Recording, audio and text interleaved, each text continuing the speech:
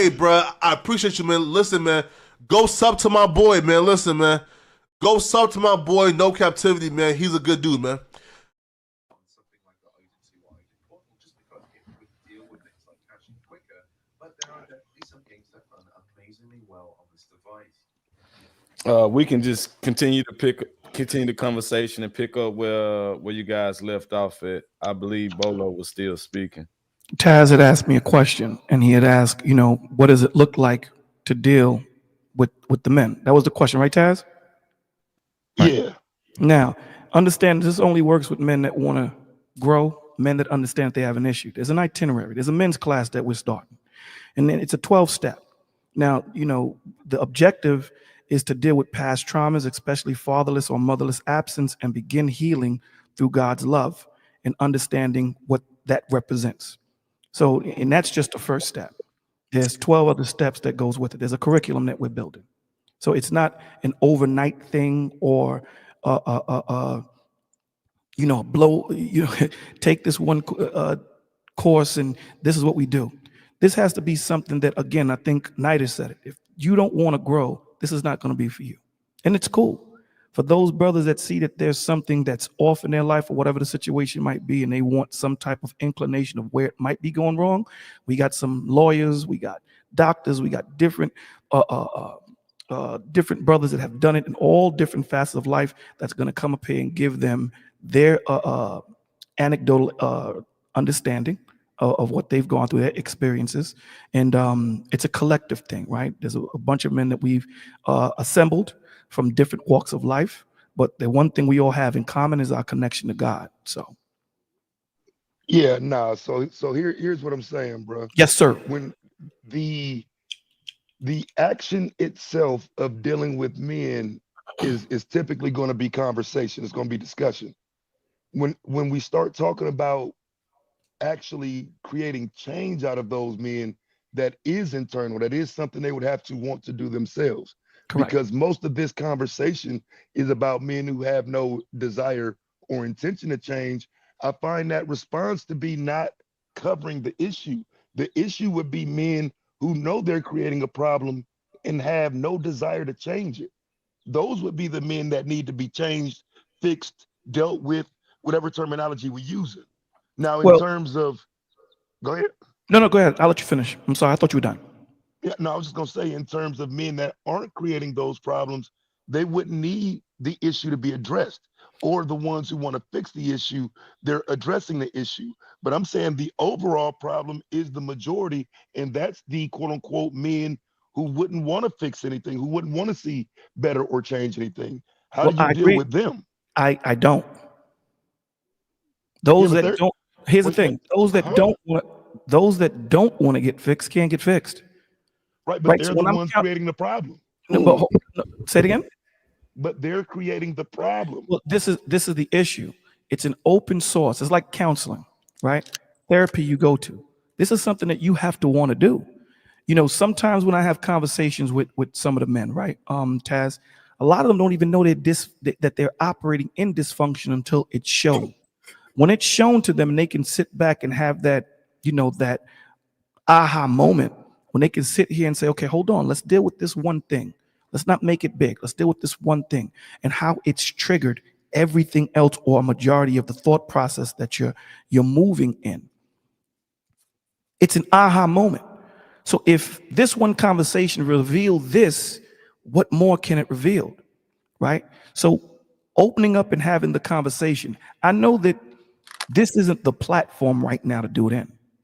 You dig what I'm saying? I know this is the platform. This is the platform to let people know that it's available.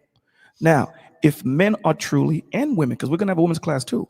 If men are truly in themselves saying, listen, man, I keep continuing dealing with birds. I keep continue dealing with birds, and forgive me for using that terminology, but the onus is on that man to realize, if he chooses, to say, obviously these birds ain't coming to me. I'm going to seek the birds. So my vibe attracts my tribe. So maybe I need to stop emitting this frequency that keeps allowing or attracting these types of women. So let me back up for a second and look at myself and deal with myself. Now, a lot of the times, these men today, these men of 10 years ago, they may not have the coping skills nor the way of finding a way to do it. So this is why we've assembled these different men, so that from different walks of life. So again, I understand that the No, world, this is pretty language, bro. This is pretty language. It's beautiful language. But it's in terms the of truth. what you were saying, you were Correct. speaking to a group of men that are creating a problem that need correction. And you're not providing how that correction can be done. You're Because not providing that. it's a whole itinerary. You want me to run through the itinerary with you right now? That's what you want me to do? Well, you said you can't do anything to correct that part of the problem because those men don't want to be corrected. What man, okay, what person can be corrected if they don't want to? Well, right. So again, Well, so when we go so back to say, wait. go So ahead. wait. So if you're telling me we got to fix the men first, I'm telling you, ain't no fixing the men if the men don't want to be fixed. So You're the not point, acknowledging that point. I did acknowledge that point. I said that if you don't want the correction, you don't want the direction, of course you can't get it. It doesn't work for you. But those men that take the time to understand that this cycle of life that I've been walking in is not conducive to me having a better and more productive life. It's for those men. The It's for minority. those. The minority. Listen, at the end of the day, the majority isn't going to be saved. We say this, I say this. It's for the Nah, minority. If you decide that you want to come in and you're one of those men that say, I need direction. A lot of these young men don't have mentors, don't have mentorship. They don't have coping skills. They don't have situational awareness, emotional awareness, spiritual wellness. We're going to offer this to you. If you want it, it's free. If you don't want it, it's cool. You don't have to. Continue living the life you live and see how that works. right If it's now. work, But say it again? I thought we were talking about the negative impact of the life they're living. I thought there was the negative impact is what was creating this conversation. So fixing that negative impact, however you were saying you would do that, Mhm. was the suggestion. But now you're saying the negative impact ain't even being addressed. No, it's not that. No, you're missing the whole point. The point of the matter is No, I'm not. you are. Let me explain something to you. All of this is about self-healing and wanting to do better, right? I'll give you an Right. example. I was talking to Mr. Fantastic behind the scenes about his boxing. He said he didn't really take it serious. He did it for cardio, whatever the situation might be. Now he takes it, right? You see the positiveness in what it does for you, right, Mr. Fantastic? Yeah. Before you did that, you didn't see what it was until you did it, correct? Yeah. That's the point. He Bro, saw something. but he is the wrong example, bro.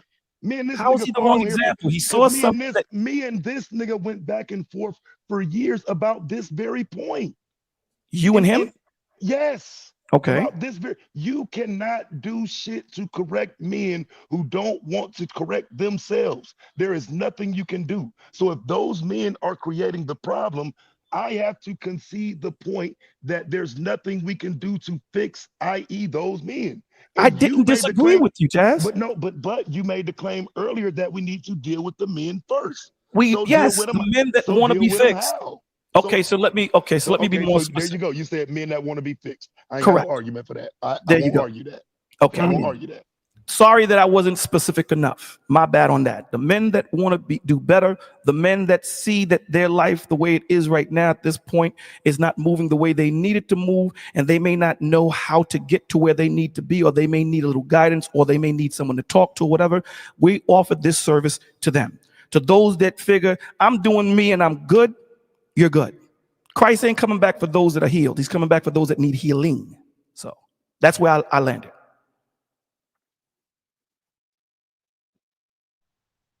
Well, yeah, that was what I heard. I heard you say the men, we got to deal with the men first. And it's like, okay, yeah, but if you talk about just dealing with men blindly, yeah, that's a long uphill road, bro. Now, if you talk about men Absolutely. who want that change, yeah, that's I agree with you.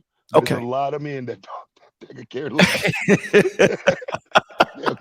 And I agree with you. I can't help somebody. If you don't want to be helped, you can't be helped, right? So you have to come to that realization, or come to that moment of clarity that, you say, well, listen, I need to do something better. I need to do something different. If you continue and you think that the way you're living is right, then absolutely, you're 100% correct. I don't disagree with you. But for those that think and know that there's a better way, adding cardio, adding exercise, adding these different things, and they just may not have the discipline. Sometimes, I know me, working out at home is not conducive for me. It's better for me to be in the gym, to be in a different environment, to get my mind right. I know that discipline. You dig what I'm saying? So when you know yourself, you put yourself in different positions to succeed, opposed to just, Yo, a lot. working out at home takes the real discipline, dog. Yeah, I dig. I'm not there yet. That's I'm the real trying to manhood test. well, I'm trying to get there, Reese. No, you I'm don't. not- It's no, you don't get there. Tomorrow, you say, as a man, you do. So, we're talking about manhood, right? So that's how it goes. Talk to me, baby. There's no process or none of that. You make a decision and then you do it on the dime. None of this climbing. It ain't no time for that. Here's the thing. In certain instances like that, I would agree with you, right? I should be able to say, hey, this, but there's a certain thought process that I need to be in an environment myself. That's me, right?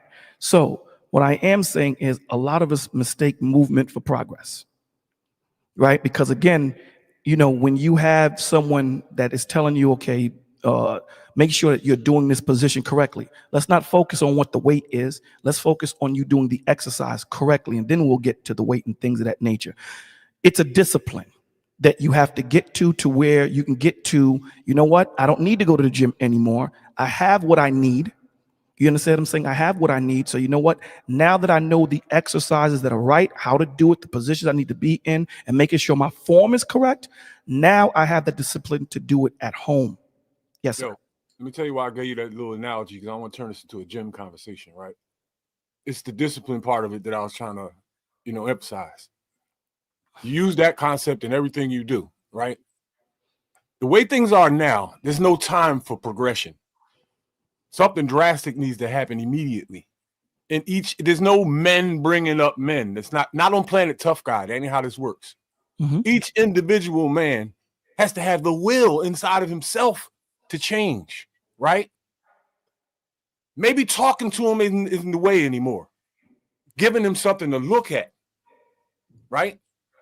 That will start the progression. Each person does something, and people that are watching, catching on, and imitating it.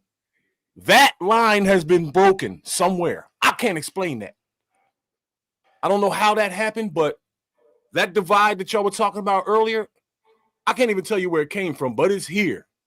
And that's what everybody needs to try to fix. But that's men out here doing what they're supposed to do, right? right. And the ones that aren't should be picking up on that, looking at their results, but they're not doing it in mass. It's not, and the divide is bigger than it's ever been. Mhm. I honestly don't have a recipe for this. I am really curious to hear what anybody else has. Well, so here's the thing, Reese. That. But here's the thing, Reese. That was the conversation that Taz and I was having, right? Those men, right, that decide that where they're doing and how they're doing it is good, this is not going to be applicable to them. Those dudes that are in their homes, let's go back to the gym again. I know you don't want to but let's go back. You said something that was real poignant. What you said is it starts with watching someone doing something that might inspire them to get to where they need to be and start that step. Yeah, right. We got that part. It's the break in the middle. And that's the point, right? That's what needs to be mended. And the break is a lot of the times these men, since we're talking about men, these men don't know that they're operating in dysfunction. They've learned to operate in dysfunction, and they've become functional in their dysfunction. So when you sit there and you say, hold on, bro, I understand that woman broke your heart, or I understand you went through this when you were younger, you got molested, or whatever the situation might be. Let's reconcile that, because how you feel affects how you see. It just does. When you're in good moods, you see things differently. When you're in a bad mood, you see things differently. When you're depressed, you see things differently. So we have to reconcile that thought process on why you're moving the way you're moving, right? But this always goes back into what Taz was saying.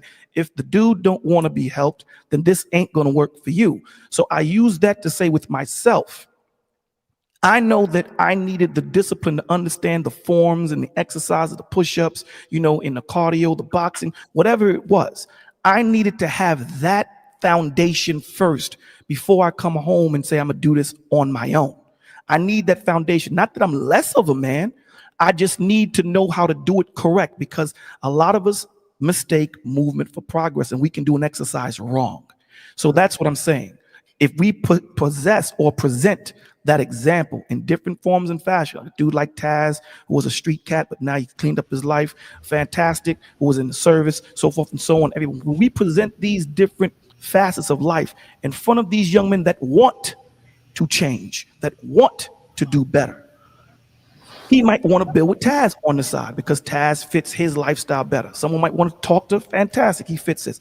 Presenting that to them in a place where they can feel safe and not feel ridiculed or less than. That's the starting blocks, at least how I see.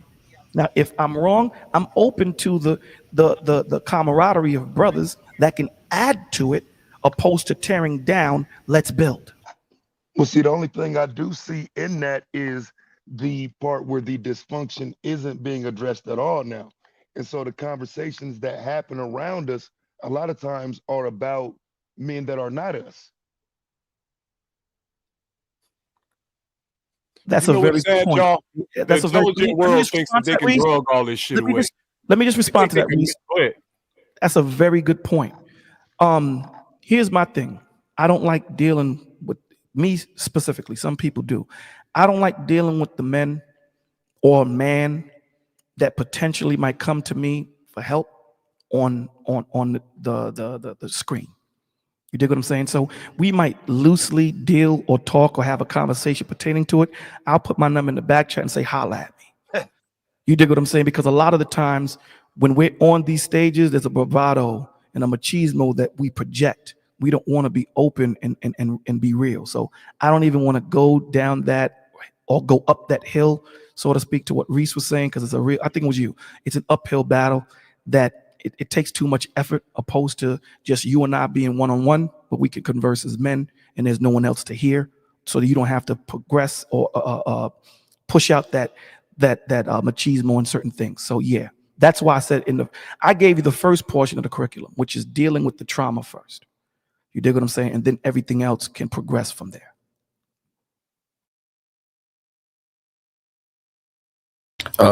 Let's see what Mr. Fantastic had to add to the conversation.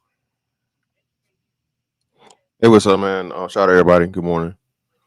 From hearing what you guys are hearing, man, I don't know. I don't know how we expect men to operate in a way that's, for lack of better words, outdated, right?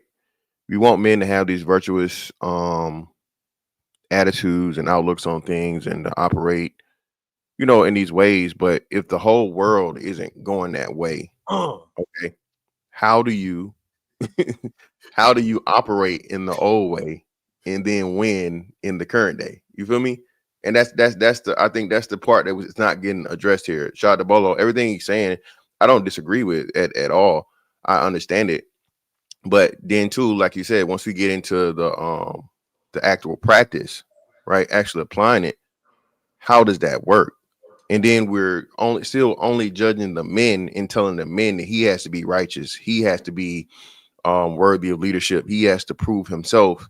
And again, we're not holding the other side accountable. That's the problem. Before, women were held accountable and women held each other accountable. We're now in a day and age where you can't say anything to women. Anything you say to women is women hate. Anything you say to women is you not wanting to take responsibility. Anything you say to women is you not being a good enough leader. And then it goes back to the man of where, well, you just need to improve. You just need to fix yourself. You just need to. And again, if you're only addressing one side of the problem and then another other side never fixes itself, the whole can never be complete. The shit's never going to be right. So again, like I said, I understand all this stuff, but at the end of the day, most men are doing what men are supposed to do. Okay. And particularly when we shifted over to the black aspect of it, niggas not getting credit for shit you're doing. The only people out here saying 100K ain't no money is black women. And niggas, because niggas trying to impress black women agree with them, right? Only people that say this shit, right? So once you understand that all this shit is so driven and upside down because the women are leading the conversations, the women are saying what's this, making the qualifiers, right? And the men are trying to match the women's qualifications versus vice versa to where everything else is supposed to be. So until we fix this shit, You know what I'm saying? As to where the men are in our proper place, and the men are always being questioned, and the men are always being reduced, right? Nothing's gonna fucking change. It's plenty of great men out here. Plenty. Great. But according to the women, niggas ain't can't don't want. So that's what's not matching up to me. When you look at all the stats, when you look at it, of course, I'm not just saying a man making money and having a good job makes him a good man. I'm not saying that, but clearly we know out of the majority of men, there are men out here that are the good men. Okay, you're a bad man for the most part has an archetype, even though niggas are only one too that want to make the benevolent drug dealer a thing. Okay, we want to make the motherfucking gang member, the philosophical neighborhood protector or some bullshit, right? But again, there's a lot of things that need to be fixed, and a lot of it starts with fucking the men taking over as men and saying, "No, this is what it is." And if you don't want to get with the program, you get left. I got a theory, yo. I don't think anything's going to get better unless the whole grid goes down, and all of this, and you won't be able to watch or listen to anything. Either that has to happen, or you're not gonna like this. You got to come back with censorship and literally just cleanse all of media of all bullshit, which would never happen because that would be 90% of it would just disappear. So, so what what they is hear- taking over? What ahead. does taking over as men look like, though? Fantastic. What you got to lay that out. What that look like? Well, like any and every other culture does. The men set the standard, the men set the rules, and I mean, pretty much the women have to follow behind it for the most part within the group, of course, is what I'm That has to saying. happen at the highest levels, right? Yeah. Fantastic. Well, no, not at the highest level because everybody's going to be separate. Asians are going to do their things. People from Israel will do their things. White people do their things. Hispanic people do their things. It has to be a cultural shift. I'm talking about like levels of rank in these specific areas, like up to government and stuff. Like No. That's what I'm saying. No, down to be that's forced on people. but no, policy is a part of it. So, but policy would mean again, but I don't. The policies. The problem with talking about policy is that we're never, at least not in our lifetime or the next two, you're never going to undo or agree to taking away rights from women, which I don't even agree with. Right. Yeah. The problem is the way that a woman thinks. Women women have not been in power because women don't know how to handle power. Women are more emotional than logical. So when it comes time to make the difficult decision, a woman's going to feel versus think. So the problem is men have given women power over the time, and women have become drunk with that power, and they're never going to give it up. And because of the society we live in, outside of what you said, Reese, you can't take it away. So the only way you would be able to start fresh and correct all these things is if we had some, crazy motherfucking EMP or asteroid hit, and now we have to have a reset of society. Another way. Overall. But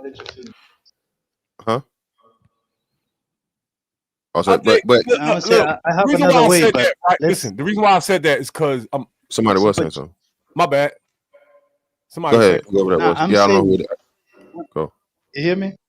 yeah. Yeah, I hear you. You just can't see your bubble's not moving. Pause. Someone know who, So I don't know who's talking. Who's talking? But you hear me clearly, yeah? Yeah, we hear you. Yeah.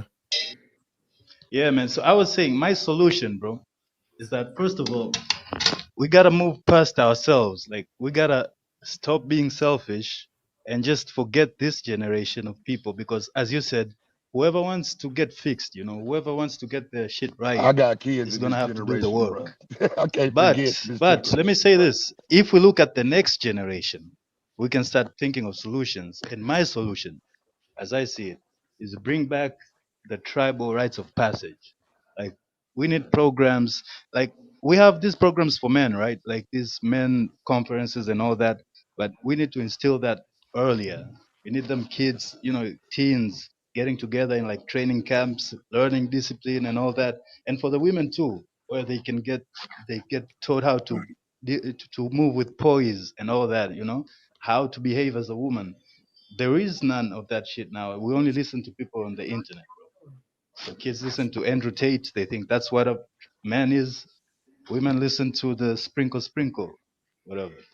So we need them back. We need those programs back, and we need them for the kids, for the next generation. That's the only way I see of fixing it. Well, no, How I do said you I get said the that same thing. skipping a generation, though? How do you get that skipping a generation? Because my kids are in this generation. I can't Because afford to ignore or overlook this generation. No, they're not. No, they're in a different Nah, generation, Jazz. No, your kids are in a different may generation. I mean, Wait, what you with the okay? whole Wait, thing what you is like mean? Hold on, with because your okay. So kids. wait, because I don't have no baby, so I get what you're saying. But I'm saying they're here now. So the next 30, 40 years will be the society they build. They'll be the mothers and fathers of the next generation that he's referring to. They'll be the mothers and fathers of those children. Yeah, but they have to lay But the when we're groundwork. So saying this I don't generation, I'm talking about the teens. We gotta get them from puberty. That's when you gotta yeah. train a So kid what it means so to be a man. Cashhead, So clear up. When you say this yeah, generation, are you talking about people in our group, like the millennials, or are you saying everybody that's here now? I'm saying the Gen Z is already lost. Like with Gen Z, they're gonna have to figure out by themselves. We gotta get the generation Figure that's out how to coming be up after the parents. Gen Z. Yeah, but then like now Like, now Taz is right, because if Gen Z is going to be raising the next generation of kids, so that's not accurate, because we as grandparents, or we as our generation, are not going to be able to skip over Gen Z and have more impact over the following generation than their parents. So I Yes, you think that's can. Why I say this? Why do I say this? I'm saying, like you've already established, you can't force anybody to change, bro. You can't force anybody to change. So all those people who want to change in the Gen Z generation, yeah, you have to put them. You still, it's a two-pronged approach. Let's say, I'm not saying that you forget about them. We still have these programs, men's conferences and all that, and talks like this. But I'm saying now we need to do that earlier, and we need more programs, more thought out programs, like physical training and all that for the younger generation, for the next year. So the Gen Z is not like automatically out. They can participate in discussions, online forums and all that, but I'm talking about if we really want to get to the root of the matter and change the cause, we got to look at the youngins pre-puberty. As they hit puberty, what do they do? yeah, Yo, we're following Cascade, it. go ahead. We're following that, but what we're saying is this: outside of them being your grandchild, you're not going to have impact on that generation. As we know, like you know what I'm saying? It's going to be a disconnect there. So I agree with what you're saying. I think it would be more so the millennials and whatever that focus right there. That shit's dead, bro. Most of us are what I mean. I think the youngest millennial is like damn near 30, if not 30, late 20s, if not 30 already. yeah, I would agree with that. Yeah, that goes So all the I'm way back I'm to I'm millennials. saying we say this. I say a lot of these conversations and things we had, and like I said, the same thing since I've been here. Everybody overlooks this shit. I got sons. I got a daughter. Right. I got grandkids and great grandkids. I'm never gonna get to see. All right. I understand the prospect of or the idea of not being able to fucking enjoy whatever the work is you do. Right. That's a part of manhood. Right. What I'm saying though is we have to get as many Gen Zers, men and women, to fix this shit. Otherwise, it's gonna be fucked. Like you know what I mean? It's like I don't indefinitely. I don't disagree with you, fam. I get what you're Hold saying, on but one I'm second. saying Hold on one your second. efforts are better spent on the Hold, younger hold on one generation. I'm second. saying, We're gonna I, take a quick break because we need to get these lights up. The likes are real low. Go on, get the likes up. Appreciate you, man. Listen, man. Go sub to my boy, man. Listen, man. Go sub to my boy, No Captivity, man. He's a good dude, man. Yeah, let's get the likes up, but y'all continue the conversation. Yeah, it was on him. Cash kid. What I was saying, Oh, we need the older generation to get involved because of the wisdom and the experience. This is a call to arms. Everybody got to get involved. But I do agree with, I do understand what my man Cash Kid was talking about, dealing with the youngins, so that the bad habits and things of that nature don't stay in. It doesn't fester. But this is a call to arms to everybody. Everyone has to be involved in this. And here's the thing, when we're talking about, we're living in a different time. We still talk to women the same way. We still talk to men the same way, right? The problem is that we have is the lack of self-esteem and a lack of patience. That a lot of men are getting involved and a lot of women are getting into relationships when they themselves are not fit to be in one yet. You know, they don't understand what their trajectory, they don't have integrity, character, they're not in their alignment to where they're going in life, understanding what fatherhood is, understand what being a husband is, understand what being a secure man within themselves or a secure woman within themselves.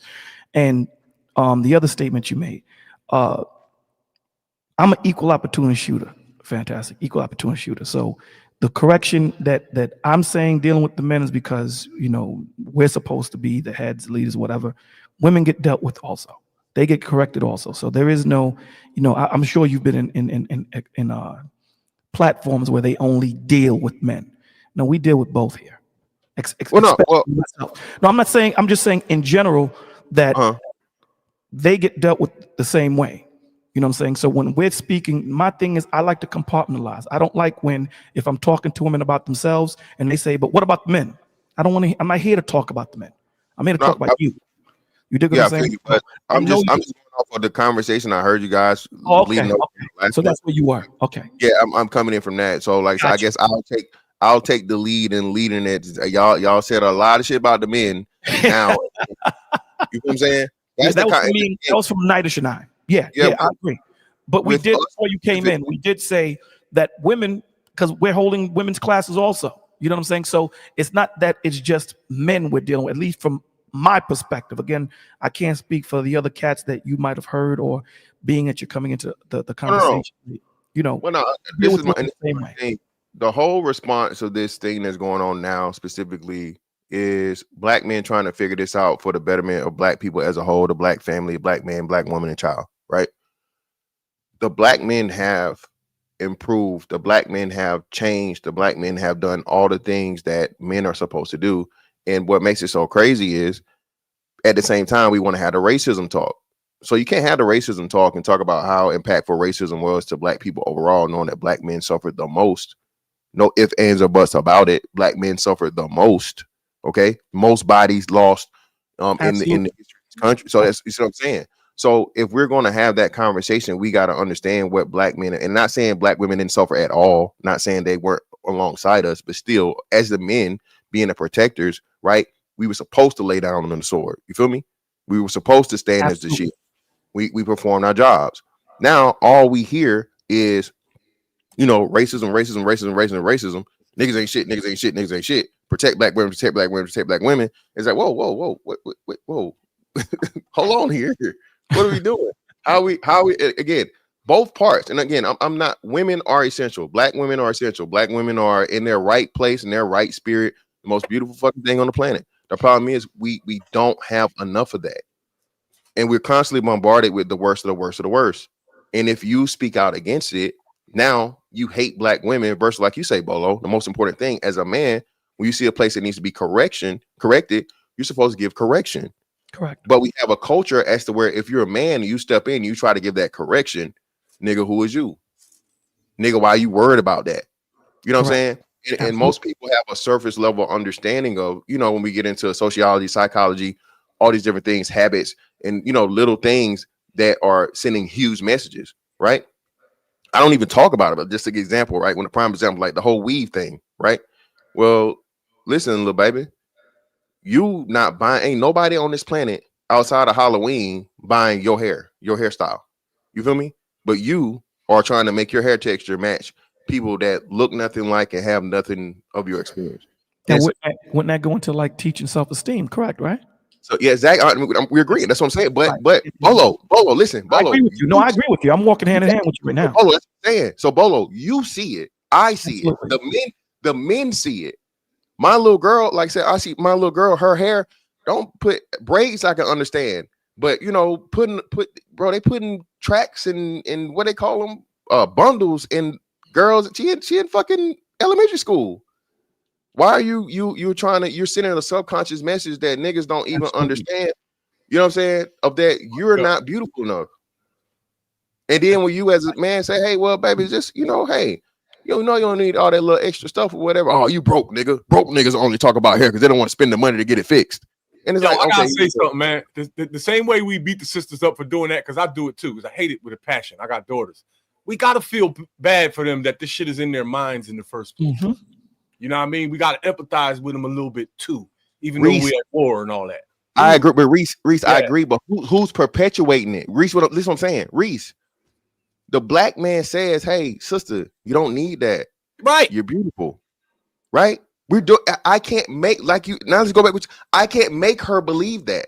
That's something that black women have to do amongst themselves to come out of this, but they don't even see it as an issue. Can I Reese, ask you a can't. question, Fantastic? Here's the deal with that. Here's the problem with that, though. Ask Listen, my black question. women are fighters, right?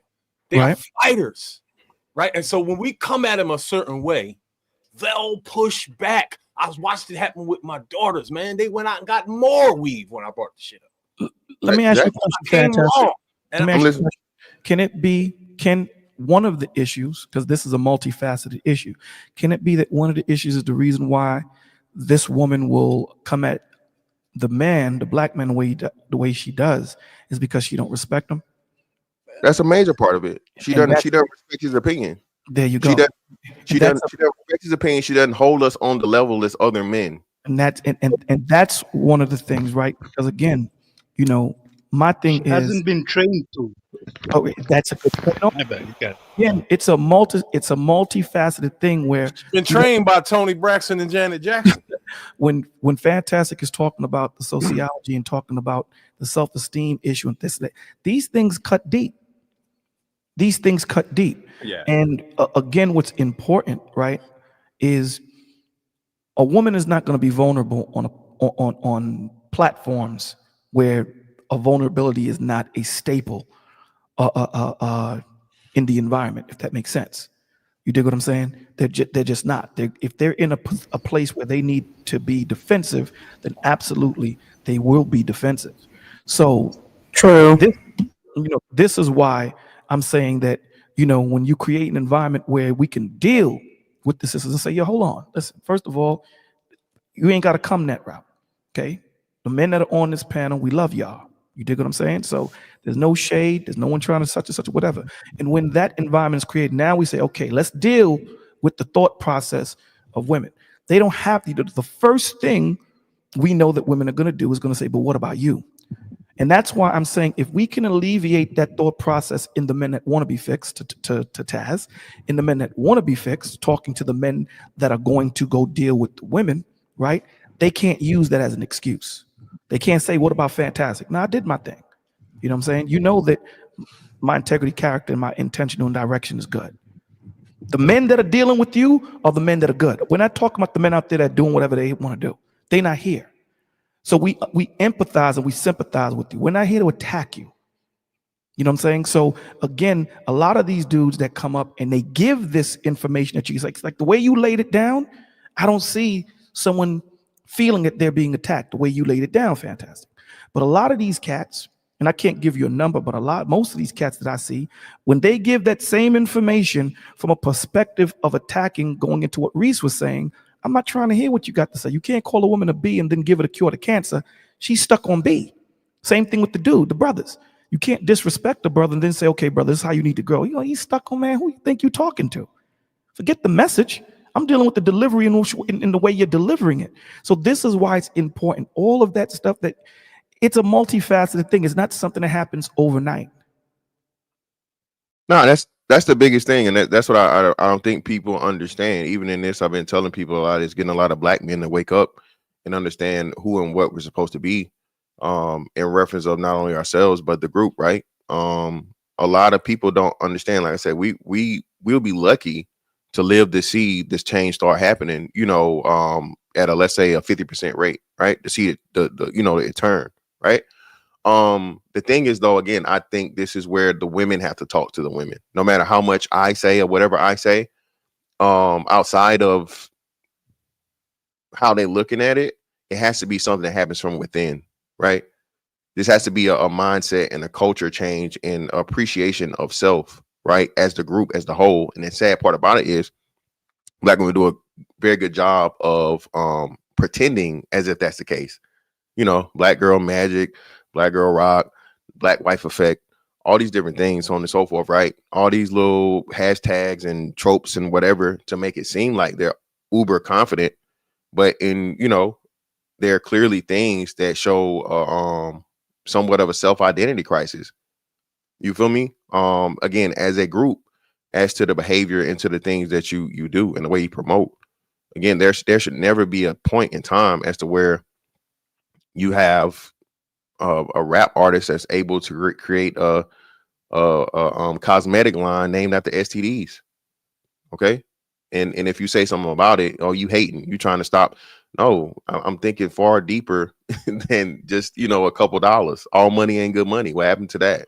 And like I said, another good thing, like I said too, a lot of these colloquialisms, man, have been eliminated that were also powerful. They seem simple. They seem like they were insignificant, but there's a reason why them old folks always told you, you understand when you old, baby. You understand it when you get grown, right? And I just don't think that's there anymore. And the reason why is because on them long rides to wherever you were going, the store, the church, or whatever, taking a trip, all you had to listen to was your parents or the radio, right? Well, now ain't nobody listening to nobody. Everybody got their face in their phone. Mm-hmm. You know what I'm saying? I'm guilty of that too. You feel me? A lot of times, you feel me? We've been our attention has been just taken away so much from being able to see the deeper purpose of anything, Mo. And again, that's a part of, that's not just black people thing, that's society. Motherfuckers don't got an attention span for shit. So that's why I'm saying it's a lot of things as to where you keep in people, well, internet. The real world is the internet. If you don't understand that, you're so far behind. Mm-hmm. Okay. If you're one of these people talking about you need to get off the internet and you need to this, bro, if you got a smartphone in your hand, you're saying this, you're a dummy with a smartphone. Okay. And that kind of goes into what you're saying with getting the I elders. want to say something real quick. Reese. I'll make it quick. Okay. I believe what Bolo. I'm gonna ride with you 100% on. We should deal with the fire before we deal with the leak, and I'm gonna tell you why. Because no matter where you go in this world, a nation of women will always be judged by the character of their man. The condition of the woman is the same. Is the condition of the man. We men, we are the dictators of culture and life itself. It will be nothing without the man. It starts with the man. Motion detected. And what I'm trying to get at, what I'm getting at here, is how your woman is how we is how we made them. I'm not saying all of them. I'm saying the condition of the women, of our women, is the way we made them. How the women are, how the men are, is how the women's gonna be. No ifs, ands, or buts about it. No ifs, ands, or buts about it. You can disagree with me all you want. Elijah Muhammad once said, he quoted, "There's no such thing as a bad black woman. If it is, it's because a black man made it that way." And I'm gonna leave it at that. And Elijah Muhammad was also molesting little girls, brother. So again, this is why you need to be careful about who you quote and what you say in the fucking bullshit ass rhetoric. Like I say, brother, we ain't gotta agree on everything, brother. I made my point. I made my point, brother. I countered your point, brother. I can disagree with your point, like I disagree with other brothers up here. It's not a problem. I mean, we can have a disagreement and be civil. At least I hope we can. I just countered your point. Yes. But you do agree that our women are a reflection of us, right? You do agree that our women are not a reflection of us? No, they're not. You don't agree with that? No, I don't agree that? at all. I'm gonna say it 10,000 times. No, I don't. Because again, the black women have separated themselves. They've said it. Black women said they are not our women. Black women have made a separation and delineation between them and black men. They're their own group. They can't separate themselves from us. We're connected at the hip. They came from us. We didn't come before our mother gave us birth. We came from our daddy first. Okay, they came from us. It's impossible for them to. Dante, I think what you got to understand and listen to what Fantastic is saying, right? In other words, meaning if my child decides to go against everything that I say, everything that I stand for, he represents himself. Thank you. That's what he's saying. What he's saying is that if you have, and I'm not going to go into the percentage of women, you know, in other words, meaning I can't have authority over something that I don't control. You dig what I'm saying? I So, agree. I so agree. right. So if you have people that are saying, nah, I'm not rocking with that, I'm not rocking with that, then you don't represent me. You represent you. So what he's saying to those women that have said, I'm good, I'm doing me, I'm doing such and such, cool, okay, you do you. But to those women that adhere to, you know what, the black man is this, that, and the third, those are the ones that, you know, listen, we gonna rock out and hold them down. Now, you know, do we love those women or those brothers that choose to go off or whatever? Absolutely we do. Do we give them grace and mercy? Absolutely we do. But at the end of the day, I'm not going to put myself in no damn jail for a dude that continues to put himself in a situation where he's going to get arrested. You don't represent me, my G, at all. So why is it when it's applicable to the brothers, we don't get it, or we do get it, but when it's applicable to the chicks, we dumb out? To the women, we can't dumb out. This is where fair comes in. We're going to apply fairness to both the men and to the women. Now, do we apply equally? We can't. We can't do it because we're not equal. But we can apply it fairly and say, if this is applicable to us, it's applicable to you. It may not be on the same level, but it has to be applicable. And this is the disingenuousness he's talking about when it comes to conversations pertaining to men and women. And we got to get rid of all of that so that when we come into these conversations, it's not disingenuous in a point where we're going to hold men to this and then not hold women to that. And I think that's what he was trying to say. Am I wrong, Fantastic? No, that's exactly it, brother. Like I'm saying, and your child analogy was a great point, right? I can raise my child to be the perfect citizen, to be the perfect person, give them all the values, morals, and all these different things. But if my child decides to go away from what I taught them, you can't then turn around and hold me responsible for him doing whatever he's doing. You can lead me, but then I can show you and say, well, no, I put him in the best schools. We did church. He was this, he was that. I did all these things. You can't call me a bad person or say I'm responsible for him when he decides he has autonomy. That's the thing, and that's why I say when you put the onus on, and again, this is different times. That was the 60s, right? It's totally different. So holding something that Elijah Muhammad said in the 60s, having the same weight now is just unrealistic and it's unfair because now you know what the women here, well, if I'm fucking up, it's the man's fault. And that's exactly what they turn around and do. They publicly say this. Well, we out of control because y'all. I'm saying what I'm trying to get across is we play a part. We played our role in fucking up these women. No, you know what I'm saying. You may not. You can disagree with me, brother. I respect you, brother. But I'm talking about as a collective, as a collective of men. We played our role in fucking these women up. How? Straight up. How? We enable. Okay. It's like this. We enable the culture.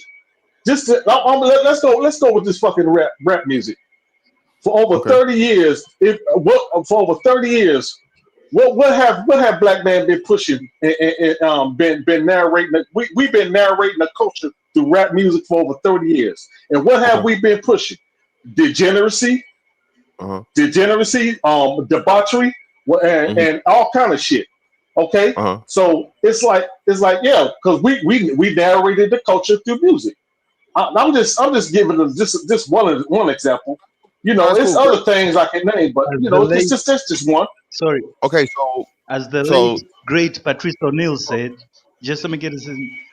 He said, "It's always your fault as the man. As a man, it's always your fault." I'm not saying it's all our fault. Listen, I'm not saying it's all our fault because women do not have to perpetuate the toxic culture, but we still enable it. We still put it out there for them. So we can't just say, "Oh, it ain't all our fault." This is the point. Let me say this fantastic, then you can rock out. I think this is where the conversation goes left. This is the point that I'm making. This is the point where we're saying it's the woman's fault or we're saying it's the man's fault.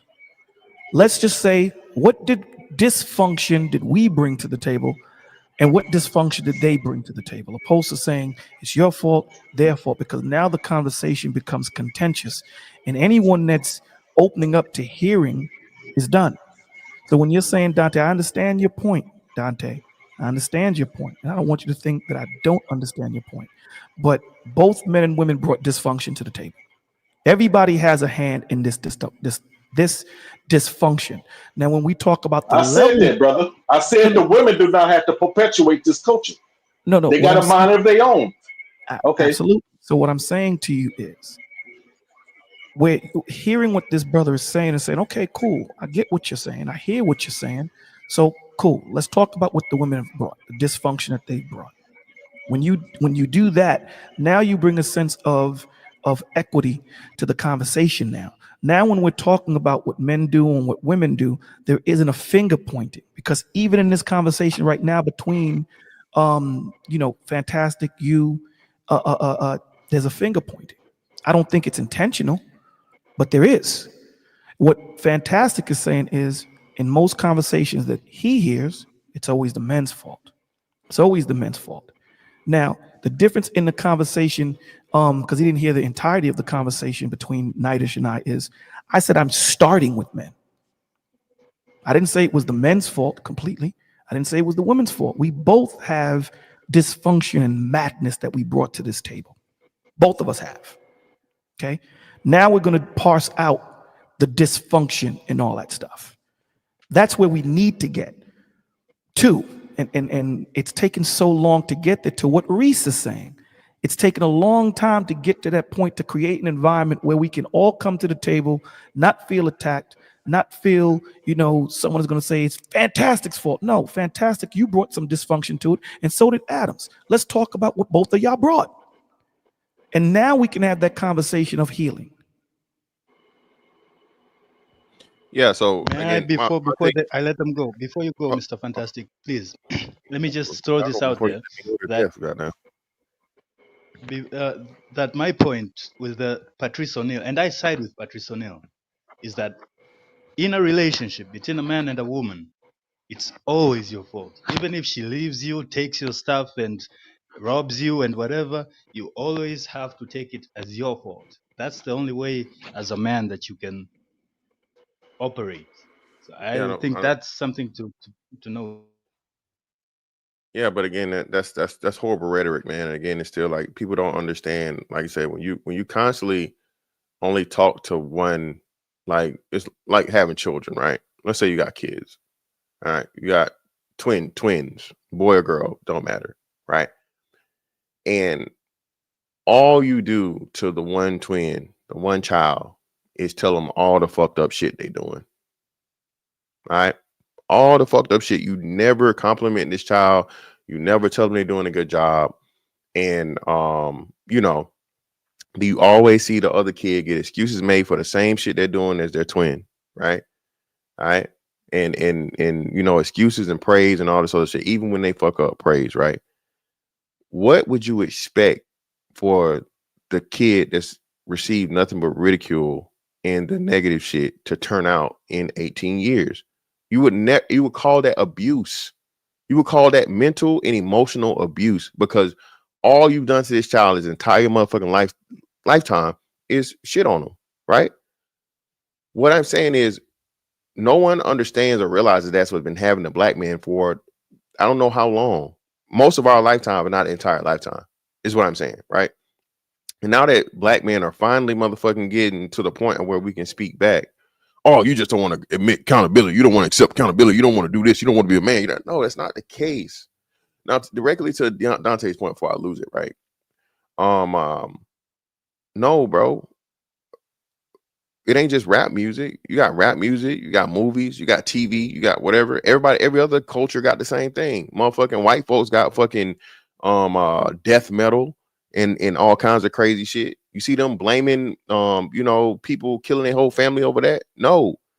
Entertainment is just that, entertainment. A form of entertainment is supposed to be that. The issue and problem becomes when, again, now niggas can't separate reality from fucking shit that you're supposed to just take for entertainment, enjoyment. You're not supposed to try to live out the lyrics of a rapper. You're not supposed to try to replicate the rapper persona.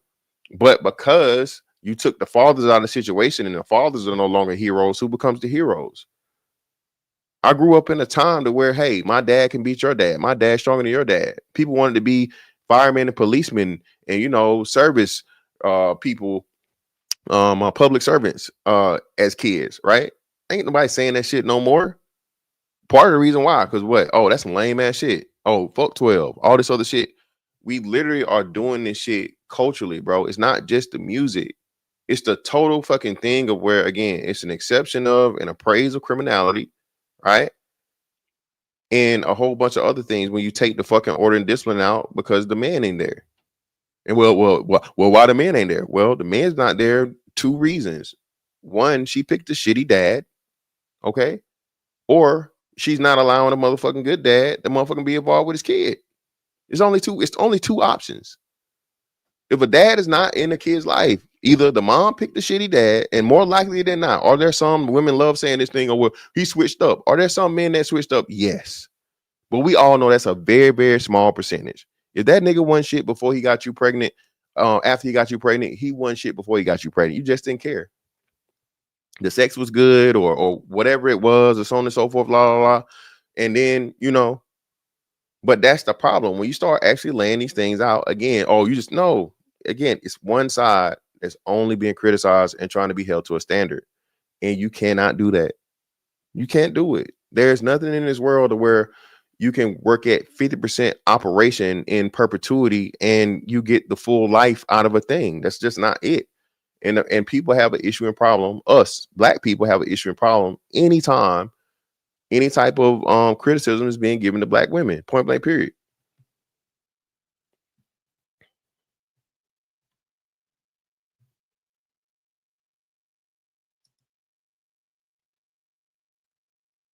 Everybody there? Hear me? Check. Okay, cool.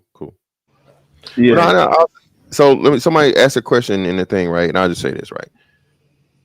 How could, again, this is the thing. People don't even understand the process of a woman like getting pregnant by a man no more. They're blaming the man. How did this man get you pregnant? How did this stranger that you don't know his last name, you don't know his morals, his values, his goals, or even if they exist, you don't know any of this shit, and you get pregnant by this man, and somehow it's his fault, not yours. It's your body. You had to allow that man to have sex with you unprotected. And then after allowing that man to have sex with you unprotected, you didn't go take a plan B. You didn't do anything to prevent the child getting here, right? Or you chose to let the child get here and go through with the pregnancy, because ultimately you have the option, even though I'm not promoting it, I don't agree with it, you have the option of the kid not making it here. So this is what I'm saying. The person that is, you know what I'm saying, the most pivotal and has the final decision in the most important aspect of life, right? Allowing motherfucking life to be had, is the person that don't want to take responsibility for it and then complain about, again, the bloodline they want to perpetuate. If you keep a bloodline that ain't shit niggas perpetuated, what are we gonna have? And that's what's happened. It's been too many ancient niggas having kids, and those ancient kids being had from ancient niggas and ancient women. And now all the people that are about something gotta try and figure it out. And then when you told, if you well, we need to mentor these kids. No, why the fuck we need to mentor these kids? How about you have a child with a suitable man that will be the built-in mentor as his father? People don't understand the fact of the matter, when you're a mentor, especially to a child, there's some level of parenting and fatherhood there. The majority of the time, vast majority of the time. Fantastic. What gets me is we cannot make this a one-sided argument. We all know that we as men, we like to stick our things to something that ain't worth having kids with too, brother. You know what I'm saying? So you know we can't always make it a one-sided argument, because you know we as men, we good for jugging up something with a big behind, man, and won't even vet her character or her personality, brother. So you know, it is what it is, man. But yep. Fantastic. Would you say that there are agendas and systems in place that we fall into like where we are today? What you mean? As far as like, you talking about like Planned Parenthood and stuff like that, or whatever? You're saying outside the government, like that, you know, like Planned Parenthood and things like where we are today, for as the black man and the black woman. Of course, yeah. But the thing is, next level is what I'm saying. We know the playbook. What But has do you changed? think everyone are? Do you think everyone is aware of like they know that they are part of an agenda that they are participating in? Because I think a lot of people are unknowingly, you know what I'm saying, are feeding into it. Oh no. Most niggas don't know nothing beyond, don't give a damn about nothing, don't pay attention, don't want to learn nothing. Most niggas are oblivious to everything going on around them, right? The thing is though, they pay attention to something when it fits the narrative or something they agree with that excuses their shortcomings of their failures or poor decision making, right? So when we talk about the drug thing and so on and so forth, you'll get at least 100 niggas jump and say they put the drugs in the community. Okay, well, if you understood they put the drugs in the community way back in the 80s, okay, why are we still selling drugs to ourselves and destroying our communities in 2025? Right? We never had to pick them up. I agree with you, but that's what I'm. That's you're. I mean, you're on the same page on this one, Dante. But niggas use that as an excuse. Okay, that's what I'm saying, and that's why I say the identification with criminality and criminality being synonymous with the black experience is a major issue and problem. Stop snitching. The fuck you mean stop snitching? I'm not in the streets. I'm a law-abiding citizen. I'm a taxpayer. I got a family. Okay. All right. My grandma or your grandma or slightly push back on that one though. Go ahead. So when you start talking about no snitching though, that applies in more areas than just the black community. That would apply in police departments. I'm pretty sure there's code within, you know what I'm saying, when you're at the military and whatnot. So no, we saying it as a community or whatever, but it's not really a policy that don't apply everywhere. That's a normal thing. It's like, oh man, you snitching ass mom. You know what I'm saying? Even in a corporate setting, it's like, damn, you went and told. So I get what you're saying in terms of uplifting the criminality and whatnot, but I do think some things are just American culture. No, and I agree. I agree, Taz, to a point, but even still, there's levels, right? So if a motherfucker is stealing some extra fucking coffee or some extra whatever out of the fucking company, yeah, man, is that really worth, you know what I'm saying, making somebody lose their job and fucking shit up, so on and so forth? Nah. Okay. But you know, that's why they have whistleblower protections, right? Now, if you got a major scandal, well, let's say Bernie Madoff, right? Motherfuckers come to find out you're swindling the entire country out of fucking what's the name? Well, I think we all agree that needed to be told on.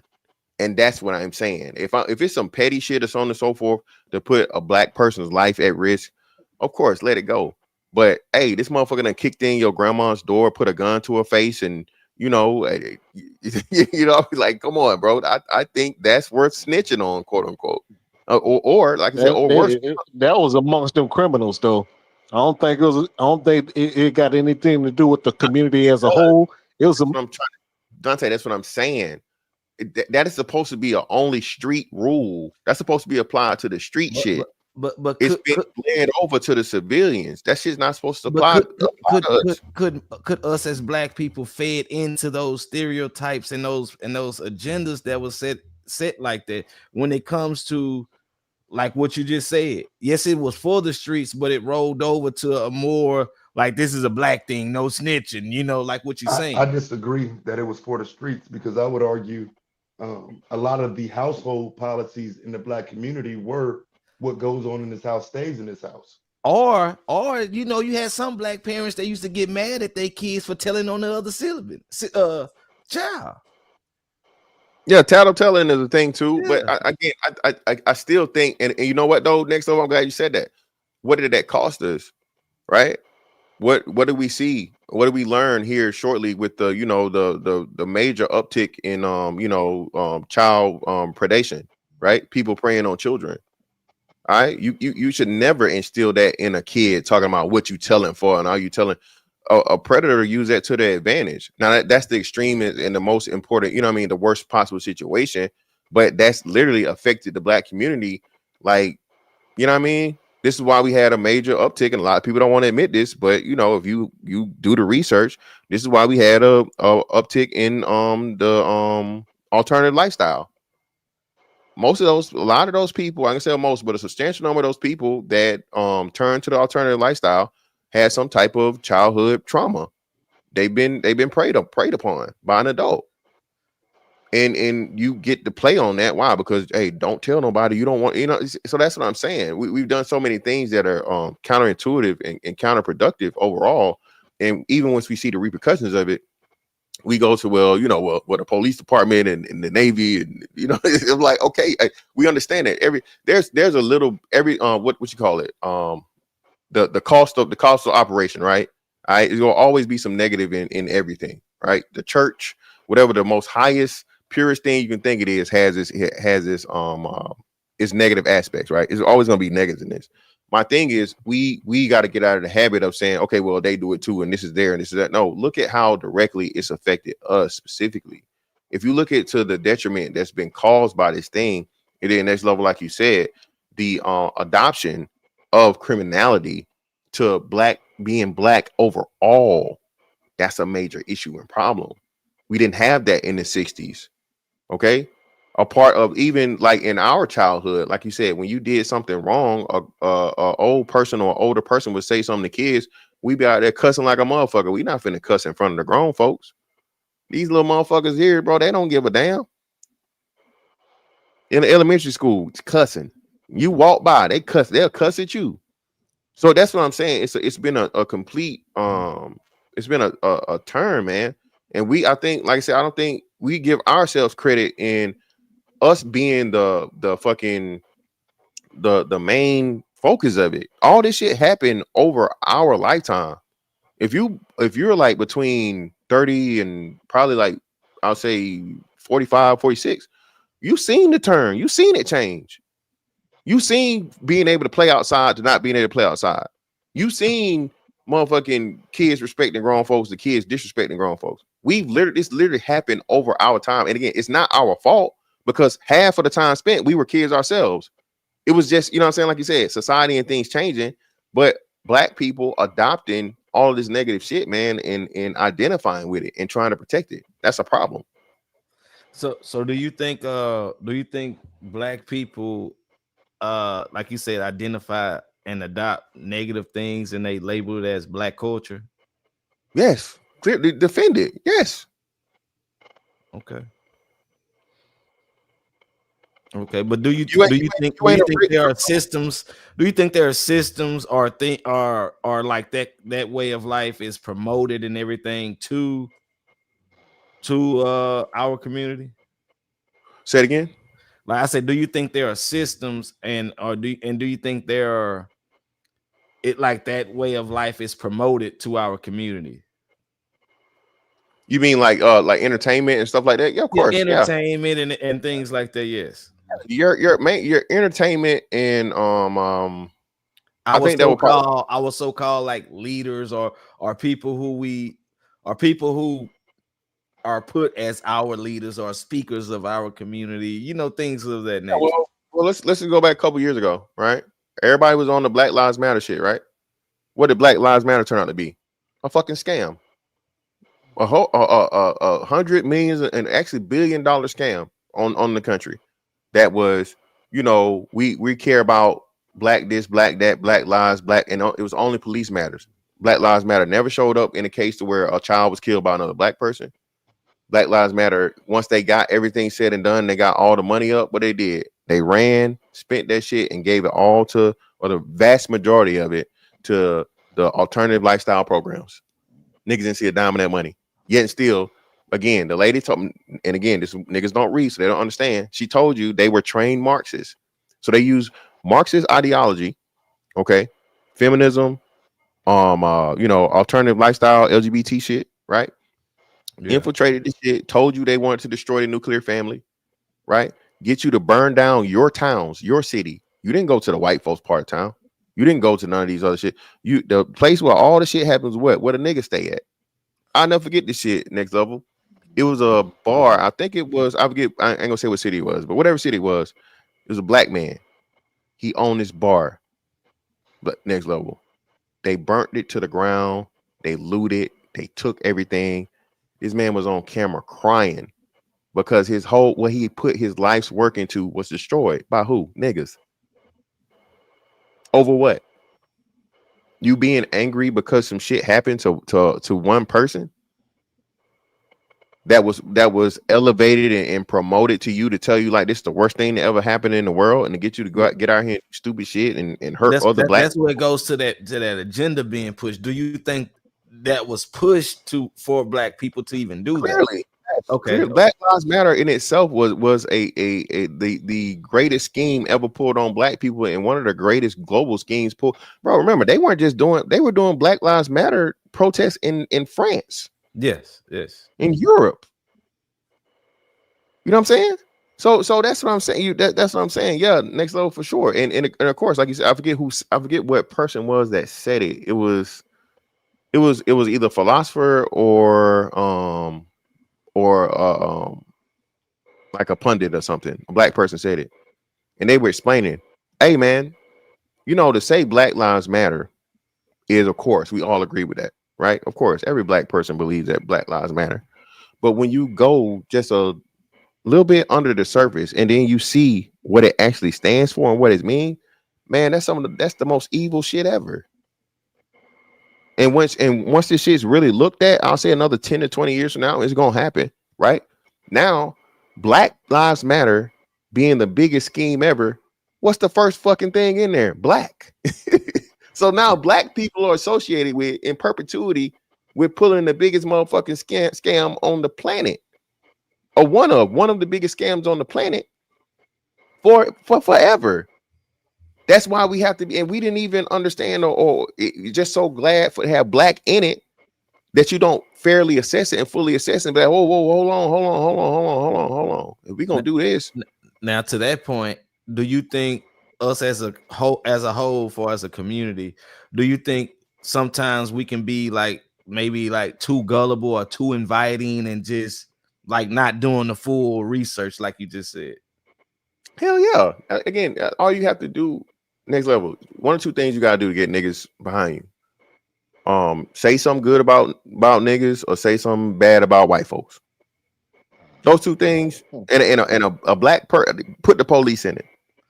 Again, bro, police deletions, I think account for maybe 3% of the entire populations. If you look into police interactions versus the people they actually, shoot or delete, again, very, very, very small percentages. But like you said, next level, people don't even understand the game that the media plays. Yeah. If it doesn't have a racial thing on it, that's just never gonna make national news. But as soon as you get a white cop and a black person, you know what I'm saying, involved, what happens? Remember that the dudes just got off in Memphis, right? That didn't last a week. Would they beat that dude to death in Memphis? Because all black cops, no one cared. No one was marching the streets. Nobody was asking for police reform. Nobody was complaining about police brutality like that, like they would have been if it would have been a white cop doing it. And that's what I'm saying. It's people don't even understand or care to understand about them being played.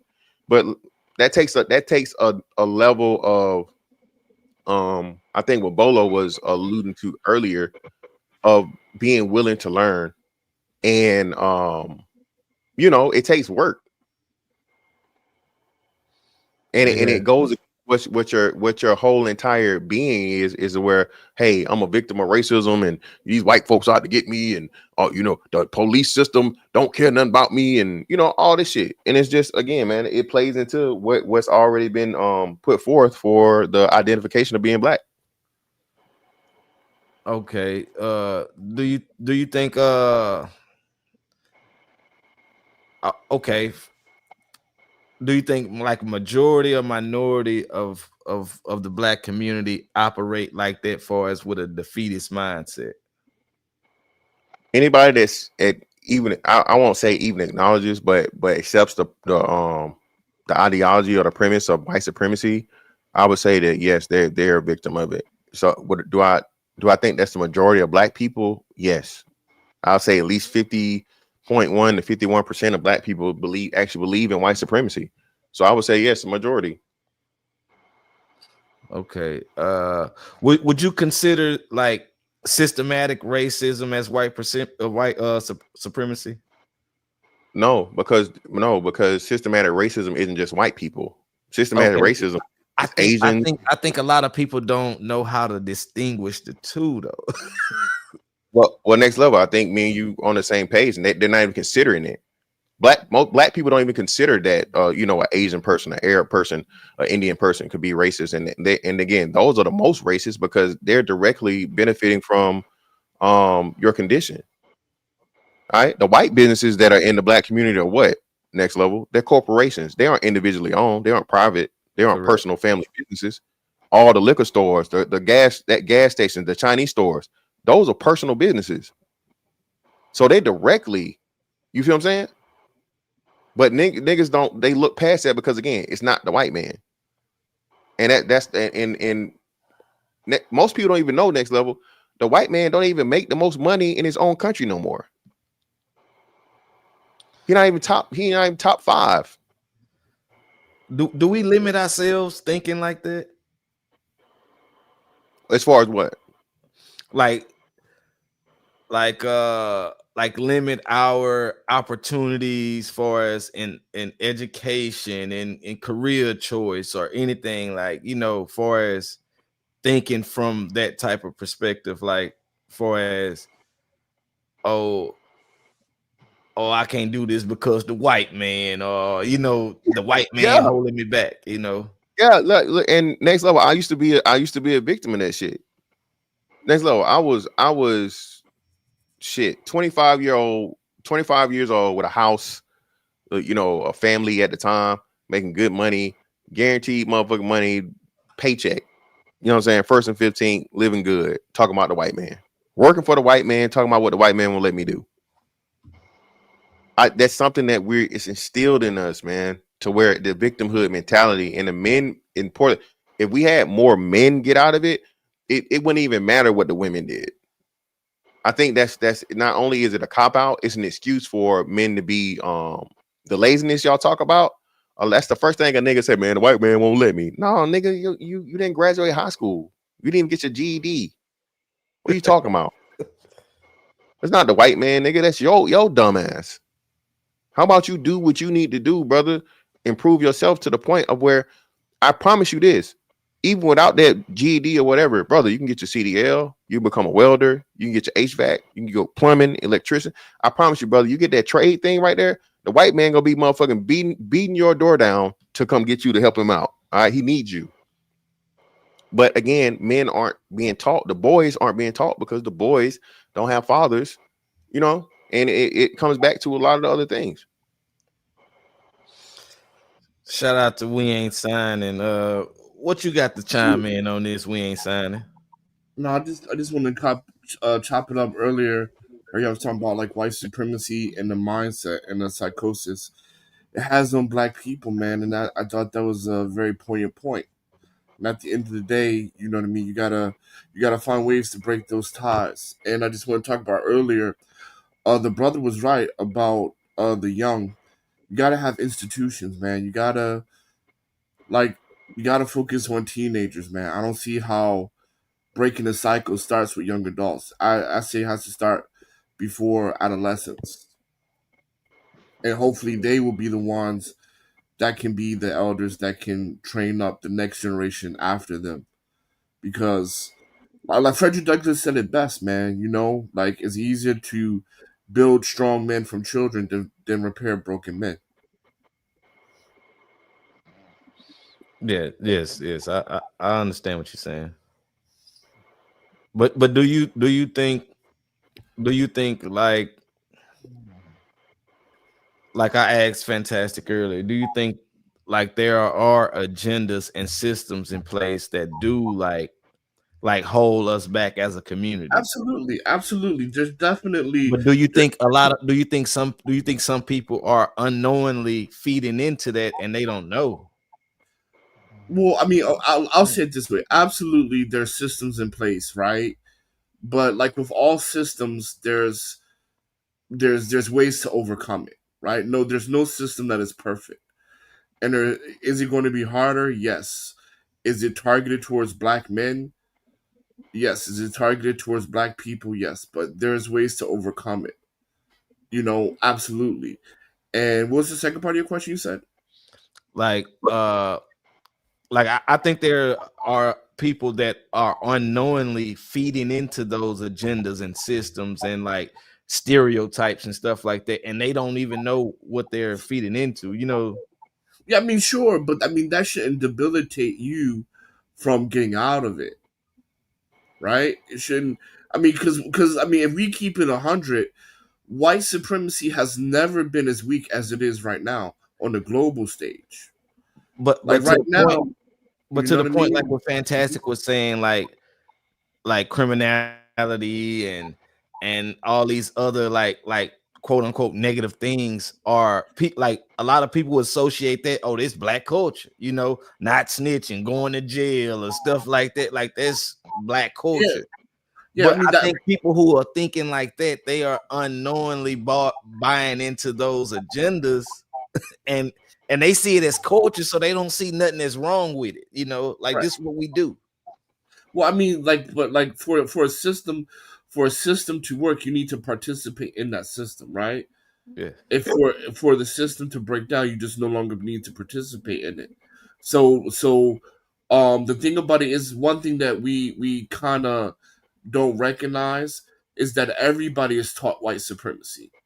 Everybody, black people are taught to practice white supremacy, and that's one of the ways. Not snitching, idolizing, criminal culture and things like that. Right? A system requires participation. Okay. Fear No Mortals, are you there? You want to add to the conversation? Oh. Well, you got something else to say? We ain't signing. No, I mean that's pretty much it, man. I mean, all in all, it was a good conversation. You know, it was a good conversation, but all in all, I just wanted just to add those kind of points. Like, I think we focus. I think we have to focus on building institutions.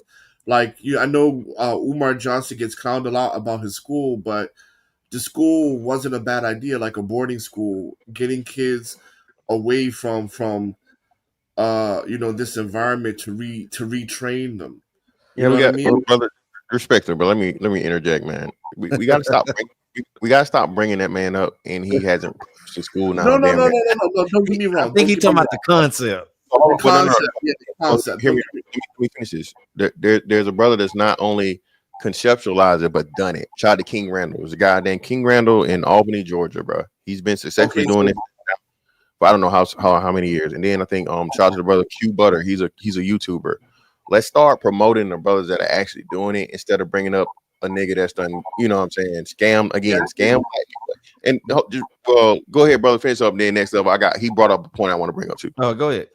yeah, no, but yeah, okay, so shout out to those brothers that Mr. Fantastic mentioned then, because I like the like, for example, like we had this conversation 100 years ago between Booker T. Washington and W. Du Bois, right? Booker T. Washington talked about building institutions. That's where we got the uh um Tuskegee and things like that. So it does work. And so shout out to those brothers who does it, because at the end of the day, right, how we get out of this is building institutions that can be better for the young ones, right? Because the saying always goes, right? Strong men plant trees whose shade they will never feel. So, and I just think it just has to be like that, in my opinion. But I'll pass the mic.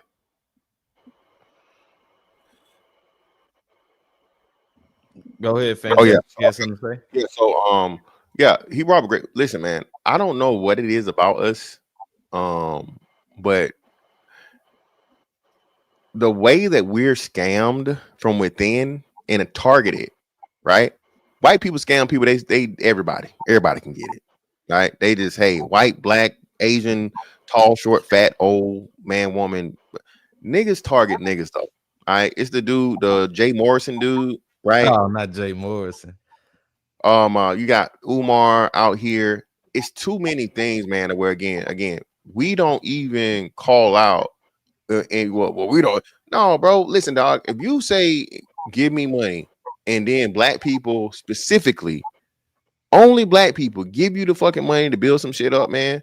and then it's over 10 years, it's never happened, or within 5 years of it's happening, it's bankrupt. There should be a consensus. This nigga's a scammer. He's a fucking what's name. He can't get anything. He's an outcast. Never be to let back in because he preyed upon the people he claimed to be helping. Right? You stood up before the people and you said, "Hey man, help me out. I'm trying to do something for the betterment of black people," and you never deliver, or you do deliver and then steal or rob everybody blind. Get them niggas out of here. But again, now if you say that, we back to, oh man, you hating on the black man. You did, bro, what?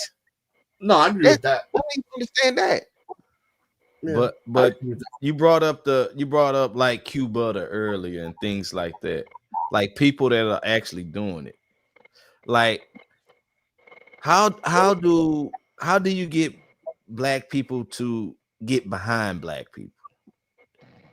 For next level, man, that's the thing. Listen, and I'm telling, if you don't have a certain, if you don't have a certain level of, let's use Umar, right? Umar is charismatic.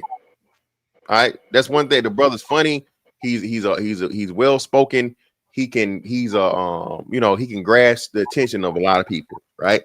If you aren't able to put yourself out there as a forefront, like the preacher archetype, I say, like being a preacher, you know what I'm saying? And you promising this great shit. If you're not a good salesman, it's gonna be hard for you to get a lot of publicity in the black community. It's gonna be hard. Niggas like flashy, niggas like funny, niggas like, you know what I'm saying? You gotta have, you know what I mean, the nigga archetype in order for niggas to get behind you. Unfortunately. So if you're the man that really is about his business and results and so on and so forth, and that's, puts his fucking nose to the grind, right? And gets his shit done, he's never gonna get recognized. The nigga that stand out on the motherfucking corner right beside him and be like, oh man, yeah, look at this nigga, he doing this. Everybody go crowd around him. Mm-hmm. And that's, again, I think that's a cultural thing. I'm not saying we should never laugh, we should never have fun, it should never be, you know what I'm saying, people being charismatic is a major issue and problem, but results should be the most respected thing out of everything. You know what I'm saying? If there's 3 fucking men standing in front of me, and whoa, pause. If there's 3 men standing, wow, that was the worst fucking word to leave out. Standing in front of me, right? And 1 out of the 3 has the results about what the fuck we're talking about. That's what I want to hear. Don't sell me the dream, brother. I don't need the dream. Okay, where's your business plan? Where are you at? Where's production? You know what I'm saying? What is the budget? What is this? And then, well, yeah, we going. Okay, well, what? Oh, well, I've done. The other 2 niggas. Hey, man, you brothers have a nice day. I'm talking to the dude that's got the shit done, bro. I'm talking to the man that's got the results. I'm talking to the man that has the experience, and not, you know what I'm saying, all these promises and shit. But then again, like you said, who spends the most money? So if you're trying to get money, who you trying to grasp? All right, if you're trying to, this goes back to what I was saying earlier, far as like us as a community, like, can be gullible at times, even with our own and other races of people. Sure. Like really keying on the message instead of the action. Well, I mean, history proves that right? We sided with Du Bois over Washington, right? We continue to entertain Umar Johnson, like what the brother just said. He should be an outcast, but yet, we still entertain him. He's invited here and there, right? So I mean, history has proven that unfortunately we're gullible, or we just don't give a shit. It's one or the other. Shout out to OG for joining. You want to go and get in there, OG? You had some something to add to the conversation? Yeah, I guess I got a little bit I could add on to it. Mostly got questions. I think he was getting to it, but they didn't really go into the example you was talking about. Do we actually know that there's a difference between white supremacy and the system of white supremacy?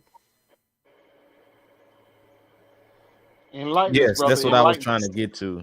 I know, but they never could. I understand that's what you getting to, but they have overlooked it like it was the same thing.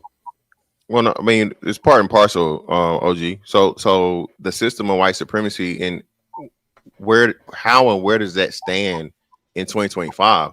That's what I'm saying. You can't tell me though the system of white supremacy is something that black people say is pretty much over here, a glass ceiling that limits what black people can do overall. My counter to that, or my problem with that, is the other groups of people that are minorities also that are superseding white people. That's why I say the system that you guys are talking about is just, it applies the same across the board. It isn't just black specific. So no, that's why I can't. Did it? Was it? Yeah. And does it That's may why I it said still systematic exist? racism.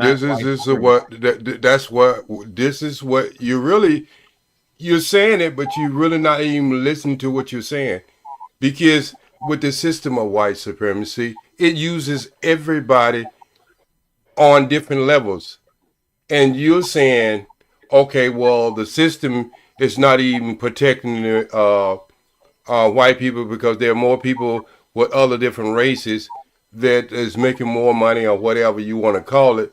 But you don't understand they can choose to take back their money anytime they want to. That's what the system allowed them to do.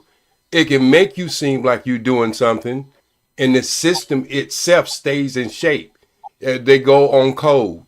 And so we have seen it done in our black community. We see a person go from what, $7 billion to less than 100 million. We don't see it with entertainers, where they just strip them of anything they want to. And let me just tell you about the system of white supremacy. Sometimes it's not even about the money. Sometimes it's about the embarrassment. You haven't heard any other president ever got locked out of the White House but Obama twice. That shows you that even when you make it to that ceiling that you say is not a false ceiling, they show you where you powerlessly, you have no power. So what I'm trying to say is, and you saying, okay, well, you got to be a citizen in this country, and you can't be a criminal. Wait a minute, come on, man. The system founded this country on being a criminal. How you gonna get away from that? The foundation of the Constitution is founded on criminals. So I just can't understand why we keep saying that the Boule been what, ever since 1930? They've been successful in this country. I understand that, but you understand the boardwalk they're walking on. So I'm just because it don't happen to you, you're not getting robbed. That don't mean other people in the street is not getting robbed. And then you talk about the police. The reason why they make the police is probably one of the biggest things, because these are the people who are supposed to protect her. This is not like a criminal off the street. These are people that we're supposed to be able to call to protect us, regardless of what the percentage is, the number is. If this is the person supposed to protect you, it don't make any difference. If your mom and your dad supposed to protect you, and they're becoming 1% of the murderers who murdering you, yes, that's going to be a bigger story, because that is the person who's supposed to protect you. So I don't understand, and this is what Dr. Frances Cressy Wilson, when she came up with this from Nilla Fuller. Nilla Fuller say, if you don't understand the system of white supremacy, everything else is going to confuse you. You got to know the 7 principles of it. All right, OG, I want to make sure you was done. So I'll finish. So, OG, so again, that's what I'm saying. Frances Cress Wilson wrote that, what was that, 80s, 90s? Icy paper. It don't make no difference when she wrote it. It does make a difference, OG, and that's what you guys don't want to acknowledge. Is anything in America the same exact things as it was in the fucking 80s or the 90s? Hey, if you want to make a big scope of it, we're still talking about the same thing: power or no power. Okay, so we can stay there, right? So are we saying black people have no power in the United States of America on an individual basis or as a group basis? And let me ask you this question, then maybe you can answer your question for yourself. How much land have black people lost from 1910 to 1979? Land loss, I have no idea. In like, You know, we're only on less than 1%. 3 million acres now versus the 300 million we used to own. So how are we getting better? Because land really represents what? yeah. So the question would be, how do we? That would be 90% of land loss. OG. Yeah, 90 most plus. certainly. You Google it and you think I'm lying. Google it and you see I'm what not I'm saying you're talking about. lying. OG, I'm genuinely asking you. You're telling me something new that I'm not bullshitting you. I'm not what's name. So I'm just doing the math out loud. So if you say we had 300 million and it's down to 3, like shit. You know what I'm saying? That's 99%. Okay, hold on just for a minute. This is not for you. How much land do white people own in this country? The majority of it. I have no idea. I'm gonna tell you in just a second, because I just did a study on this. I just want to be I want to be correctly, okay? Are you talking about like farmland or just? I'm talking about land in general. Well, I would imagine OG 99% of it, or like 95%. Okay, so here's what this is why I'm gonna make my point, Mr. Fantastic, because I had to make two connections. I had to make a connection between South Africa and America. And you say, well, it shouldn't matter. But I'm going to show you why it does matter. Black people are 14% of America, right? Mm-hmm. And we only own 1% of the land, right? White people is 7% of South Africa. And they own 80% of the wealth and close to 80% of the land. So what I'm trying to tell you, for the same thing that we say we can't do here, it's been done in another country to really embellish the system of white supremacy, what's going on here. Martin Luther King had an education. He wore a suit. He didn't wear his pants down on across his ass. And if you had another Martin Luther King today, they would kill him today just like they killed him yesterday. Well, I don't agree with that, but yeah, they don't assassinate people no more. But to the point, OG. Again, didn't they just got through trying to assassinate our president? Yeah, but that's intentional. I'm just asking you a question. That's all I'm asking. You're right. But listen, right. So the South Africa thing is out of context. OG, come on. I know you're gonna say that, but I'm just showing you the power of people who have less percentage than you. If they use their system, and use their code, they can practice it all over the world. Yeah, okay, but it's not just them. The Asians and Chinese are even worse than them. So, like I said, the Chinese have taken over more in Africa than what you got in South Africa, and you do it in other places. So that's what I'm saying is, like, if we're gonna have the conversation, we gotta have a full conversation, right? Again, the entirety and history of the world. There's a difference in colonizers and business partners. Wouldn't you agree to that? It's one and the same. No. Let me ask you again. Is there a difference between colonizers and business partners? No, it's one and the same. Partners. They're not business partners. I know you're gonna say they're hot sauce and you're up here by alias name. They are. It's one and the same, OG, or one part or the other. They do debt policy as a new type of neocolonialism. They give. What is the biggest news coming out of Africa right now? What is the country, the three countries, and the biggest news? Burkina Faso. Hold on. Thank you for fantastic. But we gotta be honest, right? We gotta be honest. We gotta. You can't be honest because you ain't there and you really don't. You're not there. Before y'all get into it, hold on. Before y'all get, let me finish this up, OG, and then you can get in. Go ahead. Go ahead. So, OG, what I'm saying is this, OG. All right, we personalize too much stuff that has historical context that applies to everybody. Okay.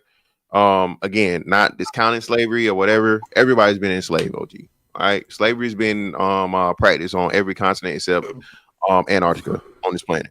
Okay, please don't wait a minute. The Western slavery is totally different from any other slavery you want to talk about. And again, OG, if you do your research, no. OG, no. I know about the Islamic, the East, the East. I know. Look. I was going to talk about. Hold on. Okay, go ahead. Who the slaves you talking about? I'm talking about the Arabs who did it first. For slaves for who though? Who were their slaves? Black people.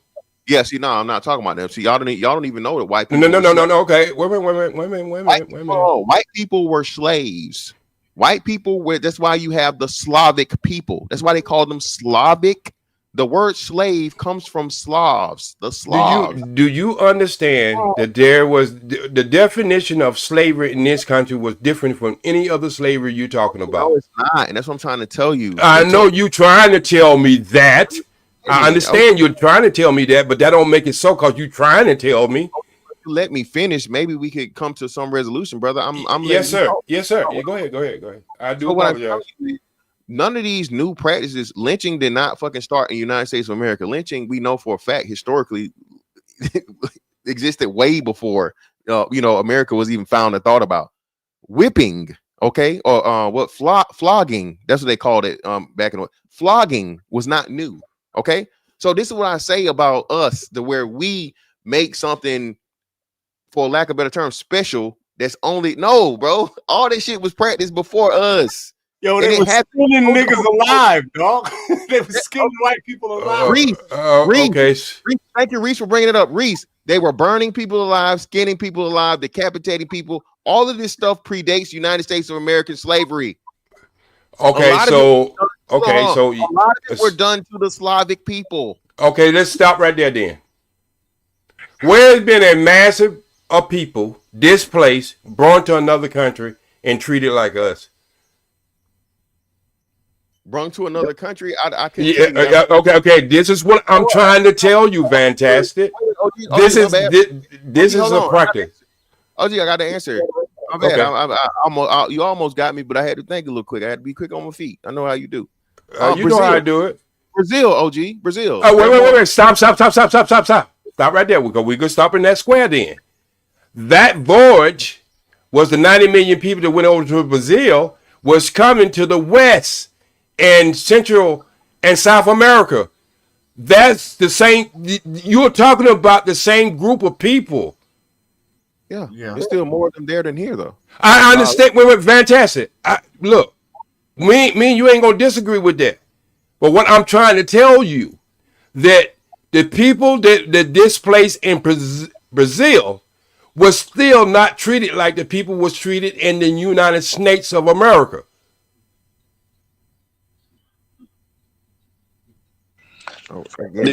OG, did you say United Snakes of America? It's most certain I said it. Okay, I'm just checking. Wow, yeah, but listen, again, man, this stuff that y'all try to attribute or whatever, for one, it happened, right? But you're a man of facts, Mr. Fantastic. I have to give you that.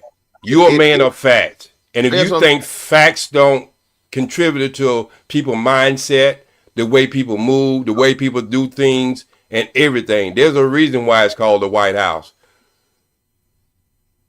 Yeah, but I'm with OG on this. Like chattel slavery, that's what's called chattel slavery.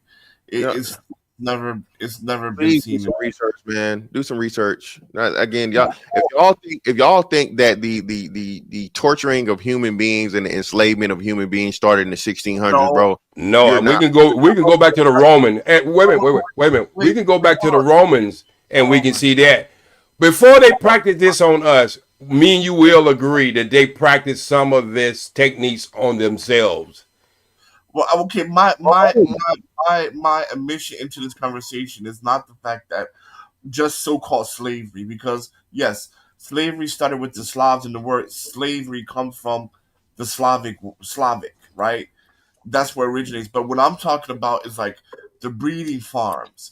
What I'm talking about, the transcontinental transportation of human beings from Angola, from Africa, all over to the New World, to the West. That is very different. The breeding farms is very different. The financing and the shipping was very different. The industry of it.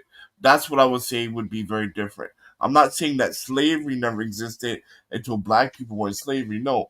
But what I'm saying is the not being able to read, not being able to buy yourself out of slavery after certain years of service, not being able to speak your native language and things like that. And then ultimately being bred because England no longer financed the slave trade. Those are all distinctly a transatlantic slave trade. And go further than that, most of this practice that you're talking about, Fantastic, has been done in people on land. We could even say Mexico. All right.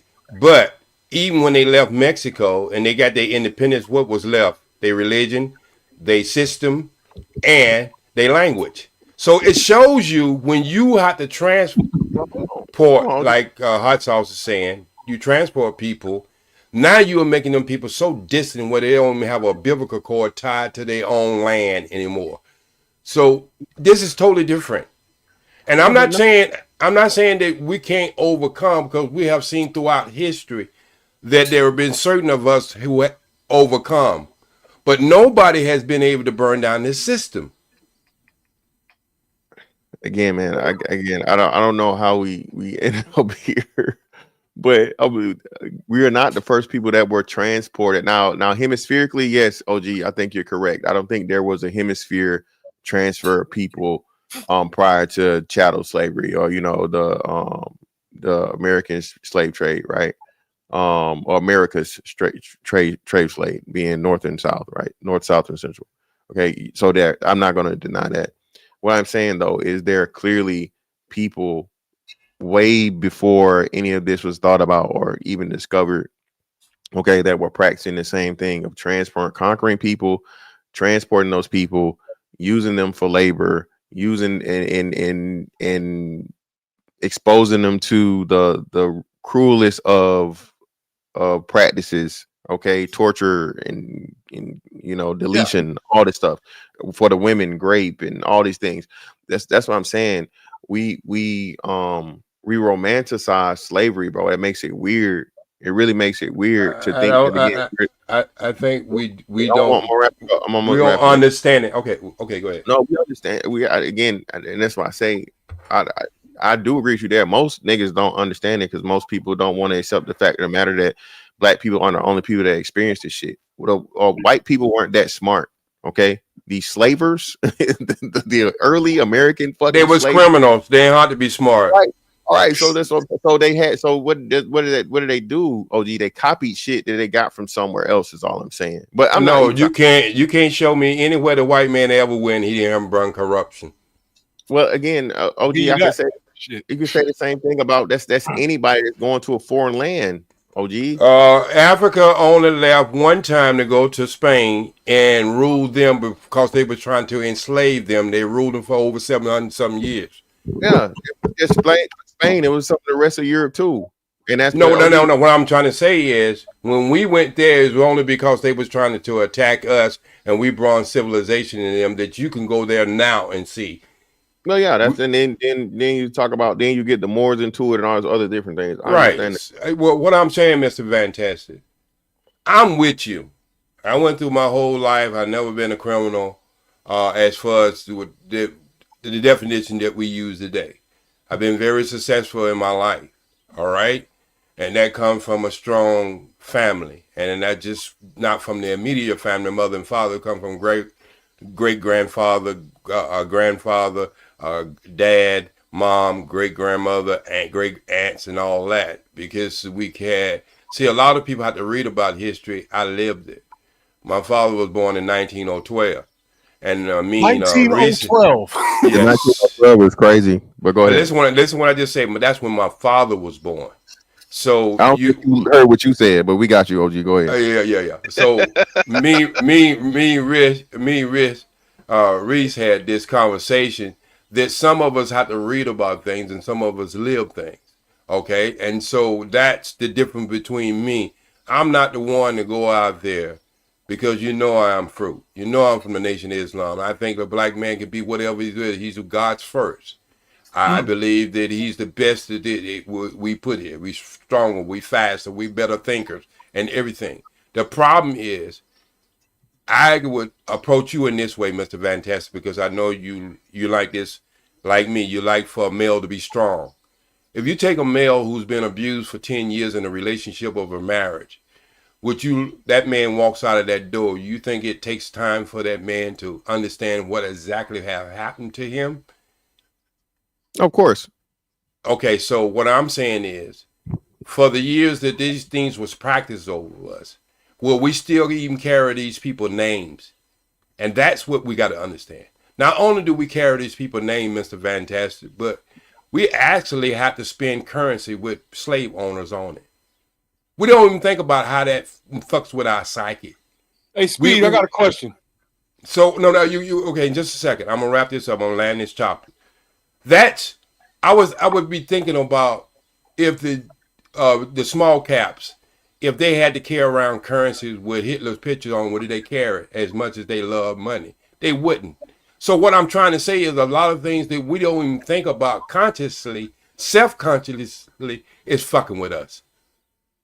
Yo, but I wanted to go back to what you talked about with the Chinese and Africa. They're not business partners. They use debt policy to gain resource rights or land rights, or Africa, especially when it comes to agricultural, because China cannot feed itself because of the land pollutants from all the factories. So they're definitely not business partners, right? And because they purposely give loans that they know they cannot pay back. You're not talking about the three. You're not talking about the three countries I'm talking about. Let me land my plane. And because I have a commercial farm in Kisumu in Kenya, and I was there. The worst place in the world for you to have one. And they more Europeanized there they are in the United States. So keep going. Oh my God! I mean, bro, I just want to. I mean, we can have a conversation. I say keep going. I just say you have farmland in one of the worst places in the world. Man, I got a question for you. Back on the topic, dog. Kenya is one of the best places to be. Okay, okay, all right. I was there when the expressway wasn't there, and I was there after the Chinese built the roadway and collecting tolls, and Kenya could not pay the fine, could not pay the debt back, so now it's owned by the Chinese, and they're making money hand over fist. You show me another country in Africa, and the continent of Africa is more Western mindset than Kenya. And I've been living in China for 21 years. So I'm asking you a question. I ask you a question. You show me one country in Africa, in the continent of Africa, that the mindset in Kenya is not worse, not one of the worstest mindset in the whole continent. That's not the point. The point that is the point. They're not business partners. That's what I'm highlighting. That is the point. But three places I'm talking about, the man, Fantastic just told you. They ain't moving like that, brother. You must not been looking at the news lately, and I'm talking about international news, not CBS, NBC, CNN. Just real quick, OG though. He's talking about the Chinese aspect, and that those are European.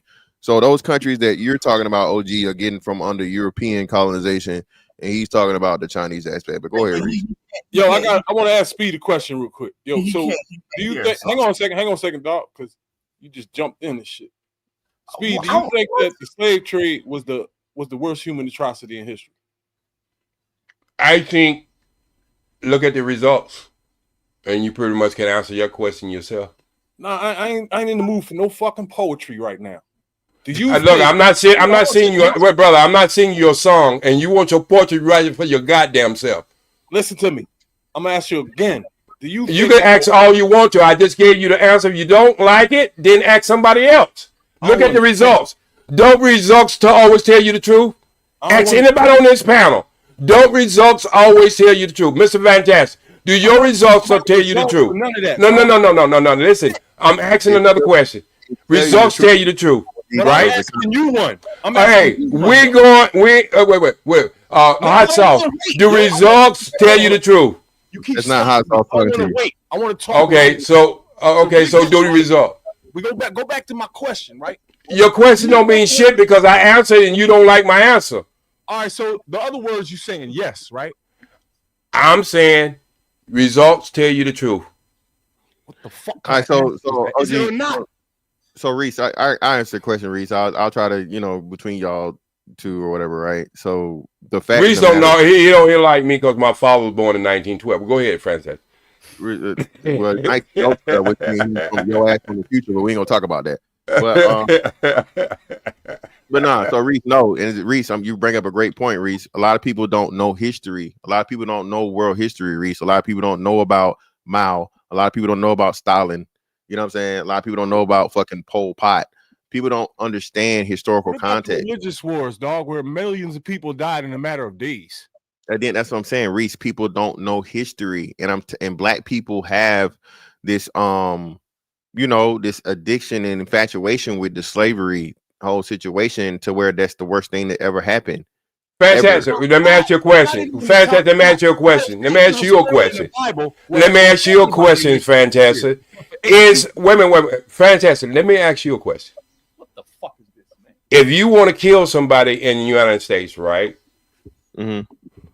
Versus torture someone in the United States, which one you get the most time from? It depends, OG. If it's first degree, that's life or death penalty. If it's what's the name, torturing and kidnapping, that's like I think at least 20 to 30 years. You get the most for death. But let me ask you a question: which one has an after effect? Which one after effects has contributed to a person's mindset? The death or the person who's been tortured? Well, OG, that's a little trick question, OG. No, it's not. No, it's not. You ain't got no mind if you're dead, OG. I'm not gonna talk to Reese. I don't think he had enough marijuana this morning. I don't think he had enough marijuana this morning, so I'm not even talking to him. Riddles to niggas. I'm not giving you riddles. It's that way to your mindset because you need stimulus to even think, brother. You can be straight up and discriminate. Brother, I just say you need a stimulus to even think. I don't talk to people who need stimulus to think. No, it should be illegal to talk about the slave trade. It should be illegal to teach that. It should be illegal for you to get on the internet and be high and think you smart. The biggest problem with niggas is that's what I'm just saying. It should be illegal for you to get on the internet and smoke weed and think you smart. You a grown motherfucking man. Why you won't let me finish? Regardless of what you say, if I had to deal with somebody who had to have a stimulus to make themselves think they're smarter than what they are, then I don't deal with that person. The truth. You part of the problem. You part of the problem and don't even know it. You are emotional. I'm not emotional. I'm conscious. That's the difference. Understand the difference. Emotion and conscious is two different things. I'm conscious. I'm a conscious your bullshit. You afraid of me, nigga. I'm conscious of your bullshit. Not physically, mentally, or spiritual. I'm ever gonna be afraid of you. You're a baby to me. You're a baby to me. It's like taking candy for a baby. You are a baby to me. In any way you want to look at it. You're not straight up, dog. You tell poems. I just told you, you're a baby to me. Coming at you, you cut people off. You got baby knowledge. I can't even talk to you, dog. I know you can't. Yeah, you can. Cut out the weed, cut out the drinking, and then come out and have a conversation with me. Drink. I'm in 10 times better shape than you, nigga. You would die. You know. Nigga, you don't lost your mind. Motherfucker. I would put on a suit, tie one of my hands behind my back, and put on some Stacey Allen and beat your ass all around this country. I ain't talk about fighting. All right. Thank you. Let's bring it back. Let's bring it back to the conversation. Violence, that's you. I'm talking about a race or anything. I'm talking about just knowledge. You can't beat me in that. The reason why is because you will not let me finish a sentence because you're afraid, nigga. I'm not afraid of you. I'm not afraid of you. I'm conscious of you. I wouldn't talk. Hey, fantastic. I wouldn't go out there and start having a conversation with a drunk on the corner. Why would I have a serious conversation with a man who's getting high on the internet? Okay. Let's bring it back to the conversation. We got Zach that just joined the panel. Do you have anything you want to add to the conversation that you've been hearing so far? Absolutely. With regards to the word knowledge, I just wanted to tie in some points that I've heard listening for the last hour or so. You're going to add in the gametry, right?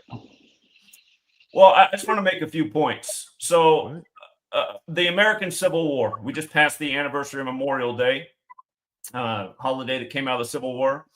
A lot of people don't know this because they don't teach it in the classroom textbooks where we pledge to 13 stripes for 13 years and learn about all the 13s in this nation. But Lincoln blamed the American Civil War on the Jesuits. And something else that's left out is the man who escaped. The man who escaped the assassination was John Surratt, who was a Jesuit, and he was protected by the Vatican for the rest of his life. and his mom was executed in his place. And all of this is left out of history. They leave out the Jesuit assassin. They don't tell you at all. And you guys just brought up Martin Luther King Jr. A lot of people overlook the sick joke with his murder. He was killed on the 95th day of the leap year, April 4th, 68. And he also was killed a year to the day of the speech that he was not supposed to give that got him demonized by Lyndon Johnson. Everyone should look up MLK's speech from April 4th, 67 called A Time to Break Silence Beyond Vietnam. He talks about how what's really killing this nation is its evil foreign policy and all the needless wars that put hatred in men's hearts, and they come back, if they survive the war, to the country and take it out on their families. You said 67, right? April 4th, 67, Beyond Vietnam, A Time to Break Silence. He was killed a year to the day. Look up the headlines in the newspapers the day after. Lyndon Johnson said he was insane. He was no longer invited to the White House. Martin Luther King Jr. was blacklisted from the media for the last year of his life. Nobody heard about Last 3 years. Last 3 years. But especially after that speech. His own people left him because they said he shouldn't give that speech because they know you cannot speak against the U.S. military. But here's what I want to come back to. MLK was killed on the 95th day of the leap year. Who did he assume the name Martin Luther after? Because that was not his birth name. He assumed. Go ahead. He assumed. Yes, it a after lot of people don't know his original name was Michael King. Exactly. He assumed the name Martin Luther after the Protestant Reformation leader who wrote the 95 Theses. And he gets killed on the 95th day of the year. Now, here's what's wild if you look into it. For people who do not know who the Jesuits are, they came about because of Martin Luther and his 95 Theses. They were recognized by the Vatican on September 27th, 1540. That's the day leaving 95 days left in the year. And their original mission was to stop Martin Luther and the Protestant Reformation and his 95 Theses. So if you look into it, from the day that Martin Luther penned the 95 Theses to the day that the Jesuits were created, which was in Paris, France, August 15th, 1534, it's 201 months and days later. 201 months. From the day that MLK was killed until the day of the nation's first gun control legislation in history, it's 201 days later. Now, this 201 thing's not arbitrary. We were just living in the time of the first ever Jesuit Pope, Pope Francis. And he was the first Jesuit Pope and the first to live in Suite 201 at the Vatican. Of course, he just died. And if you want to look into it, he was named after St. Francis of Assisi. He died 201 days after the death anniversary of St. Francis of Assisi. This 201 is super important to the Jesuits. If you look into their history, they were preserved in the time of their suppression by Catherine the Great, who saved the Jesuits with 201 priests. This is what's written in the own Jesuit history. I could go into deep detail about how important 201 is to the Jesuits and why, but I want to bring this point up. Earlier, you mentioned Black Lives Matter. And what I'm going to show you is Black Lives Matter is not a black operation. It's a Jesuit operation, just like a lot of things are. It's Antifa, black. Antifa is run by the Jesuits. And there's a reason that city governments are told to stand down to Antifa. I have footage on the streets of Seattle talking to their police about why they don't do anything about Antifa. And they said, take it up with your mayor. But hold on. 201, you were bringing up George Floyd. I'm going to connect George Floyd and Michael Brown and 201 and all this, because these are the two things that really elevated Black Lives Matter. Michael Brown, of course, popped it off, and then George Floyd took it to a new level. Trayvon.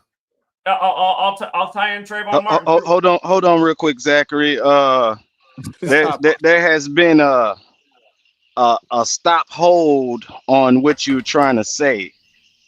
So one day you here, baby, and then you're gone. They got him up out of here, man, for the 20 ball.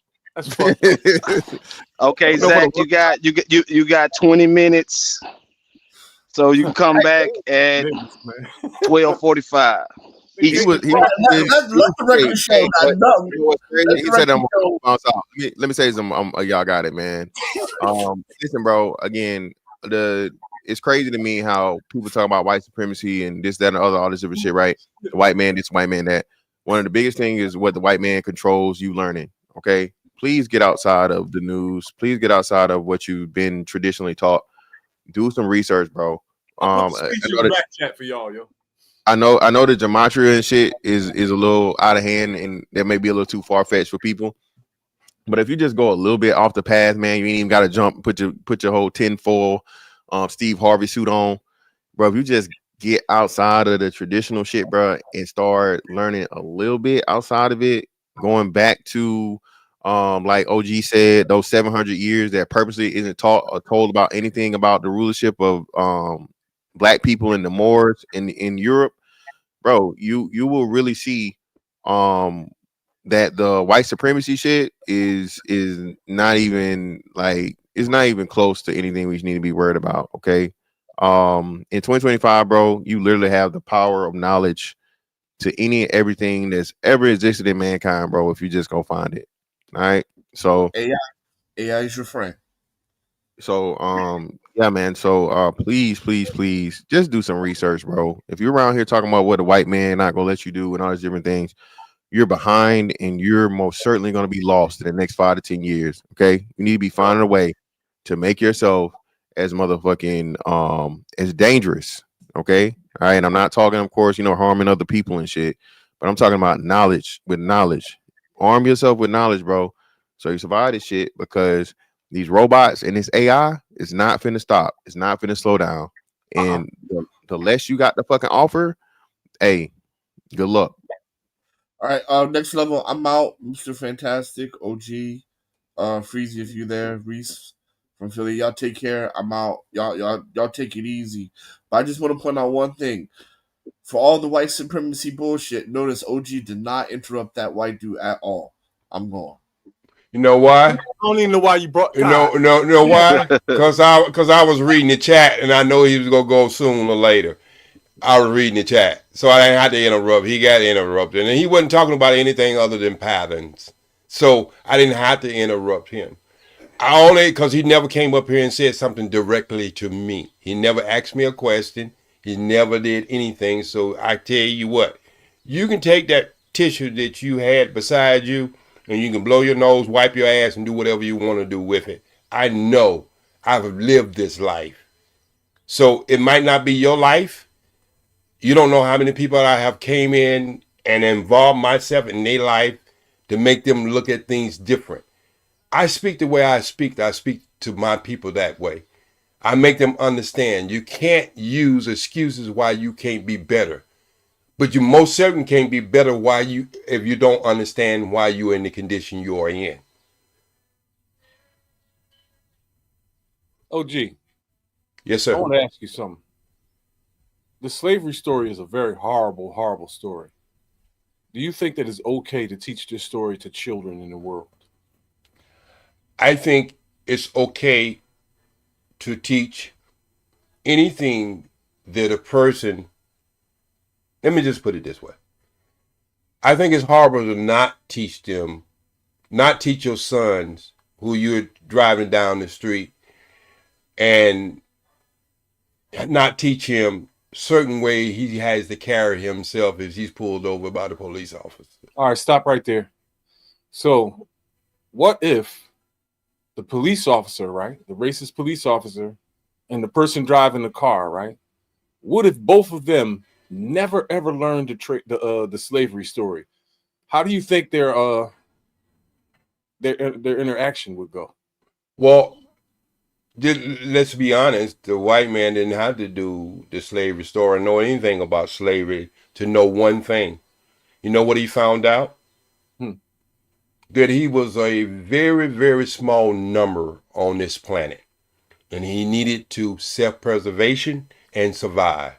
He knew that anybody outside his color could just zip down their pants, or you take down a little huff, or pull up the long gown or whatever, and can kill his whole existence, versus him had to use a gun to kill other races' existence. That's one power that the black man and people of color do have. They can kill a person's whole existence just by having sex. How is it even possible? What you mean, how is it impossible? Well, I tell you what. So watch this. I got dark-skinned grandparents, right? My father's black, right? My grandmother is white mixed with Portuguese mixed with some other shit in Europe, right? So if you follow all of that down to me and then to my kids and to their kids, right? There's almost nobody there that looks black anymore. So who killed off what in this situation? In our situation? Well, you see how I can flip that around and say the same thing for white people? Because they no, because how's it no? Okay, so go ahead and get off what you need to get off, and I'm gonna answer your question. Look at me right now, Cam. I'm gonna answer your. You don't ask me. You don't ask me two questions. Hang on. Wait. Look at me right now, cammed up. I'm obviously not the traditional African. I don't have, you know what I mean, African features. So that's gone. The white man took that away from my family. My family no longer looks African. Almost none of us because of that. None of my kids look black. And none of their kids. So I'm gonna ask you a question. Well, one of them. I'm gonna ask you a question. Yeah. You think every African in the continental looks like jet black? No, I'm not going. Without being mixed. Without being mixed. You know exactly what I'm talking about. No, what I'm saying is a stupid elementary experiment. You can do it in your house right now. Take some vanilla ice cream and mix it with any color and see how can you separate it. No, I'm not doing that dumbass shit. Or why is it the black man and the black woman can make a child that's white and a white person can only make a child that's white? If two white people come together, they're gonna only make white. Two black people come together, they can make all types of color. And if you believe in the biblical story, which I know you don't, that we came from black mud and everything came from us. And the white man has the power to corrupt everything here. Every melanated being living. Listen what I just said again. Yeah. We are the mixologies, not him. We could wipe them out in a sense, but what you got to understand is they can wipe us out the same way. No, they can't, because I just proved to you way before there was ever a white man, there was two black people got together and made a white baby. You seen the hieroglyphs, right?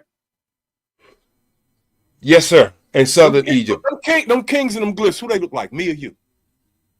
And the ones I went in southern Egypt, they look more like me and you. Those motherfuckers look like me. Every last one of them. From the front and from the side, nigga. Okay, so me and you gonna have a disagreement. Me and you gonna have disagreement on two things right now. Me and you gonna have wait. Me and you gonna have two disagreement on two disagreement on two things right about now. First, wait, let me finish. You said what you said. First thing, I ain't gonna be your nigga. I'm teasing you. No, not even a tease. All right. Okay, we gonna respect each other on that. But please know, when you cut me off like I'm your fucking kid or something, respect is out the door when you do that, and you've done it hundreds of times. So the nigga word ain't coming from nowhere. I don't just throw that out there at people. So what happened when I call you a woman?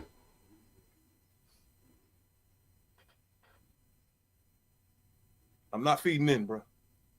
But what happens when me and you are having conversation and I address you as a woman, not a man? That's just another analogy, and I don't want to feed it. It's a good analogy, brother. You're being called something you don't want to be called. You were about to deliver a lesson. No, that was the lesson. Before that. And what I'm saying to you again, I know you're not biblical. I come up as a Christian, and 40 years ago, I became a Muslim. And the reason why I became a Muslim, because I started seeing Christians getting away from the way I was taught as a Christian, the way they carried themselves, the way they did things. It was a way of life. Mm-hmm. It's not that I don't believe in Christianity. I just didn't like the people who was preaching Christianity. They was getting away from sin, and they was preaching more to raising money. So in the Islam, I like the way of life because that's the way I was brought up as a Christian. So I say that to say this. In all the books that I have read, it talks about the first human being being made out of black mud. I haven't seen it in white mud in the first place, but it talks about human beings being made out of black mud. The first human beings. Yeah. So I mean, is that a thing that people believe? Do they think that really happened? So That there was, do people really believe that there was mud first and somehow this was constructed into a human being? well, let me ask you another question. You know about compost? How can You're a grower. answer my question with a question? Well, because it makes better sense. Because I know you're a man who grow. I know you're a man who grow things, and I know you know about growing things, and you know about compost. Right. What do human beings turn into when they die? After a period of time. Pile of bones. No, and after a period of time. A pile of bones. And what do bones turn into? Bones stay. No, bones do not stay. No, they do not. No, they do not stay. What happens to bones? No. You even when they find fossils, they find fossils wrapped in the dirt that has turned into the imprint of the bones. But the bone itself is still there, right? No, it's not. So what happened? I'm just telling you, when you understand, you're a grower, you should understand these things. Everything goes back into dirt, brother. So what are you saying though? I'm saying is you can't believe that we was made from dirt, but you got to understand the science that we go back to dirt. How could we go back to something we wasn't made of? Where's the evidence? Like, there's no scientific evidence. It's called compost. You can do that experiment yourself. I compost all the time, dog. Okay, so what happens when you compost? You have a volcano. You have a volcano, get heat under pressure. Some motherfuckers around the world think that volcanoes came from nature, even though farmers know exactly what a pile of compost is. The same people will look at a volcano and say, "Oh, nature made that." Dumb as a motherfucker. Because you say so. Whatever. Fuck the books, man. I deal with what's in front of me. I don't care what these liars talk about, man. I got you. You said you was Christian before, right? Yes, sir. So that you switched. That means you thought all that shit was bullshit. No, I didn't. I don't understand. Scripture is scripture regardless of where I go at. I just didn't like the people that I was. Well, listen to what I'm saying. You want to know? Both books say that we came from mud, right? What I'm telling you again. Let's stay with your point. Because I don't want nobody in the chat room or nobody who might listen to this in the future that I say Christianity was bullshit. I say the way it had started to be practiced, the teachers of it has gotten away from scripture. And I'm saying that I surround myself with people who are moving in the same direction that I'm moving in. It wasn't scripture that I had a problem with. It's the people who was trying to teach it. Huh.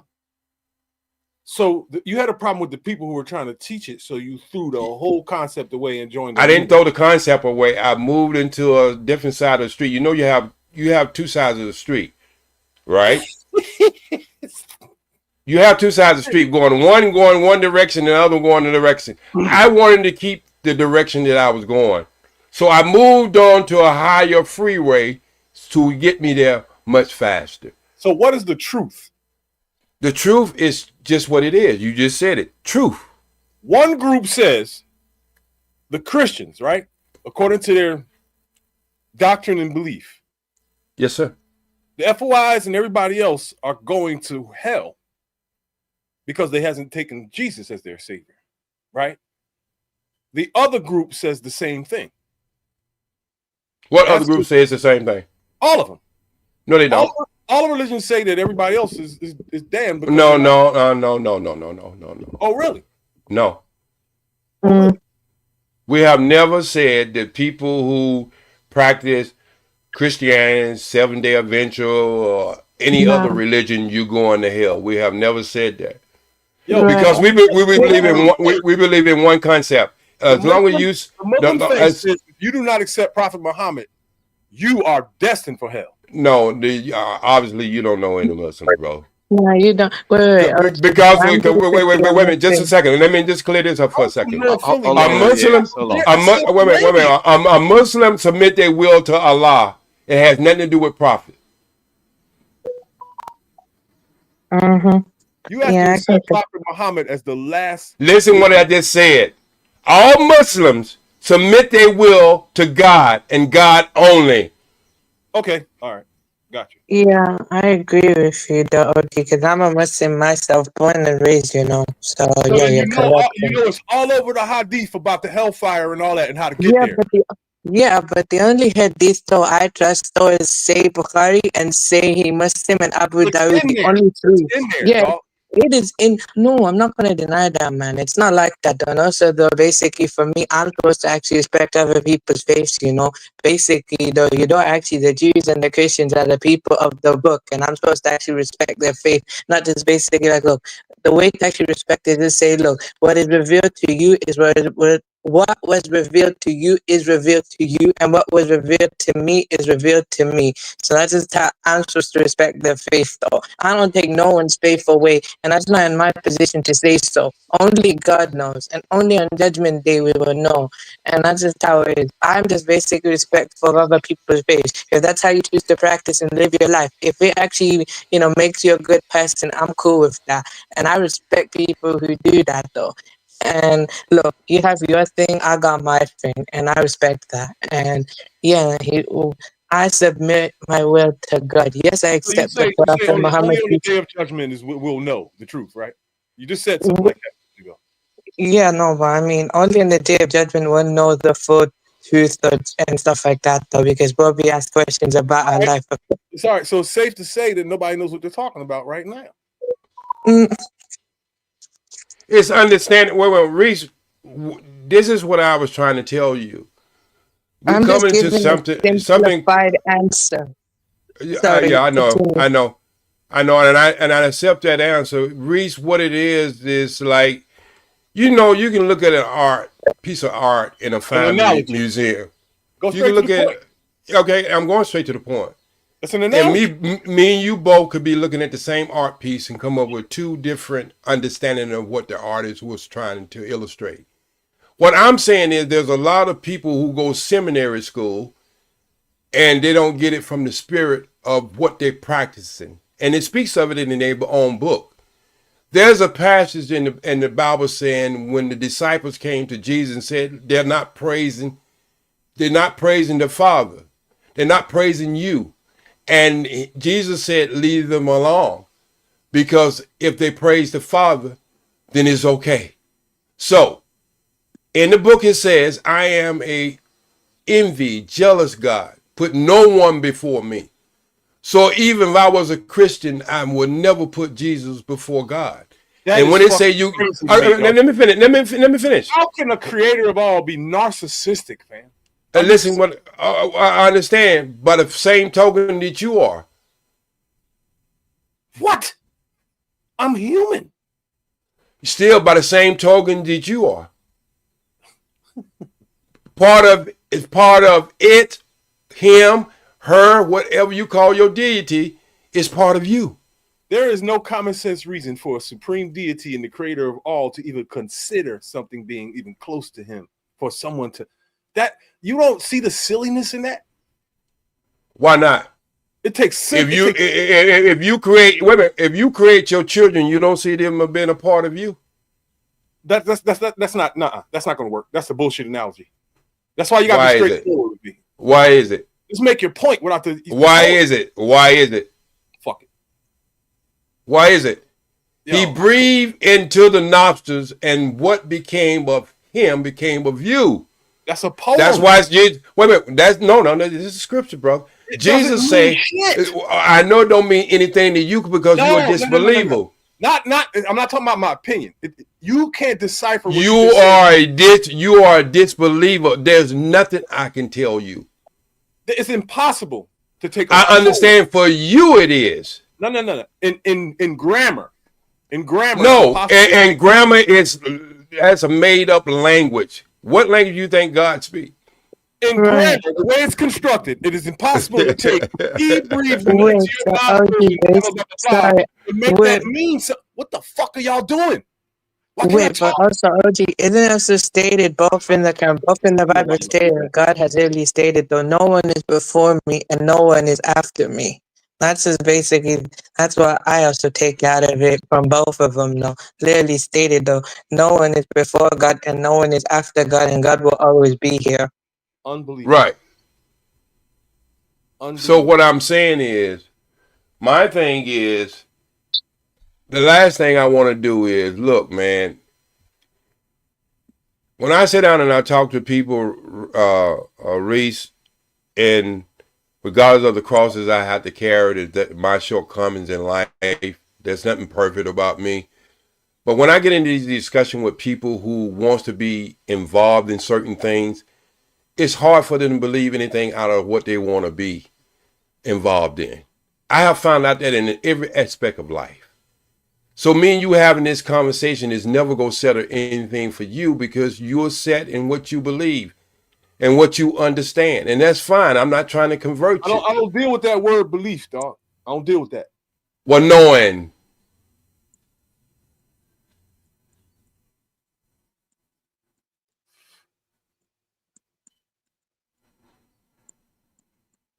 The children of the world are not safe. It's not okay to teach children that one day a supreme being murdered everyone on this earth except for 8 people. It's not okay to teach children of any color that one group of people encroached on another, beat them and raped them, enslaved them for hundreds of years. It is not okay to teach that to children. It must stop because what's well. Let me ask you. Where's a better system? Where can you point me into a better system? Knowledge has to be rinsed. Period. I'm just asking you. I'm just asking you. Where can you point me at to any place that don't practice these things that you are speaking of right now? That is a better place, and why are you not there? The whole entire world has been indoctrinated by these 2 bullshit stories, dog. No, they haven't. People in the fucking forest swinging from trees know about the slavery story. No. There's people that have never even seen a helicopter, brother. Oh my fucking God! Wait, Sentinel Island? Listen what I just said. Is the oldest civilization in the world, and they've seen helicopters. There's civilizations that you don't even know about, brother. Where the fuck are they? Just like what's in front of you, you don't want to understand this. You don't No, want to understand it. Wait a minute. No. Because there's 8 billion of you motherfuckers that think you live on a ball of water. So I want to know where these secret lands is at. Well, who believe that there's 8 billion people on this planet? Fuck that. My question was, people have you ever took a census to everybody on this planet? I'm talking, my question was, people believe they live on a fucking ball of water and what's here is what's here. So where's all this secret shit at? Okay, so again, show me where it's at. Oh, what is the earth when it comes to consisting of water? What is it compared to land? The earth is 99.99999% land. I don't give a fuck how much water is covering this motherfucker. Underneath that water is land. This earth is 99% land, round or flat. Can you live in that space that you consider as being land?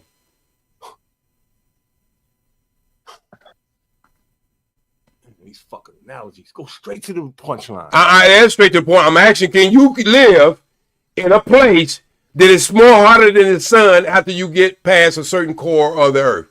Can you live there? Just go past the questions you already know the answer to and go straight No. to No.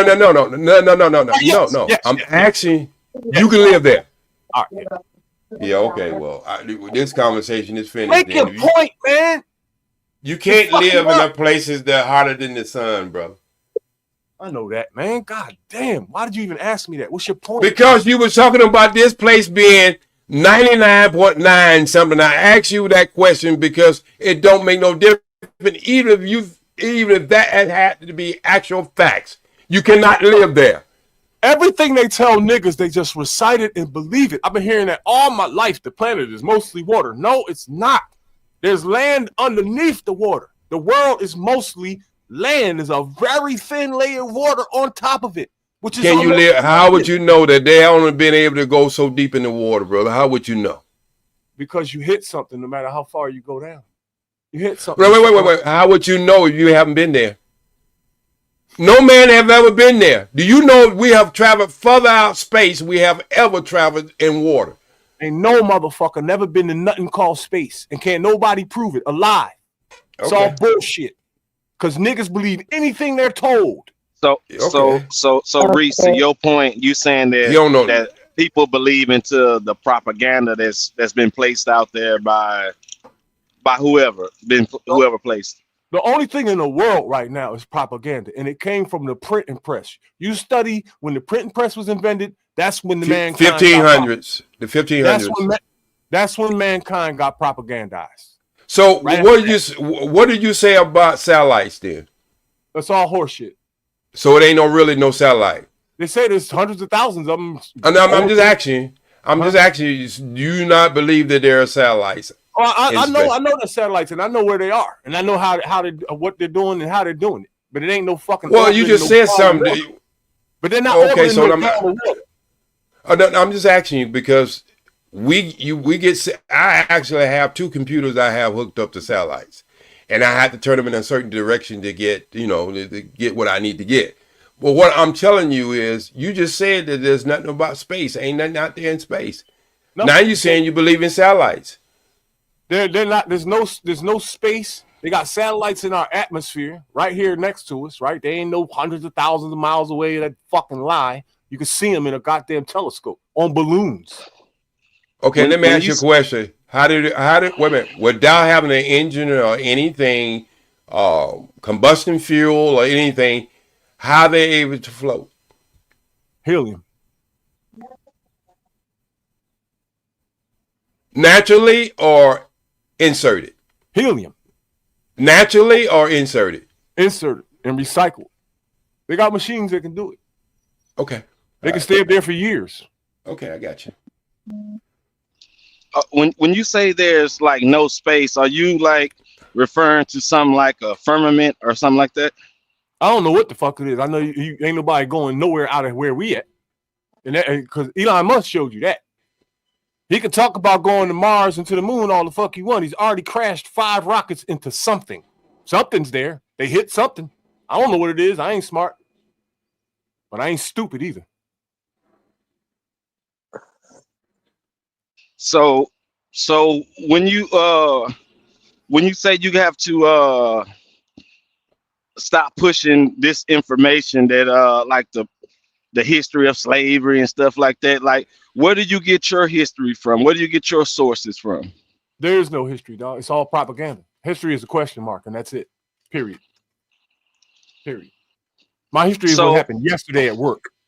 So to that point, like you didn't find any of this information out. You just question all the information that's been put out.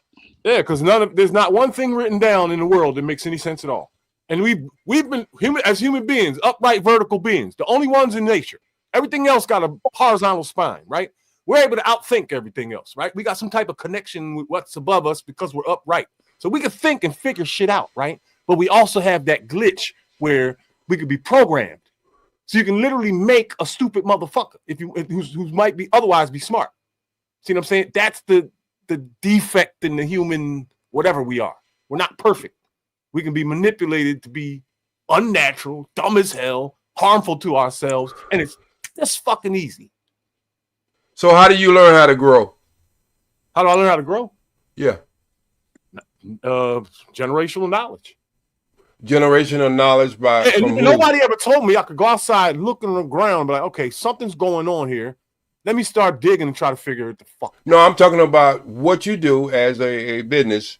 How did you learn how to take your techniques? Is it error or trial and error, or you read something about it, you heard something about it, or somebody gave you information about it? All of the above. All of the above.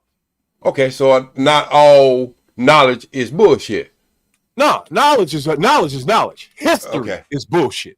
History of it still would be part of the knowledge, wouldn't it? I don't know what you mean. Explain. History of anything that's translated and gave to someone else would be history for someone else, and it would be discovered by somebody before it was given to you. So that would be history of someone else's knowledge of knowing something. Wouldn't you agree? I'm just going to go ahead and say yes.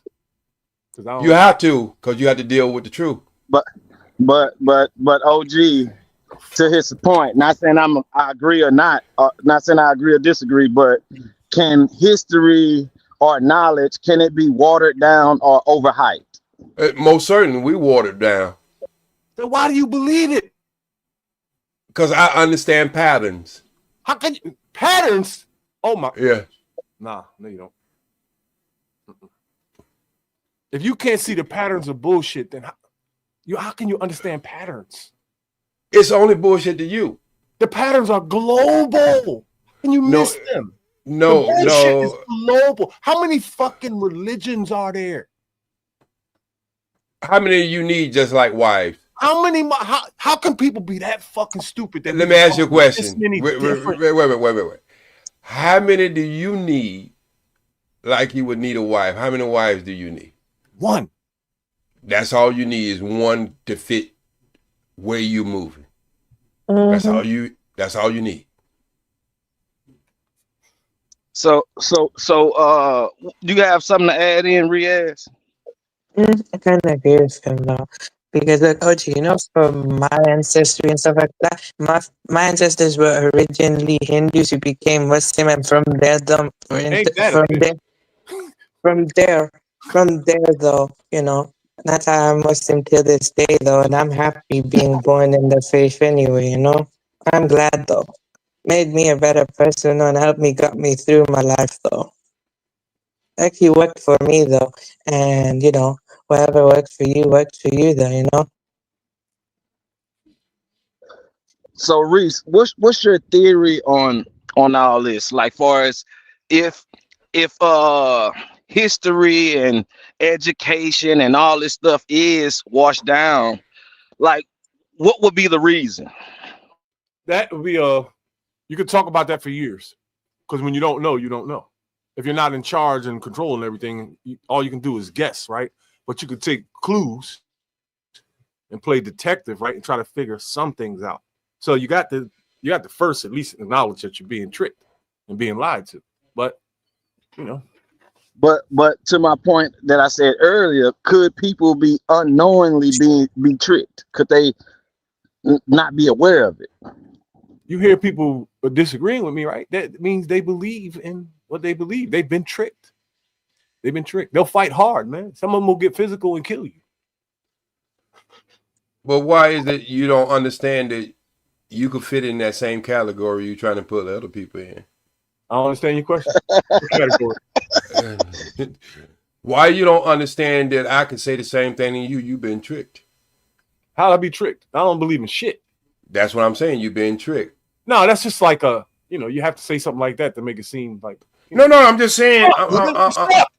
You're stuck. That's why you said that. Children do that. No. You stuck in stupid. Kids do that to me, and you're older. No, but you stuck in stupid. You stuck in stupid. I don't give a damn if a 9-year-old able to see that in you or a 59-year-old able to see that in you. You stuck in stupid. I'm a grown ass man. No, for you to say you're a grown ass man, you already know you're wrong because a man is grown. Why you have to put grown ass man in front of it? Because there's actually, I'm a grown ass motherfucking man. Here's the 4 stages of manhood right here. At 18, you're a man. At 21, you're a grown man. Right? What is the definition of a man? 30, you're a grown ass man. Okay. What is the definition of a man? At 50, you are a grown ass motherfucking man. What is the definition of man? Oh, I don't care about none of that shit. It's whatever you say it is. Okay, well, I'm just saying the definition of a boy is one thing, but definition of baby is another thing. You don't have to say I'm a baby. I'm a boy, or I'm a grown ass man. It just sounds stupid. I hear y'all say that shit all the time. I say that's the most stupid shit I ever heard.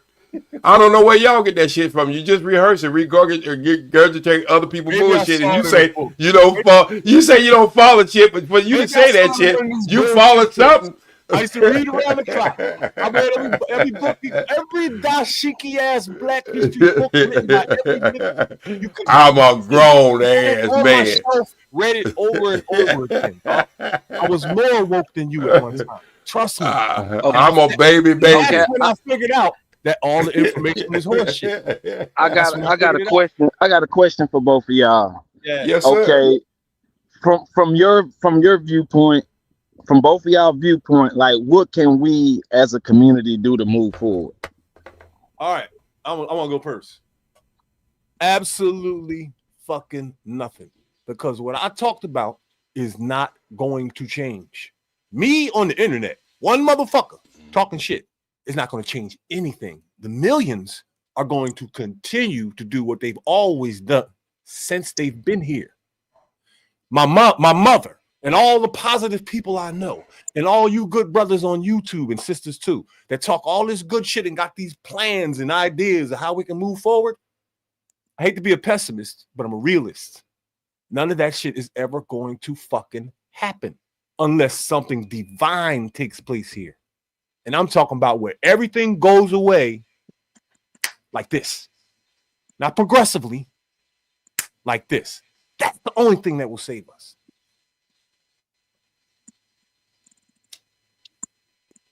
I'm next up. Yeah, go ahead, OG. I think in anything you're doing in life, you have to be willing to put the work in. If I can tell you the people who have called me, because I used to put my number on the internet all the time. I had a brother call me just last week and said, J Speed, you said that story about in the neighborhood when there was ambulance and police and whole family had got killed, and they walked this white boy out in handcuffs. And the news reporter asked him, why did you kill all them people?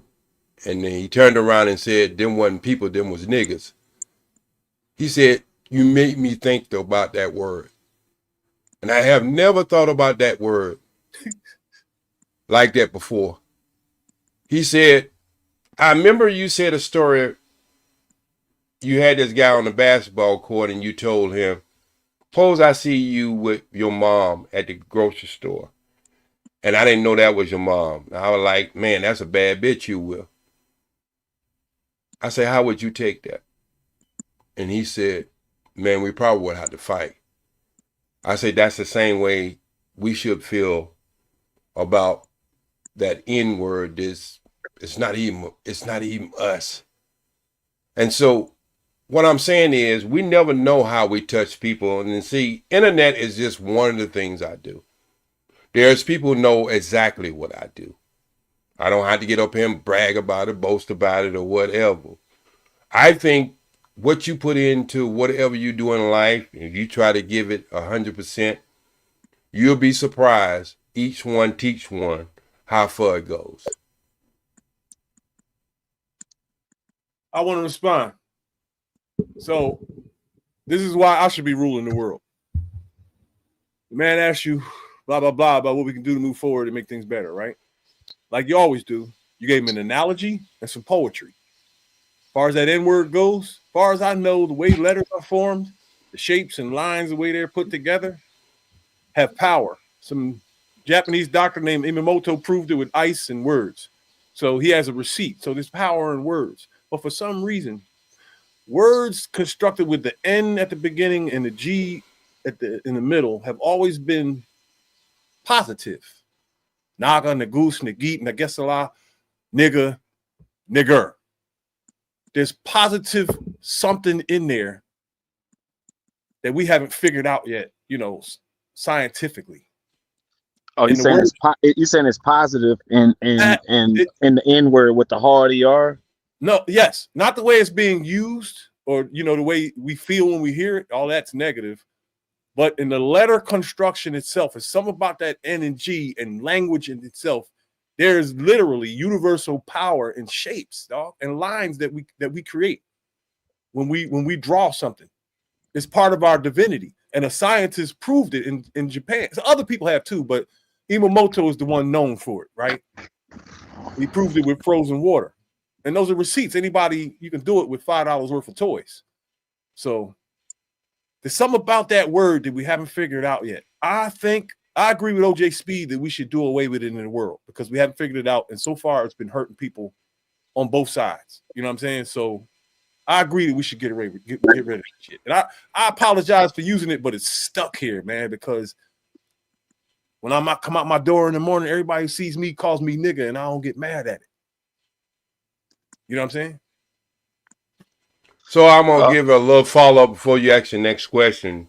You say I gave you poetry and an analogy. An analogy. Yes. I don't think the 32 people that I help in my house consider what I do as poetry and analogy. I said that, and for some reason or another, you didn't hear that. I said outside this internet that I actually live in a world that I do 24/7. And even while I'm on this internet right now, my ears is connected to my house. And anything happens, I get up and I take care of it. And what I'm saying is there's no poetry about that. I take care of some of the most worst people on this planet as far as they traumatize or mental illness. And so that's not poetry, bro. That takes dedication, that takes heart, and that takes love for humanity. I didn't say you use it in your house. I was just saying when he asked you that question, you went into an analogy in a poem. No, I said each one teach one, but I made a connection with what I do when I'm on the net and when I'm not on the internet. I actually touch people. I actually help people. But OG, just hear me out right now. Yes, sir. Let's say it is an analogy, and you were speaking poetry. Could poetry and analogy be a way to bait in the listener for the message, like how some rappers may do, like maybe, you know what I'm saying? It's a bigger message, but I'm using this method to get to the message. Yeah, I'm just saying it because I'm just saying it because I'm not saying you was using that, but I'm just saying like I got you. When you when you use some form of art, it doesn't diminish the whole message is what I'm saying. It can be used as a way to bring you in. Yeah, I got you. With all great leaders or people who are in leadership position, you have to find a way you reach people. And one of the things I find how I can reach people is just keeping it simple. Draw a picture in their mind where they can see the picture. Anybody can be smooth with words. Anybody can make a great speech and be hellified when it comes down to grammar. But in the end of the day, do anything they say represent anything? Do the people get the picture? I get people so mad, I'm probably the first person over the internet that somebody may pay $500 to get me off a panel. So I know I reached the devil. So you know what I'm saying is, if I can make the devil mad enough for me to pay $500 to get me off a panel, I know I did my job. So whatever it takes where you can draw a picture, that's what song, poetry, art, that's what all that stuff is about. It's about drawing a picture where you can make a connection. So however you reach them, it's okay. There's still, but there's not enough of that to fix the world and the present day condition of things. That's how his question was posed. Like, what can we do to make things better? Right? There's a whole bunch of what we can do. Beautiful, intelligent people up and down YouTube of all colors and genders. They have good ideas, good plans, blueprints on how to fix everything. Mankind is not sophisticated enough and intelligent enough to carry it out because you read. So are you saying the only thing mankind can carry out is the most diabolical way of life? They can carry that plan out, but they can't carry a good plan out? Mankind needs to repair itself medically, physically, right? All this other shit, history and all this other nonsense that we're focused on, and everything that's on these devices is not going anywhere. This is what's fucking us up. The only thing that's going to stop it is something divine and massive. I ain't talking about no Palisades fire or no new tsunami. I'm talking about something that affects everyone alive. Not that fake ass C-19, something real that takes 2-3 billion like that. That will wake people up and be like, okay, this is real. We got to change. All this other stuff, hopium and poetry, is not going to do nothing. Malcolm X didn't change shit. The Dalai Lama didn't change shit. Mother Teresa, Mansa Musa, Martin Luther King, none of them changed a motherfucking thing. So if you believe that, then I don't know what to tell you, because I have seen results in everybody that you mentioned. I have seen results. What got better? What got better? I'm going to say it again. Many are called, but few are chosen. All of those people I named are from before. The present day human bullshit is at an all-time high. And without Malcolm, without Martin, I wouldn't be who I am today. That's one person. The rest of the world is worse than it's ever been. Okay, obviously, you don't know the history of the world, because back in Roman time, I will question you. No, we got 200 years. Wait. No. I'm just saying, if you were talking this, that's all horseshit. The Roman times and all. Those came from books. Okay, so again, wait. In existing times, that anybody who's going through a traumatic experience, and you was to ask them that same question, I think you would probably get a different mindset of what someone else experienced versus what you are experiencing today, bro. May I please partake? Yes, let's get Smitty in there. How you doing, Smitty? Hope you're having a good day. Let's get Smitty in there. Good morning, sir. Man, y'all already know, man. Smitty woke up, and if I'm hearing y'all voice, I feel wonderful because of that. Yes, sir. Okay. What up, Smitty? Man, what's going on, Riaz? Man, salute to you. Salaam alaikum. Alaikum salam, sir. Wa alaikum assalam wa rahmatullahi wa barakatuh. I got to say the full thing, but cool. I got you now. So, how you doing, man? Oh, man, everything is beautiful. So, here we go. That's good. All right, so I just wanted to tap in before we get too far when it comes to that word, what we call nigga. And I would say, me personally, now, this is one thing that I do recognize. Our brothers and sisters from the more southern demographic of America is always going to have a much different view of that word. Brothers up north and sisters up north and so on and so forth may vary. It's not a totality, and neither is it down south, but I'm going to get to it. So originally, all right, you got to recognize what is ours. You my nigga because I know what it means. I know what it means, all right? So we're talking about the niggas, right? So we have niggas. We have niggas. Literally in translation means king of kings. Niggas. King of kings. Like, period, okay? All right, so now even before that, we have something that was the word NGA, which is nyang. Now, we would probably spell it NYA. That would be the best way to get it into perspective, okay? Now, the fact is this. Y'all can let them take what is ours if you want to, right? Because all of this comes from what was the Hossa language. All right, now I'm taking it back to Africa, okay? I'm taking it back. This is the Hossa language, okay, of the Niggas, okay? You can even call them the Nagaris. The Nagaris, this is also, when they had the priest that came from Europe over to Africa, this is a real thing. When those priests came over from Africa, when those priests came to Africa, you know how, like, for example, like when we try to say certain words, that's another language, like hola, we don't say it how it's supposed to be said. Like, we don't pronounce. You ever had somebody in their language, they'll help you pronounce it the way it's supposed to be said? You know, that whole them coming over and saying it with the hard ER or whatever, that's because of their tongue and like they don't have the tongue that those people had. They can't even pronounce it the way it's supposed to be pronounced. So of course it got lost in translation. But I just wanted to make it clear, yeah, y'all my niggas.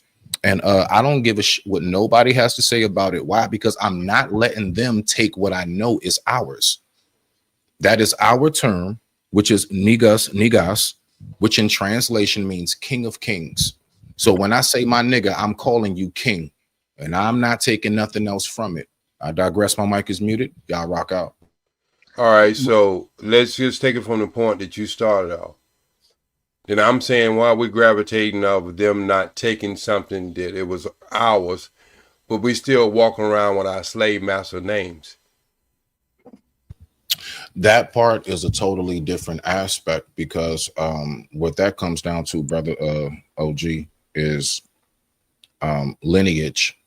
See, what happened is you got to remember through what we were sold, right? So do you not know how many of us were separated? So the actual passing down of lineage, that lineage of knowing your who came before is extremely important. You can go back to some Asian cultures, brother, and they know who they're like. I'm talking about 16 grandparents up are by name, by painting, what they did, all the way down. Most of us, the furthest that we can go is like maybe grandma, granddad, and like a lot of us brag about knowing our great grandparents. That ain't shit compared to a lot of other cultures who know centuries before them. So that's what that I got that. The principle of Oh, sorry, is it okay for me to speak though? Yeah, okay, let me clear this up. The principle of what I was saying is it was important for us to gravitate to something way before us. Why not gravitate in the same importance of something that was us? That's my whole thing. If we go fight to have that word that was for us in some time or another, when I have had people debate on the origin of that word, but let's just deal with us as a group of people. If we go put the importance on that was for us, why not put the importance on what was us? The fact is that it's not up to anybody. It's up to us to put the importance on it. Now, that in itself is like a whole nother discussion. I got you. You know what I'm saying? Like that's a whole nother discussion. But can you see where the connection would go? Yes. Okay, that's all I wanted to make is it's just like I'm pretty sure the bitch word today is not like the bitch word was in 1960. You got women calling each other that. I get all that. But I'm saying is, why is it that things that we have control of? I changed my name almost 30-something years ago.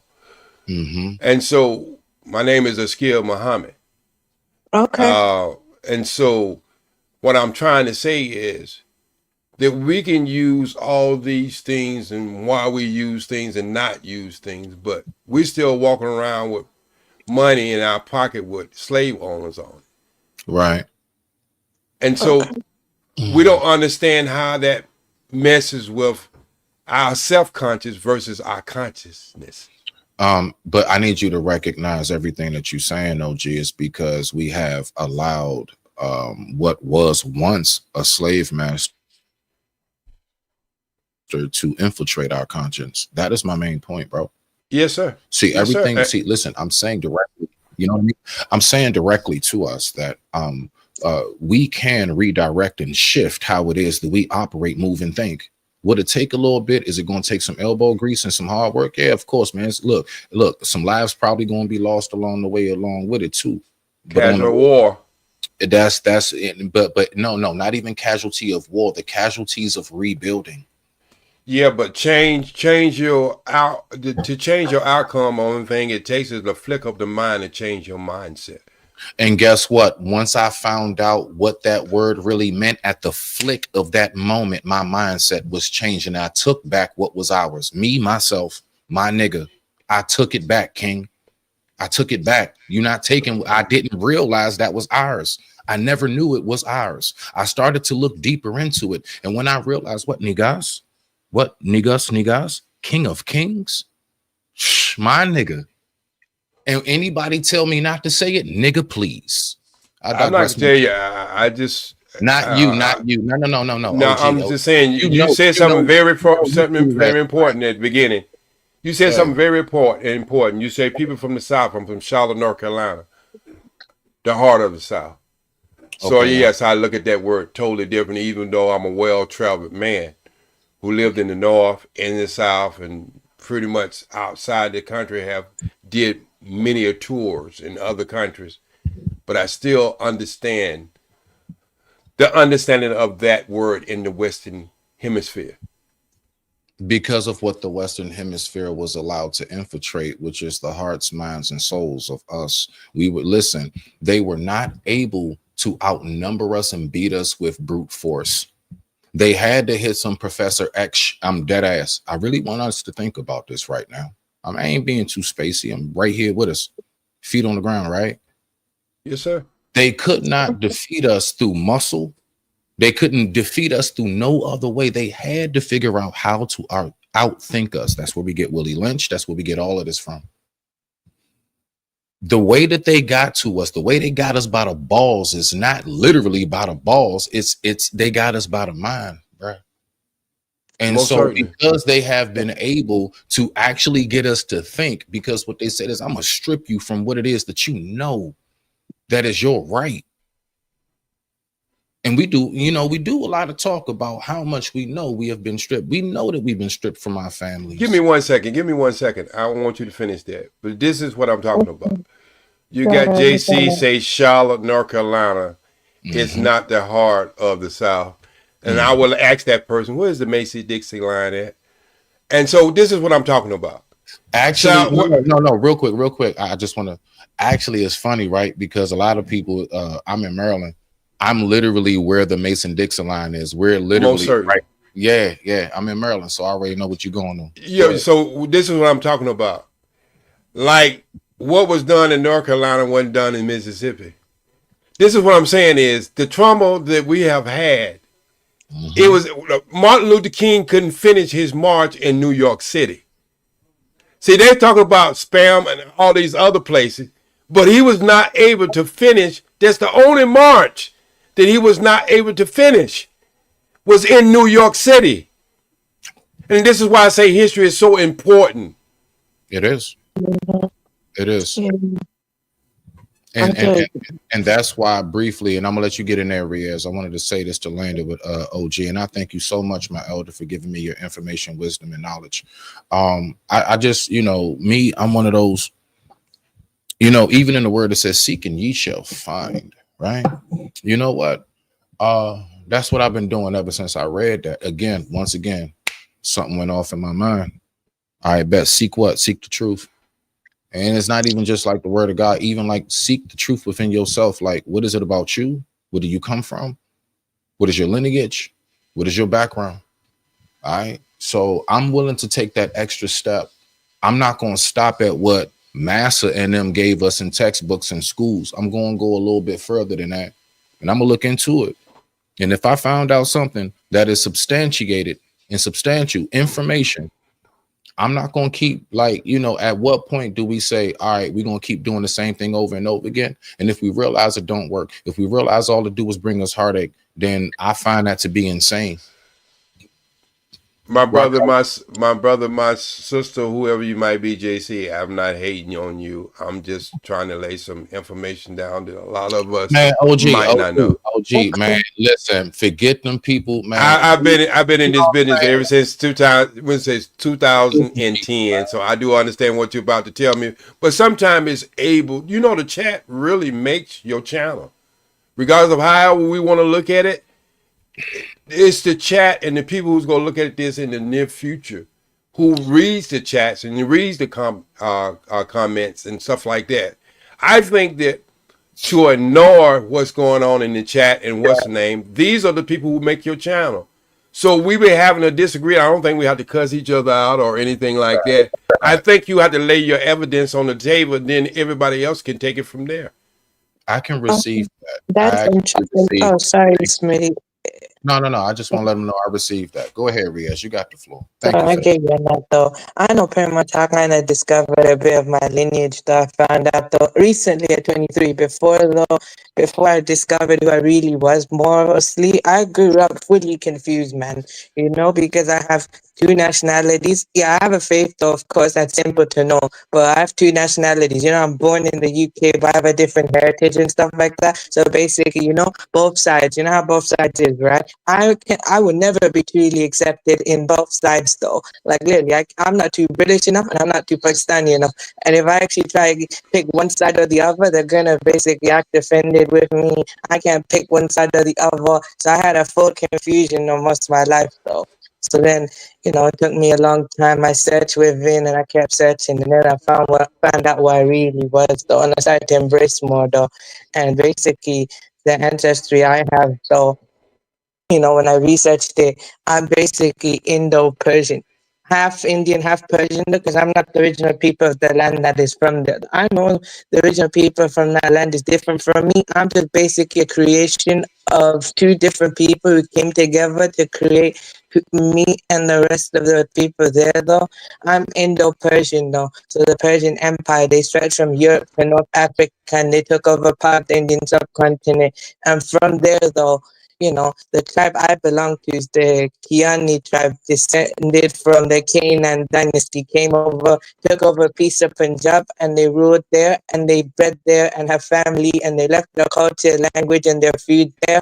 Once they left, though, those people decided to make their own thing, and my ancestors were originally Hindus who became Muslim, though, and from there, though, my ancestors, the tribe that I belong to, though, they were connected to the Delhi Sultanate who pledged loyalty to the Mughal Empire, and from there the rest is done though. So I found out a bit more though, but I know there's more to me I don't know, and I could be mixed with more stuff that I don't know. I just know that I have Persian ancestry, and that's the only part I recently discovered.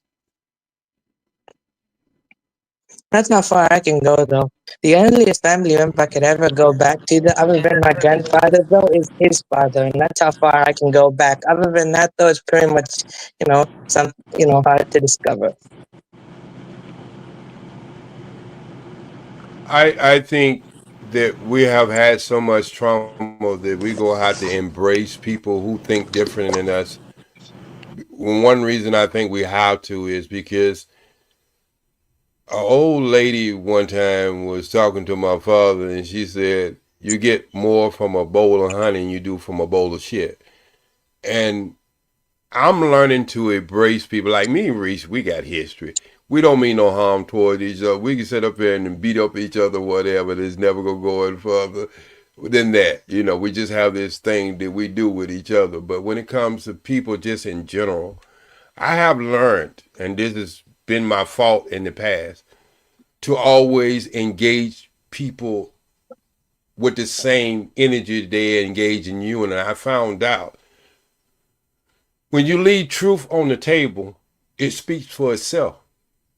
And you don't have to engage people in that energy, that real negative energy. What you can do is just leave truth, because truth defeats evil within itself. And that's one of the things I had to learn in 7 years, and dealing with younger people and dealing with women, dealing with all types of different people over the internet. Some people you'll never meet. Some people they have your phone number, you have theirs. One of the things I have found that has been a good lesson, because I believe there's no mistake, everything is a learning curve. You have to be willing yourself to take a step back and try to understand why people say the things they say. You never know why they have the ideas they have, or why their life is so different than yours. But when you look around, you can see people who live in the life that they might be speaking. You can't act as if it's not important to them to get their story out.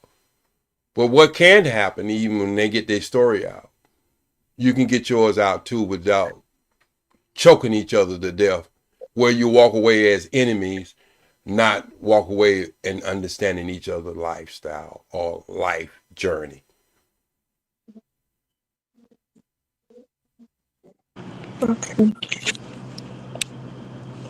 You got something to add, Smitty? Honestly, nah, listen, Smitty doesn't know everything, and Smitty loves to humble himself and just listen for real. I like to add in when it's necessary. I believe I said for the most part what I wanted to say on that. Yeah, man. I just came out here to kick it with the cool kids. Y'all know my statement. You know what I'm saying? I like to kick it with the cool kids, man. Nah, y'all go ahead, rock out, man. I'm loving it. I appreciate everybody. Much Okay. respect. Respect teacher. Okay. I mean, the Respect. thing, yeah, very much for me though. When you mentioned about seeking, within as well, though, I kind of see where he was getting, and that's what I was trying to add though, because I kind of done that most of my life though. So before that, I was just mostly confused though about what type of identity I had though, because for me though, like I kind of explained as well, like I will never really be one side or the other. I'm basically best of both worlds, though. I'm more like a blended type of situation, though, blended culture type situation.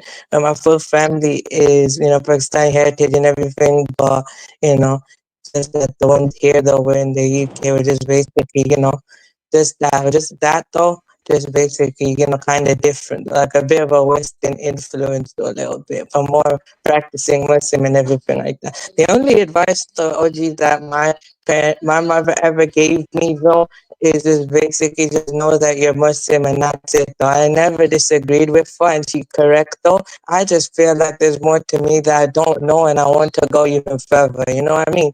Because I'm a deeper thinker.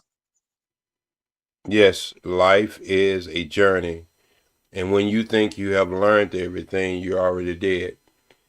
Because now you're stuck in a square that you refuse to get out of. And these practice that and these things that you learn in life, I used to be very, very headstrong about 10 years ago. And I humbled myself and started stepping back and listening to other people and understanding even the business that I am, that everybody has a journey. I know we all have passion, but everybody has a journey. We might start off with our passion, loving it and moving it in that direction. But somewhere in your life, you figure out what your journey and why you was born. And regardless of what you might think about other people, they shortcoming or they didn't make it to their spot or they died too young or whatever, you don't understand that might be their journey. I agree though. I mean, the way I was created though, I feel like I'm basically a high vibration being and stuff like that though. And that's just how I feel. You kind of got a point on that though. That's just how I feel like as well. Yes, I embrace the faith, everything, learn about it more. But then I also know that, I just gotta go further than that as well. Because I'm not just a Sunni only, I'm also basically a Sufi. So basically, I'm connected to Sufis as well. Because basically, people in my family, right? They're basically Sunnis. We basically studied under Sufis though, and from there though, they basically, they practice Sunni way though, but they're more like on a deeper level type of understanding the Sizzler they belong to and everything like that. So that's how my family is though. And the man who gave me my name was a Sufi writer, teacher, and a scholar in Pakistan, and my mother studied under him, and she asked for a name, and I got a name from a special person, and from there, you know, that's what my name is. My name in Arabic means though, a garden or a prayer person. That's what my name means in Arabic.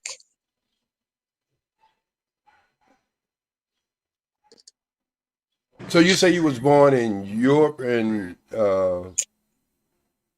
Yeah, I'm born in the UK, but my family is Pakistani. So my mother, right? My mother is a born Pakistani woman. My father is a British born Pakistani like me. So basically, my father's parents are both Pakistani. So my grandfather born 1945. So he was like Indian, then he became Pakistani. So my whole family is Pakistani. Half of it, though, basically, though, they're like very, very diverse, though, in some way. yeah.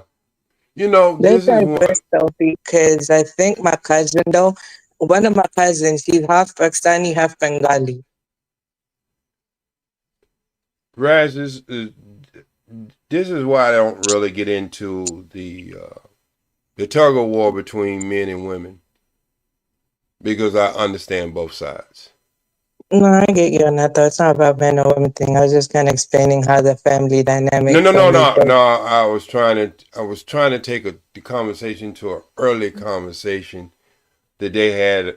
I've been listening to this probably for the last 17 hours. I have a monitor in the house, and I've been listening to this because I usually tune into Freezy and see what he's doing, and just put it on through the monitor through the house, and it gives me kind of understanding of how the conversation went. And the reason why I brought up the tug of war between men and women. That war, I just made a video, and the title of the video was "The Woman's Problem Is Not Your Problem, It's Her Problem." Just like the man's problem is not the woman's problem, it's his problem. And we look at the two stories with that right there, then we can figure out how we can solve it. And this is one of the things I love about the Nation of Islam, is due to the fact is women train women and men train men. And we all come together. We all come together on Friday, and we discuss the things that we have learned from our kind, and so we try to figure out how do we work as a group then. But the training of a woman is so important to train a woman. The training of a man is so important. That's not to say you being a father, you don't give great examples when you have a daughter in your life. But her greatest example is going to come from her mother. The balance of the example is going to come from you. And because she's going to look at what quality of man you are and to decide. That's a good point, though.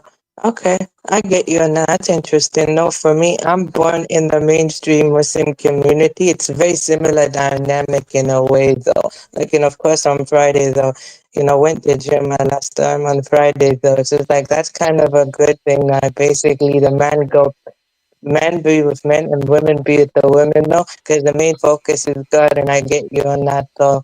So, yeah, it's kind of a similar dynamic. It's just a little bit the way it's approached is different, though. So I'm just going to just respect that, though. I've got nothing else to say, though. Yeah, and I think if we take that approach in this 15 years that we've been on the internet, by this time the finger pointing should be subsided, and we should be coming together how we move forward. And we see that every 18 months in this space, and I've been into it ever since 2010, it's just as much now as it was then. I can show you old videos back in the old manosphere, and you look at it, and look at it today, you can see there's no other difference than the characters.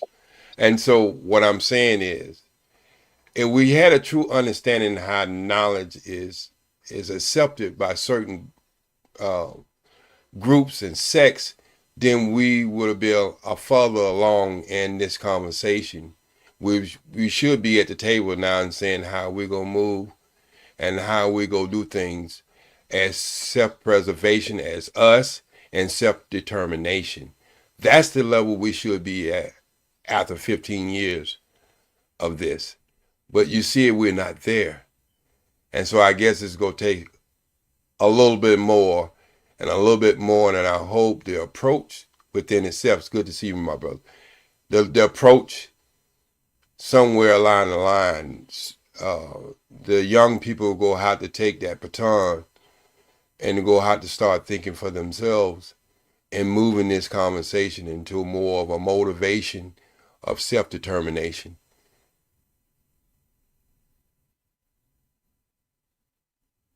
That was good right there, OG. That was good. You know something, OG? Yes, sir. When you were saying about how the chat also makes your channel, a lot of what you want to move it towards.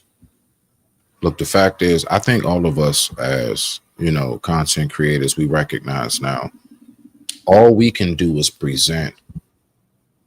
The audience really does make what it is that we and who we are when it comes to this. That is a fact. Like that's a fact, right?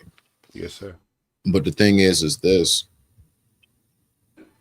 how do we get the audience to want something that most of us have been conditioned not to be visually attracted to? Everything you talking about is what most of us would consider to be the boring, the not lit. No one's No, sir. arguing. You know what I'm saying? Like, I mean, honestly, like I just really see that honestly, a lot of this is simply because a lot of people really do find anything that truly is solution, anything that really truly is of educational base. They don't niggas I just got don't you. want to hear it, man. Yeah, I digress. I got you. When I first You know what I'm started saying? comedy in California, the attention span was something like anywhere between a minute and 30 seconds. Facts. Now the attention span is like 5 point something seconds now. So that's where the younger mind comes in. I mean, you can't make a youngster sit down and look at the Andy Griffith Show or Good Times. It's too slow for them. They're moving much faster. They've been playing games and stuff that bombs, speech, direction, and everything else in these games is moving so fast. So their brains have got to embrace things coming at them fast, and that's why I say the younger people have to be the one to take this baton and move this thing forward, because you can't fix new cars with old standard tools when you got metric bolts and nuts on that car. You got to get metric tools. So this is why I fall back a lot. This is why I'm gonna only come on and give this boring speech once every 2 or 3 months, is because I understand. But just like what you said, you make the movie, brother, then you put it in the movie theater, and the people, your audience, is gonna tell you how they receive it. All right, so when the content creators finally see and they realize, you know what, I guess this just ain't hitting on nothing. See, y'all don't want this. Like, look, watch this. You know how I look at it, like, me being a chef, right? Yes, sir. Cooking. Let's say you got a restaurant or a food truck. I would say that's more easier. You got a certified legit food truck. You realize that what you're serving, most people, let's just say you like in the vegan side of town, they don't want your chili dogs. Let's say that you more so in the regular side of town, they may not be into this like weird exotic little fruit shit you got, right? The fact is that at what point do we recognize, and I do get it when we talking about it's business, right? Follow me, because I'm gonna land it. We're talking about it being business. If nobody wants to buy whatever it is that I'm serving, my burgers or ribs, nobody want to buy my curry and my chickpeas and my hummus and falafel. Okay, cool beans. I need to go to where I'm going to get the service. And what I recognize is that we keep on trying to force feed people something that they're telling you they don't want to eat. And then you know what happens to land it, what you said, it gets draining. It gets draining on you because you know what you see. You know what you see. You know what you know. And it becomes it becomes a burden on the person who's trying to deliver the message. And all you were supposed to do was open up the mail slot, slide it in, and roll out. Now here it is, you trying to explain to them they damn bills. I digress. My mic is muted. Rock up. Okay, so I get that. And let me just add a little bit more sauce to that recipe. One of the things I just said, I've been in this business ever since 2012. I probably never have no more than 10 people when I go live. And I can go live for 2 or 3 hours. You know, I'll be the OG. And so what I'm saying is I understand that everything that I say is not for everybody. You understand? I already got that. Most of the time I'm preaching to the choir. That's most of the time I'm preaching to the choir. But every once in a while, somebody might fall over a banana peel and land in my door. And it might get to them thinking. But most important in all of this is, no one on this panel can tell me that people don't want to be where success. That's the problem. Is they see success in all these other places, what they consider success in all these other places, that's where they gonna be at. You ain't gonna go in a restaurant, I don't give a damn how good it is, even as a vegetarian restaurant or whatever, if you don't see no people going to that restaurant on and off, it gonna make you feel a little uncomfortable. And that's just where we at. That's the mindset of human beings, that they want to see real success. And the devil speaks the loudest. I don't know why it is that way, but the devil speaks the loudest because he can offer you things, what? Things to get high. He can offer you sex in every different position that you can think of, because these are natural things of natural order. So he can take things out of natural order and give it to you plentiful, like a buffet. So it's more entertaining, because we are people who love entertainment. And we don't like, when we get in our entertainment, we really don't want to have restriction. I understand that. But just like I say, truth support the axle that we spin in this universe. Our lie supports nothing but another lie. So in the end of the day, if you're looking to be popular versus your message being truthful, you're in the wrong game. And that's where I'm at.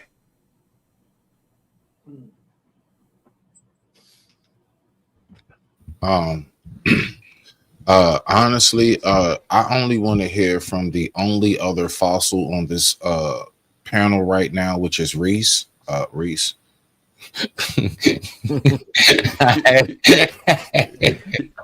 Call your fossil, Reese. Nah, but real shit though. Nah. Because Reese be dropping shit though. Like Yo, I'm it's trying sad to get because from Reese. I am a fossil, and I'm literally the only human man in this entire nigga YouTube whose body looks like a statue. How a human man is supposed to look. We need you in Times Square, sir. We need you in Times Square. Replace Shawty. I got you. You niggas need weight benches in your crib. I need to use them. A man is supposed to look a certain way. You look at every statue on earth in Europe and Africa. Everyone is cut the fuck up. No. That's because they got that farmer body. Listen, Reese, what you talking about is a farmer body. No, sir. Like, no. Listen to what I'm saying. Farmer body, no, that's a real term. When you look at the actual daily life of what like throwing barrels of hay, all the shit they do, carrying big buckets, all of that, digging, planting, it's something that naturally keeps a man cut. What I'm saying is that men who cultivate and till to the land, that's a workout in itself, my G. I promise you, planting a tree is a whole fucking workout. It's a workout. Laying mulch, all of that shit, cutting the yard. These millions of statues around the world, you can argue that none of them are farmers. But you going off the Times Square statue. You're going off Times Square, Reese. Most of the statues around the world have been wearing some type of garb that symbolizes something. And I don't pick up farmer from any of it. I just think men looked a certain way because it was natural. It was natural because of the natural lifestyle that we had to live, bruh. When we got to climb coconut and banana trees with our feet and palms, my nigga, you going to get some upper body strength. And I don't you got to recognize how our life was designed. But Reese, okay, you hear what Smitty just said. What do you think? How do you think we got away from that? Propaganda, bro. Propaganda. Could you, like you said, propaganda? Could you think we fell for the candy trick? We fell for the milk trick. I grew up on two titties. I ain't never drank no motherfucking milk. I don't know what wait, real quick. Hey, no, dead ass. Hey, give me a little breakdown on when you said the candy and milk trick. What you mean by that? What you mean, Similac and Twizzlers? So, no, cow milk. He talking about milk itself, like how they used to have the got milk commercials. Candy milk and cow milk. Wait. I want to hear from. I mean, wait. Go ahead, Reese. I'm trying to. Yeah. I'm trying to focus my mind in. What you saying? Candy is a psyop. I only think it's like 100 or so year old. Like it's nothing. Okay. It's not. You got to understand. Candy is not food. It's synthetic material. Right. Food is carrots, grapes, or I'll even give you a cow's ass or some pork or whatever. Come on, man. Right? Well, damn. You can do ribs. I'm not gonna be nice to y'all. I'm not gonna be nice to y'all. This is what you niggas eat. This is what y'all eat, and I'm not gonna be nice about it. All right, go ahead, bro. So, fuck, maybe forget my point. Cow's ass. We was on the cow's ass, Reese. Yeah.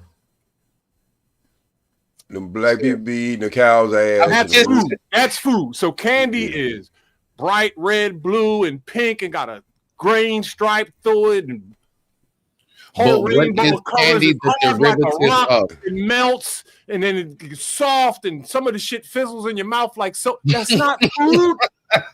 That's not food. But niggas are actually, there's enough of something in there to keep your ass alive, but real fucking stupid. That's right, I said it. I see kids in the store in line in front of me. I'm buying something to eat.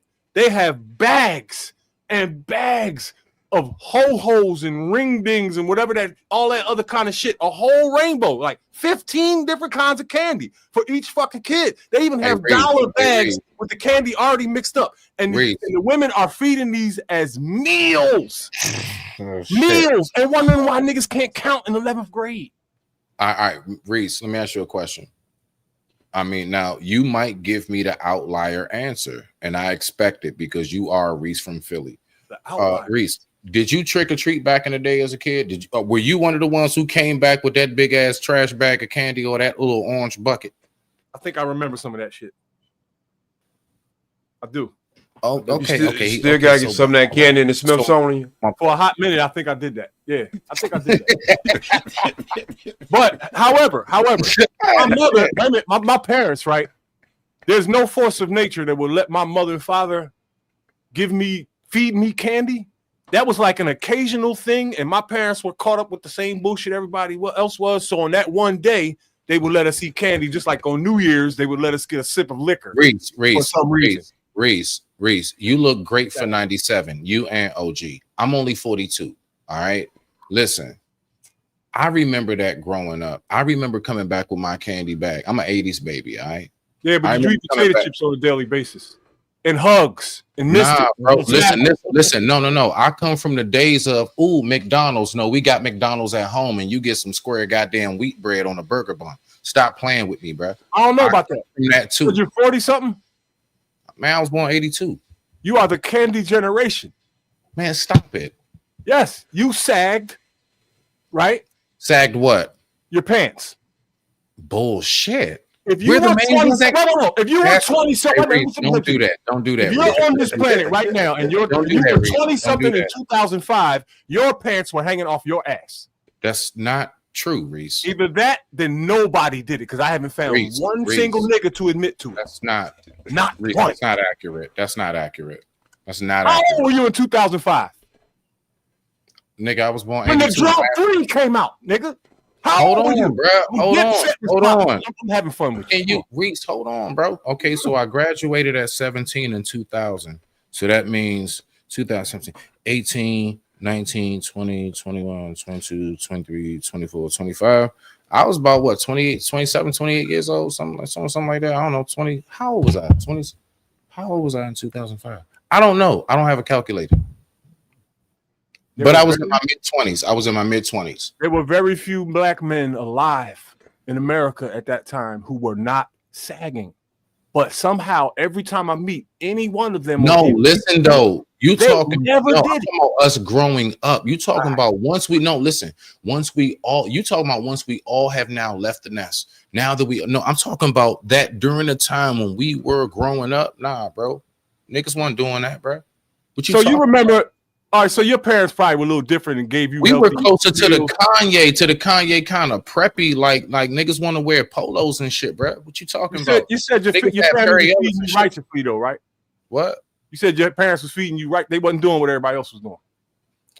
Yeah, bro. Like honestly, like the only thing that I got regularly was in the summertime, like ice cream truck money, bro. I'm gonna be real with you. Other than that, like all that stopping at McDonald's, Burger King all the time, eating out, bro. That was a treat like shit. I got another Like question for you. on that Friday night or Saturday night, and I maybe have a friend over. My parents will order a pizza from Pizza Hut or Little Caesars when it was actually good. Yeah, bro. That was a treat like shit. Other than that, nah, nigga, we got anything from outside, we got it at home. Did y'all We gonna make that shit.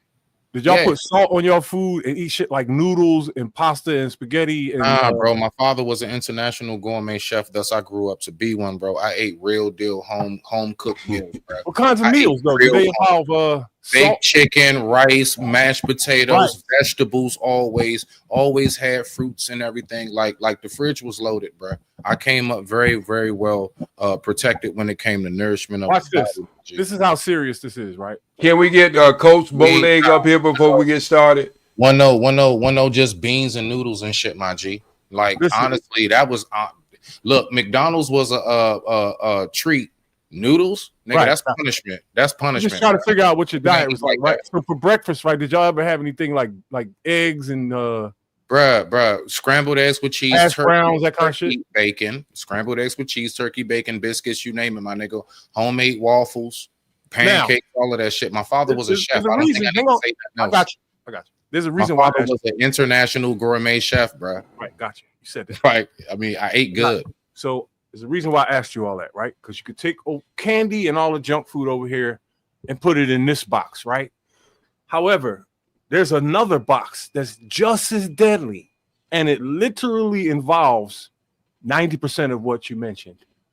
What is that? Off, human beings are not supposed to be consuming meat and dairy. No, Reese. No, Reese. I'm good On at what this. fucking planet can you cut me off in the middle of a sentence? I'm good at this. Hey, Reese. Nigga, what the fuck are you doing? Reese, it's okay. Look, you want to do I a want to look? go. I can talk when I Reese. want. No, What listen. the I'm fuck just is saying. wrong Hey, with Reese. y'all? Listen, Reese. No, that to you're you, bro. switching. No, you're trying. No, bruh. You're going somewhere. No, Reese. I know what you're doing, bruh. It's all good. Do you want to know go live what I'm about doing. that? I would Watch love to this. talk to you about carnivores versus herbivores. I would love No, that. I'm not doing none of these dumbass All right, debates. bet. Okay, Debates bet. So I'm gonna finish my point. Is what I'm Go gonna ahead, do. finish your point. So candy in this box, right? In this other box, there's all that shit that you mentioned. And Right. the real debate is all this shit more deadly or is candy more deadly? Because guess what? Meat, dairy, scrambled eggs from a chef, chicken from a chef, and all of that is Protein. Russian fucking roulette. Yeah, What's the proof of calcium, that? calcium, protein. Keep going. What's the proof of that? How do niggas die? Not counting gunshots. How do niggas die? I would tell you actually niggas die because not knowing the actual proper way to prepare food. Like for example, most of us don't prepare. No, that ain't what I'm talking about. I got to talk about nothing with diet. How do niggas leave Earth? Okay, so now we're switching it to the hood. So we went from we're the not kitchen to the switching hood. nothing. I'm going to give context. I'm trying to keep up with you. Answer the question directly. directly. I'm going to give context when you answer the question directly. Okay, are we on food or the hood? Just let me know that. Let me finish. Where we at? Sentence. Go ahead, How Reese. do niggas die? I'll tell you. They die on hospital beds. No one dies peacefully chilling in their fucking bed like this. My grandmother did. Because And my every nigga grandfather. I've ever told that to me told me about one motherfucker. My grand uncle this, and the other doesn't live to be 90. Fuck him. I'm talking about 99% of nigga Earth dies in a fucking hospital.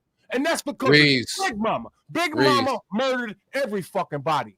I hate to say it that way. She loved us. Hold on, and she how did the Big best Mama she do could. that? No, Big Mama. Soul Okay, food. so you're telling me that soul food killed us? More niggas than 10 Wait, slave no, you trades. can't do that. Don't do that to Big Mama, Reese. God. Reese, don't do that to Big Mama. One.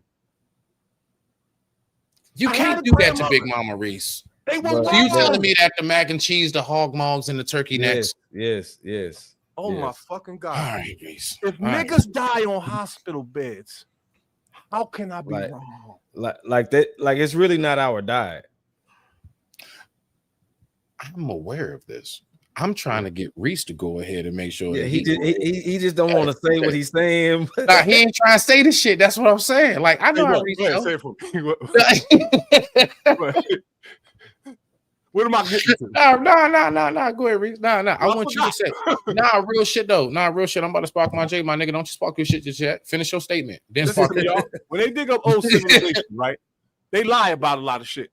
One thing they have never found is a frying pan, an oven, a skillet, anything like that. Any evidence whatsoever that we were cooking fucking animals. Yes, we did originally. It was either baked or like what we consider oven. I mean, not oven, stone, like brick fire.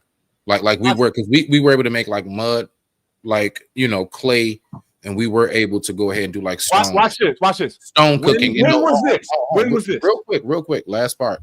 And we also did a lot of cooking on hot rocks. It was certain stones that we would take, and we would actually cook food, and we would burn the stones, get them scorching hot to like 1800 Celsius Fahrenheit, right? Right. And we'll go ahead and put food on stones. That was how we cooked food. There's many methods, but it wasn't frying and all of the shit that you're talking about. I agree. Like in the ancient world, right? There's none of that you just said. No rocks that they prove anybody was cooking on, or none of that shit in the ancient world. 0 is the fucking number. 0. No one alive was cooking shit. So we was eating raw meat. There wasn't a reason to eat meat at all. Yeah, I don't think meat. Human beings didn't murder animals. Nobody was fucking hunting or gathering. That's a fucking lie from these chat GPT bullshit books. Can I ask you a question? All right, so let's go to dental work. I mean, it's just a question. Dental work. I don't know everything. All right, so if all of us know, we got canines, right? All right, so you don't. No, we don't. Yes, we do. No, you do not.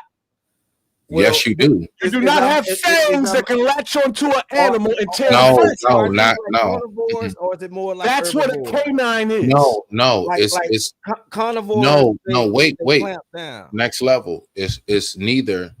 It's more omni. See, that's why you have that middle ground.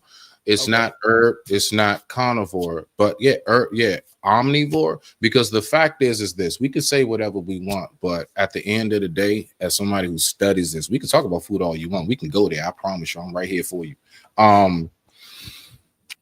Our diet, vegetables alone, generally we wound up being like anemic, like you get cold easy. It's a lot of different, like the fact is science has proven that vegetables alone the human body today. Listen, what you may be talking about. Yeah, that science also classifies certain things as vegetables. Like they classify leafy greens as vegetables, but a leafy green is a class by itself. Mushrooms aren't plant or animal. You dig what I'm saying? No, it's a fungi. But that's what I just said. It's not a plant or animal. Right. It's in a category all by itself. So a lot of times when people go on plant-based diets, they do it, especially in America, they do it haphazardly and just like a, you know what I'm saying, like a trendy thing. They don't necessarily know their blood type. They don't know the type of food. Hang on a second. Can you explain to me? Real quick.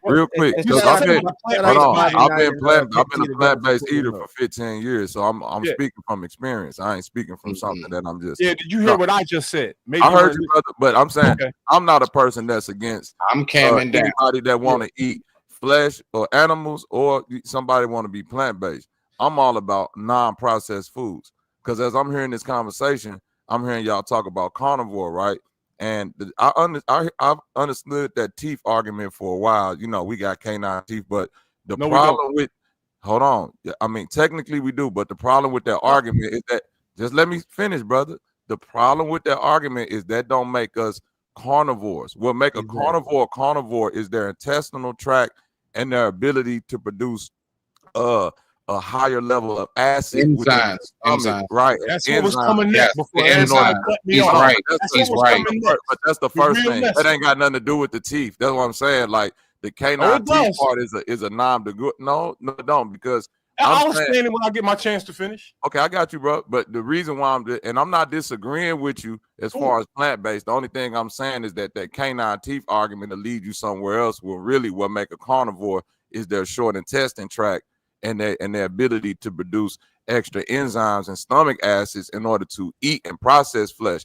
If we're talking natural, there's no natural animal in nature that cooks its food. So that like we got to think about it. Like the human body is designed to eat things as they are processed by nature. So anything that we can't eat that's been processed, now you could grab a sound, like technically it's Inuits that can grab fish out the water and eat it raw.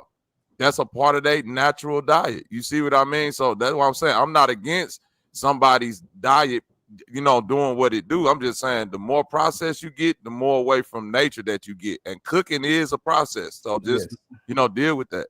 And here we go. And does the way you cook add more harm too? Well, I generally, this is what I tell people. If you're going to be plant-based and be, cook a lot, especially you'll be better off eating the residue from the cooking for your nutrients than, like when you make a big pot of greens, you'll be better off pouring that juice into a cup. That's going to get you more nutrients than the actual grains itself at that point. You see what I'm saying? Now? Go ahead, Reese. All right, so the stuff about the intestines and all that is true, or how you can identify a meat eater, right? There's much more to it than that, right? God gave us information outside of these jive turkey ass books, right? So human beings don't have canines. Human beings have bicuspids, molars, and incisors. Meat-eating animals have canines. That's true. All of them. The vegan animals on this planet have 32 teeth, bicuspids, molars, and incisors. Deers, gophers, beavers, caribou, elk, wildebeest, giraffe. But that part ain't elephant. true though, bro, because gorillas have canine teeth. And Gorillas eat meat. No, they don't. Yes, they do. No, gorilla is Yes, a plant-based animal. See. You might find some monkeys that eat meat. I literally was about to say that shit from pandas. Pandas got canine teeth, like they don't eat meat, bro. And there's something called, Google this, it's called the vampire deer. Google the vampire deer. I saw that shit. That's crazy. Come on now. Stop. I don't think that's a god creature.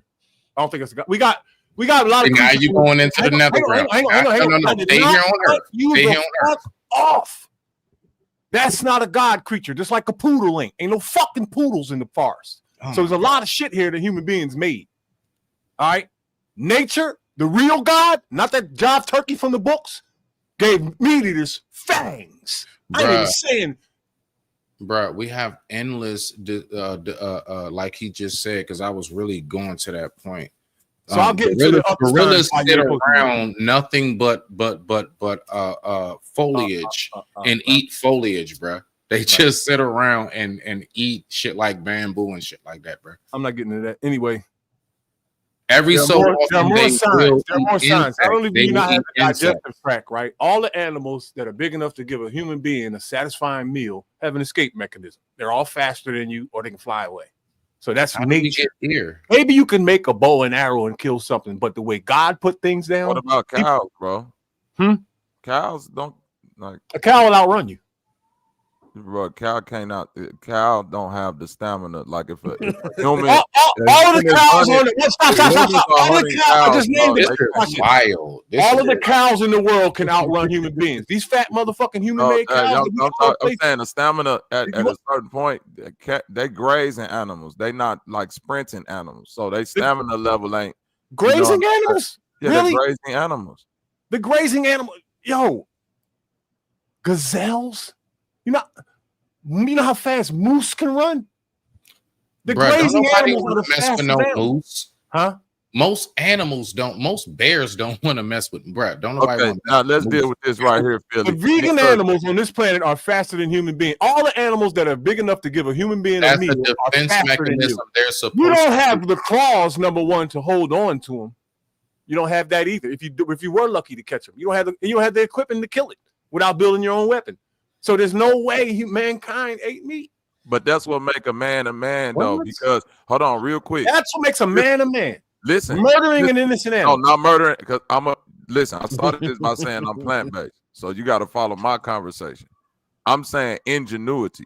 So even as a plant based eater, you know, when it comes to this foraging and all of that, we not getting into like the humans that started gardening and farming. That's a process in itself. That's not a natural process. Like humans wouldn't even be able to survive in this scenario where we saying we just got to. Did you just say farming and gardening is not a natural process? Let me explain what I'm saying. In his scenario, that one, bro. I'm gonna listen to you closely now. Listen to me, bro. If we're talking about tools being used, then he just say we got to create tools in order to, you know, hunt animals and stuff like that. Ain't that the same thing you got to do in order to farm and garden? Yeah, but you have to understand the tools that we've always have used are the tools that are for natural resources. Man has been given the capability to know how to manipulate the environment. Know how to manipulate the environment. I'm not disagreeing. We covered all that already. Hold on. Listen. When I say it's not natural, I'm only going off of his point that we can't run and hunt down an animal, right? I started this saying I'm plant-based. So if he's setting that premise that we can't run and hunt down animals, I'm saying it's not enough wild fruit and berries growing for everybody. Don't go nowhere, Reese. Listen to what I'm saying. It ain't enough wild fruit and vegetables growing for everybody to sustain, which is why we got to manipulate nature and farm and garden and so on and so forth, and know how to make rows of crops, which is not natural. You can't go nowhere and just the jungle and see rows of corn and row this shit that man do in order to sustain. The same way as if you create a gun or a bow and arrow to hunt an animal. It's about what you want to do. All right, so let me help you out. All right, so what has happened is throughout time, yes, man, there are some things that have been genetically modified. Like, for example, the orange. The orange is not a natural fruit. All right, the orange is like a combination of two fruits. I think it's like mandarin and something else. You can Google it behind me. So look, what was its original color? Orange. Oranges, yes, it was a nectarine color, yeah. But what they did was they genetically modified it. Grapefruit is not natural. Grapefruit is genetically modified. Okay, but that's where I go back to man manipulating nature. When you say genetic modified, that's only us taking plant material and spot. Like we're not doing this in a lab. This all happened. This garden principles. Right. But you know, for me to finish my statement, I got you, brother. And I'm really kind of trying to correspond with what you're saying. I don't argue or debate. I only converse. Just for the record, just so you know that about Smitty, right? Okay. Respect to you. Okay, yeah, I don't debate, bro. So look, so when it comes to like that part and what you're talking about, that process, man has been able to see. That's what we see. This is what really puts us at the top of the food chain, is the fact that we have been able to do something anything in nature created is never done. We have been able to take and formulate something called science and be able to combine certain components of life for the health benefits. See, now when you look into these things, you find out the true health benefits and properties. We were able to go ahead and put these things together. That is what separates human from Neanderthal, for example. And that is why they died off, because they weren't capable of doing what it was that we were able to do, although Neanderthals had the strength of actual gorillas, like in literal form. They could fight lions and beat them most of the time, bro. Like that was a normal thing. They would just fight lions and like crush the dog shit out of a whole lion. That's how strong they were. But they weren't able to come up with what we just talked about, manipulating the environment to build shelter. This is when we came out of caves. They only knew how to get up under something, just like animals do. We learned how to, you know what, if we take these twigs and these brush and all of this and take some mud, then we can formulate something. That is how we evolved. And that is why humans are still here and Neanderthals are now in museums. I digress. My mic is muted. Rock out. Let me ask you a question, Bobby. You know, we had chopped it up about this before. Do you think we need to be talking more about detox more? There we go. As we talk about diet.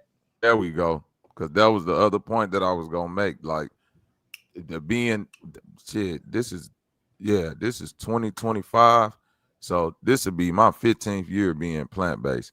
And over the years, the thing that I've learned the most is that detox is the healthiest thing you could do for your body. Like your outtake damn near gotta you know, it should match or exceed your intake. You know what I'm saying? You should know how to get things out of your body as much as you know how to put things in your body. So, and knowing what you're putting in your body is the key part of it. That's why I don't really get too much on the vegan and the plant-based, because we live in a society that's so processed. You're gonna have to go down that rabbit hole of understanding what's processed, what's not processed, what's modified, like the brother was saying, and what type of modification, because you know, Dr. Sabia have you thinking you can't eat no broccoli or this or that. Like they have you thinking everything come from out of a quote unquote lab, which is a misnomer. Then you don't understand garden principles. You know what I'm saying? You don't understand, you know, when the homie growing weed and he take a leaf and he,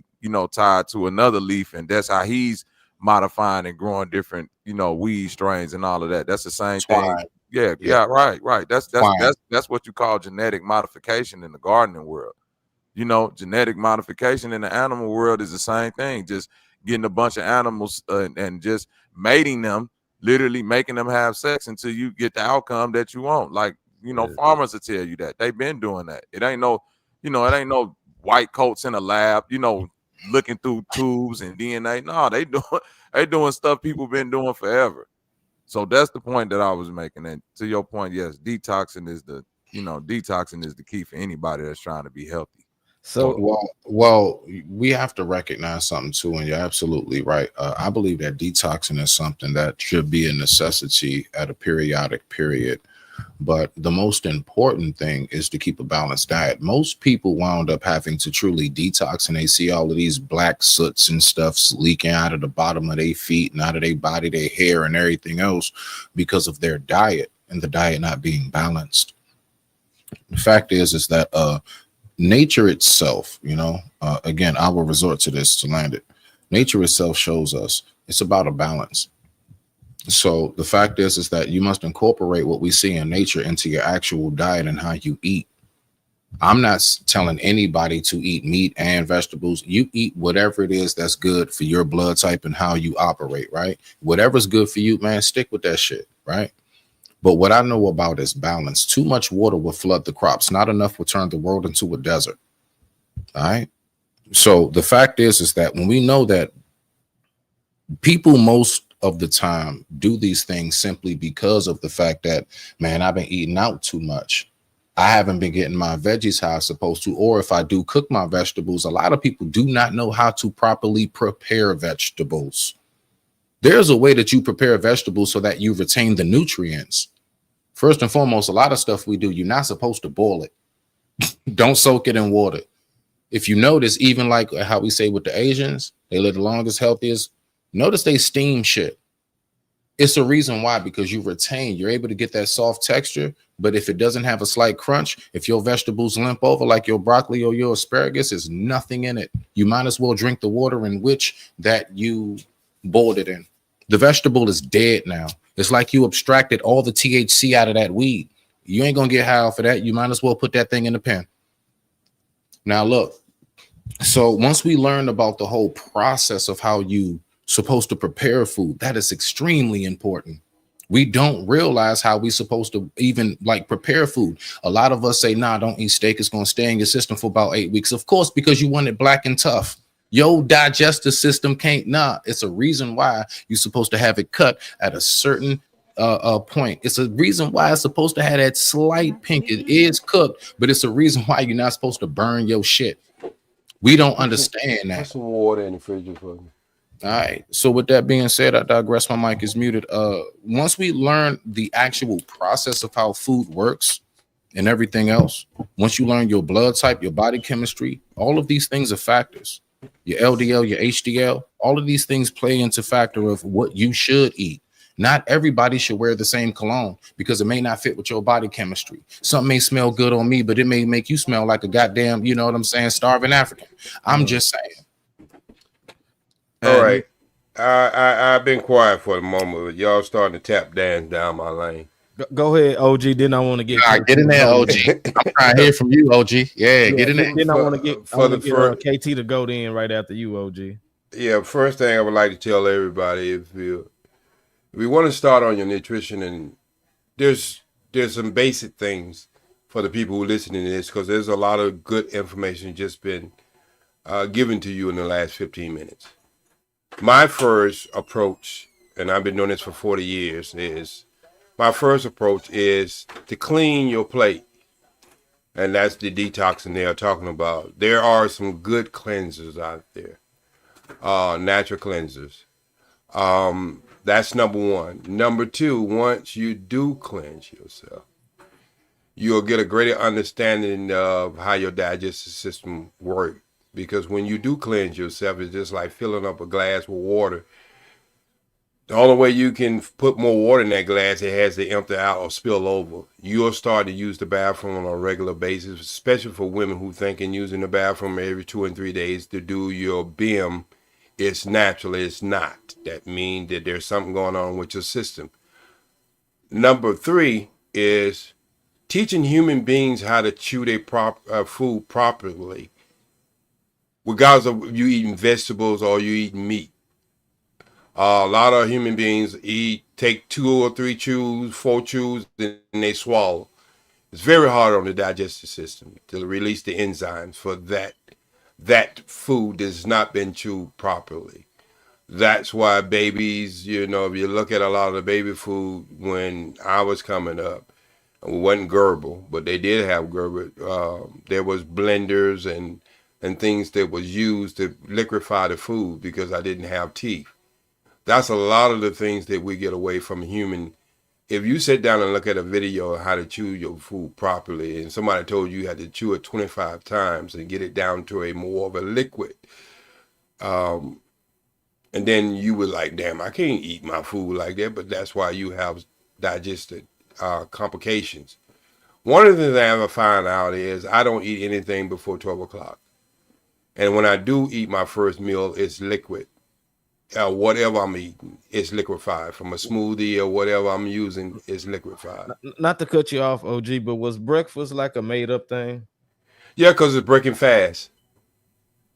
No, literally, if you split the 2 words in half, it's break fast. Yeah. That's literally, what I say. yes. That's what I'm saying. It's breaking your fast, and that means I read somewhere that breakfast came about because for the process to sell other parts of the animals that wasn't being sold as much. No, that's a possibility. That could be a possibility how they infringed on it, but really, that's why they was like bacon and eggs and stuff like that. When you go to sleep at night, your body is in a rebuild. That's when you're getting a lot of things that you're getting even from the moon and everything else. A lot of people don't even understand melanin, vitamin, and so a lot of things are going in your body. But there are certain time frames throughout the night that you get different things.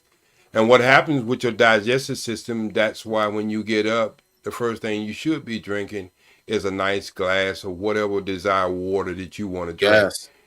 Hey, OG, I shit you not. In the morning, I always have, I'm dead ass, I always have myself water and I have some kind of fruit. Right. Like just a little bit of fruit. That's it, bro. And like I really eat like, and you know what's crazy? I told my doctor, I was talking to him, they said, so what's your diet like? And I said, I only eat like 1 full meal a day. Yeah. All my doctors are dead. And I only eat 1 real full meal a day. And then come to find out, she says that's actually the original how we're supposed to eat the whole 3 meals a day. That ain't even, that ain't cool. And I've been doing it for the last 40 years, 1 meal a day. And it's not even a strain. And when I go on my water fast, it's normal. Like honestly, my body, like I don't know if it's mental, but around, I'm telling you, it's a biological clock. Around anybody who talks to me on the back end of anything, they always hear me say around the 5:36. All right, I'm getting ready to go pray, I'm getting ready to go offer, and I'm getting ready to go get dinner set. Right. And I eat good then, and that's about it, bro. But other than that, yes, I will snack on like trail mix, a little bit of fruit, I may have some toast and jellies or a boiled egg, something like that. But I don't eat like a meal. Like I had pancakes, bacon, and eggs in the morning. Then I had a steak and cheese or a sub for lunch. Then I had no. My one full meal is dinner. Right. And one of the things I want to tell people when you go on your fast, I go fast up to 30 days. But one of the most important things when you start fasting, don't just start trying to do I'll tell people go one day without eating and the next day you eat, but don't eat a solid. Start off with a liquefied. Everything you eat is a diet. That's what a diet is. That's anything that you eat is a diet, regardless of what you eat. So you go get a metal taste in your mouth after about the 7th day. And one of the things I found out about, especially about black people in this country, we're deficient in iron. And so we should be eating a lot of things. Iron is one of the, man, if y'all just knew, sarsaparilla is one of the greatest iron resources, not spinach, sarsaparilla. No. Wait. OG, real quick. We have to be careful with that. Now, let me help you. All right. So okay. Yeah. Let me put No. Let me just say one thing because I'm about to go to the bathroom. I'm about to go to the bathroom. Yes, sir. When it comes to the iron, right? So, for example, my father, who has he only has one kidney. Mm-hmm. So, for example, let's say we even take the all vegetarian diet. This is why I say knowing your body chemistry, blood type, everything is very important. Right. Star fruit. Google it for yourself. I always tell people that I don't just talk. Star fruit is not good for people that have any form of kidney problems. So you can be a vegetarian all you want. You can be a carnivore. You can be a omnivore all you want. If you have any form of kidney history problems, star fruit is terrible for you. You should not eat it. Stay away from it in total. All right. So my point is that when you talk about iron, we got to be careful with if the body should take more iron, because just like insulin, some people your body has natural gold in it and iron. Iron and gold is inside of the body naturally. So if your body produces more iron, you should probably your diet be lower of it. If your body produces less iron, you should probably have a diet that is more of it. That's why I say everybody's diet should vary. There is no one path to one person eating this, eating that all the way. You might be effing that person up, telling them you should do this or do that. You should make sure that you know that person's body type before you say anything. But I digress. My mic is muted. OG Reese got his hand up, so I'm gonna go to the bathroom. Rock out, bro. Okay, so Reese, just let me land this chopper a little bit. These are not things I read about. These are things that I studied under Dr.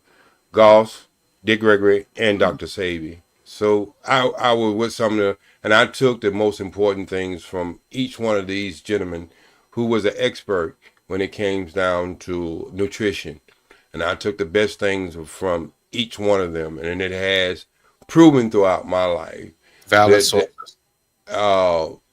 Throughout my life that I'm able to do things now in certain capacity that I wasn't even able to do it at 21 years old, and sustain it and stamina. And that has to do with you can get 20 years of your life back by just changing the way you eat. That's most important. Understand what real food versus non-food is. Because a lot of things that we do eat, and that's considered vegetables and meats and everything else, it's considered non-foods. So we have to be very careful. I go into practice, and I know a lot of people might disagree with Dr. Saviour, but God made everything with a seed. So when you start eating food that don't have seeds, then I'm out to question something. That's genetically modified. I got that too. And I understand that we have to genetic modify food for the humans on this earth. But I'm just saying, if you're in a position where you can be, look, you can run your car on regular gas if you want to, but if it's made for premium, you might not notice it. But in the tear down, wear down, it's going to let you know. And I always say this, your results always tell you the truth, whatever journey you decide to go on.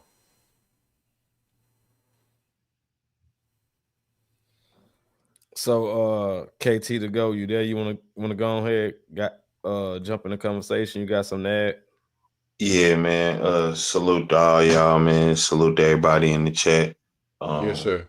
I'm gonna go down. I'm gonna drop down. I got some things I need to do in the house. It's been a groove. Got to move because the clock on the wall said it's all. And just like I say, I learned something today, as I always do. Appreciate it, OG. Thank you for letting me up, and thanks for taking taking it to the next level for Freezy, because he do need some sleep. Peace and love to the chat room and the panel, and maybe everybody should have an amazing day today. No doubt. Salute. Respect to you, OG. Yes, sir. Reese, if it's all right, bro, like, will you take responsibility for Philly being home of the most unhealthy meal in the world, which is called the cheesesteak? Philadelphia is the only place in the world where you can have 6 food stores in one block. And I'm not talking about on no business strip. I'm talking about on a back block. Chinese store on one corner, Poppy store on another, maybe a Jamaican store a couple doors down. Who knows? All like hole in the wall Jones, not like name brand franchise, right? Like hole in the wall. Name Jones, brand right? franchises and the hole in the walls on the same strip. Oh, okay. I like the hole in the walls, bro. They be having the realest shit. The hole in the walls got the best food. The Philadelphia is the fattest place on earth. That includes Samoa. Dog. That's Hawaiian, right? Everybody here is fat, dog. And there ain't nothing but we're famous for pretzels. We're famous for cheesesteak. We're famous for cream cheese. We're famous for the Hershey chocolate factory. But hold on, real quick, Reese. But the point that I was making earlier about detox, right? That is wild. But the point I was making earlier about detox, right? And somebody mentioned the Asian culture. Those folks don't necessarily eat the healthiest of foods, right? But they have an extreme detox culture, right? And with every meal, it's like, the way that you prep for your digestion. Like, it's a lot of teas that go into their diet. It's a lot of natural herbs that go into their diet. Even when I, talk to my granny, my granny still eat hog head cheese and pork and chillings and stuff. But they know how to detox their body. My granny know how to put some stuff up in her to get all that about her, so they can basically eat how they want to. They're worse than us, right? Cabinet full of jars. The Orient is worse than us when it comes to diet. When it comes to diet, yeah, that's what I'm saying. They're worse than us. But And they know how to detox. But they know how to detox. Y'all talking about the slums. No. See, this is the misconception. We are talking all that cat in boxes and eating trash and plastic. You talking about No, we're not. No, it's the slums, No, bruh. I'm not talking about that. It's the slums of it, bruh. No, it's not. No, I'm not talking about the slums. Wait a minute. About food preparation. Hang on before you tell me I'm wrong. wrong. Let me speak real quick, bro. I'm Oh, talking about the fact that they have they got a heavy rice and starch diet. They got a heavy oil diet. You know what I'm saying? Anyone. They diet. Bro, Yeah, so you telling me that they Africans don't do this? No. No, I'm not saying. We're not gonna do that. Wait, we're not gonna do that. brother. Because Hold on. don't I nobody know eat you more said rice you don't than want to debate. You said you don't want to debate. So let me get It's the not point about out first. it's not about debating. But What you I'm gotta, saying, but you gotta let me explain my point. what I'm saying is this, bro. Hold on, real quick. All right. I know I can't hold on real quick because I don't want you to cut me off before I lose my point. Go ahead, bro. Right. The point that I'm saying is that they could eat like that because they have a great detoxing culture. So it don't matter how bad they eat, even in Africa, they don't, you know what I'm saying? I wouldn't consider them to have the healthiest or freshest of diets, but they know how to detox their body. They know how to go on fasting journeys. They don't necessarily eat every day. Like I heard somebody saying 1 meal a day or something like that. Most of them cultures, they don't go off the 3 meal a day. So American standards of living is what causes us to have unhealthy lifestyle. They can eat quote unquote unhealthy food, but their standard of living and the things they do around that give them greater health benefits. Yo, Right. do y'all know what arugula is? Yes. Listen. All right. Hold on. So For what? I'm trying to respond to what he said, Reese. Thank you. Yeah, let him respond. Then we're gonna get KT in. He was about to speak. I want to respond to what he said. All right. All right. So look, diet wise, everything, like when it comes to when you say like Western world diet as opposed to what they eat, the fact is we need to recognize the process of how food.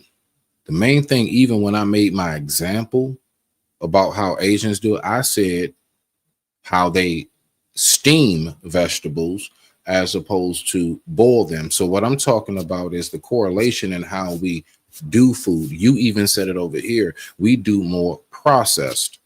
Yeah, you're right. Now, regardless of what they eat is like worse or whatever, at least that squid they eating is still swiggling on the plate. The fact is they are doing, for the most part, everything that you're saying. So I get you on that part. Now, when you're talking about the detox process, the reason why they have such a rich detox process is honestly because of how their bodies are designed. See, we can go deeper into that, right? So when you're talking about us, like, yeah, the Africans, as far as like over in a more humid climate, the detox is us sweating. Sweating is detox.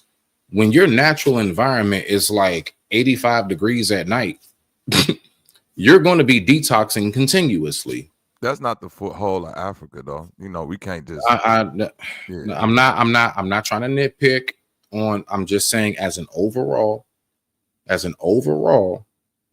is the case. That is the case. I do respect your information. You know what I'm saying? You definitely have a lot of wisdom to add and contribute. Yo, Hawaii. I'm just what? Go ahead, Hawaii's Reese. the most humid place in the world. 95 degrees on January 1st. And they have more cancer. God, I ain't God. I didn't design it. And brother, I know I ain't trying to nitpick, but even when you say that, you got to know that in Africa, most of that is like plain land. So you talking places at night that get, you know, some get freezing, most like 40, 50 degrees because it's a lot of open areas. So, you know, that's not the case for most of Africa, 85 degrees at night. No, listen to what I'm saying. What I'm saying is that when we come from a hotter climate, and I do know about that because for a fact in the desert, it could get below at night. We all know about these geographical aspects that come with it. Yes, in the desert, it gets freezing at night and it's scorching hot in the day. My point is that in these places, it is more warmer all the time. Find a store that sells North Faces in Africa. All right. So what I'm saying is that when you have a place where your body naturally is able to detox, I want us to stay focused. When your body is in a climate and environment where you're able to naturally detox on a consistent basis through sweating, plus even if it does get cold at night, how long was it daytime? We all know even over here, the days are longer in the summer. I want to say something to that. Okay. Climate, right? Let's talk about climate for a minute, because you got parts in Africa where you got major cities and indigenous areas right next door. So the people in the indigenous area don't have doctors, hospitals, needles, drugs, treatments, or any of that. They have 32 teeth. They live long. They don't get illnesses and all that dumb shit. People right next door in the cities, same climate, cancer, lupus, high blood pressure, hypertension. It's because of diet. Climate may have help you in a detoxing process if you choose to detox.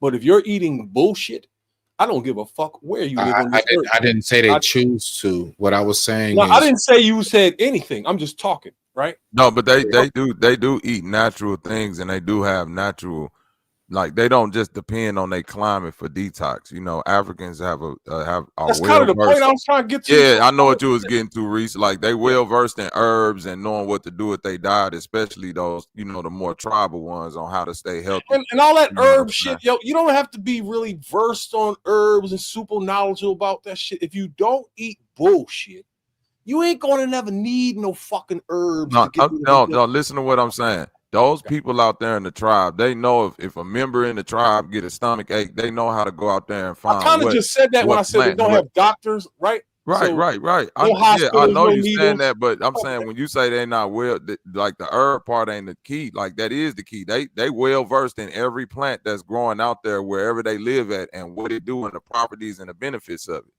They often mix up these herbs to help the dickheads nearby, because most of those people don't have medical conditions, like unless some animal, you know, bites them or something like that, then that will come into play. Their diet doesn't require medicinal herbs because the diet is, but they have they have it just in case. It's not part of and I'm not saying that that's is not a just in case. This is a part of their natural diet. They prevented. They're more preventative than waiting on some shit to happen. So if they see that a herb got a benefit, they just gonna eat it. They not gonna wait for a bump to pop up to start using aloe vera. That's true. They just gonna incorporate. You see what I'm saying, bro? They not gonna wait for a stomach ache to start eating ginger. It's So already in there. They season their food, right? And that's what the herbs are for. They dry them out just like that's how you make salt and pepper and all that other shit, paprika and all that, right? They start off as leaves, dry them out and grind them up, and that's how they season their food. But when they get to mixing herbs together for medicinal purposes, that is situational and only that. They're not just doing that to have with their meals and stuff. They have their own method of healing, right? Without needing a hospital. But they're not doing that every day. The herbs that they're drying out, they're using it for seasoning to season the food. I agree with you there. But what they do with them to make medicine is a total different process. And it's like once in a while.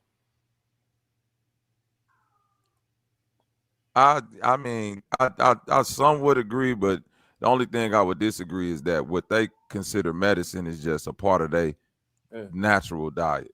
Just so you know, I lived in the forest for 38 days in Thailand, and for a bunch of weeks when I was in the Philippines and other places around the world, and I lived in Hawaii for 2 years and was in the forest all the time. I spent a great deal of time around indigenous people that take naked baths in the stream in the morning. Salute. I know how they get down, dog. They'll be 40 years old, look like they're 15. And you literally cannot tell a grown woman from a little girl. Can't. Not in Thailand. Yeah, I don't know. Hold on. Why you have to add that in? Don't say that, brother. Yeah, I don't know. I don't know what. Hey, y'all, salute. I'm finna go take care of my Yeah, I mean, come back later. Man, you niggas gonna be the death of me. Just think of the world we live in. So did anybody see the game last night? Did anybody see the game? They switched the whole time. Did anybody see the game? Hang on, you might as well say pause. You might as well say man, they were shooting lights out last night, boy. They were shooting lights out. Here's something. The first thing in their brains is the thing that they dream about all the fucking time: touching children. Where are you going? Where are you going? You already where do we close them doors? You all reacted at the same time. There's a reason why that happened. There's a reason why Freezy keep playing them clips, because you reacted because your minds are programmed for that. You knew niggas. I don't think you heard all y'all what you think said. about is dick and touching kids. That's I don't heard what you said, Billy. I don't think you're not being accountable for what you said. Your brain can't lie, nigga. Look how you reacted to what I said. That three-headed dragon on the wall. That three-headed dragon on the wall infiltrating your spirit, brother. That's you gotta be accountable right now. I told you truth. The and it dragon, burns in your soul. Yeah, I don't know. I don't know what. Nigga. That's your truth, brother. That's You was out there with the every wilderness. time, man. Every fucking time. You're wired that way. Who? I think you wired You that new way, niggas brother. that touch on kids and say pause and dream about dookie holes and dick all day. This is only coming out of your mouth. We were just talking about food. It's only coming out of your mouth. How vegetables In indigenous cultures, you can't tell the difference between a grown woman and a little girl. Why you keep saying that? You niggas say, Why do you How keep did saying we that? get here? Because how did you highlight that? Why would you highlight that out of a vegetable conversation and a diet conversation? Talking food and fasting. Nobody said eggplant. Not one person even mentioned I eggplant. think you need to detox, brother. What are you talking about? Whatever your diet Don't is, sit I there think with your people should arms stay out, away Reed. from that. You niggas failed, man. Y'all sad. What just happened? Hey, what's What your just diet, happened? brother? Write What your just diet happened? down clearly so we can put it on the do not eat list. My diet is raw. That's why I don't think the way y'all do. Don't nobody eat raw food. Oh gosh. There we Oh, go. gosh. Now we just went somewhere else. He eating a parasite. Yeah, he got parasites, y'all. That ain't him talking. That's if you That's eating a your tapeworm. food raw, That's a he got He got worms in him, y'all. He ain't right now, brother. You telling jokes. I suggest I ain't telling jokes. I suggest you go get you some. You might need a neutron bomb. Yeah, the worms in them worms talking, bro. That ain't y'all here. Brother, I know when a nigga got that toxoplasmic gondoli in his brain, you man. Can't even think about you got flat worms. You probably got tapeworms, preloaded in your worms. mind before you even you hit probably the got a ringworm. And child molestation. You feel what I'm saying? Already programmed into your minds before you even hit. Listen to how you talk. Get at the predator, Reese? You brought it up, Reese. How we programmed when you brought catch a predator? No, the fuck I How didn't. did we get here? No, you're not gonna put this on me, dog. You're not. I said, and I'm gonna say it again. In indigenous culture, you can't tell the difference between a little girl and a grown woman. But how did we get there? Instantly, and you're doing it now. You're doing it now, even though I ain't finished my statement. Which section of the brain split? See, instantly, your brain thought about touching children. That's why you cutting me off. Because you said it. No, I said it, but you fought that. No, you just admitted it. You said I said it, but wait, watch this. I never said. You just said I said it, but I never said nothing. But I caught that. I never said that you creepy. said I said it. I'm talking. I never said nothing creepy. I never said nothing about children. Bruh, everything you just said was creepy. As soon as I said, shut the fuck up while I'm talking. As soon as I said what I said, the whole fucking panel erupted immediately. Because of what you said. No, motherfucker, I'm not done. The reason why it happened is because all you niggas are programmed 24 hours around the clock for dick and child molestation. You brand new motherfuckers. We don't think that way. That's why we don't say pause when we talking to each other. The last of the Mohicans, the last real niggas that ever walked this earth, you new motherfuckers are different. Y'all the ones going around feeling up kids, and that's why the fuck you think about it all the time. Every fucking thing you hear, you think is child molestation, because you niggas is perverts. You fucking liars. What just happened? Bro. The truth just happened, motherfucker. You're not slick. You're not slick. The truth just happened. You failed a social experiment and you fail every fucking time. That's how I know what the fuck you are. I do this everywhere, nigga. Call the fuck up a seat. So what you're saying is like we are wired to think more, to go more in the like predatory mindset. 24 hours a day, even before they hit the fucking link. How many times you hear pause all day long? How the fuck can a human grown man say something to another grown man and the other man say pause? The man who just said pause is dreaming about dick. That So you're saying in the mentally homosexuality is on the mind to even say pause. They're wired for it. They couldn't erase it if they tried. It's genetic now. They mummies and daddies did the shit. Motherfucker. Who said pause today?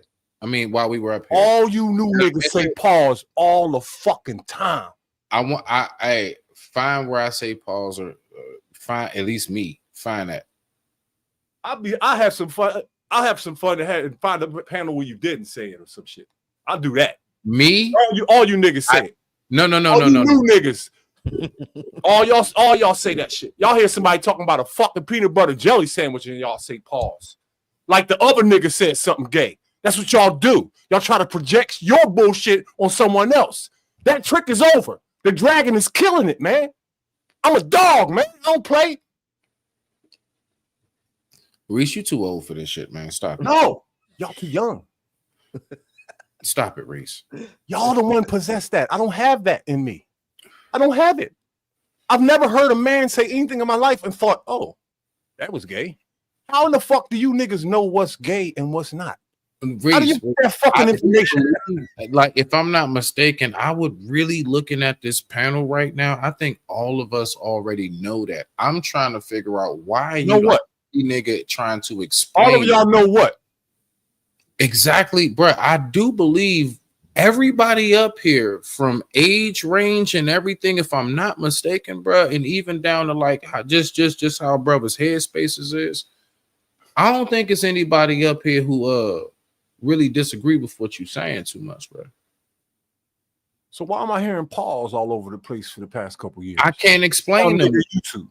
I can't explain them niggas. Last time I checked, black people are not a monolith. So right? how when I say why when I say that the women look like all ages in the forest, everybody thinks that's something perverse? Why do people think that? I said why couldn't you can interpret that as people are so beautiful you can't tell their ages? I just said ain't what you said. You trying to change it now. You didn't say people. You didn't say that.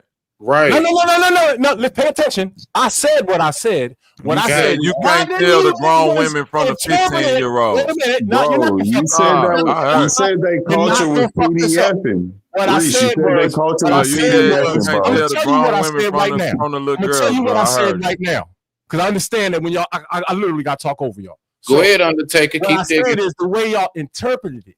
Y'all should have interpreted it as the people were so beautiful you couldn't tell the age. Nobody was thinking anything. We were thinking about food. You took us to sex. But to put I was talking about indigenous people, their diets, and why they look the way they do. And somehow or another, you went to the PDF file from. No, I didn't. Your brain went there. Your brain went there, not mine. Not mine. Nigga, you can't tell them away from the 15-year-old. No, he said beautiful. He said beautiful, like you can't tell. I said the people over there are so healthy that you can't tell the difference between the adult women and the little girls. And you that's a problem in that statement, and the fact that you keep saying it like that's there's regular. A problem in that. I'm gonna tell you why. I'm gonna tell you why. I said it because it's a true fact. Number one, right? And hey, Bobby, let him dig himself a hole. No, I have to dig nothing. I have to do nothing. Let him do it. I say the same thing over and over again. You're trying something that's going to fail right now. Cutting me off is not going to work to try to inject your bullshit. Nah, nigga, you got. You're not in the clear, dog. Your brains are the ones that went there, and it happens every single time. You think this is the first time I did that, motherfucker? Reese, you literally said they culture's PDF, and nobody brought that up. You did that on your own, bro. You really wow. You doing some propaganda the whole panel went, now that's them. Second grade reverse psychology. I didn't say nothing about none of that. Oh, we brought, yeah, you did. Yes, you did. What did I say? You brought up that the women look like little girls, and then after that, you said their whole culture is that type stuff. Like this is nothing we provoke you to say. You That's did a that on lie. your own. I said, whoa. I said their whole culture is what type stuff? What the fuck? Bro, that shit's on record. It's on record. Sir. I know it's on record. What the fuck is he talking about? All right, I said their whole culture is like what? What are you saying, nigga? Nothing. It's on record. No, but we're telling you that you can't change what you said. He just quoted me. He said, I said their whole culture is like that. Whole culture is like what? What did I say? We don't want to say it, bro. Like Deuces, you said, nigga. you I didn't say it. Nobody wants to say that shit but you. Yo, as soon as I said it, y'all erupted and I didn't even get a chance to say nothing else. That right there proves he's lying. Go ahead. You got the floor. What you're trying to do is divert it. I trapped you, you fell for it, and now you have PDF. You're stuck and you have nothing. I fell off the and you have nothing. I'm telling you what you said. You said their culture is about PDF, and like you said the word. I don't want to say that word. Said that. When I was describing indigenous culture, I said something about PDFing. Are you fucking crazy? They don't even live like that. They don't touch their children. You got some bomb ass weed, my nigga. Niggas who eat meat do that, dog. Niggas who believe in Christ touch their children and feel on kids. Believers do that. Meat eaters. Why are we still talking about that? Not the people in the forest. Like, look at where you going, bruh. Because you niggas failed. I know what the fuck you are. Your brain can't lie. When did you meet any of us? I don't have to. All I gotta do is throw out a net and let you motherfuckers walk right in it. And all four of y'all did it at the same fucking time. It took 1 second. This is how you're programmed. And motherfuckers is talking about disconnects between the youth and how long you been a plant-based eater, bro? Brains how long you been eating plants? 20 years, dog. Okay, so in 20 years of eating plants, you didn't slow down and grow enough discernment to say to yourself, hey, I might be on the panel of men that got daughters and things like that. I got two. Okay, that's fine. Okay, and I got two too. So I think that's an outrageous statement. Me personally, I know why you think that, bro. No, yeah, but I know exactly why you think that, and I just broke. No, you don't know. You don't know me though. So I don't have to. I don't have to. Okay, that's fine. Yeah, You all on right. your you told us who you And are. I'm saying, but one thing, a very, very telling trait of an inferior man is somebody that don't want to let another man get their thoughts out. So And the you fact never that let you me. keep cutting me and you know what I'm saying, being emotional right now, you could just chill and let me say what I'm saying, then respond back. Cause I've been muted this whole time. Can I say something real quick? You can't because I'm talking. Is it that important? No, I just want to say that. All right then. So let me finish saying what I'm saying about your statement, right? So when somebody says that they can't distinguish the grown women from the 15-year-olds, I'm thinking in my head, well, how was you distinguishing them? What type of culture is that where a man tells me he comes from America to go chill in the woods with indigenous people and he don't know the difference between the that's fine. I wasn't chilling, I was in the Army. That's fine. Okay, so contextually, it gets even weirder when you say that you was living in the woods with people, but now you was living in the woods being in the Army. That's a whole different thing. And I assume that when you was out there, you was eating MREs. You wasn't eating no motherfucking plant-based meals. That's all a right? fact. So let's get to it real quick. So you really didn't know much about how them people was living because you was probably looked at as the opposition. And if But you when was you do out it there, over again, hey, I got a if lot you're to wrong, say. you're wrong. So Can I if get you that? was out there, well, you just psychoanalyze me. But you're So making let me guesses get about. my side. Yeah, you making guesses. So if we play in the guessing game, I'm finna Go ahead, guess go ahead, what go I ahead. need to guess off of what the fuck you just said. Since Go it's ahead. just all guesses. Go ahead. Right? And I'm guessing since you was a nigga in the military out there not distinguishing between 15-year-olds and grown women, you obviously don't have no discernment. Because ain't you nobody sitting right here alive now know the as a difference. grown man That's the still point I was making that trying to make. same stupid ass statement and don't see the problem in it. No, that shit ain't gonna work, nigga. You're not slick, nigga. You motherfuckers got I just said pearls what in your I ain't mind, trying to be and slick. that's why I you said what trying I this little said. comeback shit. It's not gonna work. It's not The gonna work. only You already person who said- got that, the only person who got that on their mind is the nigga that said the shit off That's a not a plant-based fucking lie. conversation. That's The a nigga fucking who was lie. able to The get person that has it on their the mind nigga is the who was one that able to heard get it that behind way. the wheel of the You're a conversation liar, nigga. and drive You're it a from fucking plants liar. to The person who has 15-year-olds that on their not being mind is the one that distinguishable from reacted grown that women. way. That's the You nigga that did cannot that get right away there. from this no matter what you try, motherfucker. You're not slick. You reacted. It's on your mind. All of y'all. It ain't even a fuck about you. Y'all all did it at the same. You brought it up, nigga. We gonna react to what you say. You act like if you say something, we not Because supposed to you're say. Like, programmed that way. You niggas are why pawns would by you bring nature. it up? You Why would niggas you are bring it up, pawns by Reed? nature. You failed the test and y'all failed. Nigga, why you whatever test It's on you got, Sharon we don't channel, give a and then fuck. it's on I'm not Nice even gonna channel. speak for them. I I put don't it give a fuck. everywhere. Like, I ain't being Failed funny. every You time. dumb for it. In the chat, they say you talk like this all the They time. are you.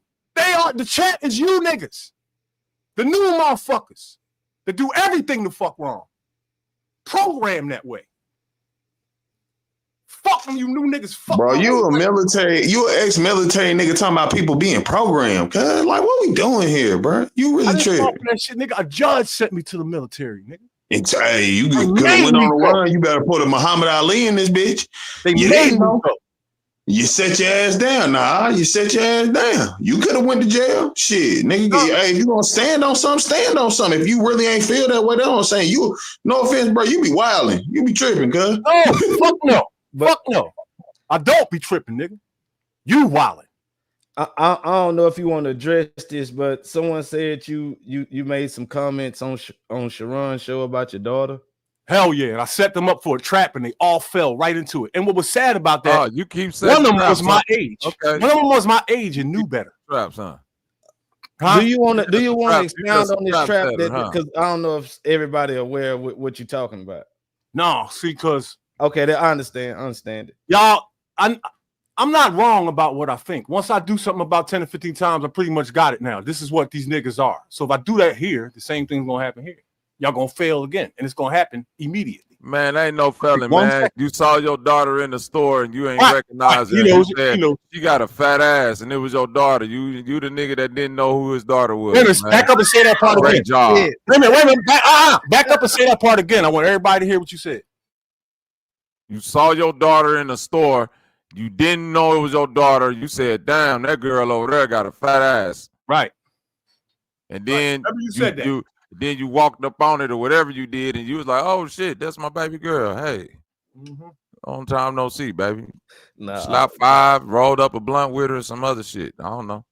All right, let's say I said all that, right? What else did I say?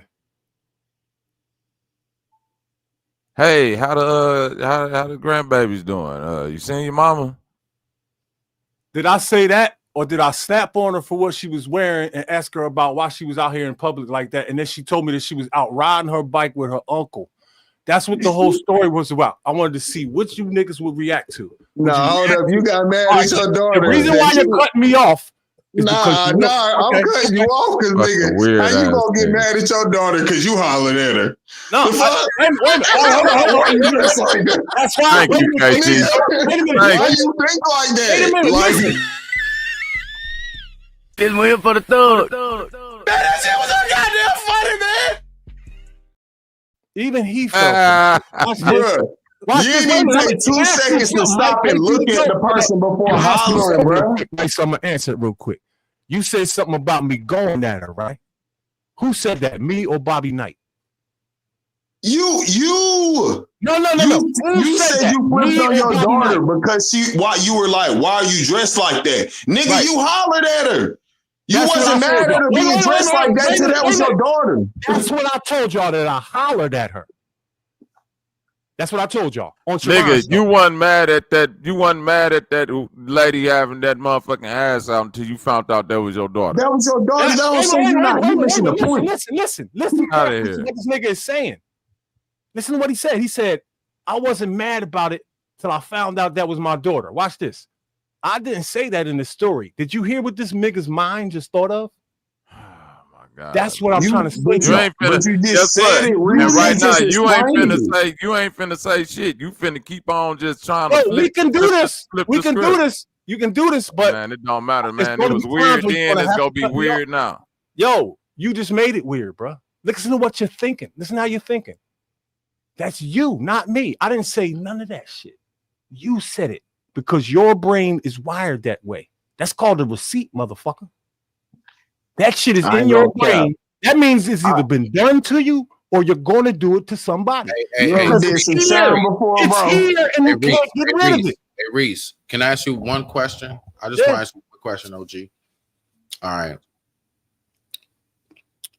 On this, only a yes or no, okay? I'm going to do just a quick 3-part. No, don't do that to me. Just talk, man. Have you done shine before?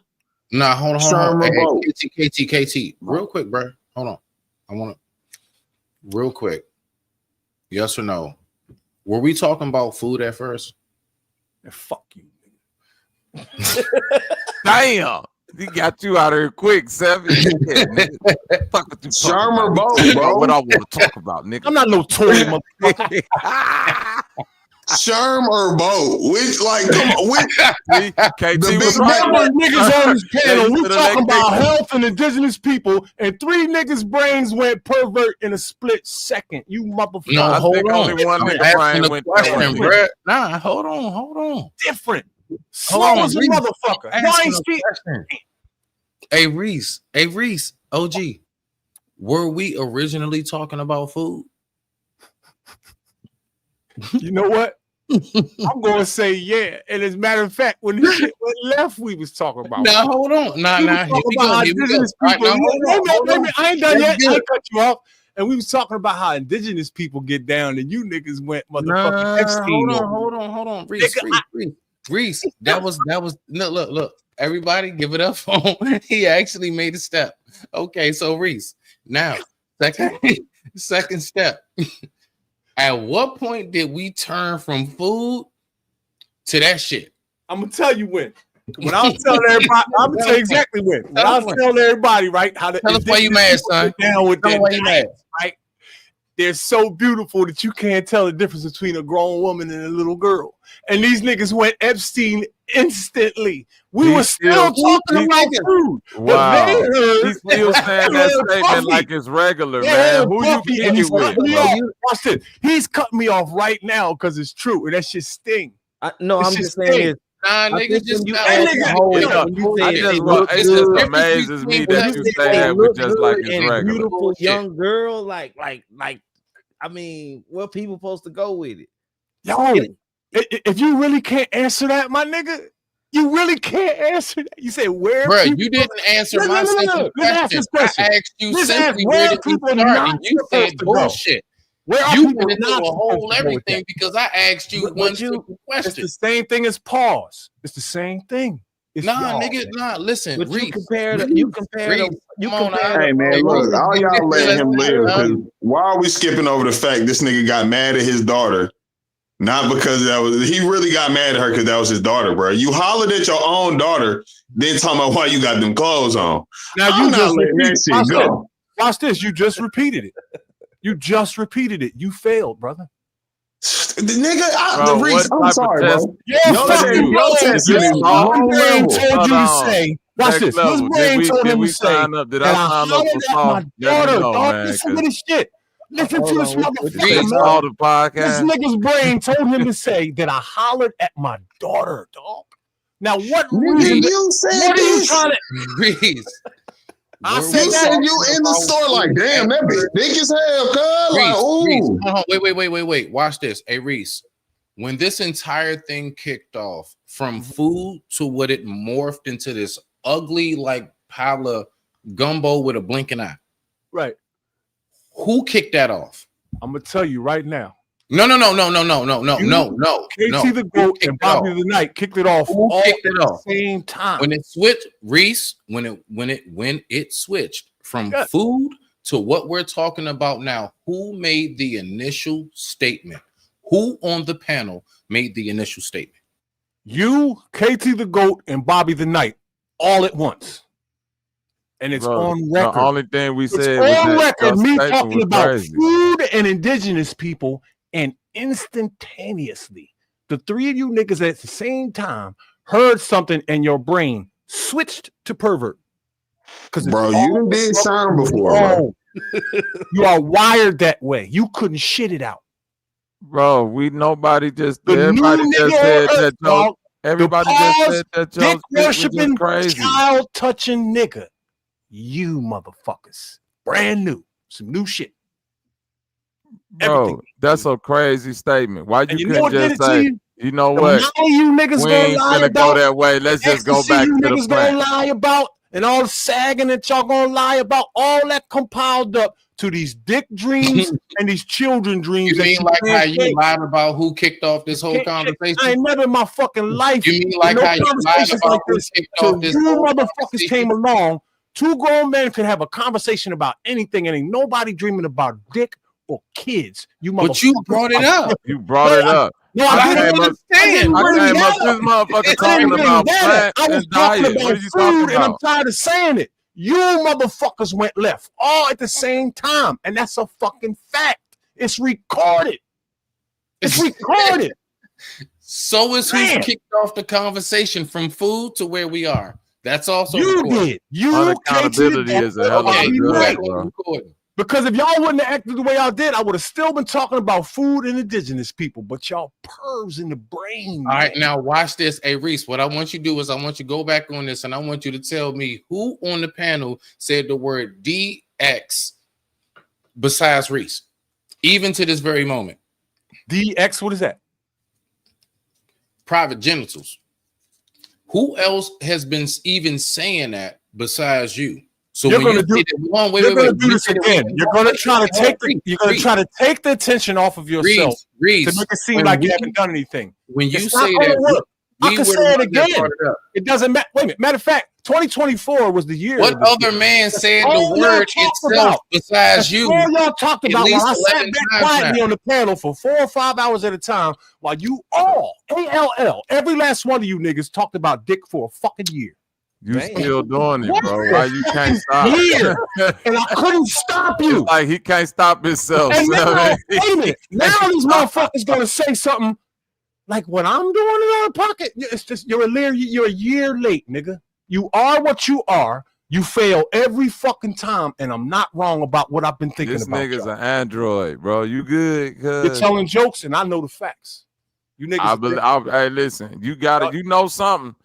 Am I wrong about like you new niggas? Y'all do. Nigga, you've been wrong Y'all since don't you operate started the way talking we do. about kids. I don't even know how old you is, You've cuz been you wrong be calling 55. me a I'm new 55. nigga. You niggas in your 40s and 30s. Y'all all the same. Y'all all act like 15-year-old children.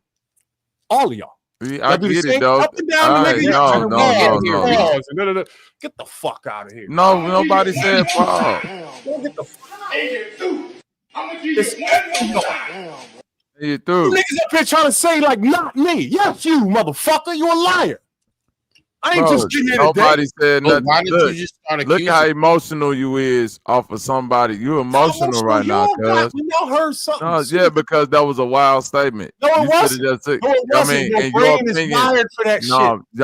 You have to keep telling that lie bro, forever, dog. You come from the generation where sent all you of the that light. type of You have to behavior tell that was lie swept under the forever. rug. So you I got being my clip. 55 make more sense that ain't weird to you because you come from the generation where that type of weirdo behavior was more. No, that's you niggas. That's you No, niggas. that's you niggas. LGBT and Wait. You keep no. You keep throwing that in there. You keep throwing that in there. Wait. Till I was like 20 years old. What does You niggas be gay when y'all 5. what does homosexual got to do with the Hold PDF on, so stuff now that came out everybody your was mouth? gray at You see 5? how much? You see how he keep everything. Bro, how see are how we he gonna keep go going down further this and further road? down stuff nobody What is said. going on?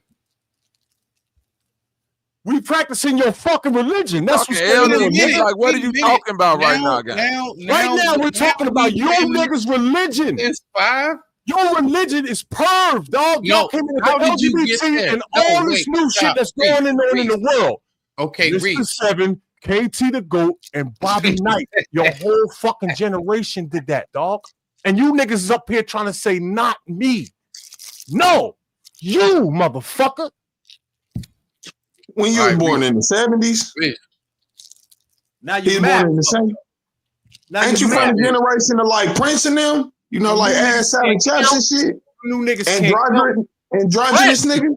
Prince, you niggas is hold yo, on. you niggas is doing it on stage, yo. Y'all got Tyler the Creator. No, that's literally Prince wasn't on stage with his cheeks out and You got chaps, Lil nigga. Wayne kissing niggas in the mouth about 5 What about times. Morris? What about Morris Day and them? I'll try to hear nothing. Them niggas was that had S curls. They wasn't kissing niggas on the Y'all mouth had on niggas stage wearing like you blouses. niggas. They didn't have their asses hanging out like you niggas did. All you tough Chap. motherfuckers. Prince with the chaps. Come on, Prince cuz. literally had his had y'all ass booties out, hanging brother. out. I think Literally you- had his cheeks yeah, out. Prince literally Yes, had his Prince. ass So out, what are you, brother. what are One you acting motherfucker. like y'all did All y'all birth them did that. gay? Hey, whatever Prince gay is niggas one you trying man. to say came after you, y'all birthed them niggas. No, Prince is one man. And for 30 No, years, nigga, nobody George else did Clinton, it. Wait a minute. Funkadelic Parliament, For all 30 them niggas years, was gay, nigga. for 30 Rick years, James, For 30 y'all goat years, niggas nobody was did none sweet. of that shit. Then out the clear blue, Oh you my niggas God, after bro. 30 years of swag start pulling y'all fucking Hey, my pants nigga. down, getting tattoos on your neck, tattoos on your ankle, saying shit like pause, growing long hair, twisting your hair up in little faggoty ass designs. Rick You James, motherfuckers Rick right James, here on this anybody? panel did Prince, anybody? that. Michael And y'all Jackson, liars. anybody? That's why y'all Like all them niggas was avatars, long hair motherfucker. weirdos too. Like what are you Avatars talking are about? phony George Clinton. motherfuckers. Like And I they said, fall most for Boosie every trap. Collins. Like we can name list of niggas like that was wild sweet from Nigga, your you better generation. go look at how Y'all Houdini birthed was the gay dressed. niggas But you after you. can't find pictures of niggas on the street doing that. All you niggas Nigga, put You y'all better chaps, go do pants look you at how remember the Houdini was chaps? dressed, All you nigga. niggas put y'all pants down. Nigga, it was had a on whole group. chaps. Morris Day and them wore blouses, my nigga. What are we talking about here? Like, Your ass, y'all yo, birthed hey them Reed, niggas. your ass was Entertainers was probably the only dressing ones like that doing until it. they made you You go to niggas the did it on the military. streets. Like, You come niggas on, You did it man. on trying The to the defend that military shit probably too. made That's how you you go. know. You was probably wearing that shit, nigga. Y'all was in I'm trap about to houses. say, Yeah, you was probably that wearing nigga that Reed shit got while a you Jerry rapping, nigga. The curl. military what made you tough, Hey, nigga. hold That on. ain't no joke. Hey, It is fellas, a joke because niggas in the Hey, street wasn't dressing like Morris Day. Reese, real quick. I just wrote it down. Okay, I wrote it down. All right. Hold on real quick. I'm trying to take something out. Kimberly, is that you?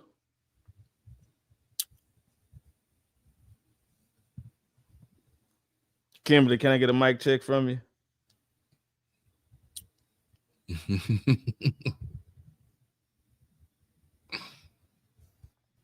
All right, let's proceed. All right, so I wrote it down. Okay. Uh-huh. All right. 5 and all right. So this is all I'm gonna say, and I'm gonna shut up. You are going. All right. So I just want us. So for anybody who just so happens to be tuning in, in case you just so might happen to be confused Don't worry, so am I and everybody else up on the panel except Reese. So where we started off with was food.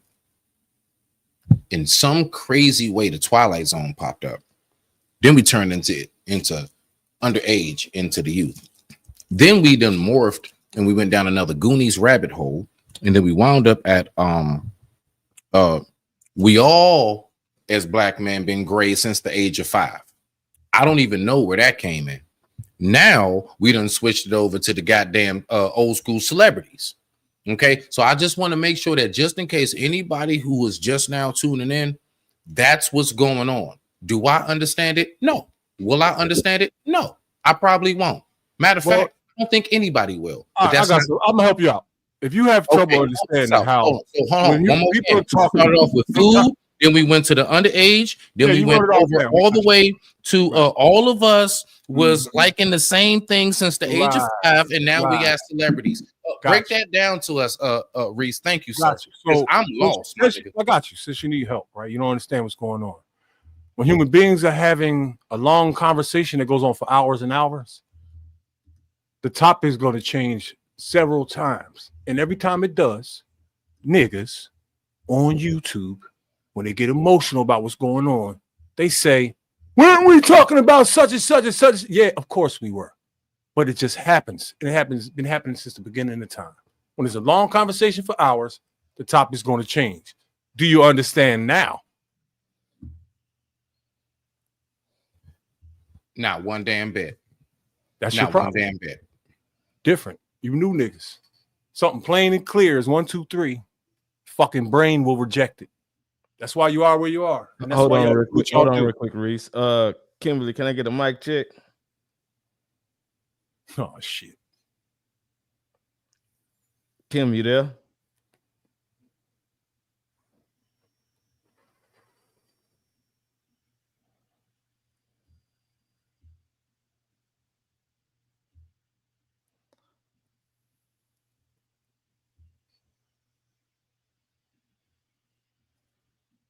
All right, we can keep it going. I don't know if that's you or not, Kim, but I'm gonna have to verify that's you before I put you on stream like that. So, but yeah, y'all can keep up with the conversation. Yo, did she really send a bunch of bread and having trouble getting on the panel? I don't know if it's that person or not. Oh, but that's fucked up if they having technical difficulties and donated a bunch of bread. Yeah, I mean they're typing in a chat, but yeah, I see. But I mean, for for channel purposes, it got to be verified. Yo, I want to know what, like, how did y'all? I was locked up for a long time, right? So I didn't see y'all generation really grow up until like that, till y'all hit y'all like 20s and shit. Like the people who are 40 on the earth right now, I wasn't on the earth with you when you were 1 through 12, right? You were on the earth with us. You were just in a different location. Not in freedom. Fuck. When I came home, I didn't think that things would change that drastically. Because I was watching TV while I was booked, and I kind of had an idea how the world was. But when I touched down, it was totally different. Totally different. The sexual habits of everyone had gone haywire. All people doing all kinds of crazy ass shit. And now here we are 20 years later. And I'm dead serious. I'm not being funny. It seems like you have these things embedded in your minds. I made jokes about y'all participating in that shit. I'll take that back. I don't think none of you niggas is out here touching kids. Come on now. That's just me in the heat of the argument fighting back. But I am correct. Y'all minds are wired a certain way to where when you hear a certain thing, that pops into your head. I'm not even going to say that that's wrong, right? Because the world that you grew up in involves so much of that. So I can understand why, right? But it's still a bad thing. You should be able to listen to a conversation maturely, right? And hear something for what it is and not apply that to it. There's no fucking way in the world I was trying to imply any freaky shit when I said what I said. You know what I mean? And one more time, Reese. Hold on 1 second. One more time, Reese. Pause it right there. Kimberly, is your mic good now? Oh man. Kim, your mic good now? Damn. I mean, you unmuted on this end. I don't know if you connected right on your end, but I mean, I keep trying to pull you up, but you know, I'm just trying to verify your mic and stuff.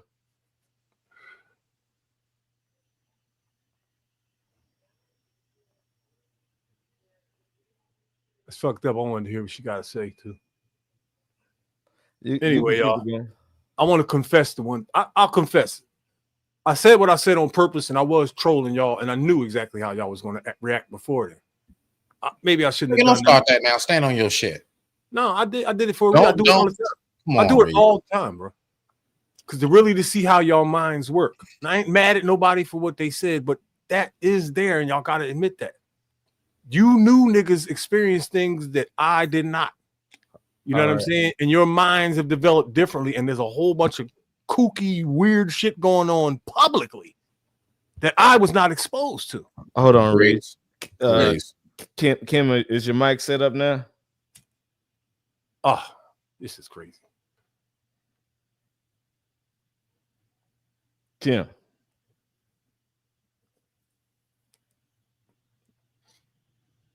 We can't hear you. Can you put a thumbs up if you can hear us? I don't know if the connection. She might have to go play with the settings or something. Do you have something to say? Like what you like? Because I don't know if is I don't know if you have a mic problem or something. That's why I'm asking.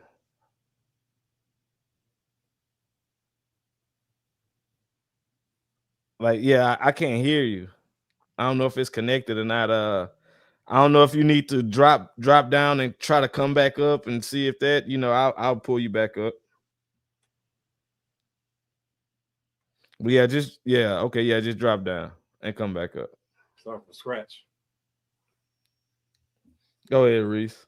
Now I want to hear what these cats feel about what I said about how they grew up or whatever, and like because they never had to see the world. They never had a chance to see the world as a young man when everything was kind of mellow and it looked like everything was getting better every day, like the culture completely involving everyone, whites, blacks, men and women. When I was a young man, 90% of the people I knew had a mother and father in the house. We didn't even lock our fucking doors, right? And it was almost like that still a little bit when I went away. When I came back, everybody is freaky as a motherfucker, and everybody's mad at Puffy, but I know about freak offs that were happening in the fucking hood. Literal freak offs all over the fucking place. What the now fuck? grab freak offs, ladies and gentlemen. Write that down on the list. Everybody. Now we've entered the realm of freak offs. To the mentality and the mindset that freak offs that most people have been conditioned to. I don't know if that's what you're leaning towards, but I don't know. You know about freak offs in the hood, though, right? In your neighborhood. No, I understand exactly what you're saying. I used to deliver food for a restaurant, right? I did it for free because I was, the bum that hung out in there, right? So I had a Benz. I've had a fly ass Benz, so I was figuring I'm gonna, help the restaurant out and deliver food in this fly ass Benz. I started delivering food. I'm not making this up, y'all. Listen, I walk into one crib, right?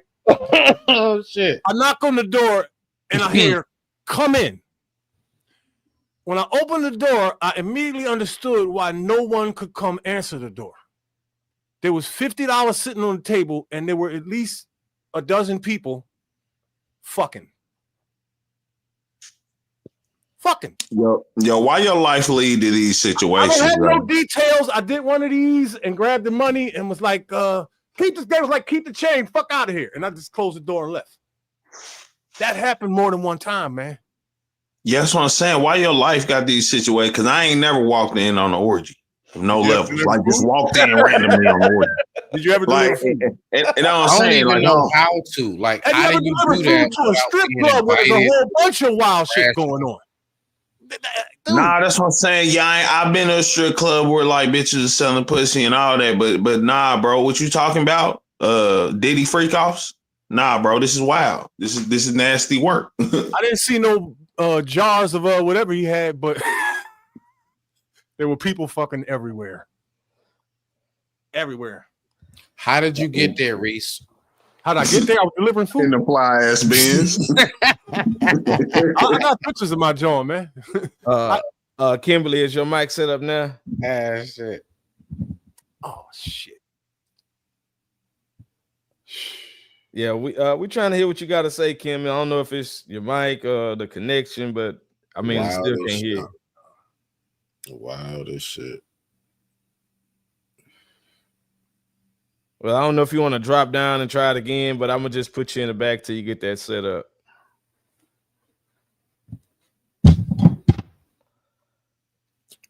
Y'all go ahead. So is anybody gonna tell me what happened when I was gone? How y'all got to Nah, this? I think you grew up, and I think when you came back, you ended up in wild, freaky situations, and now you're trying to say like it's other niggas. But your life seems wild, freakier than mine. Threesomes and buttholes and toys. I don't do none of that shit. None of it. No, I'm saying you just randomly walking in. Listen, I've been a lot of places. I ain't never just randomly walked in on orgies, cuz like that's wild work. Have you ever delivered? And I get what you're saying too about delivering food, but nah. Even I'm pretty sure most orgies, they're like, don't just let a random nigga into the orgy. Like somebody answered the They orgy. didn't invite me into the orgy. They left money on the table and told me to get the fuck out of there. That's a damn near invitation. What happened to y'all? Why do you think that way? Because what happened to you the way you ended up in these situations? You calling us gay, but I've never ended up. What is wrong with you? I'm saying. We haven't had. Well, I'm not going to speak for everybody else on this panel. I've never been in a situation where. What happens at old folks' homes and apartment buildings? No, because you said that happened a lot, and you was talking about even hood origin, like hood freak. No. And I spent a lot of my life in the hood, like a slum, nigga. I'm not gonna lie to you. Never walked in on a Diddy festivity in the hood, bro. Like, I'm not gonna lie to you. But you heard about him, right? No! We would have shot them niggas and took they shit. No sex parties with a bunch of people fucking in hotel rooms and all that. Like with bitches? Whatever. Bitch, yeah, I maybe heard of this with bitch, but you're talking about freak off in the Diddy terms, which is a bunch of people fucking crossbreeding, I guess. I don't know what the fuck you call that shit, when right? I see a bunch of people fucking orgy, whatever you want to call it, that's a freak off to me. Hold on one more second. Is your mic set up now, Kim? I don't know. I hear some background music. I don't know about this one. I don't know, Kim. We can't hear you. I don't know if you got something to say or not, but we can't hear what you're trying to say.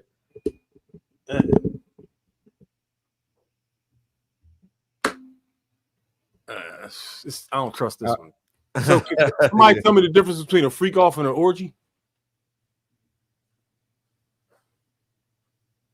Yeah, well, I don't really want to say it's much of a difference, but when we talk about freak off, I think right now in today's day and age, the context would be similar to a Diddy, because we didn't just.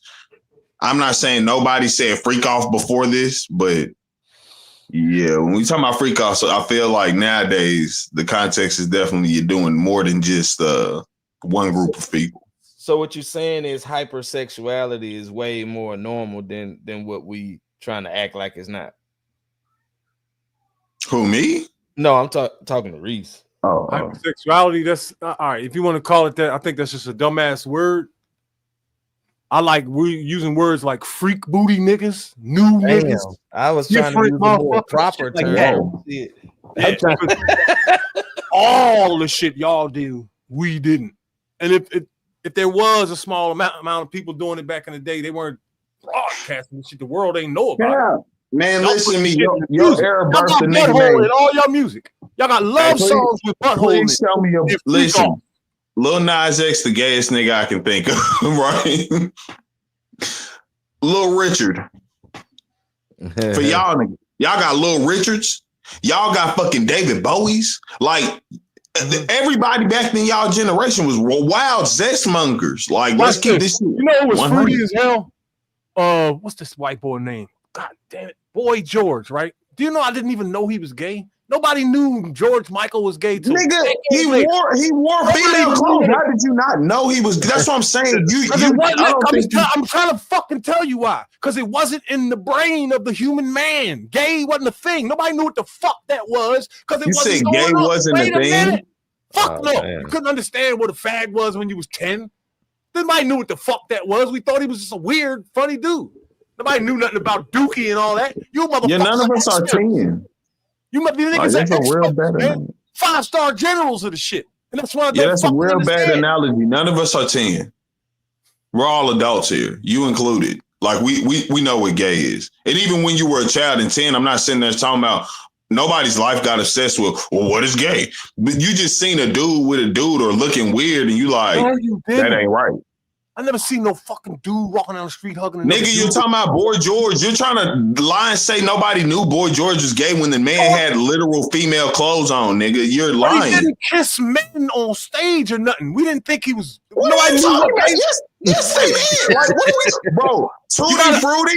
Do you know what Tutti Frutti is about? I gotta try to. Nobody knew what the fuck that was. When I heard, Do you know what Tutti Frutti is about? When I heard Tutti Frutti as a kid, I would jump up and start dancing. Okay, so you were brainwashed. That's what you're not. That's what I'm saying. The shit you keep. You doing a lot of self-projection because I think you don't see that you. I did not know what a gay human being was. But you was bumping that gay ass song. I could look at Boy George, Little Richard, and all that does is look like a crazy person to me. I didn't know what gay was. But you know, Okay, Gay been around since the beginning of time, though. Like That's what people say, but I don't believe that. There's no evidence. They called They called doing it from behind Greek because white people started that freaky gay shit. That's not the beginning of time, though. No, we're not even talking about. I'm not even saying the beginning of time either. I'm saying you said in the 90s. I mean, in the 50s, 60s, 70s. That point, niggas didn't know what gay was. Cap. That's not cap. That shit was buried, yo. Fags. They call anal Greek. They didn't come out with heels and lipstick on and doing all that. You saw when you were a little kid. You saw Boy George. We were just talking about the nigga. Yeah, but there was nothing that indicated anything about him. Yo, you cut me off. Richard will eyeliner, makeup, and everything. Of course he did, but nobody understood why. Yes, they did. No, the fuck we didn't. I was there. Nigga, he got whole interviews. What reality are you making up? What do you think? This a Marvel comic or something? You think you just make a new dimension? If I tell you, motherfucker, that I didn't understand what he was, that is what it is. That means you didn't have the capability to understand the obvious. Not even the fuck born yet and tell me what I thought. Nobody around me knew what a fag was. How the fuck could we know? Where would we get the information from?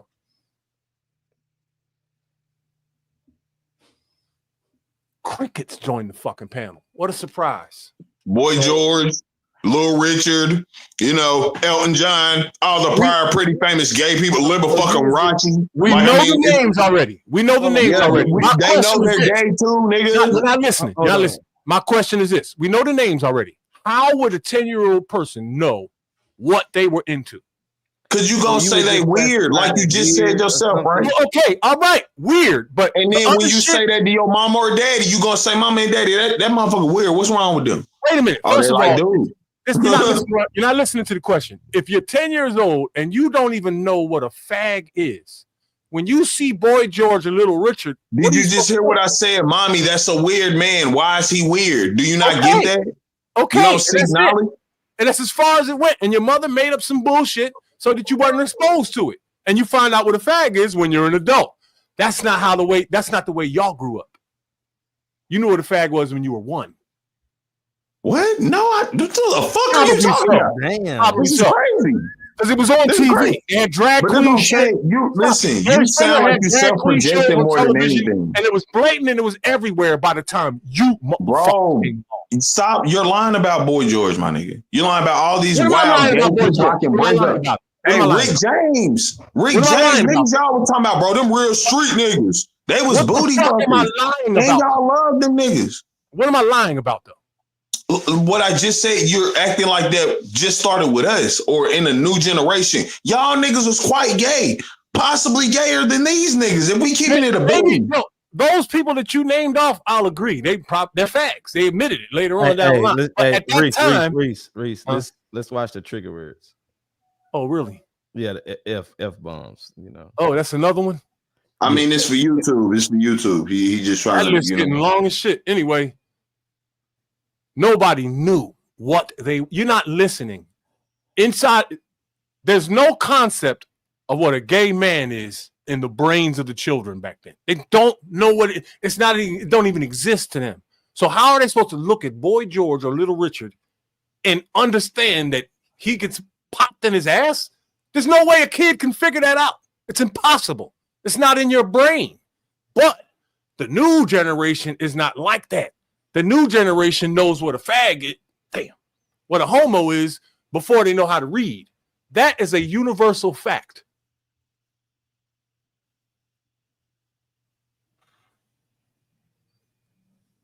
So come back to that. So does that goes to like the like things that like systems in place, programming that, like you say, at a young age now? They're bred, dog. They're bred. What you put in front of the human eye and the human ear will turn into action. It will. It won't be everybody, but it will be somebody. And that's where it all comes from. So it can goes to parents teaching their kids that too, right? Or allowing it to be taught. I've seen, look, I was a barber and a bartender. I've been around millions of people, bro.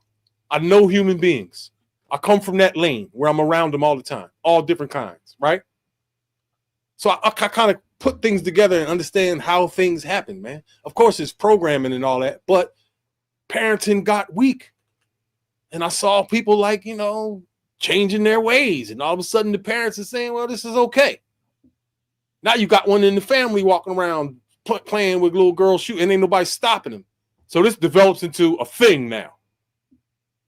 When you could have stopped it earlier and everybody could have ended up normal. But y'all gonna tell us that we dropped the ball. Aren't you from the silent generation where y'all did these things but covered it up? We protected children, if that's what you're talking about. Oh no, that's cap. No. We didn't expose like even when I was younger. Cap. Even if you were smoking a joint, that is cap. Some kids coming up the street, you tucked it. That is cap. What's cap about it? Many people, like, let's be 100 here. A lot of black families had family members victimizing younger family members or people that were really close to that family. So let's not act like that ain't happened with your generation and specifically, like, and even prior to that. Y'all did drop the ball. I'm not gonna sit here and lie and say, because I am the youngest person up here probably. I was born in the 90s. So I'm not gonna sit here and make no arguments for the 80s, the 70s, none of that. I will say my generation may have fucked up. Dropped the ball. No. But I'm not. We didn't drop the ball first. I'm not saying that's what I will say. Also, I'm not saying that y'all dropped nothing. I'm just saying y'all moved different. Y'all accepted some things that men should have rejected. Sagging shouldn't have never developed into nothing. You know what I'm saying?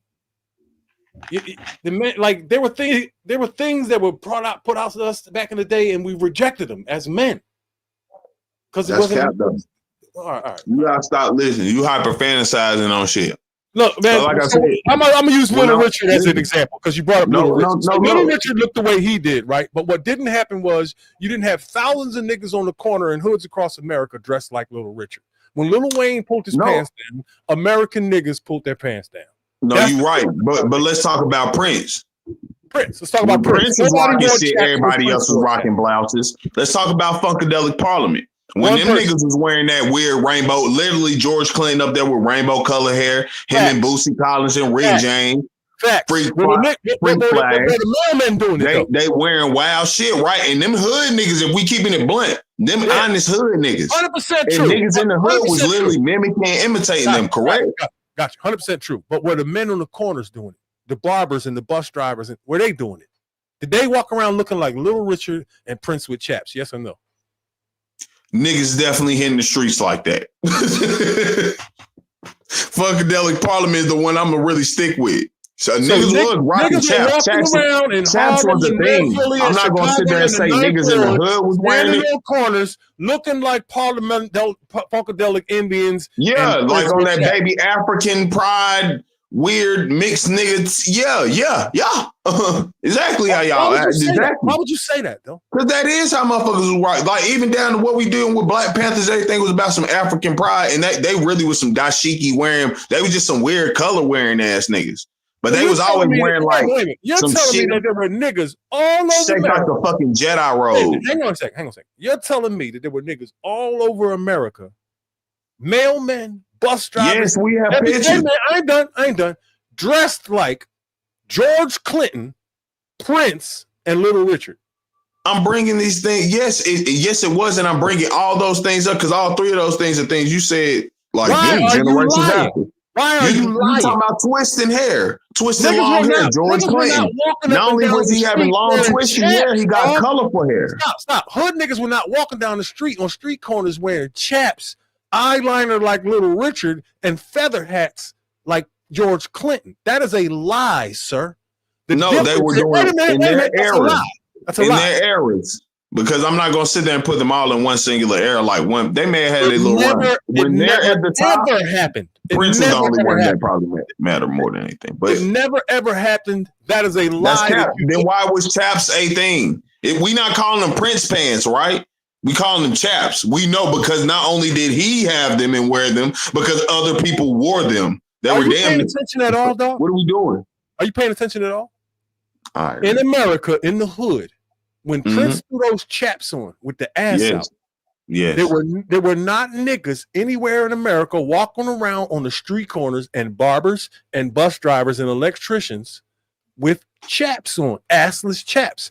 That didn't happen. Wait a minute, I'm not done. That didn't happen. Stop. That didn't happen in this world. But what did happen is when Iverson came along, when Lil Wayne came along, all of the new niggas, you motherfuckers, y'all all started twisting up your hair and braiding it up in little faggoty designs, and y'all all started gagging and showing your booty holes. So that's what braid started. Every street corner in That's what America. braid started, That's though, the difference between us and y'all. But and is that's why that what braid started though? Is that the origins of hair being braided with Lil Wayne and Lloyd? You said. I knew he was gonna try this. I'll be right back. Okay, I like to welcome Coach Ferg and Kasani. Kasani, do you have something to add to the conversation? Well, yeah, but being African, I'm not sure if I should be speaking on some of the stuff you guys are talking about from your side of the world. However, I just wanted to point out that I don't think it's just a case of our generations, maybe one being more relaxed than the other. I think we also didn't factor in the internet. Because as much as there were people like that back then, they just didn't have the internet. And by the internet, I mean, if you notice nowadays, something could start off as something completely wrong and weird, and just everybody will find it icky. But there'll always be one or two people who'll be like, okay, I'm curious about this. And if those three people meet on the internet, they're going to create a little community of their own. And eventually people will be curious, and then they'll start joining simply because to them it makes some kind of sense. And once that community grows enough, then you start seeing people becoming more vocal because they just don't feel like it's so weird anymore. Why? Because now they've found a bunch of people who agree with their views. So it's basically like the whole child lovers movement. I've been reading on that recently. Really disturbing stuff. So basically, a group of pedophiles or pedos, I'm not sure if I should say that on this stream, but a Pedos group is fine. Pedos of is fine. children-loving men, Yes. there you yeah, go. they came together and decided to form a support group, which now turned into a whole organization Are that you talking is, about a group like NAMBLA? yeah, they are more actually. If you read into how many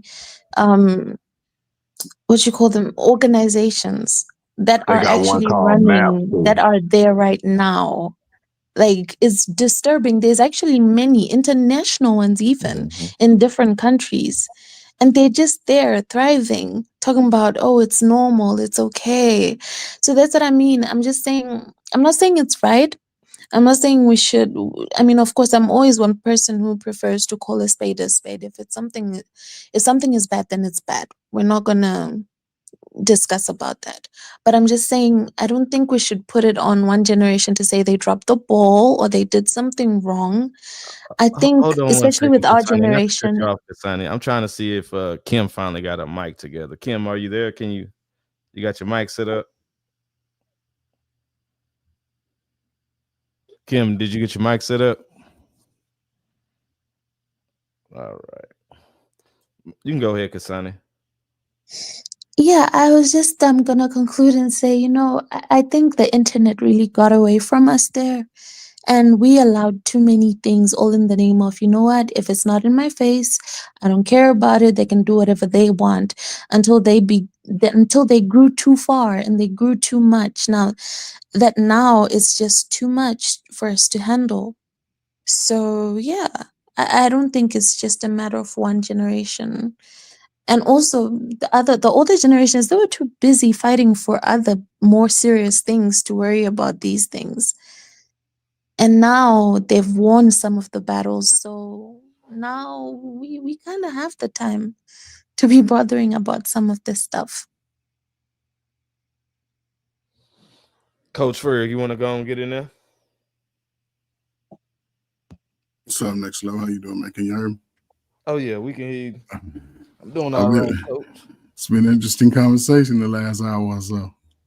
Yes, it has. It has. What are your thoughts on it? Oh man, Where you want to start? Where you want to start? Man, I don't know, man. Just in this time and connecting it, the last 35 years. A lot of people 35 and under hear about the stories of their family members, so they equate it to the most of the world and they project in their neighborhood.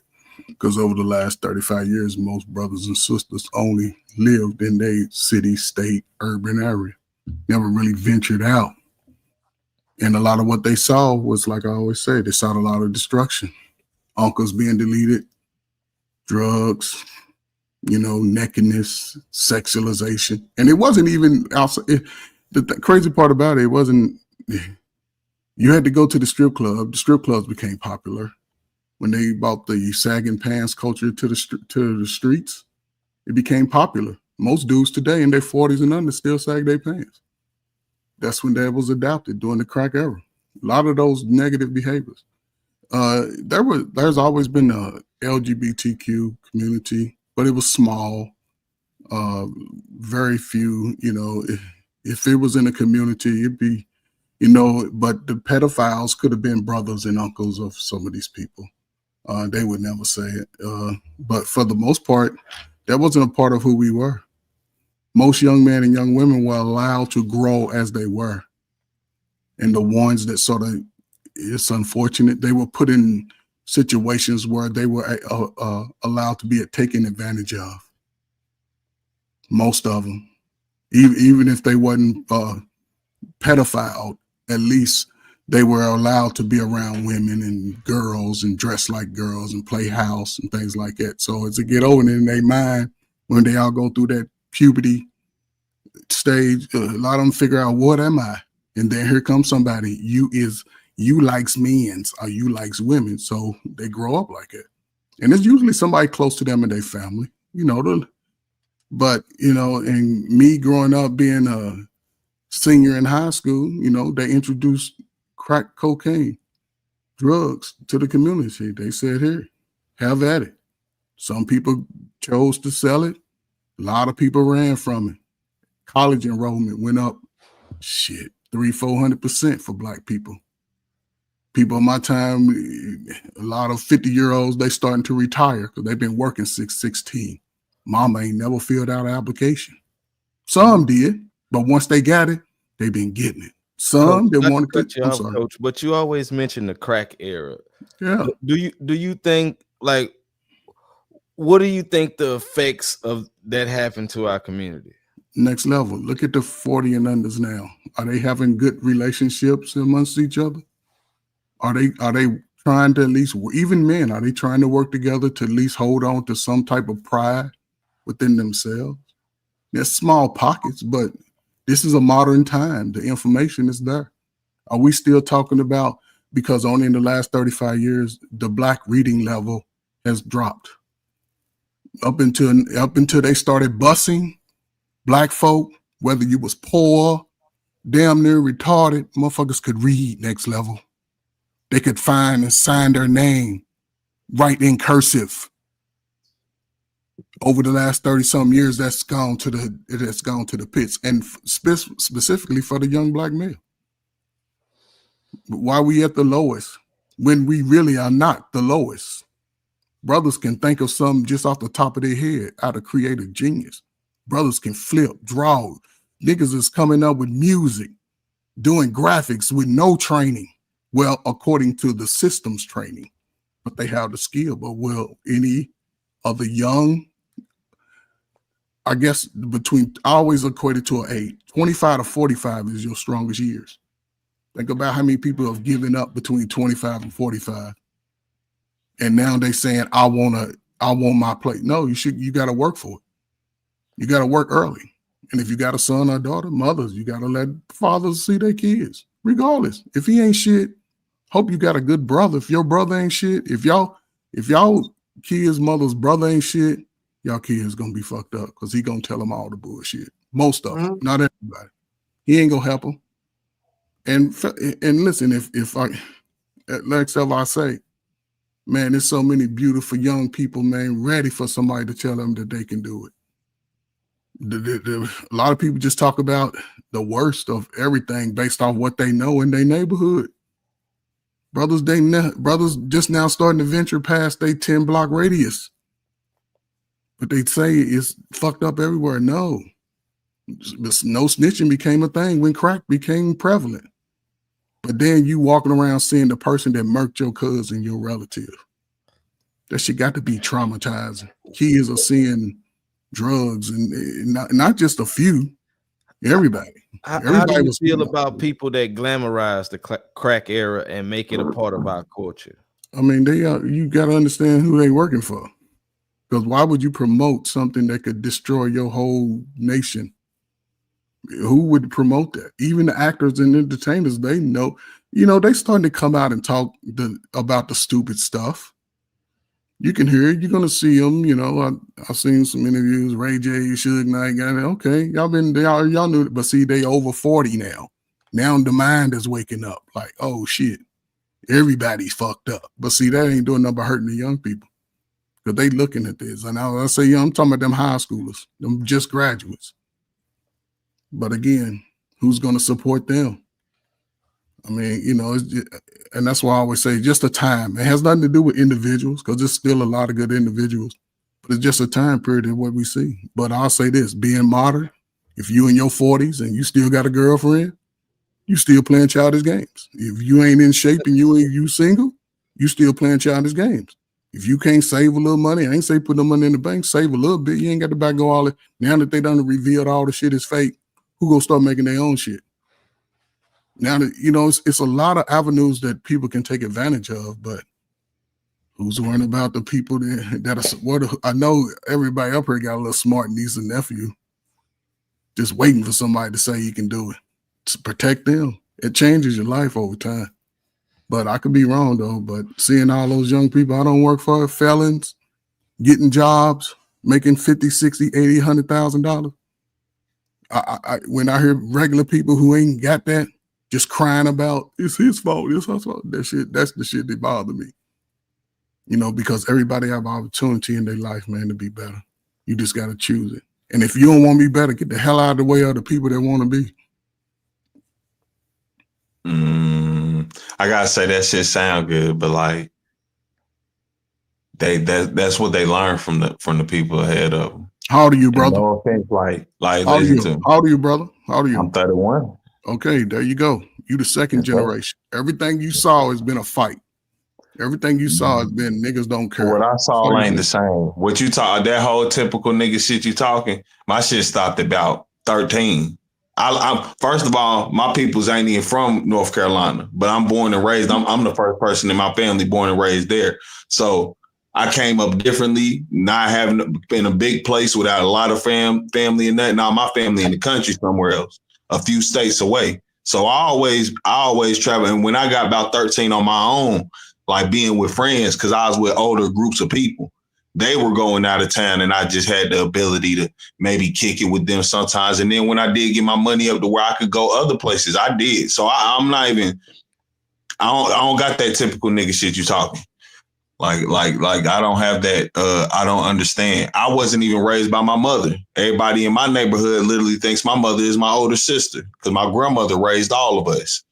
So like, But yeah, when nah. it comes to when he was speaking on like the crack era, like what And I are wasn't your talking about thoughts you, about that? I Let mean, me make nah, it like, hold I up, don't brother. Let think me make it nothing. clear. I wasn't talking about you specifically. I'm just talking about in general.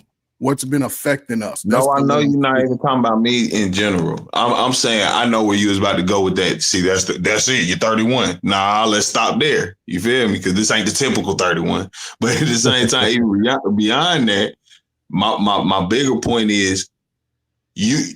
No offense, you was talking some real good shit on everything you was talking. But the main thing you was doing was defending your side, saying shit, we ain't really, you know, now it's getting worse. And it is. But we can't act like these things didn't get worse. These people aren't getting worse when they're raised by y'all. We didn't make ourselves, bro. Nobody made themselves. I got kids in my house right now. I can't tell my babies 20 years down the line, man, y'all generation just wild as fuck. Nah, what I know I'm supposed to be instilling in them, and I am. So like they got to be on all of us. So what's the contention, KT? That the new generation Juan, is come wilder listen. than the crack generation? Because I would Hold say that the crack on, real quick, generation is Bobby. wilder. Let's see. One more time, Kim. Let me see if your mic ready. Can you hear me? Yes, we Okay. can hear you. You Okay. made it. Okay. You've been fighting. Shit.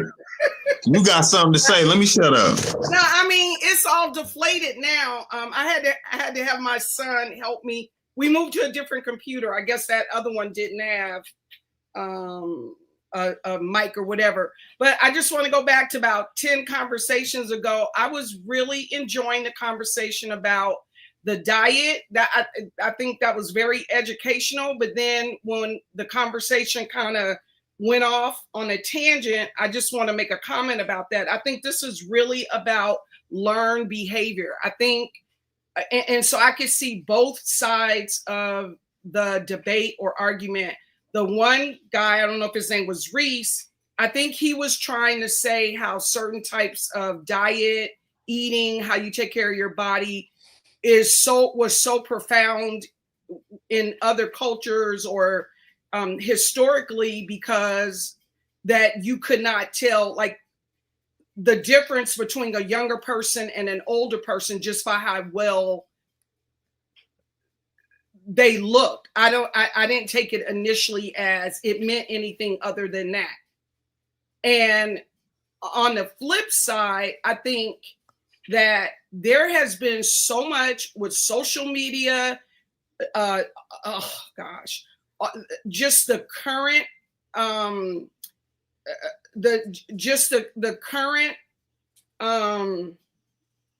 way in which everything is sexualized, how all the drama that's going on in the entertainment field and things that are happening at schools and just all over the place on the news, everything, that when you hear certain words or buzzwords associated or paired together with other words, it draws everybody's mind to a certain place. And it's not necessarily because somebody was thinking that or that's what's on the tip of their brain. I think we have been so conditioned that that you can't use a child's name in the same sentence with an adult's name unless you're perverted or whatever the word is.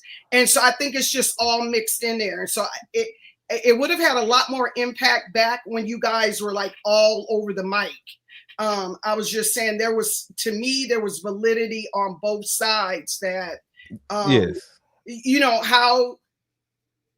how you choose your foods and the different things not you to can cut you do. off, Kim, but I think he threw bait to trigger before he can really dive deep into what you're talking about. No, but like you said, I threw that out there. Like, you knew what you was doing. You knew you worded things in a certain way that was going to spark a trigger to probably even most of the people. Right, but you guys all fell for it. I mean, you guys all were trying to defend But yourself. I'm saying he didn't explain. He didn't break it down just the same way you broke it down. No, he broke it down in a way that will come off probably predatory to some people. Isn't that what women be calling like gaslighting? I'm saying that because when you mention the beauty of women and compare it to the beauty of a young girl, that could come off predatory to some people. Right, but okay. I'm just saying, when you're talking and you're trying to say you can't tell the difference from, just say, a young girl, But he or said a beautiful woman and a adult. beautiful girl, young girl, Yeah. something like that. Like, yeah, because you know how some people you're hanging out with, well, you don't know this, but girls hanging out with their mothers and they can't tell which one's the sister. They can't believe that it's mother and daughter. A lot of times they'll compliment you and say you look like sisters. And I'm just saying that sometimes the way that we take care of ourselves could make us look younger, far younger than what we really are.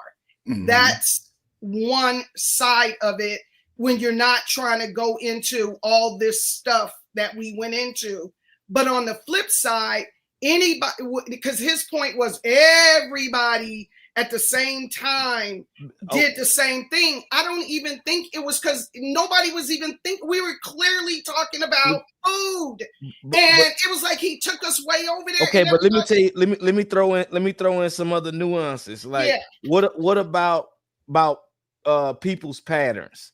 Just like after he said that, Bobby brought up about what he said about his daughter and everything. What if people already have some type of or like memory of other things you said like that, you know, and they mind already go there just based off of who you are as a person or how they view you as a person. And again, that's what I'm saying. It was that was the perfect like segue, or not to even address that other service. Oh, here we go again. Last time you spoke like this, you were talking about, I wouldn't have even given him, he would not have got anything on me, because it sounds like it's more his pattern of how he speaks. I wasn't involved in the conversation prior, and I was going to say, that's a totally different situation. He is wrong. He said what he said, found out that it was his daughter. So that tells us a whole lot about how you think about women before you even know who they are.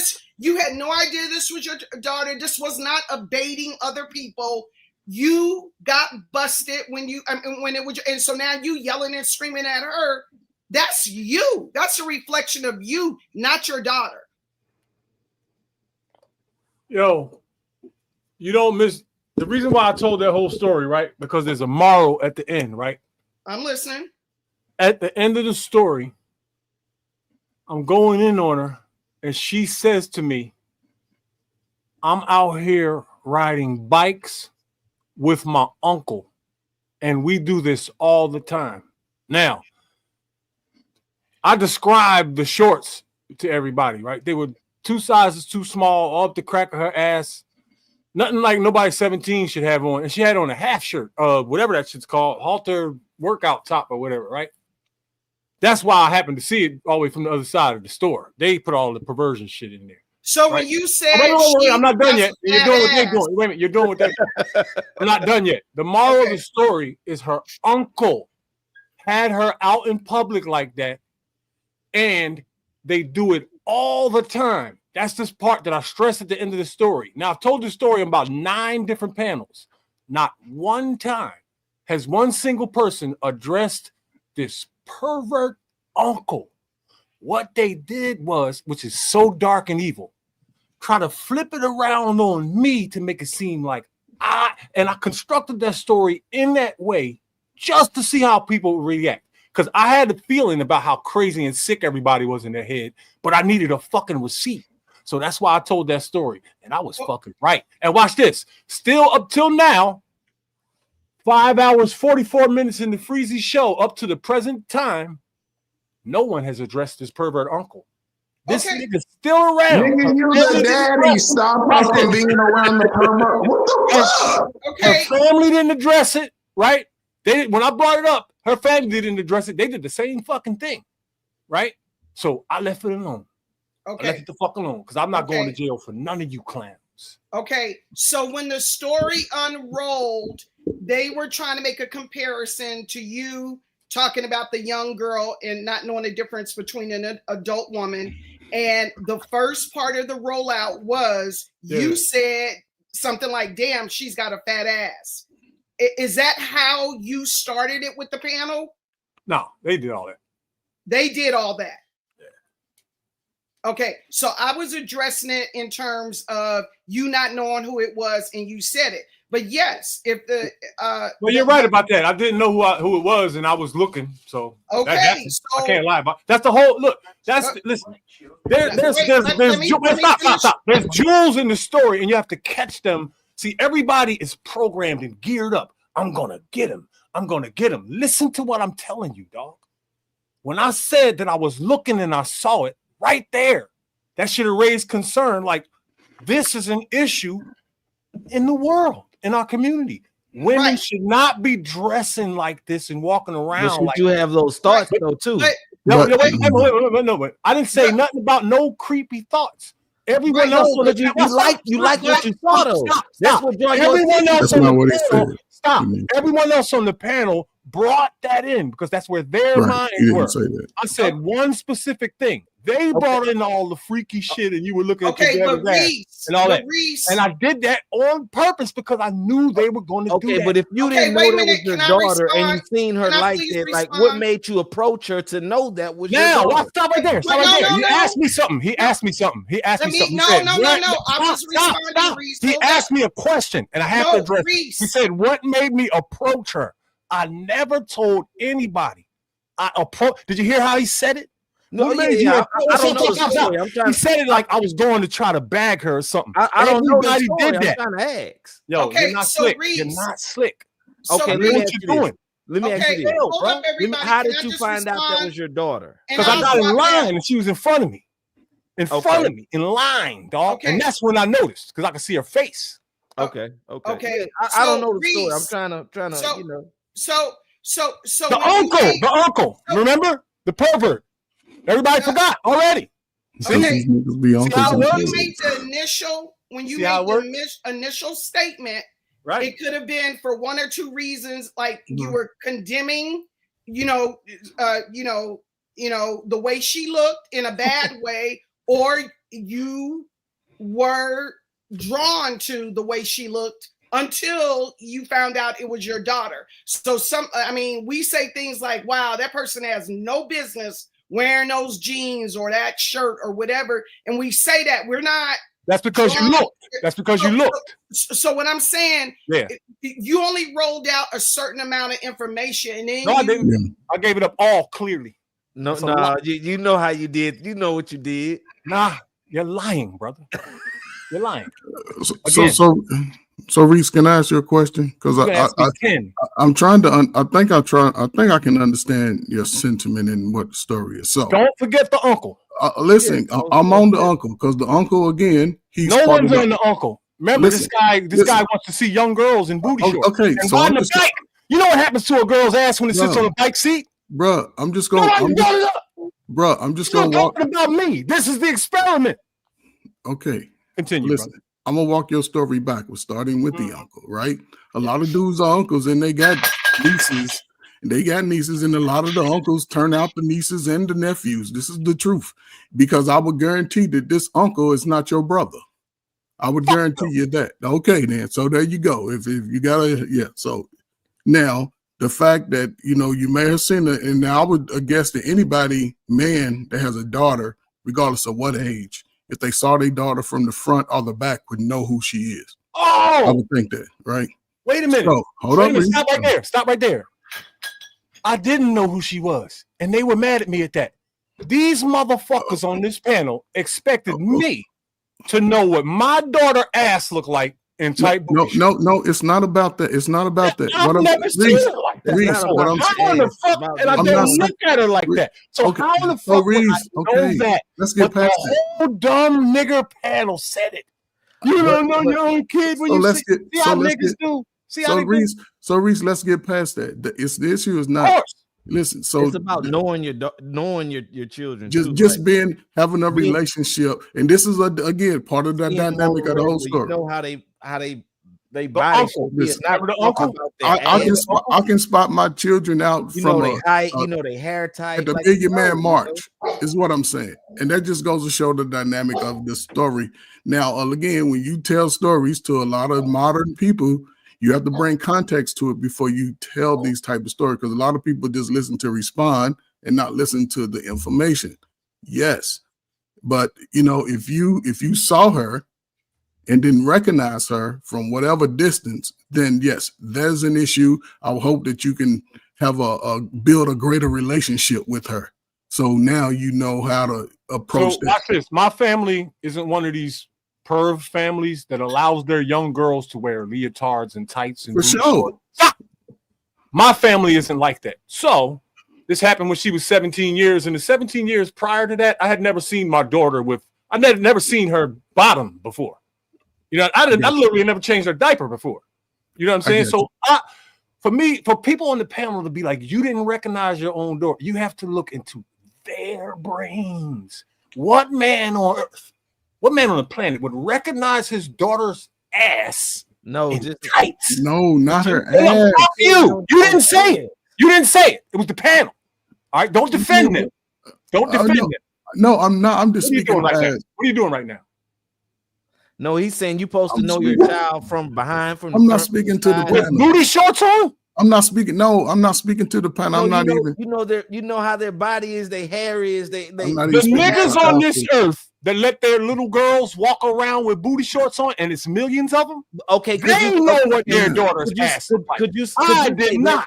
Yes. Could you take accountability for that? What? No. Okay, can I say something? Accountability as a father having your 17-year-old daughter wearing booty shorts with her uncle. Could you? He didn't have her. He didn't have her wearing that. No, I ain't saying have her wearing it. I'm saying she was wearing it with her uncle. Like Reese. Now we're on the ball. The uncle is the problem. Reese, let's establish that you didn't know it was your daughter. Is that what the uncle? The uncle's a whole nother issue. There was a little girl at risk, and that is the matter here.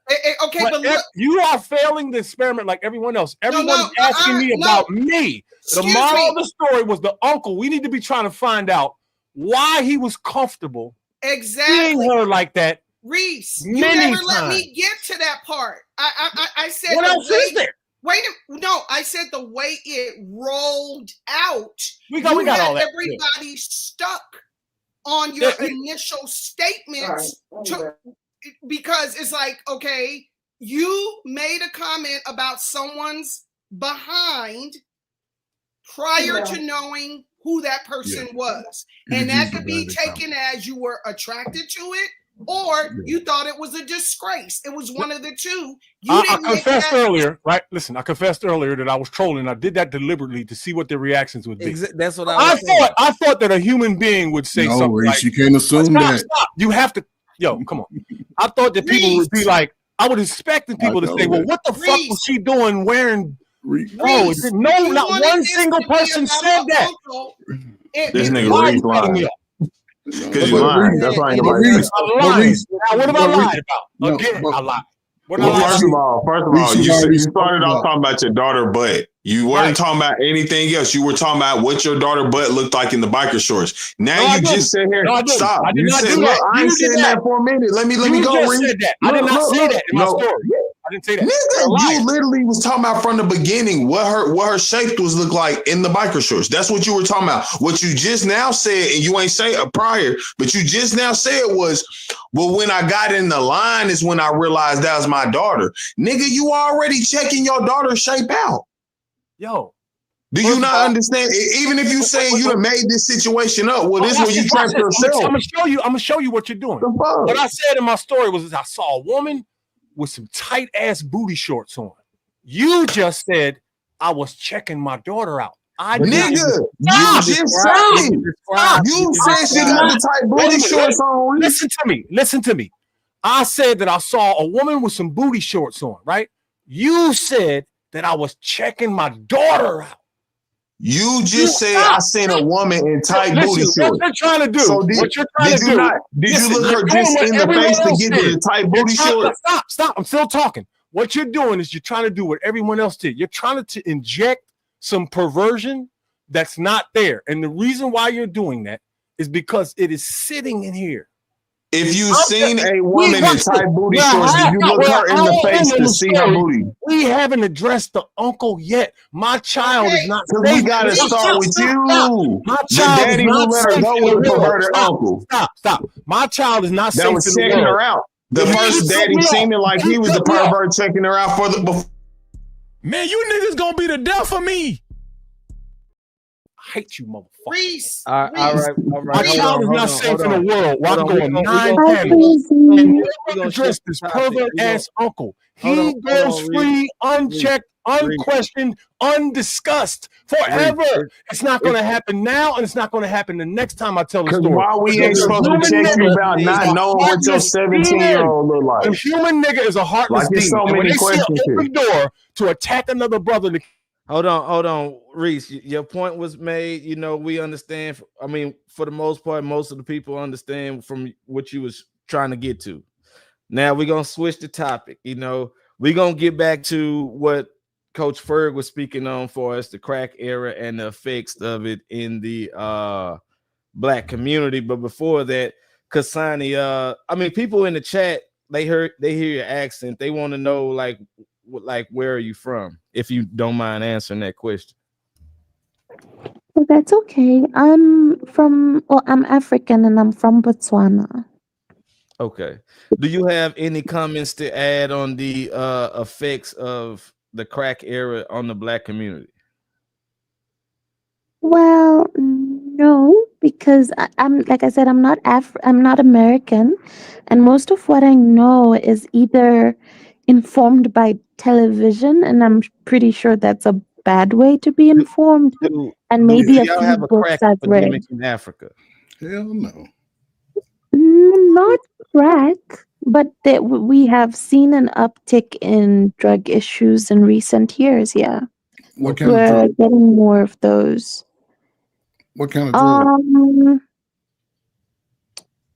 I think the closest, the equivalent to what you guys would know of would be maybe amphetamines.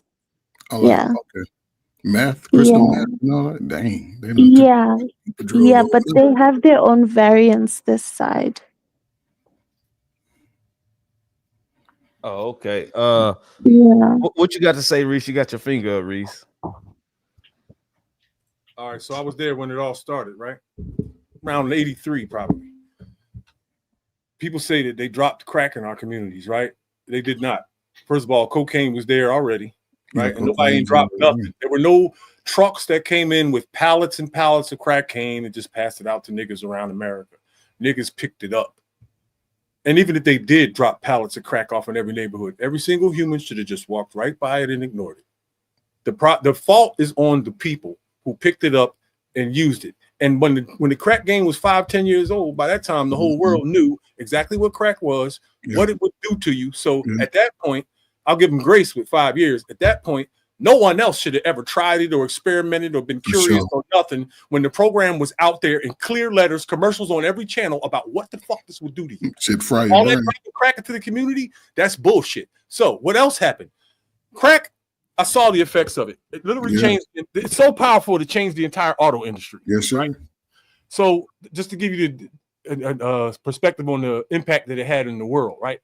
You had niggas that couldn't read, didn't know what to do with life. Overnight, they're millionaires, literally. Different kind of money back then. Back then, you had niggas hustling on the corner in 11th grade that had $40,000 cars. Those days are gone. You got to rap through that now. Yep. All right, so it was real street money then. And I knew Real millionaires that got millions of cocaine.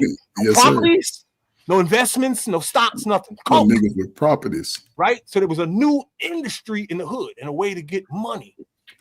That, on top of the power of the high, damn near brought the whole fucking group down. And there was a great deal of us that were involved in this in one way or another. Much, much more than now.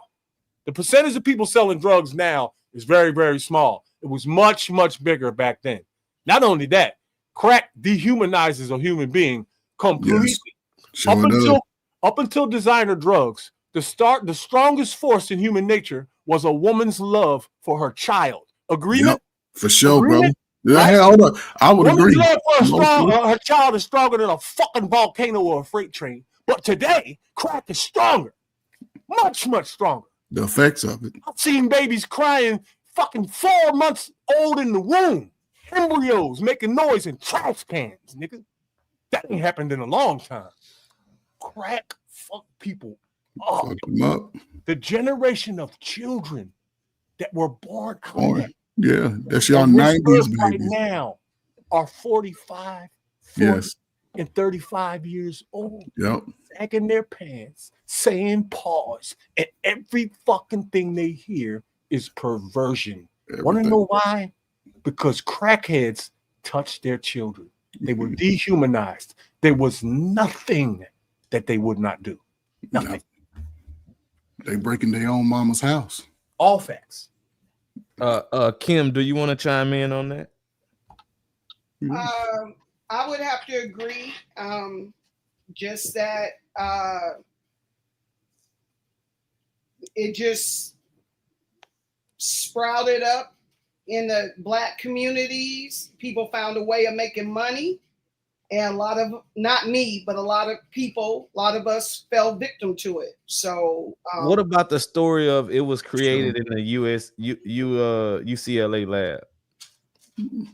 I don't have any information on that, and I'm not big into conspiracy theories, but I mean, who knows? Somebody could have started it to implant it in a certain area to see what would happen. I don't know. About that. I wouldn't put it past the people in power wanting to keep the masses down, but I know crack cocaine, from what little bit I know about it, is different from cocaine. So you have the more affluent people using a different type of drug, and I guess this is more of a raw form or something is being sold in the hood. And so, I mean, can I say one more thing real quick? Go ahead, Reese. There's a one thing that millions and millions of young people in the world over don't even know about. So this has been scrubbed from the internet and you can't find it anywhere. But there were news segments on local news on local news stations in cities before the crack explosion.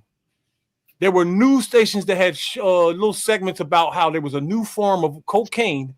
And they said it was safer to use, less addictive, and blah, blah, blah. Yeah, they lied. I'm going to go with it was cheaper to produce. That's what I'm going They made it. No, it wasn't. It wasn't. All of that. They pitched all of that. Everything was easier and better and less harmful, and they fucking lied. And that's how they tricked the world. Yeah, but see, Next, that's why I love this time. See, this is an interesting conversation because you see how it affected a lot of us going forward. And, you know, I hear different perspectives for Gen X and the people that came after, because we were teenagers. Some had to gravitate to it. Some ran from it. That's the thing. A lot of people took different directions, went to the military. All of those numbers increased maybe 300%. You saw people going to college, bachelor's, master's. You saw brothers getting trades, even brothers who got caught up in the game early. A lot of them, when they served a little year or two, guess what? They got out. They went and got certifications, truck driving, cement. They started working for the cities, and it was changing. But then when they bought that crack into the neighborhood, the crack took the mother out the home. A lot of mothers was getting hooked on drugs because the brother, the uncle, a lot of them were out there hustling and getting deleted. And doing the shit themselves. Yes, and doing it themselves. So now they are older. and you see the repercussions. People are just coming home to their families. It's been millions up until that time. I don't know. I used to look at the news every day because when I went to school, we had something called current events. So I watched the news every day. Brothers were not deleting each other at the rates that we were deleting. Brothers were able to grow up, and the park was filled with teenagers of all ages playing, running. It might be a fight or two. Oh, sir, just so you know, at the beginning of the crack game, brothers weren't deleting each other. Yes, it was about getting that money. Y'all see the New Jersey Drive. It was about the back. Again, it's always some dynamics in there because some brothers do shady ass deals. And if you shady in the game, okay, you're gonna get caught up in the game. That's the deal. I knew brothers that made good money off of that. They bought businesses to the community. They got out. There was some loyalty to that. But once the mothers started using that drug, the children were left to their own demise. And you had a lot of this perversion on the rise by family members, by people closest to the child, the babysitter, your brother. A lot of it came from the babysitter who often was also a crackhead. Crackheads leave their children with but look, man, this is what I'm saying. We got to stop. Hold on, before y'all say that. For y'all, shout out to Miss Kimberly Johnson, represent Temecula. Shout out to my sister Kimberly. She said, "What if buzzwords have conditioned us to react?" Thank you for your $2, Kimberly. Freezy, that was about 3-4 hours ago. I know I was asleep. Yeah, that's okay. Look, I want to say this. I want to do something real quick. I got the finger up real quick. I want to thank you for joining the panel too, Kimberly. I want to say this real quick, and I'm gonna get off. I'm gonna drop down because I don't want to get emotional. The same way you guys are talking about crack cocaine, we now have, in my opinion, this epidemic of fentanyl, and it's exploding out there. I lost my 22-year-old son this February to a fentanyl overdose. And Freezy, I had emailed you to tell you why I hadn't been on. You did? Yeah, for a while. I'm so sorry to hear about your son too. Yeah. So I'm saying it's, I don't know if it's lack of knowledge or it's the newest thing on the market, and these kids are falling prey to this. And again, very little that I know about this. I hear that it might be laced in something else you think you're getting, and the amount of it can kill up to 6 to 10 people of what they end up finding in your system. So I know we're focusing on crack cocaine, but we also have a current epidemic now that's just wiping out our kids, mine included. And it's unfortunate that I'm becoming educated about fentanyl after, but to me, it's like the newest explosion on the market. Could you explain what that is, fentanyl? From what I understand, and I don't know much, is something they use when people go under, like for surgeries or whatever. It's supposed to be used in a medical environment. How it got out into mainstream, how it got out in the dosages that it's in, lacing things, but they're even the pure fentanyl versus even being I think even being laced in something, they both can have the same effect. But I think it's something that they use like in anesthesia or something in the put you to sleep. Yeah. And in a lot of cases, it's for pain relief, anesthesia, that type of thing. Mm-hmm. Sorry to hear that, man. Yeah. Yo, I want to say something about this crack shit since we're on. Hold on, before you say that, Kim. Yeah. I'm looking for your email. I don't even know what I'm looking for. Do you know what's I sent it to it. I was trying to email you. It may have been about 3 weeks ago because I've just come back like the last 2 weeks. Oh, okay. But you had a Google Freezy at Gmail. Freezy76@gmail.com. Yeah, that's why I sent it to you to let you know why I hadn't been around. Oh, okay. I know what it was. One day I just clicked on YouTube and you had it was a video up and they were talking about loving yourself. And because I've gone through, and I'm still going through a lot, but that whole segment was about loving yourself and feeling guilt about a lot of the issues, and I could relate it all to fentanyl. And that's when I reached out to you to share with you what I was going through, just a little bit, and to tell you why I hadn't been around. Oh, so what's like the first few letters of your email so I could look for it, so I could search for it? I should have sent it from Kimberly S. Johnson at Verizon.net. Okay, Kimberly S. Johnson. Okay, gotcha. Yeah, and it was on the same day that you had the Loving Yourself video. Yeah, that I think that was a VIP live. Yeah, well, that's what. But it wasn't on that day. It was a couple days later. I just happened to go on YouTube and I saw it and clicked on it. And while I was watching it, I just went ahead and emailed you to tell you. Oh, okay, gotcha. And I'm looking at your email too, and I really appreciate you, sis. Yeah, just wanted to share that. Yeah, and I love you, sis. That was, I mean, and obviously God has been keeping you, and He got a plan for you. And condolences, you know. Thank you. I really understand. Yeah. Thank you.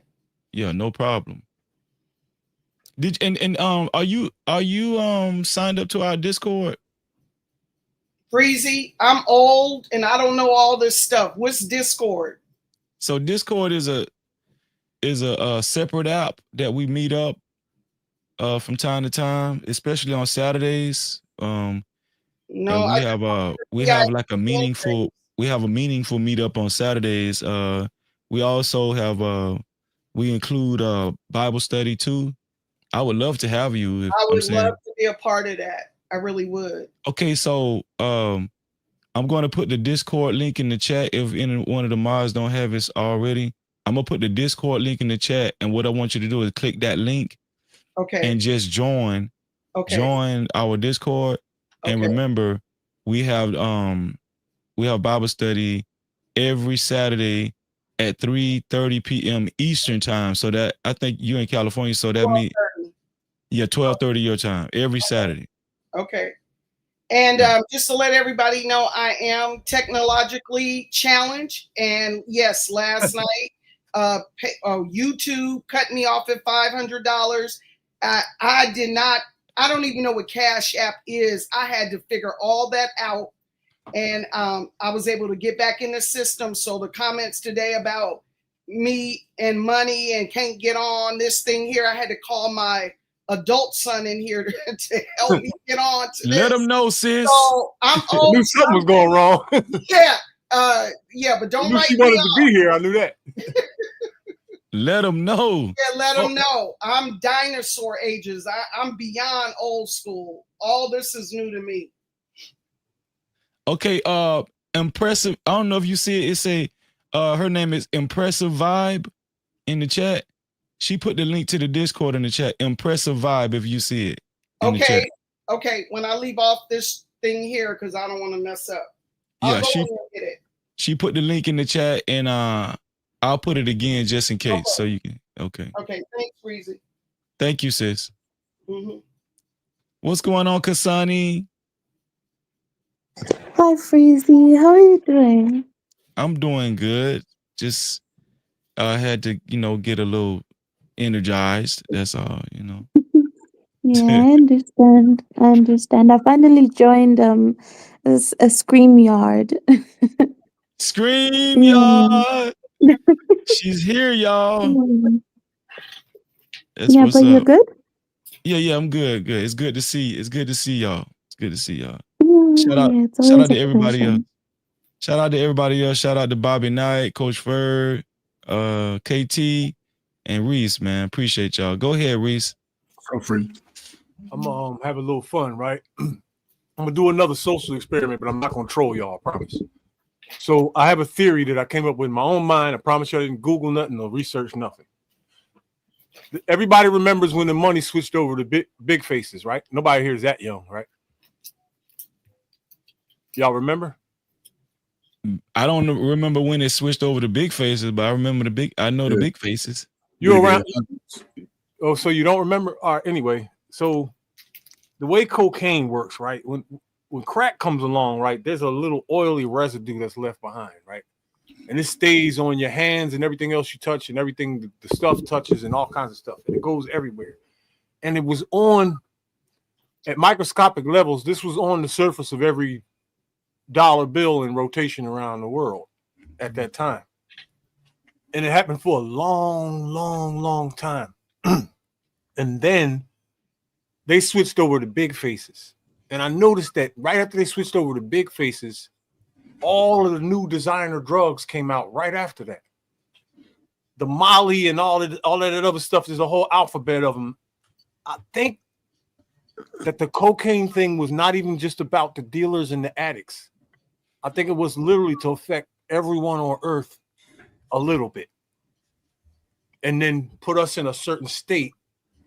And then when a new group comes along, they got a new program for them. So now they're pulling shit out the hospitals and putting it on the streets and giving it fancy names. What do y'all think about that, man? You think the money transfer has something to do with like the program switch on the drugs? Anybody want to tackle that? I don't know. Yeah. I can't really put a connection to that, Reese. I'm just one to believe. A lot of people don't believe that there has been an operation against black Americans, even psyops against black Americans. A lot of people believe that black Americans, hey, you guys aren't that special for, for the government to be considering creating psyops or operations against you guys, right? But I'm one to believe black Americans are. You think so? Yes, because if you look, they are. Who said that? KT. Oh, KT, yeah. Why does everything they throw at us affect more whites than us, though? Does it really? Yeah, all that crack and everything you could not possibly imagine, taxes, whatever, diseases. So the crack era was very detrimental. It was very detrimental to black neighborhoods all across America. In the legal system, it really bit us. Well, the reason why crack, here's the deal, right? That was racial. The reason why crack was so damaging for black Americans all across America, cocaine was originally like a rich man's drug. A white drug. Yeah. So how crack became popular amongst lower class economic people in America, which we know black people in America fall in that category. Mm-hmm. It was consumed more from black people because it was cheaper. It was a cheaper way to get high off cocaine, but it was more synthetic and it was more addictive. So it really swept across black America, in my opinion, like compared to no other race. Right? We talk about families being destroyed, families being affected, the household, creating broken households. We're still seeing residual effects from that to this day. And then not only that, it also was glorified in our music more so than in entertainment, more so than any other race's entertainment, right? So we're talking about images. We're talking about crack being attached to dope dealers, guns, violence. All of that was propagated and promoted more so in Black American and urban style music than any other culture in America. That's why today we're saying black culture is trash, right? So the residual, we're still feeling the effects of the crack era to this day. Go ahead. So I said a lot of that, right? And it's all true. Here's the thing, though. We're supposed to say no to propaganda. You could say whatever you want about the program that was aimed at us, right? Earlier, I said something about all the commercials and news segments that have been scrubbed from the internet, where they put crack out here as something less harmful, right? That pitch was to America. It wasn't specific to black people. All right. Everybody picked up crack. We just did it a little different. Now, if you want, you got a good argument if you want to say that the laws were racist, because it was clear that crack was a big thing in the hood where black people were and not, everywhere else. But their counter argument is that crack was much harmful to humans than cocaine. So whoever's dealing with that is going to get a harder penalty. They both had a legitimate argument. But of course, the dashikis around the world said black, an attack on the black community. It was not. It was attack on the world. Though. Like, you can prove it. The war on drugs has admittedly been admitted as a war attack on black people. Like, and the war on drugs is a direct result of the war crack.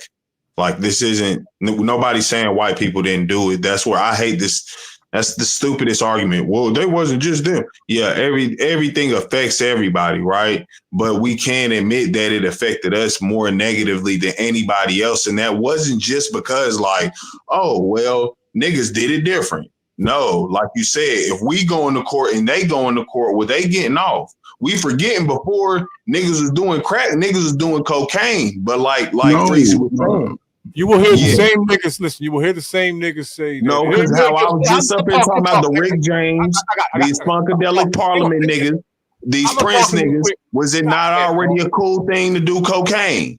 Let's not cap here. You describe what I was talking about. Right? Wait, before you do that, Reese, before you do that, who do you think when Joe Biden stood in front of Congress and he was pushing the 1994 crime bill? Who do you think that affected the most? When people was going to prison, they was going to prison off of nickel rocks, dime rocks, right? Small amounts of cocaine. People was catching 10 years. Watch this. 15 years. No matter what color you were. Wait, hold on. Wait. Also, wait. I got you. So also, I also mentioned the economic factor played a big part in it as well. White people are not on the bottom of the totem pole when it generally when it comes economically, right? Black people were. When it comes to crime in neighborhoods, black people were crime affected black people in their hoods more than any other race when it comes to crack, right? Because we're just talking about crack, right? And also, I remember when I was young, dog, I used to roll around in white neighborhoods too. I didn't see task force. I didn't see a lot of drug busts in suburban neighborhoods. I can explain it all to you because I'm there. I seen, man, most of the drug busts I seen, most of the jump out boys and the drug busts I seen was in black neighborhoods, bro. Are you interested in the truth or not? I'm giving you the truth. I lived it. I'm telling you, I lived it. I was there. Because I was there when I have a question. When it all started. Right. Okay? This is what happened. They gave crack to the world. They didn't give it to black people. Everyone used it. We did it differently. That's why I made that comment. We went out on the street corners and sold it out in the open for the world to see. Everybody else did it discreetly behind closed doors. Right. And in most cases, they weren't buying bricks and cooking up bricks and distributing it and using young boys. They were buying small amounts when they wanted it to get high and cooking it themselves. It was still crack. We did it differently. And that is the reason why it affected us the way they did. We did everybody on earth was getting high just like us. And if a white mandatory minimum. If you're white, what you doing? What you doing? We did what differently? What? The way we distributed and used the whole crack culture was entirely different than the rest of Earth. What was different? We went out on the street. We went out on the street corners everywhere, in spite of the children and women walking up down the street, and sold it publicly in front of everyone. And in many cases, had houses well known with lines going around the block. See, you young people ain't never seen a crack house with a line that goes around the corner, and y'all ain't never see that. That's what we did differently. Yeah. Everyone else on earth did it discreetly. That's the reason why most of us went to jail. If you were Spanish, white, Greek, or alien, if you got caught with 5 grams of crack, federal mandatory minimum, you went to jail. How do I know that? I was in federal prison. White boys everywhere. So hold on. You're wrong. Impossible. Listen, bro. We didn't do it. First of all, wait, bro. You just totally discounted what I said. You never incorporated the economic factor, right? When a race of people is suffering from poverty, crime is going to be more apt to be in these areas before any other area. Right? When a race of people is socially disenfranchised more than any other race, you're going to see crime more in those areas than any other areas. You're trying to make it seem like black people was just animals and degenerates naturally. No. That's a lie. I'm not trying to make it seem that way. You just said it. Hey yo, Freezy speaking back. Yeah, I got you, bro. This is my panel, please. No doubt, Freezy. What I'm telling you is what I said still stand, bro. It does. Okay? It's all true. Okay, you didn't have a lot of white people in their neighborhoods just cooking up crack. Yes, you did. Yes, they did. No, bro, listen, no, you didn't. Not as much. I just said yes, they did. Stop. I am right and you're wrong. Bro, stop. I didn't say it wasn't white people cooking up. For 11 years. Bro, I didn't say it wasn't white people cooking up crack. Millions. What I'm telling you is that the reason why you seen more black chemists visibly was because it was more of a moneymaker. Black people took more of an opportunity to capitalize off of crack. I just explained the difference. A lot of your, I don't know where y'all from, but a lot of the surrounding suburban areas where white people lived, guess what they was coming to get? They crack. They weren't cooking that shit up in their house. They was coming to the fucking hood. Can I respond to that? Stop it, bro. Cause I'm starting to believe y'all don't know what y'all talking about. But you being disingenuous and you lying. Stop. White people was coming in the hood by droves. Proximity. That's proximity. Listen, stop. Doctors, lawyers, regular white, average working white people. They was coming in the hood by droves, bro. So if these crackers was cooking up crack and on the norm, why was they coming in the fucking hood? Why would doctors, lawyers come in the hood and endanger their lives, be around crime, go through high crime areas? If they had resources, if they already had resources in their suburban areas to go pick up some goddamn crack. Are you ready? You ready for the answer? Bro, I'm ready, bro, but I'm just saying, make some damn sense. I'm gonna make sense. You gotta be able to understand. It's real fucking easy. A 5-year-old could figure this out. They were coming in because they were in close proximity. And it was easier and less risk for them to do it in their own neighborhood. Now, what you're not counting is the millions and millions of crackers that were used. This man said white people. Ain't going you like that. Bro, ain't going you like that. You just said you're not counting the millions and millions of crackers that were using cocaine that were not getting it from the hood. Most of them were not. Bro, you just said white people were in closer proximity to the hood. The white people that were coming to the hood to get crack were in close proximity, and that's why they came there. It was less risk. Oh my fucking God! You do realize what you just said didn't make no damn sense. That's a lie. It made you said white people was in closer proximity to the hood than they own suburban areas. No, that's not what the fuck I said. They were in closer proximity than the millions and millions of other crackers around America who were not. That's why they came to the hood. And it was no fucking risk. It was less risk than to cook the shit up and get COVID in their own neighborhoods. Wait, That's why they came to the hood. Stop. Is anybody listening to this bullshit? I was there and you were not. Bro, stop. Yeah, I'm listening to You're the contradicting your damn self. Don't you realize that? Bro, if crackers, bro, stop. You need to stop and listen to yourself. You're making up shit. No, you're making up shit. Listen. No, I'm not. I'm telling you what happened on Earth. Stop, bro. Stop. You're contradicting yourself, bro. You're lying. Because if crackers was cooking crack by the droves like y'all saying they Millions. right? Why was they in closer proximity into black neighborhoods to where they was cooking crack? Now I'm gonna try this one more time. One more time. The crackers you saw coming into the hood buying crack lived close by. Ergo the word proximity. So doctors, what I'm talking about, I ain't done. I'm talking about is the math. The math for the white. I don't care if you done or not. This my fucking panel. Where y'all think y'all at? I don't give a fuck if you done. I'm the only one that got the right to interrupt you. Go ahead. You don't want to hear the truth. That's why you keep cutting me off. I'm gonna let you talk. Just chill. I just came up here. What I'm telling you is, you talking about the crackers that was coming in the hood was in closer proximity to you telling me a doctor. Yes. Bro, you just want to be right, bro. Inside anybody of that's listening to this shit, you don't think doctors it's just crazy. Y'all crazy. You just want to be right.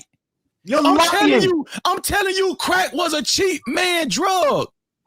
If you got crazy? Listen, if you got money, are you fucking crazy, bro? Stop. If you got money, bro, if you got money, if you got more money than the average person, just a middle class person, you can go get you some cocaine, bro. You could go get you some cocaine.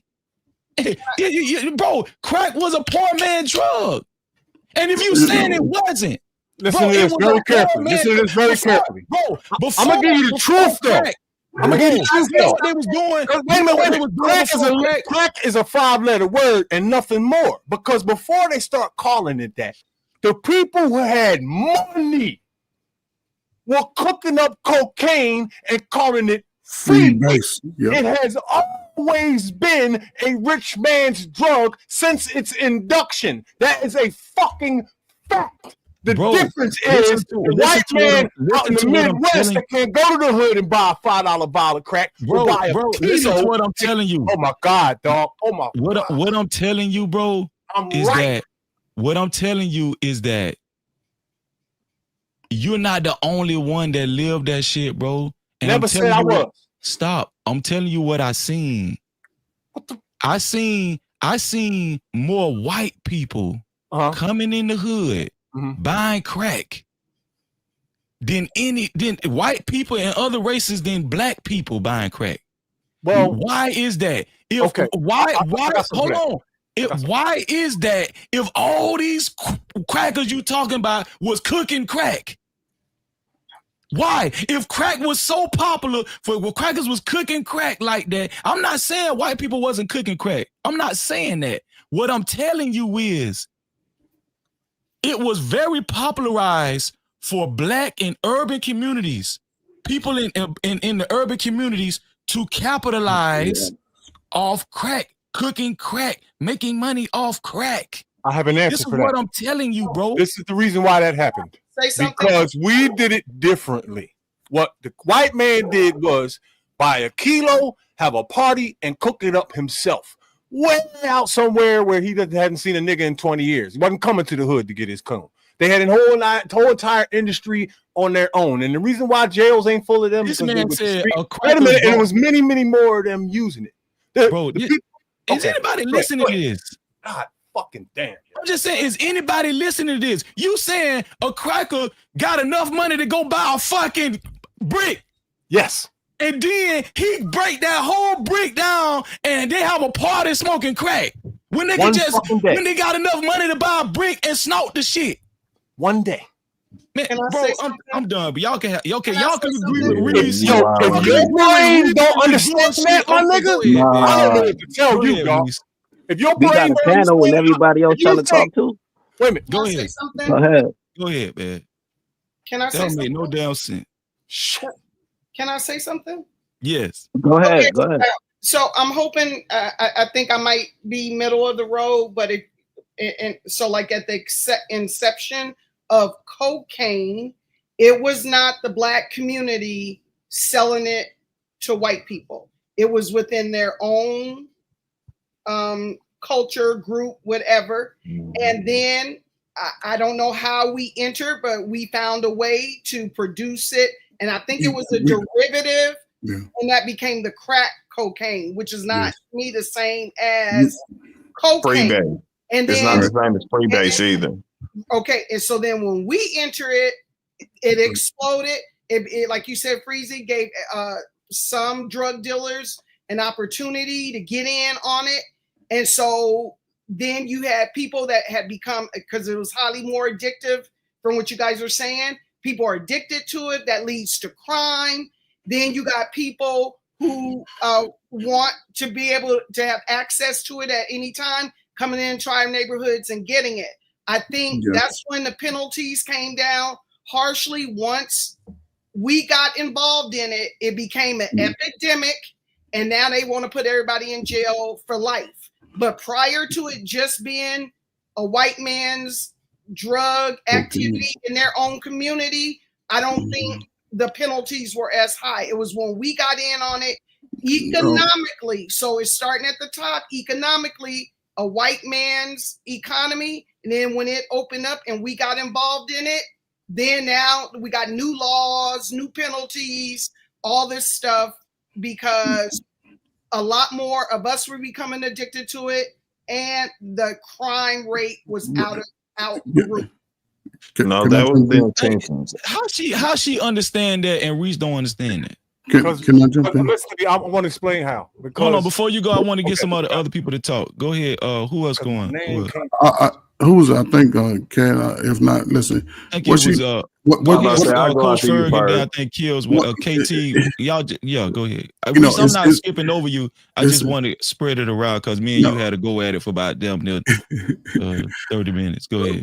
But here's the thing though. But what both of y'all saying, part of what both of y'all saying is true. However, if you look at any inner city across the country where you had so-called projects or most black people living in urban areas, they live close to downtown. Most projects are within a few miles from downtown. I don't know where y'all live. If y'all live in a big city, you can look at them out.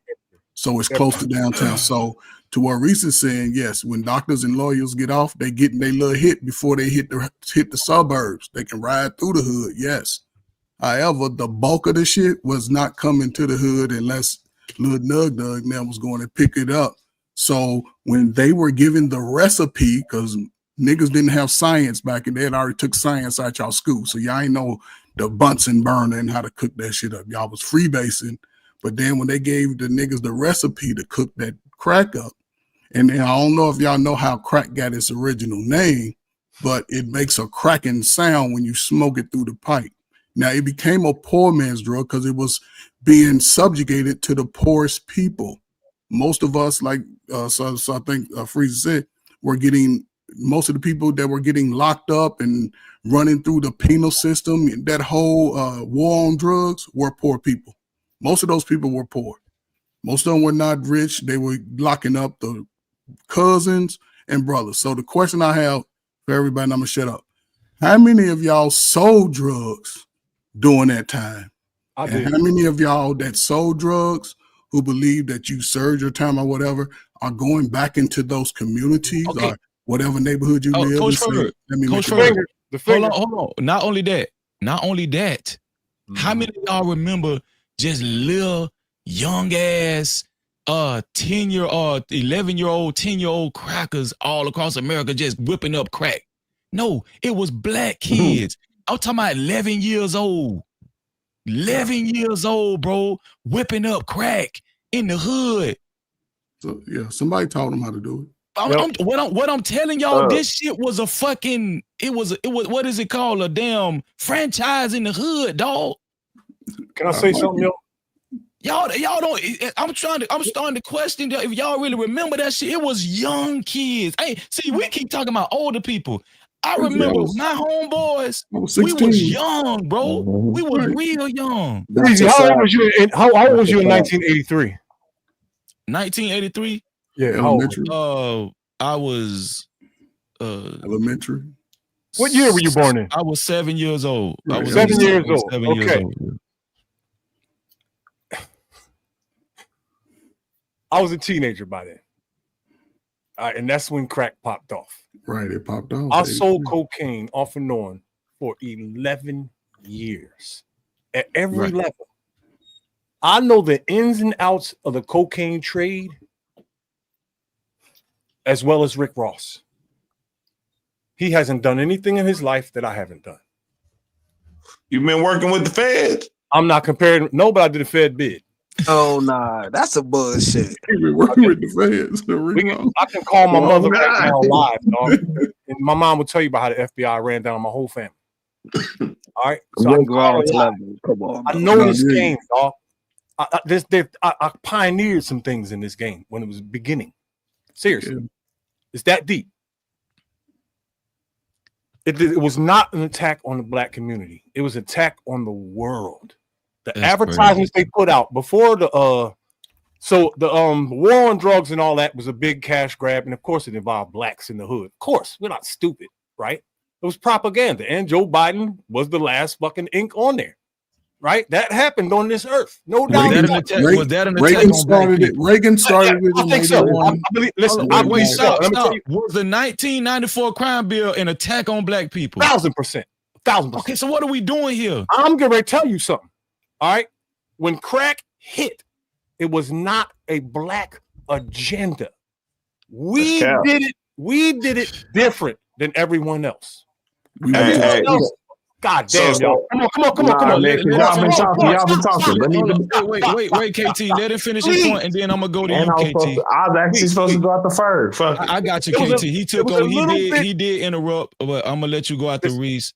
KT, go, because he was well into his point. Go ahead. It was a little bit different in the black community. There was a lot of people trying it.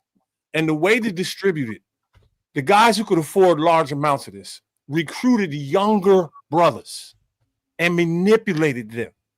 And they were barely making any, scratch money, while the guy passing it out was making big money. And they were all over the corners, all over America, right out in the open on the street corners. The other communities did not do that.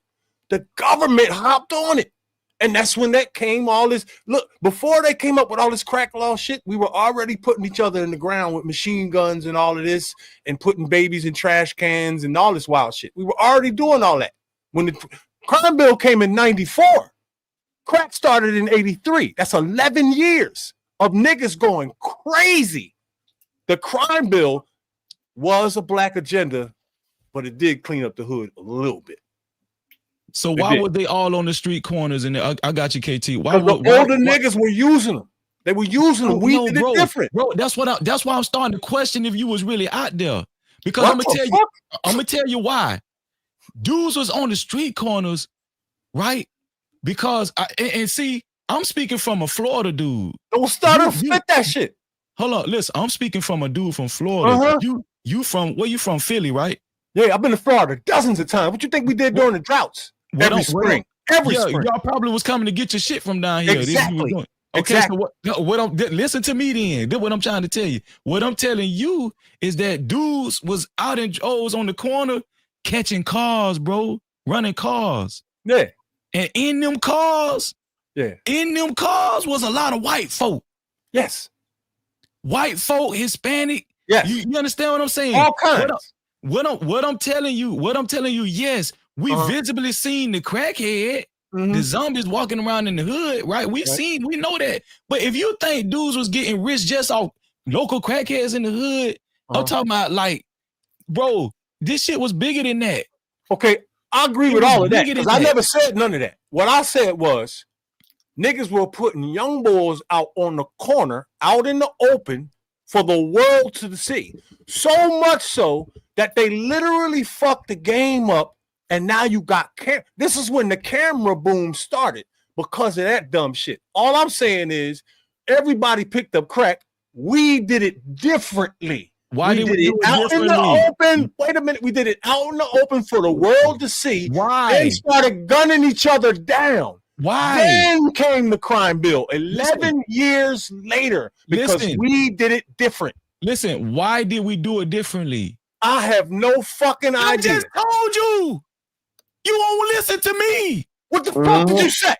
Go ahead, KT. It makes any sense at all. You tell me why we did that. Why we decided to put young boys on the court. I already said it, bro. You just not listening to me because you want to be right for some reason. But the punchline is that we did this shit. I'm still right. We did it. They didn't. That's why the crime bill came. Fuck why they did it. We did it.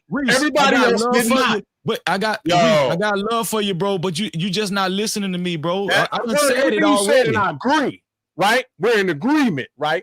With your reason why. Okay, we got that. The reason. The fact is, we fucking did it, and the rest of the world did not. So what I'm telling you is, you actually agree with me, Reese. No, we're in agreement. Yes. In that, whatever your reason for this happening, okay, you can have that. Reese, you agree with me, Reese. The punchline is this. Anybody hearing this? Wait a minute. The punchline is this. And this is a fact. It happened. We did it, and that's why the crime bill came. That's why the crime bill came. Am I wrong? Because most of these people don't even know what we're talking about. Am I wrong? Shout out to Joseph A. Gomez for $25. Joseph is a co-sponsor of tonight's show, right along with our brother Big Bad Bull and Natasha Vincent. How you doing, Natasha? And shout out to Joseph A. Gomez being a co-sponsor of tonight's show.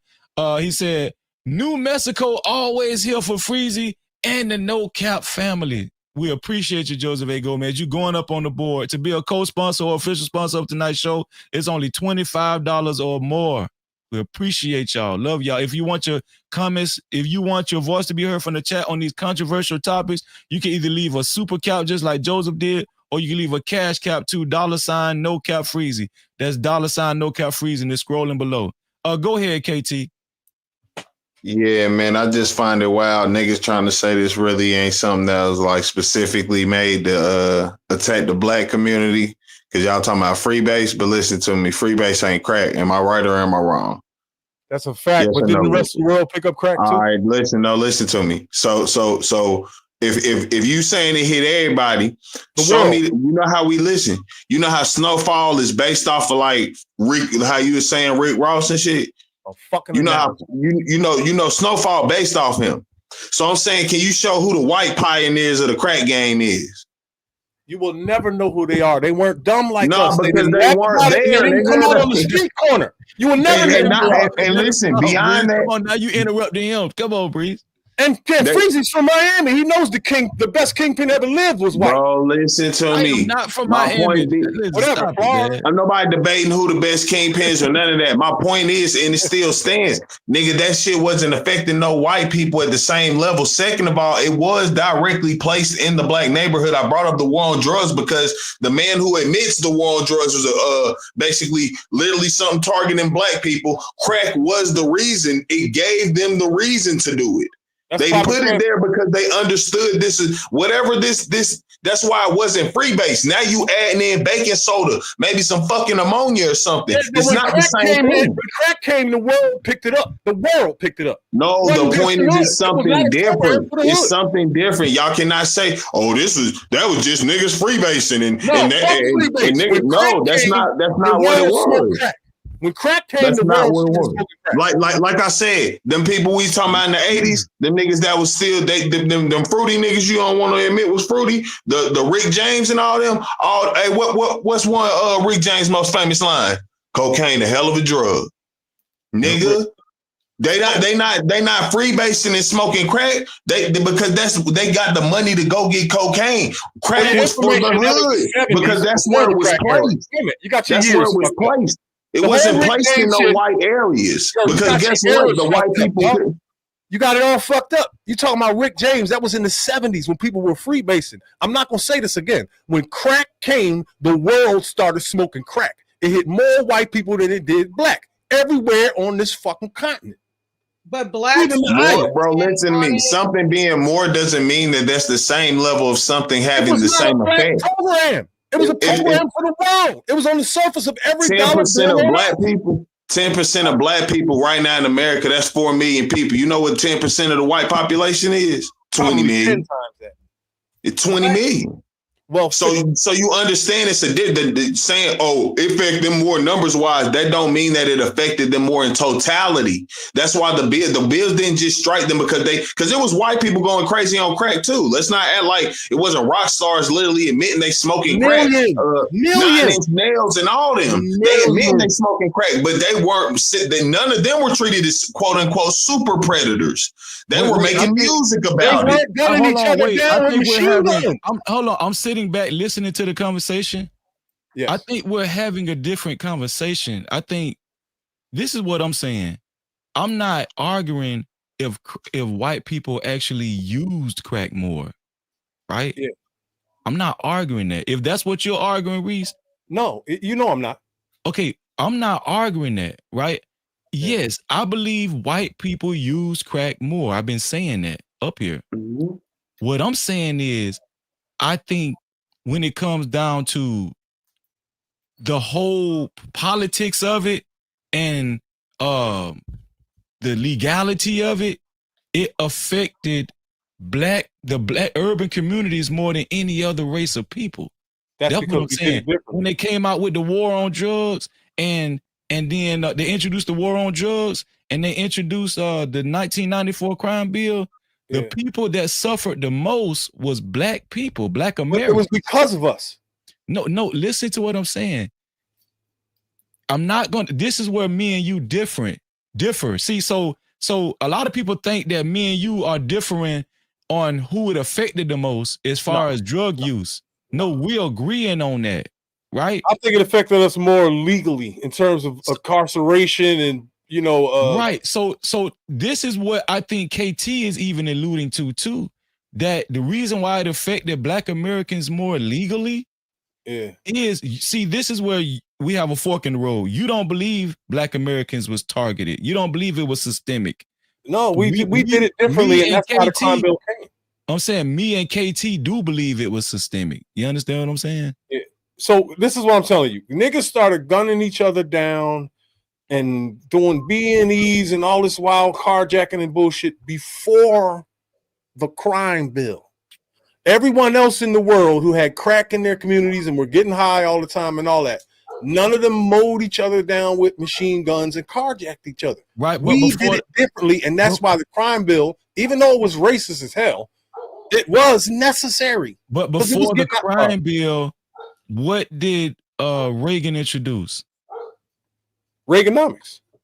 Right. That's what he was famous for. And also in the 80s, it was the war on drugs. Right? Yeah, you got that. But so what I'm saying is, even before the 1994 crime bill, it was the war on drugs. What the 1994 crime bill did, it made penalties for small amounts of cocaine. Of crack. Well, crack, right. Not cocaine, crack. Well, I call crack cocaine just because. Yeah, but you got to be specific because the penalties were not on. I understand what you're saying. Yeah. The 1994 crime bill was taking niggas off the street for long. Like I don't know if y'all remember this, but it used to be a time where dudes would come home from prison and you'll be like, man, where the hell you been at? Freezy.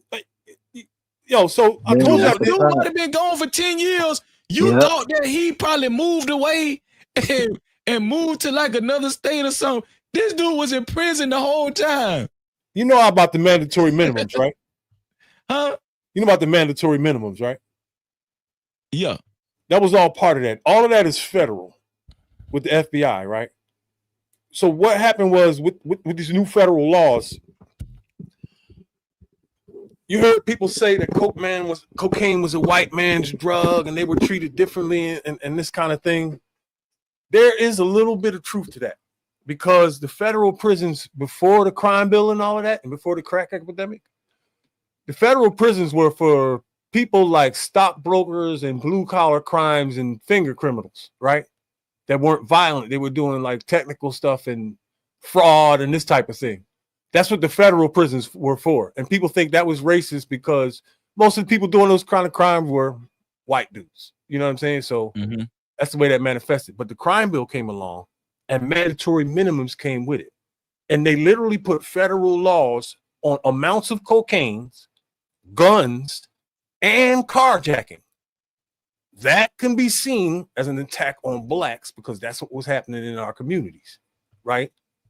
But they have an argument too, because we were doing that before the crime bill. The crime bill didn't come and then cause us to do that. You see what I'm saying? We were doing that first. So there's a good argument on both sides. Me, I think the shit was racist. I think both things are true. Nevertheless, dog, that's what that shit was about. It was not racism. It was not an attack on us. When the crack, crack was introduced to the world, right? All of these advertisements and news segments are scrubbed from the internet. You cannot find them. They're not in material existence on this earth. There were segments where they were talking about this new form of cocaine. Used to come on the morning news, and they said they literally called it crack before people in the hood did. So I don't know about that crackle stuff. They were calling it crack, and they said it was a safer way to use cocaine, less addictive, cheaper, blah, blah, blah, blah, blah, a new thing out there. Everybody heard it. Everybody did it. The whole world. It was not an attack on black people whatsoever. May I jump in there real quick, please, if you don't mind? I definitely agree with Freezy, not because I'm on a panel trying to ride the wave or anything of that nature. It's like all you got to do is go to Barnes and Nobles, yo. And AM introduced me to this book called A War on Poverty to the War on Drugs by Elizabeth Hinton. You definitely could get that book. It was how Freezy say it was a systematic thing on black people. When you look at Rick Ross, y'all brought up the real Rick Ross. Yo, fam, you could YouTube it. The government admitted that that they dropped drugs in LA to freaking delete black people, yo. The government was getting the drugs from Nicaragua and getting guns and drugs and all of that, bro. Like, let's be honest. Can we just be honest? Hold on, bro. I ain't cut you off that one time, bro. You've been talking all day, didn't rain and plane not one time. My bad. It is what it is, bro. Not your bag, yo. This maintain and breathe. It ain't about that, bro. It's about this maintaining, this having some decorum. That's what it's about. It ain't about always saying my bag because you're gonna do it again. But it's cool. All you gotta do is just look this up, bro. It was a stick.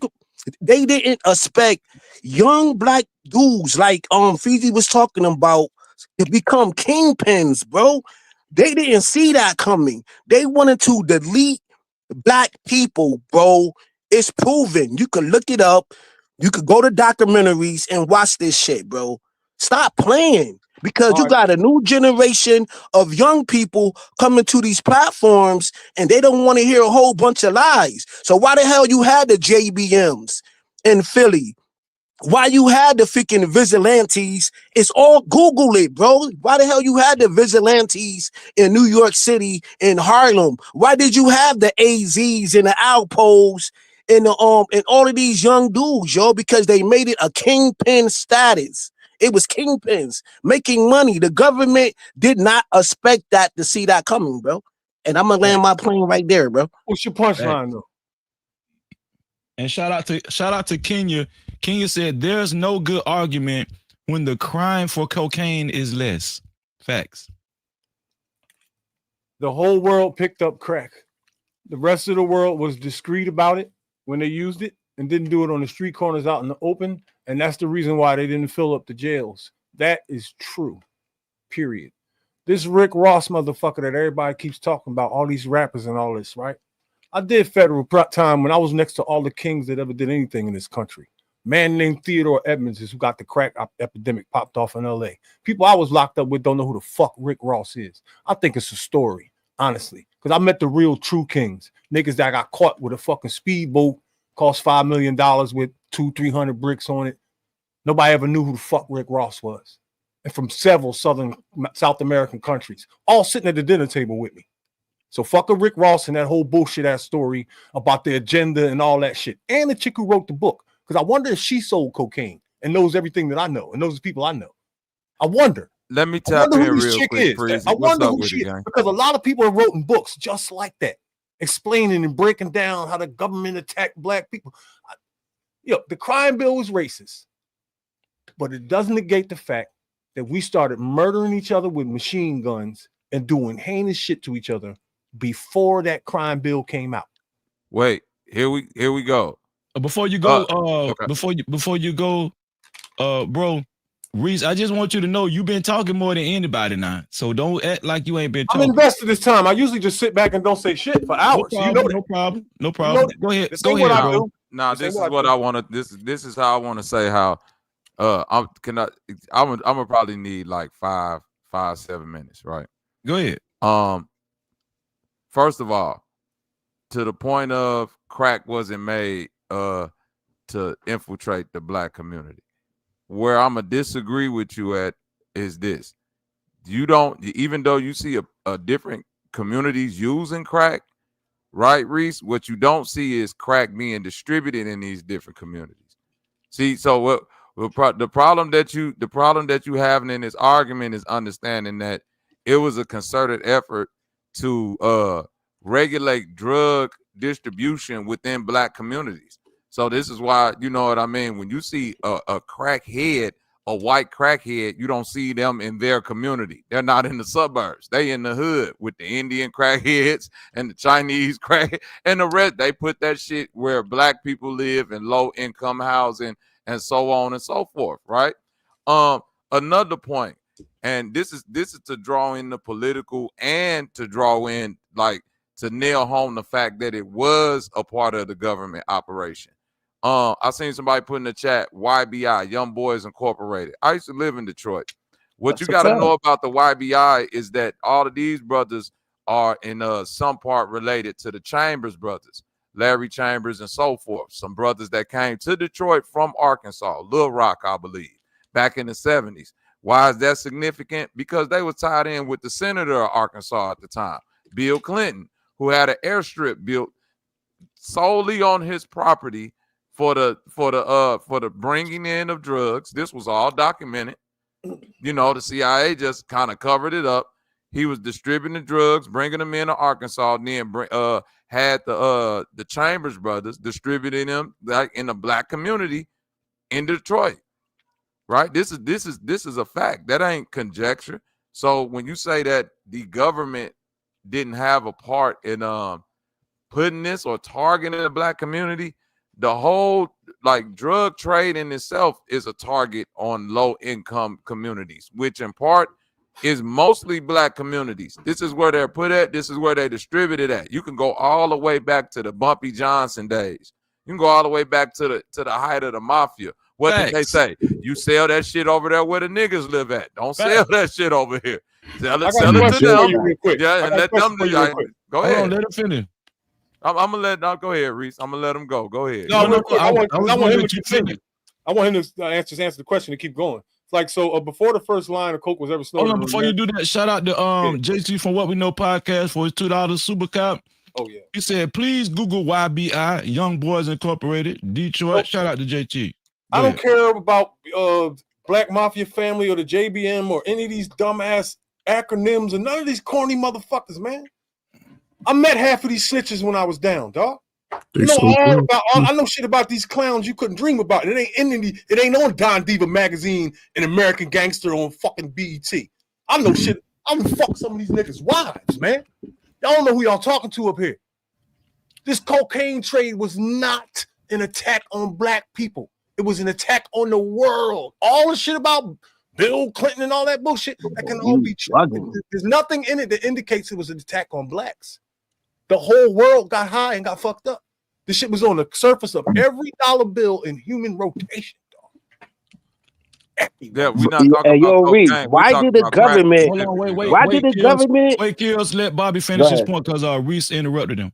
My bad. Right, and to the point, it's like we keep flip-flopping arguments. I get the point where you're making about cocaine, but we're not talking about cocaine. We're talking about crack, which is a completely different distinction. Come with completely different set of laws. It come with crack didn't attack the world. Crack attacked the black community. Cocaine, Cocaine infiltrated the world. All of the Pacific Islands in the Australia too. Listen, I'm telling you, I wasn't asking you shit. Bro, let the man finish. You've been talking now. Let the man finish, Reed. Yeah, okay. All right. So if you saying crack attacked the Pacific Islanders and the Australian, cool. I'm not finna. If you went there and saw that, then I'm not finna argue with that on that distinction. And then on top of that, I would argue that even if it did attack those people, it would be the poor communities where the more melanated people was at, which would then still bring it back to my point that they're attacking the low income people in America. The low income people are mostly us who've been put and forced into these situations based on systemic oppression. So I have a question. It's real quick, and I'm gonna just land it right here. It's not as far as what's been documented, as far as what came out from CIA documentation and from actually accredited professors who are a part of some of these programs. It's not far-fetched. It's damn near, it's the truth at this point when you understand that crack cocaine specifically was put out there and set out there as to be distributed in the Black community. And to the other brother's point, the only thing they didn't bank on is 21-year-old multimillionaire kingpins running Fortune 500 companies in the hood. That's what they didn't bank on. But they did bank on it. Hold on. Shout out to Dr. Quantum, aka Quantum Love, for her $5 super cap. She said, for freezing food bill. Love. Shout out to you, sis. Shout out to you, sis. Go ahead, Coach Bird. No, listen, we I don't know. We act like people don't know exactly what they're doing when they're doing it. Everybody that participated in that time knew exactly what they were doing. They had already studied the effects of how it would affect people during trials. So they knew that this drug would affect Black people this way because we were smoking weed throughout. But we were still going to work, inventing, graduating college, driving trucks, doing that. So wow, they still being creative. So now let's figure out something else.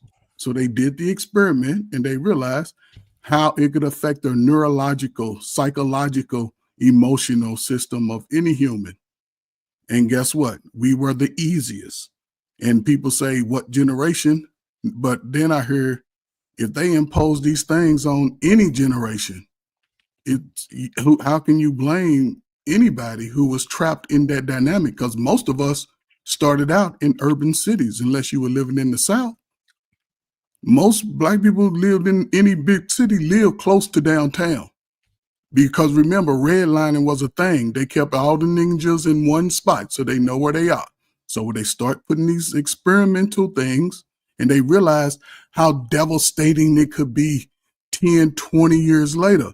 So my question still is, how many brothers in the chat on here sold drugs to mothers and aunties and cousins and cousins today? And how many are going back and say, hey, I had a part in this.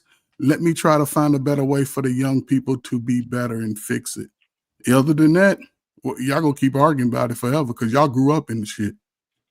And it's just unfortunate. Yeah, pushing that narrative. Reese, that narrative you pushing, brother, it's kind of it's difficult to understand because catch me up on what narrative you're talking about.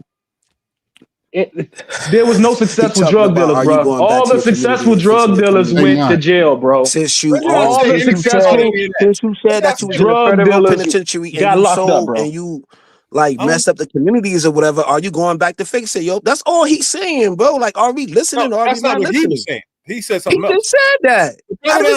No, I said something different. I get what Coach Ferguson said. I say I'm saying something different. All the successful drug dealers did time in federal prison. Are we hearing the same thing on these panels, bro? Like, what makes you think all of them did time, bro? What makes you think we're in opposition to that? No, it's like you being in opposition to that. I did. Like, are you? Did you just hear what he just said? Yeah, he said all the successful. Yeah, I got all that. But what makes you think that we're indifference? Like, I agree with that. Oh, okay. Like, you be doing too much, bro. Like, this be honest, bro. You be doing too much. What? Like, damn, man. Telling the fucking truth is doing too much? You're not telling the truth, bro. You're not telling the truth. The government told us, like, yo, we have something to do with Malcolm X or Martin Luther King getting assassinated. Nobody don't believe that. We got the government telling us right now that we have something to do. Right, LA, they admitted it. The CIA admitted it, bro.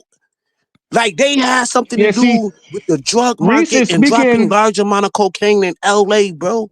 The government has always Specifically for black people, bro. They admitted it. It was not. Bro, Reese, you they speaking from a admitted it, my street nigga. You can look aspect, it Reese. up. Yes. They said it. Reese, this stuff goes back to the Oh. war, bro. When the men came back from Man, Vietnam, like, Reese, they put them dudes on. Remember them dudes that came back from Vietnam, Reese? They was doing drugs because they couldn't handle the war situation, Reese. That's how it really got started from Vietnam. They wanted to control us You just after said we fuck came home books. from You war. was up here saying fuck the books. on. Fuck Rick Ross. He said F Rick Ross and everything that he ever did and admitted to and knowing that he was tied in with the CIA at the time that he didn't even know what he was going through. Like, yo, so he a whole legend. There's He a no whole legend, so he don't got no credibility.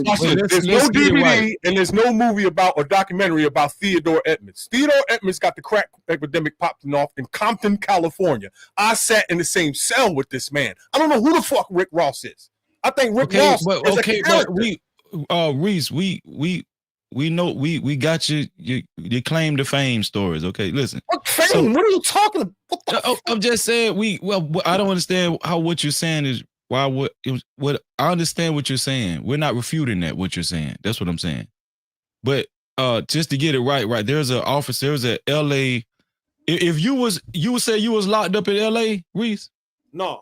Theodore Edmonds is from Compton, California. He was in charge of all of that. He promoted all the rap and R&B concerts all through the late 80s and early 90s. He had more money than anybody, Rick Ross or any of them clowns, right? I'm saying Theodore Edmonds is his name. Niggas like Googling shit, right? And they want to know about when was you locked up with him? Okay. What now? When was you locked up with this dude?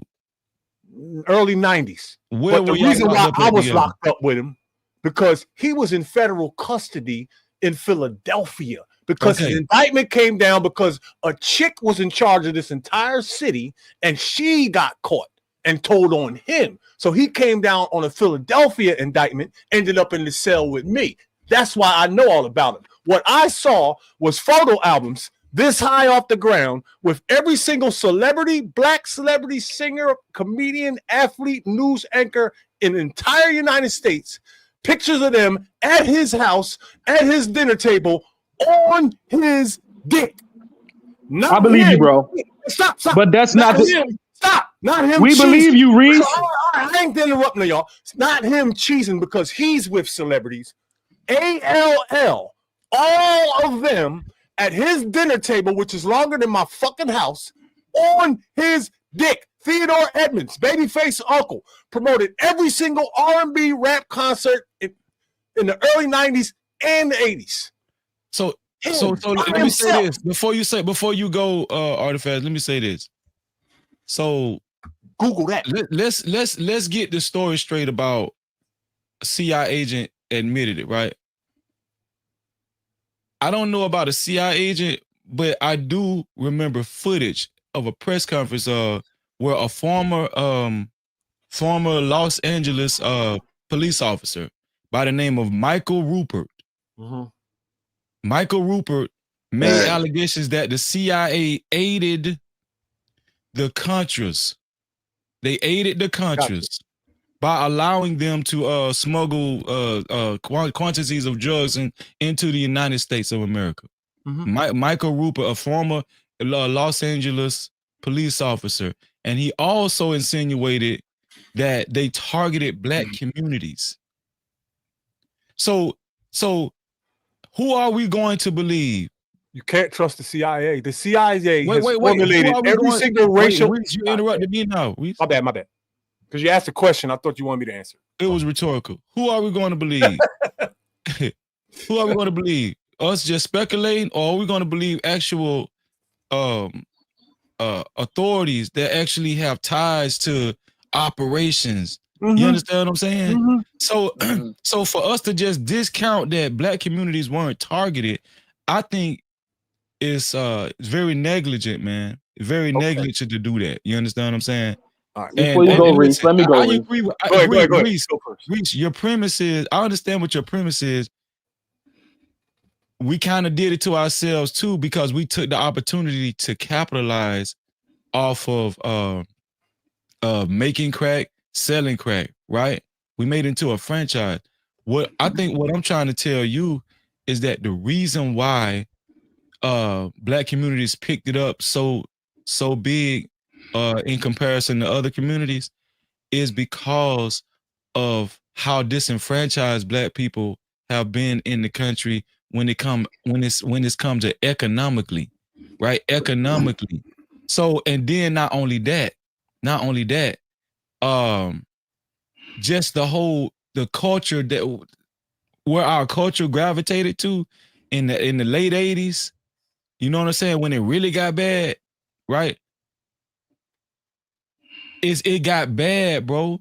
You feel what I'm saying? When we heard and then when we started seeing visuals on screen, they started like, it didn't take off to New Jack City. This is why I say it was an operation. They started showing visuals on movie screens. They started showing this shit on TV, right? Music. See, it's bigger than just crack. Facts. It's everything that's surrounded by it. You feel what I'm saying? Can I get a minute to spill for real after this dude Artifacts wanted to go before me? I'm gonna let Artifacts go because I'm just saying I want to spread the mic around because you really been hosting this segment, Reese. I gotta share something with y'all about this cocaine shit because I'm not trying to. I got you, Reese. I really got some information. I see you, bro. Go ahead, Artifact. Yeah, it's a crazy narrative, Reese. You know what I'm saying? We on this damn topic for this long. But listen, I wasn't born in the 80s, but I am the cause and effect of what happened in the 80s. I'm a 90s baby, and I'm thrived off of that. I believe my mother did do a lot of drugs. Can't confirm it, but I know because it affects me. But what I wanted to say was that I think that them dudes back in the day, they didn't push that narrative of selling drugs. Remember that, like you said, Reese, the dude was promoting music.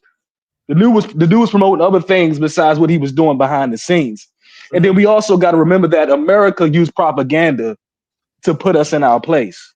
Even this goes back well before the drug epidemic. This goes back to war times in World War II when they wanted to get us together to join the war. They propagandized us.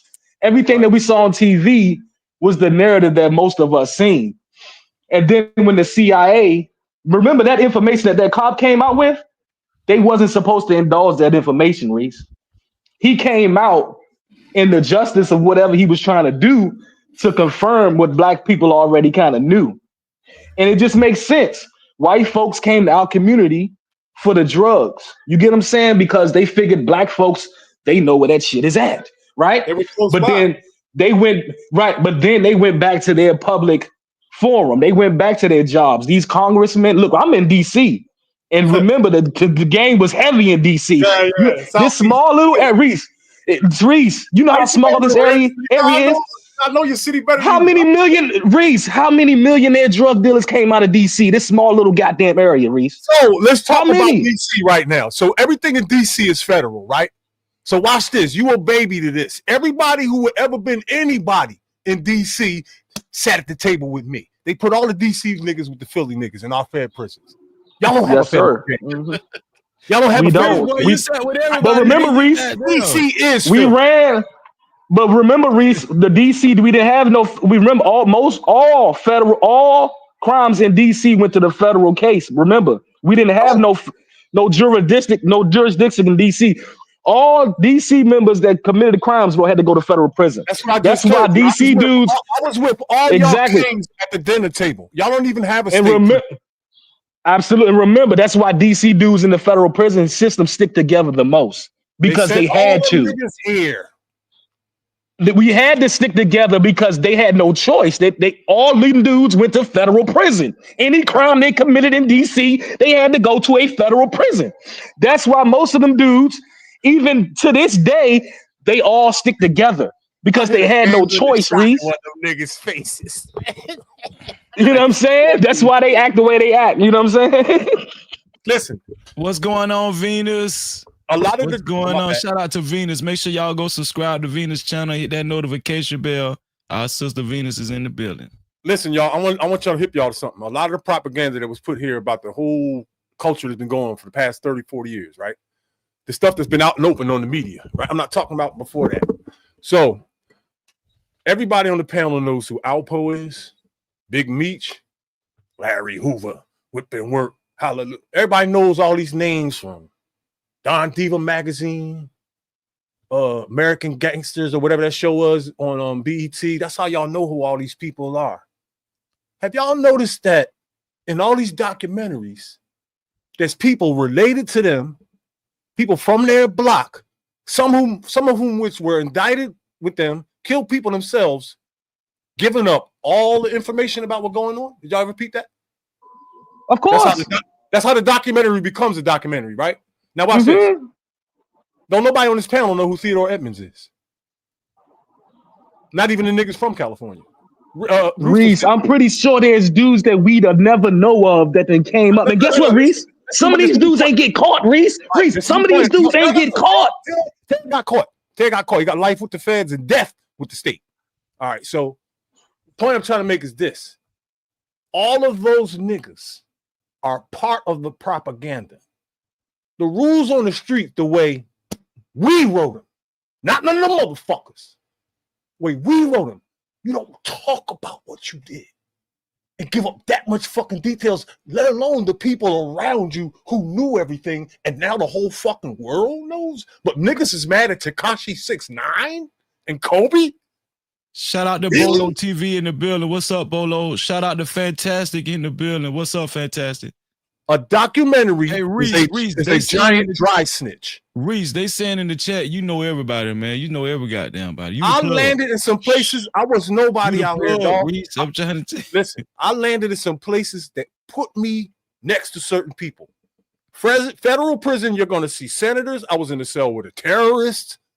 All kind. You meet the top of the top in federal. That's how that goes. I hope people understand that. I'm not the only one in the space been to the Fed. What the hell? You was in ADX, Reese? What you was in ADX, man? I was in like 6 different joints. And then I was in there in the middle of the cleanup. The FBI went all around America and got everybody. So guess where they were sending snitches from? Texas, Oklahoma, New York, because they can't do time in their states. They get killed. What kind of they send them over here? What was you doing in the cocaine game, Reese? What was you doing? Me? You don't do it no more, right, Reese? All the connects are dead. All the detectives are dead. All the feds are dead. You don't do it no more, everything. Right? I was grabbing from a nigga named Freddie, 154 from Amsterdam. And when during the drought, I used to go down some club on Biscayne Boulevard. My homie knew somebody down there. We operated out his basement and literally got on the. You could get on an airplane. I'm not even making this up. You could just wake up one morning randomly. Let me go down to the airport. Go to Miami. Boom, you're on a plane in an hour going to Miami. Go down to Miami, find your connect, grab some coke, put it in your pocket, get on a plane, come home. Be home for lunch. It was that sweet before 9/11. That's how I was moving. Was I a kingpin? No. But I had a criminal organization that went all across this city, right? I would say mid-level, right? There was many niggas making much more money than me. So you telling me you just went to Miami and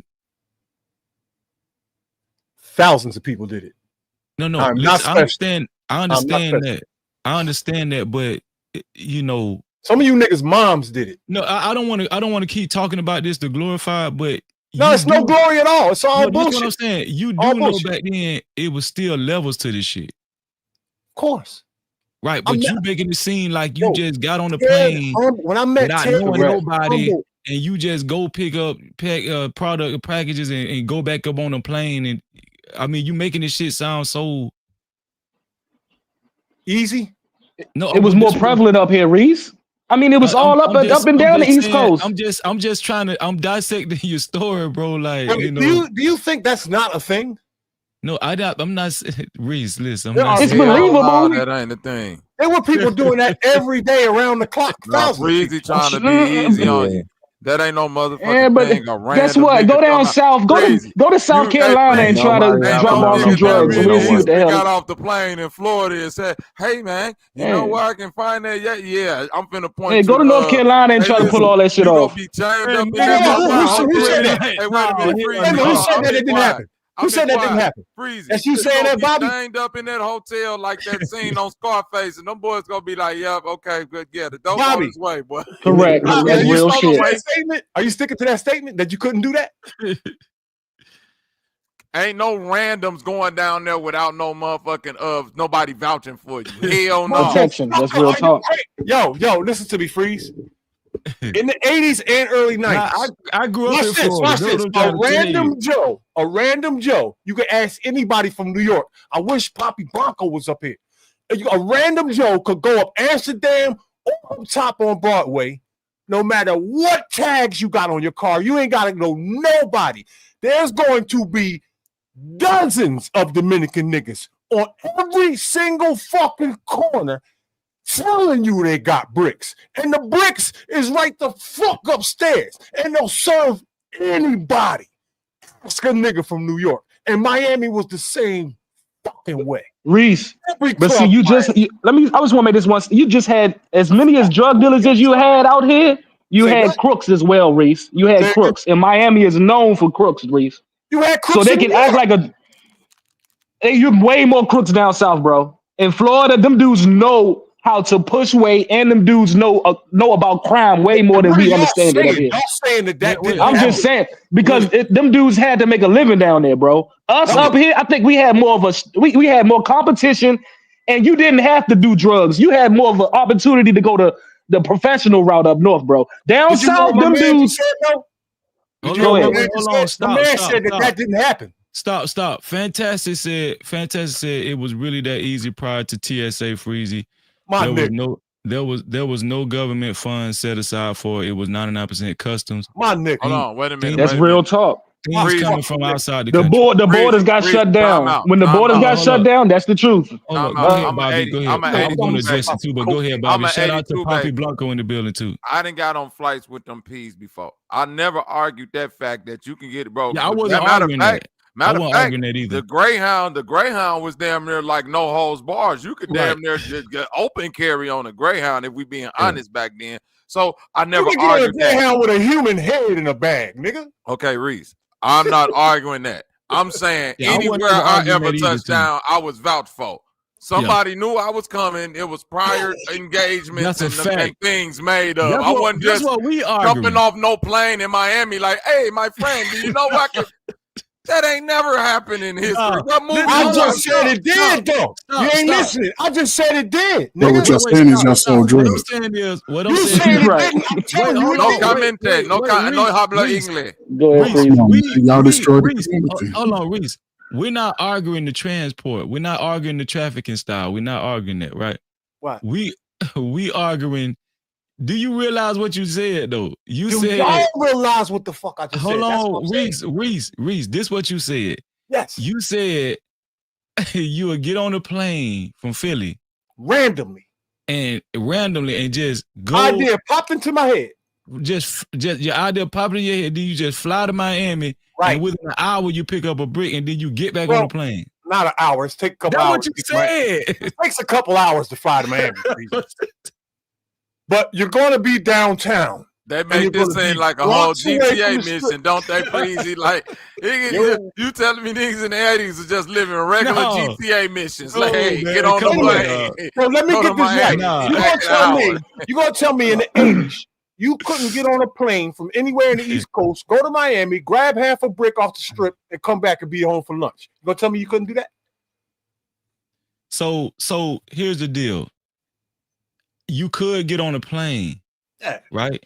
Yeah. But what I'm saying is, for one, you're going to, what most people do, because for one, you want to protect. This is why your story sounds kind of crazy, because when you get off the plane, I'm just hypothetically, I'm just going with your story. You get off the plane and you get either a rental car, you get a taxi, whatever, you're going where you're going. First off, you don't want to buy from anybody. Right? Because you don't know who might be working. You don't know. You want to That check ain't people how out. that went. That ain't how that went. Stop. Yes, it, bro. Man, Bro, come on now. Yo, I'm not Let's see asking you. why It he wasn't went. undercovers. They got so Nah, many this why movies he on went this to the shit. feds. So there's a difference between Miami and This Manhattan. why he went to the feds, y'all. There's He a explained. difference between I see Miami and why Harlem. I see why your ass got locked up. And go back to my original statement. They're going Down south, they are real crooks down south. They understand that system way more than niggas up north do. I got you. You gonna listen or not? The difference between Miami and Manhattan was, Harlem, uptown. In Harlem, they're on the corner. They around the clock, 4 in the morning, 12 noon. They're on the corner telling you, yo, I got kilos, dozens and packs of Dominicans. Not a one motherfucker, 12 on every corner for miles. On Amsterdam and Broadway. That is a fucking fact. Miami, a little different. You got to grab at night. You got to go to the clubs on Biscayne Boulevard, and all you got to do is come, and somebody who sell coke will come up to you because that's what those clubs was about. That is a fucking so that took that an happened hour or all two. through the 80s and You early saying 90s. that you saying from you getting off the plane that took an hour or two and you got back on the plane. Oh, downtown is downtown. All you gotta do is go to Biscayne Boulevard, go to one of them clubs, go to that foam club. Everybody in there sell coke. Everybody. You're not saying it didn't happen because Detroit was lit too, Coach Ferg. Detroit was lit. You can go to the bathroom at any club in Miami, ask a random Joe who got the yayo, and they will take you to somebody who got a brick, and you'll be home for dinner. That's Okay, a let me ask you this, Y'all need to stop. Y'all need to stop you watching. telling me Y'all need to stop watching these goddamn movies and shit, man. These movies is liars, nigga. Reese, so you mean to tell me, Bobby, as a random person you never met, if I touch down in your city, I could just pull up on you in your hood and get big weight off you, with you not knowing nothing about my background, who I am, and nothing. I'm just a customer. I could pull up on you and just get weight and just be off into the sunset. No questions asked. You ready for the answer? Yeah. The answer is fuck no. This shit crazy. Not now and not back then. Well, then I'm saying but you saying if I went to Miami, I would be able to do that. That's how Biscayne Boulevard got down, and that's how Harlem got down. Period. I didn't ask you niggas So nothing. in Harlem, telling y'all. So in Harlem, I could just be a random dude from. I don't know about USA. now, but in the 80s and 90s, during No, the I'm saying in the 80s and 90s, and I'm saying that. Exactly. I'm saying I could be a random dude and hit the block and be like, "Yo, I'm trying to get some keys, man." Exactly. Exactly. Niggas gonna serve me. Boy, that sound like a crazy risk right there, boy. You don't believe it? Ask somebody from New York.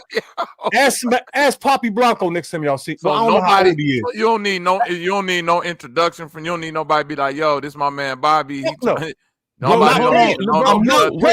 I can do playing. you one better, Bobby. Bro, I'm from Florida, dog. Yo, nigga just come around unfamiliar and then holler about, hey, y'all know where I could get some keys from? And nigga, even back then, nigga looking at you like, huh?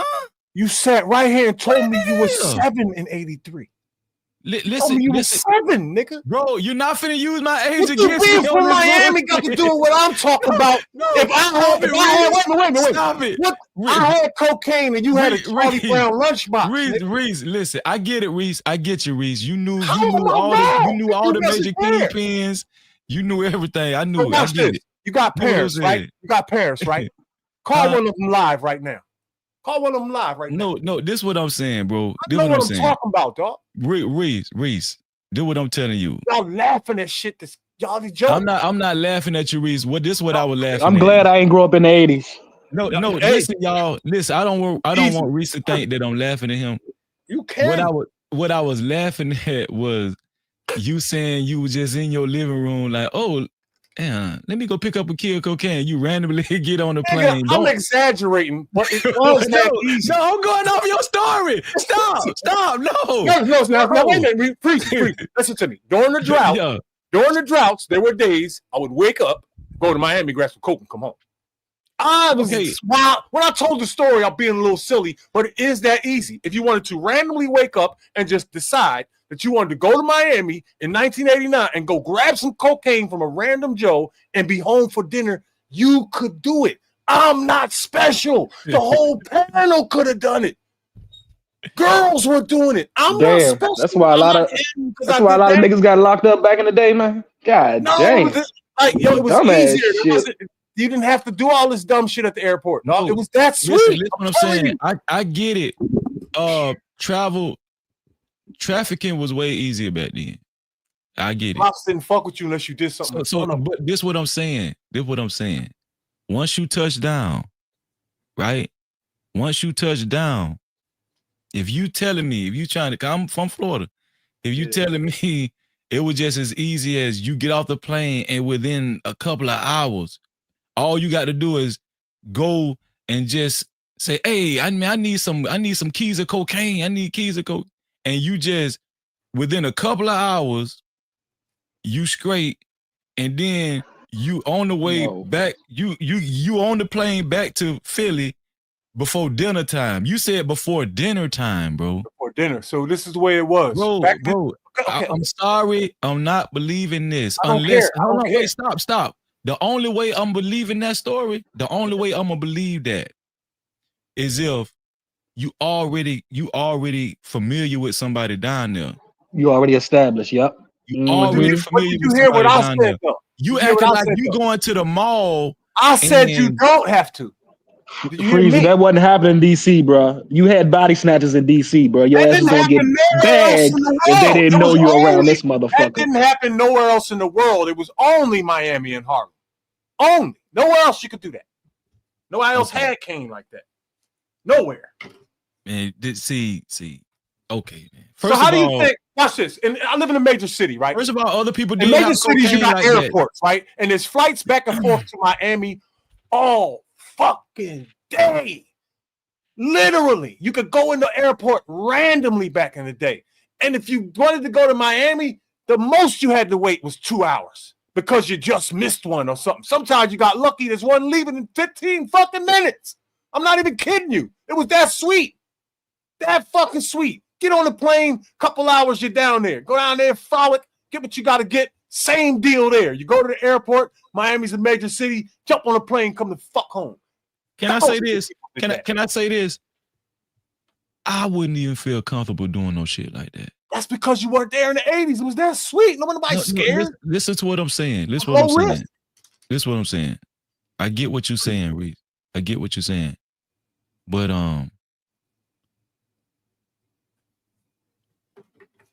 the only thing I agree with is the lackadaisy. I mean, like the relaxed travel experience. You understand what I'm saying? It was not. Y'all got a problem with not knowing nobody down there, right? That's the issue. No. Here's the thing. What I'm saying is even back they didn't know nobody. No, they had an issue. No, they had an issue with Florida didn't know nobody. What? I'm saying they had an issue with me just going down there and not knowing any connects. And wasn't Griselda Blanca down there in Florida? Keep cutting me off, dog. They had an issue with that. I'm trying to tell them that it was that easy, and I can explain how. That's done. So I'm not saying it wasn't easier back then. What I'm saying is the story you told, don't know nobody, and you randomly just go to Miami, you take a plane trip, go to Miami, and you'll be back home by dinner time, and you don't know nobody. Exactly. Okay, so if we know how it's done. Here's the thing. I'm not going to refute your story. Right. I'm just saying that is that part is very, very hard to believe. That's all I'm saying. Okay. So I can believe that if you had like a cousin down there or some family members down there, and you know they know somebody that knows somebody, you're saying you don't know nobody. That's exactly you ain't what got I said. No family. Hold on, Reese. You That ain't sound got like no the low. family, no nothing. Nobody. We got that part. Are you ready to learn? Yeah, All right? teach me. Yeah, please. You ready?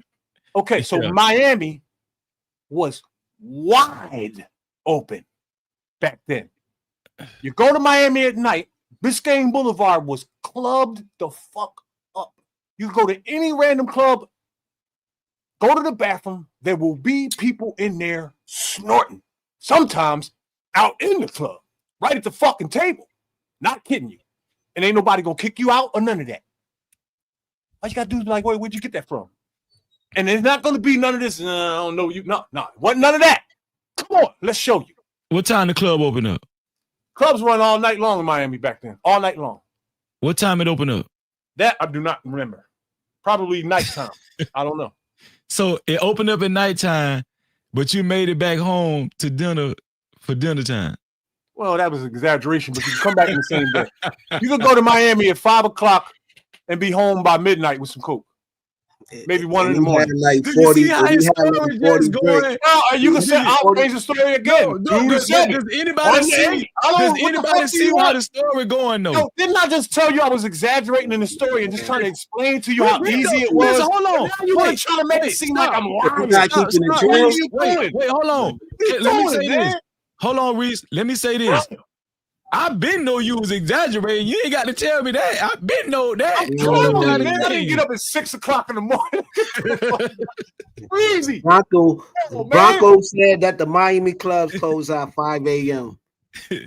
They 5 a.m. So I don't know. Oh, that sounds like all night long. The sun be up at 5. Right. Shit. Go and tell me. You really don't believe that you could get coke? No. Listen what I'm saying. I do agree with you. Back then, it was the Wild Wild West. I do. You know what I'm saying? Like, it was way easier. Like Miami was like a haven. It was a haven. You know what I'm saying? I get that. But what I'm saying is the story you told. Yeah, it had to be exaggerated. That's all I'm saying. Impossible. Anybody could go down. Anybody, not me. I'm not special. Anybody could have done what I did. Go into a bathroom. I'm not saying. You in an hour, you will have some coke. Reese, I'm gonna make a stipulation. I'm not saying a random person that aspire to sell dope or just want some drugs or couldn't have just went to Miami and came back with something, even if you don't know nobody, right? Right. Yeah, I do think that's very possible. That happened. I'm saying that's not the safest thing to do. It's not. First off, it's not the safest thing to do because you got to look out for more than just informants and all that kind of stuff. Motherfuckers was killing. They was the same way it was freer. Niggas was dying more back then too. You know what I'm saying? You want to know the mentality of a drug dealer, dog? Let me finish. So when the drought comes, the drought affected New York and the whole Northeast. For some reason, Miami always had the same thing when the drought came. Every single year, the same way. I can't explain it. I don't know why. Fantastic just told you in chat, bro. Miami never had a drought, bro. They never had a drought. It's never happened. 80s, they never had a drought because they had never happened. Blanco. That was the go-to. That was Can I tell you something? Can I tell you something? Jeezy, right? Go ahead. And nobody believed me when I said this until I pull up some footage from a well-known crew in Fort Lauderdale. I was telling motherfuckers that's how Jeezy got on. How? Jeezy got on from this crew in Fort Lauderdale. How I know that? Because my first cousin, right. Because my first cousin ran with this crew, right? They used to rap. They used to try to rap, but they sold more dope than rapping. And Jeezy came down there, and that's how Jeezy met. That's how Jeezy found his connect, and that's how Jeezy, when Jeezy took that shit back to Georgia, that's how he became the motherfucking man. In Florida, Fort Lauderdale. Yo, Freezy, they got an interview with that crew you talking about on YouTube. You know what I'm saying? Like, I watched it, but I don't want to be saying platforms on here. You know what I mean? People don't be giving shout outs or nothing like that, But I watched that interview, bro. I watched that interview, and Jeezy actually admitted it too in one of his videos. He actually admitted. And I mean, guess what though, Kills? Guess what though, Kills? I've been saying that shit way before that interview came out. But when it came out, I was so happy because motherfuckers thought that shit was just made up, whatever. No. Jeezy got put on. Listen, Jeezy got put on from some Florida niggas. That's what I'm trying to tell you. Fam, I always thought it was being. I always see. Me, I'm gonna keep it real with you, Freezy. Like, I always thought it was like BMF or somebody else put them on, but no, I have found this out Now in 2025. Facts. So what Reese is saying, I get what Reese is saying. I get what he's saying, right? What I'm saying is, I'm not Reese, right? I'm gonna just speak for me. I ain't gonna speak for Reese, cause Reese seemed like Reese is a little crazy, so he'll be doing some old All those Philly dudes crash mission, all whatever. that. But- Those Philly dudes different. Philly dudes different. That's judgment. That's judgment. That's out of line. That's no, Reese, you're putting us in a box. That's bullshit. You like a fucking I believe you was like a MacGyver type motherfucker. But I've anyway, hated Philly niggas for half a but century. here with me, even back then, yeah, I was 7 years old in '83, right? But I was 13 years old in '89, right? So here's the deal. Me, if I go to Miami, right, just on the whim, I don't know nobody. I'm just pretending. I don't even want to buy no dope in an hour. I don't even want to do that. I would never do no shit like that. You know what I'm saying? Like, I'm gonna ask around. I'm gonna feel them out. I'm gonna talk. You know what I'm saying? I'm gonna see if I got family down there. You know what I'm saying? I'm gonna ask my homeboy. I'm gonna call my homeboy, see if they know somebody down there. I don't want to go to jail, so I'm gonna take precaution, especially dealing with weight. Even back then, yeah, it was more easier to transport that shit, but you niggas was still getting killed. You know what I'm saying? Niggas was still getting set up. Niggas was still getting ran down on. That's what I'm trying to tell you. So you just saying going to an unfamiliar, especially in Miami. Miami back then, they were killing your ass. That was a kill zone. And you had Zopound down there. Well, because nobody need to realize too, because at that time, back in the 80s, Miami was like the capital deletion back then. You know what I mean? Like the capital, you know what I mean? They did have like triple digit murders before any other city. Facts. Yeah, so you just going in this cesspool talking about even Mafia in Chicago didn't do that. Where the keys at, y'all? Yeah. Listen, Miami has always been wide open. Like that story sounds crazy, but it's so true. It's ridiculous. You can ask you can actually watch the documentaries of the cocaine cow. Like, yo, we all watch the cocaine cowboys. These documentaries don't tell you everything, man. No. But it's accurate counts because you got interviews with hitters on there. You got interviews with hitters. Not the real hitters. Fam, they was the real hitters. The one dude. Nobody on the panel knows who Theodore Edwards is. Gonzalo Blanco, main hitter on there. Main There's hitter. a reason why you know those people, dog. Main There's a reason why.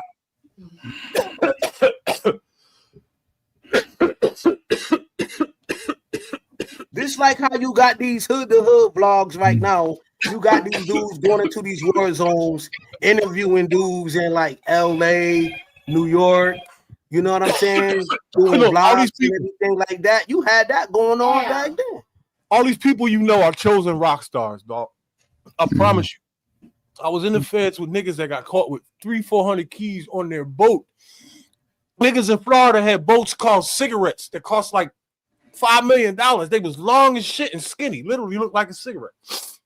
And that's how they was beating the cops in races and all that. I met niggas got caught with hundreds of keys. No, they ain't no documentaries on none of these motherfuckers. Like some of these niggas that got documentaries, I sat across the table with the niggas that was serving them. So whose block is it?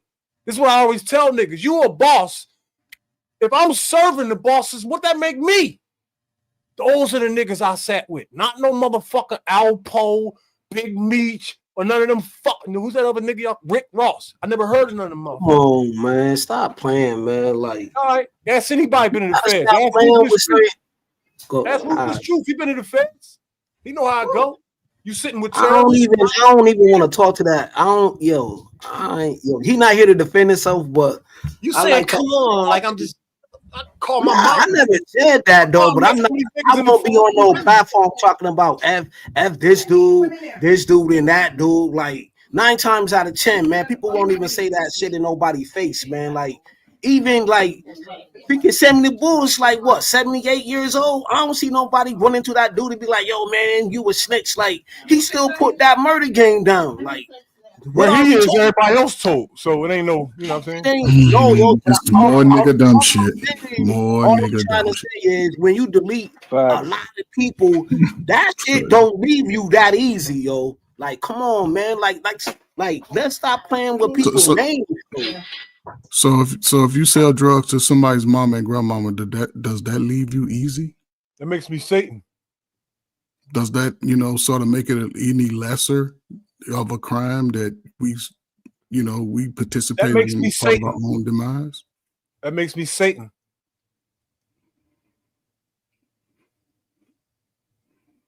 Should anybody be given a reprieve for things they did?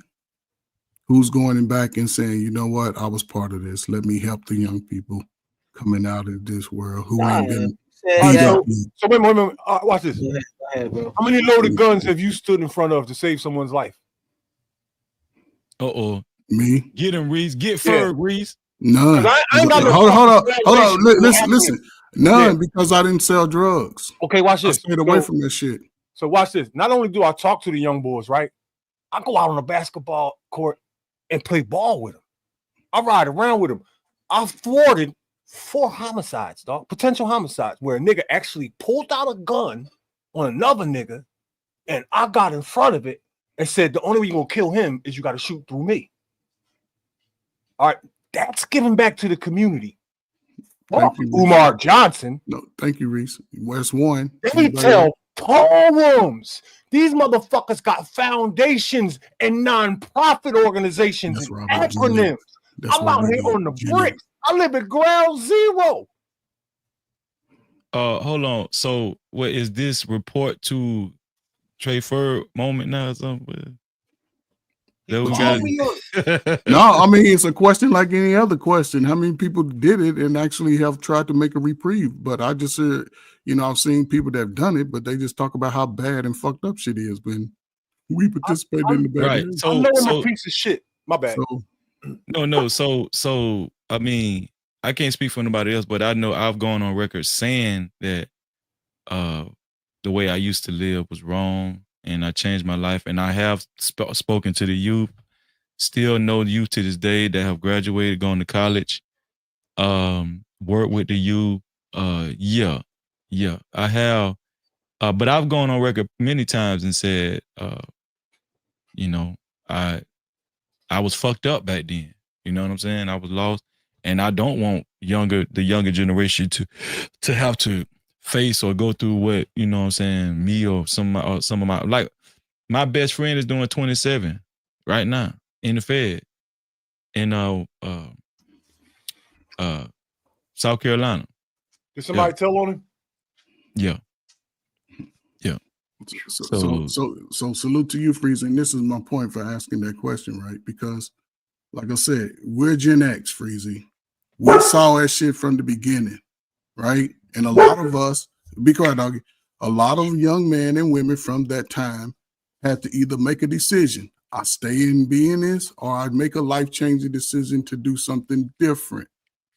And that's what I'm saying. But then when the ones that were actually born from that time, a lot of those adults struggle with relationships, financial literacy, children are slower, overweight, making excuses. So if you want to be better at this point, just make the decision and do better is all I'm saying. And if you know that you've done some wrong, just try to go back and fix it to the person that you're wrong. That could be the thing to be holding you back. But I could be wrong. I get tired of seeing these kids out here crying about mama and daddy's bad behavior. So shout out to Black Hawk. Appreciate you, Black Hawk, for your $5 cash cow. Black Hawk said, "What up, player? What's going on, Black Hawk? Great to see you, man. To support the show, if you want your voice to be heard from the chat on these controversial topics, you can either leave a super cap or a cash cap like Black Hawk did at $ no cap freezy. That's $ no cap freezy. But I mean, no, I can appreciate the conversation. I can appreciate Reese. You know what I'm saying? And where everybody know, I think, you know, we can get caught up in the nuances of people's experience and what people might be willing to do, what people might not be willing to do. You understand what I'm saying? And I will give it to Reese. You know, he is older than me. You know, but I just think that what the foundation, like the beginning of this conversation, what we was talking about, I think the only difference that I have with Reese is that I do think that the Black community was targeted because there are financial experts, economic experts, there are think tanks. If we believe they're not think tanks and stuff set in place to see, you know, where they're going to mostly drive narcotics and filter these drugs. See, here's the reason. The reason why white America suffered so much from does anybody know the real reason why white America suffered so much from the opioid crisis? Because they picked it up. Huh? They picked it up. Well, no, you said that they picked up cocaine too, right? Yeah, everyone who picked it up and indulged is responsible for the trend. Well, no, what I'm saying is the white people in droves, right? It was noticeable that they were suffering from opioids, right? I'm not saying Black people weren't suffering from opioids as well. Well, white people in droves were suffering from opioids because where white people got exposed during the opioid crisis is that pharmacists all across America was writing scripts, doctors and stuff. They was actually making a lot of money, you know, writing these frivolous scripts and stuff, extra scripts. And when people was like needed, you know, people wanted to, you know, indulge in different opioids and everything, they was like when there's prescription pills ran out, doctors will write just frivolous scripts just to make extra money on the back end. People don't believe a lot of doctors and pharmacists and stuff. Them motherfuckers was illegal drug dealers too in this opioid crisis shit. Do y'all know how many doctors were getting ran down on drug? But I'm talking about authorities walking into these offices and shit. That was a lot going on out there. We talking about white doctors. That was a lot going on where you at, Freezy. Huh? You heard me? What'd you say? I said that right there. What you talking about was going on in out there where you at, out there in Florida. Oh, yeah. That's what I'm trying to tell you. They had their own practice and everything, homie. You heard me? Listen, I'm talking about right they had these motherfuckers exactly. Mr. Fantastic beat me to it. Pill clinics, dog. They just erecting pill clinics out of nowhere. And I'm talking about it was like they was filtering this shit to these crackers, dog. And that's how them crackers got fucked up. Cause they was able to get that shit even when they was able to get that shit. Cause listen, my brother, he's a pharmacist. Listen, you can't always go get that shit from Walmart because they'll run out of that shit. You feel what I'm saying? They'll run out of that shit at Walmart or Walgreens or something. Guess what? That's how the pill clinics like Fantastic. That's how them bitches made billions of dollars, dog. I'm talking about like a war against white people having their own private practice. Doctors was like leaving hospitals, leaving their regular jobs, and open up their private practice. And is writing off like a whole bunch of prescriptions. You know what I'm saying? Because all you got to do is go to freaking Vice City. You know what I'm saying? Hold on. Kills. Look what Reese said. Look what Reese said. Shout out to Fantastic. I'm gonna let you go, Fantastic. Reese said sound like a war on white people. No, you know why, Reese? Guess what they did when the crackers got fucked up on that shit? What? Instead of locking them up, guess what they did? They came up with programs and shit. The United States, instead of the president announcing the war on drugs and shit, 2000 and such crime bill, they announced it as if it was an epidemic and we needed we needed to fund more programs for these people to actually go That's in where mental and health sober up and awareness shit. came out. So watch this. Watch this. Hold on, before you go, Reese. Let me let Fantastic go. Go ahead, Fantastic. Yo, what up, Freeze? What's going on, man? What's Appreciate up, you. bro? Yeah, man. Hey, man. I mean, a lot of people not aware of, like you said, the stuff you're talking about, bro, and it's real important. You know, and that's why I say when people bring up what about the, pharmaceutical companies? I'm like, hey, you're right. I mean, it's legal drug dealing, illegal drugs or whatever, right? Legal addiction. And it wasn't just Florida, man. It was nationwide because, like you said, and it's a dude, I think he was on the Joe Rogan podcast that pretty much laid down what was happening. So these companies knew that it was highly, highly addictive because it's based on motherfucking opioids. It's fucking it's medical heroin. And then a lot of people, if you get into it, that was the whole reason for the Afghanistan shit and the quote unquote war on terror, because where does the majority of your poppy fields and your what's name come from? So this is super duper deep, man. A lot of people don't know because hey, if you're not into it or you don't keep up with the news, Merck, I think it was Merck, they had the biggest payout ever settlement for all of the opioid drugs because all the evidence got released years upon years, 20 years later, that they knew these people were going to get addicted to this shit. Because again, it's medical grade heroin. It's just, you know what I'm saying, in pill form. And like you said, bro, once they start hitting these doctors was getting hit left and right. Like you said, all you didn't even need to be a doctor. All you need to be was a fucking pharmacist. And they would call them pain clinics or these pill farms, bro.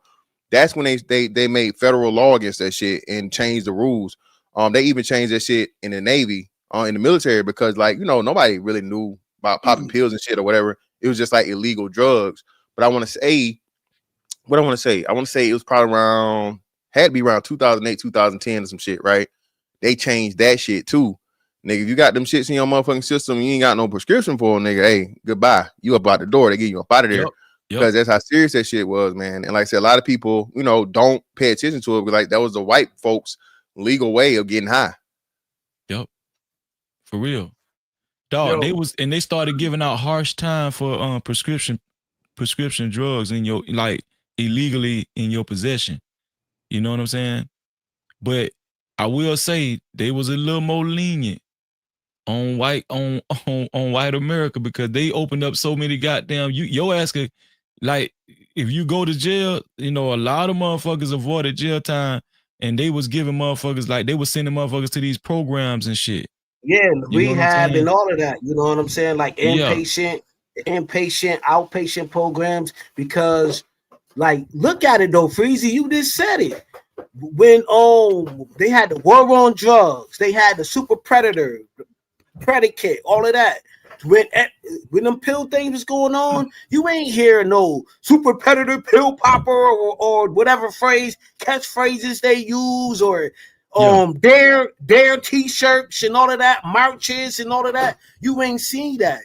You seen a whole bunch of clinics open, like mental health clinics started popping out of nowhere. A whole bunch. Take inpatient, go to rehab, go to go here, go there, go everywhere. You know what I'm saying? For the quote unquote white folks. But more white women, nobody don't want to admit this. More white women was actually popping a lot of pills and doing a lot of dope too. A lot of white women was sprung out. You know what I'm talking about? But they took it as a mental health illness. Come on, man. Keep game. The reason why I said it was a war against whites, is because it's not the same thing as what y'all described earlier with the crime bill and all that to put a bunch of people in jail. What they did to whites was a little different. So, like it or not, they're a little bit more resourceful. So it doesn't make economic sense to put them in jail if they're going to spend money on drugs around the clock. It doesn't make sense to put them in jail. So the war on them. Reese, the buddy, Reese, you killing me, bro. Insurance? Health insurance. Come on, bro. The war on them was to keep you make money off the health insurance. He need to leave that dope alone. Yo, the war on white people was to get them to continuously spend on drugs and be addicted all the time to the day they died. And they need them to be free for that. They need them to be free for that. The handlers hate everybody. They don't just hate niggas. They hate everybody. Their programs affect everyone. They just you know what? You know what, Reese? Reese, you know what? I'm a kind of understanding what you're saying because the money was going, like just like Fantastic. The money was going. It was migrating back to the pharmaceutical companies, right? Yeah. But in the crack era, niggas was the money was going to to niggas. You know what I'm saying? So I kind of get what you're saying. Freezy, it's all a game, right? The medical industries are in bed with the food industry. I'm a dumb ex-con, right? Hold on, Reese. Next level, you there, right? Yeah, I'm here. Go ahead. Okay, I'll be right back. Next level. Go ahead, Reese. No, so I'm just a dumb ex-con, but if you have terminal cancer and 6 months to live, I can heal you in a month and have you running a marathon with my juicer. The medical industry will diagnose what you have and say, hey, we have to give you this to keep you alive. And then they have the 7-year cancer survivor rule. You're a cancer survivor if you live 7 years. But if you died 7 years in one day, nah, you don't go on the list as a cancer survivor. They count that as a regular death. It's all a scam and a huge cash grab. And white people are part of it. There's more of them in America than anything else. They are spending money like a motherfucker on drugs and keeping that industry alive. They are the primary targets for the biggest drug scam ever perpetuated on humankind in history. Them. And it's about paper. It's not about color. Soccer moms. Somebody said what? Hey, let me ask a question. What's up, everybody? Go ahead, JT. Salute, JT. What's happening, man? Salute to the panel, man. Most definitely. What is the most lucrative drug out here right now? Sugar. Good answer. It would be sugar, but it's definitely it's alcohol. Ooh. It's alcohol. That's a good one. So when you talk about the white women and their drug of choice is alcohol, especially the soccer moms. If you ever look up the ones that do a lot of vehicular manslaughter, it'll be those drunk ass white women. They get their license. They have about 7, 8 DUIs. Still don't get their license taken away from them until they kill somebody. You would see that all through the United States. That's the biggest drug right there. Ain't nothing beating that. Even when you talk about the opioids and everything else, that drug right there, that's putting people up under real fast. And it's been out there since the bootlegging days. But when we're talking about, what drug you talk? Who just said something? What drug you said? Alcohol? Alcohol. Come on, man. That's crazy. A lot of people don't know that, JT. They don't know. Yeah. They don't know alcohol. Alcohol is the only drug that you become dependent on, the way you'll die without taking it. If you become you at the ultimate level of alcohol dependency. Yeah. So if you're real shit. Okay. I would venture to guess that our economy would collapse if alcohol became. Bro, did you ever seen a heroin addict get off heroin like by themselves, shoot up heroin in their freaking toes and shit because they don't got no more veins left? What are we talking about right now? Well, we're talking about medical facts. Man, have you ever seen? We're talking about the majority, bro. We're talking about the majority, and JT is right, bro. The main cause of accidents right now. Alcohol ain't even the main cause of accidents right now. Alcohol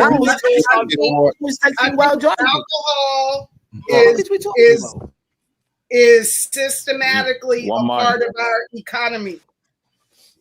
Yes, it is.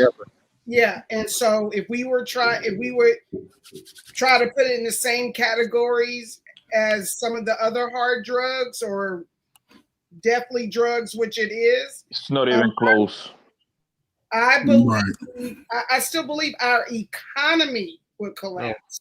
No, you wilding, man. You're definitely wrong there. Okay. You're 1,000% wrong there. Travel and real estate. Saying you'd open up a new level of illegal activity, and like, you know what I'm saying, it'll be prohibition on steroids, right? People selling alcohol illegally in like a black market. Yeah, but the U.S. economy does not depend upon alcohol on that level. Just don't make them enough. It's not an essential. No. Yeah, like people will find a way. You can literally make alcohol in your home, like with what yeast, fucking fruit, and or hops and fucking what's the name of shit. So there's no way at this point in time to fucking even really stop it. So if alcohol became illegal, would it have a devastating impact on our economy? Yes. Oh. Actually, everybody would get smarter and make better decisions because they wouldn't be fucked up off that liquor. And there would probably be a down. You just get it illegally. That's all you're gonna do. You still gonna get it. We have a whole obesity rate in America, and these niggas talking about alcohol. Yeah, alcohol has a lot of sugar. They're making sidewalks bigger right now because of the freaking obesity rate. Like, look, what the man, you niggas gonna be the death for me. I'm on me. Alcohol has a lot of sugar. Alcohol has sugar. Okay, sugar diabetes. Then someone tell me, why is alcohol then not illegal if it causes so many deaths, drunk driving and so forth? Why is it not illegal? Because it's a part of human society. It's more people getting texting and driving. It's bigger than driving while being on alcohol. Yo, fam, you could Google this shit. What is You're not saying about? You're not adding that to the conversation. You just like filibustering. So let me ask you. Actually, driving tired is more dangerous than driving drunk. Yeah. So alcohol is a part of the world staple. Alcohol. That's why it never works. That's just what I said. Yeah, but you ask a different question. So you switch the economic question to your second question. You ask why alcohol isn't illegal. It's not for economic purposes. It's just something that's a part of everyday human life. Okay, but I started out by saying that listening to people talk about, and I started with the soccer moms. You're talking about the soccer moms, the alcohol, the drunk driving, killing people in other cars. We're talking across the globe. We're not talking about just here. And if it has those kind of outcomes, why has the government not? That would never happen. Yeah, because it's a part of our economy. It's part of the cash grab, sister. It's part of the medical industry. They understand if you consume enough alcohol, one day you're going to need a pill. Yeah, but still, that's still. Hold on, we gotta address this properly. Her question was, or her statement was, her declaration was, the United States economy would crash if alcohol was illegal. That's wrong.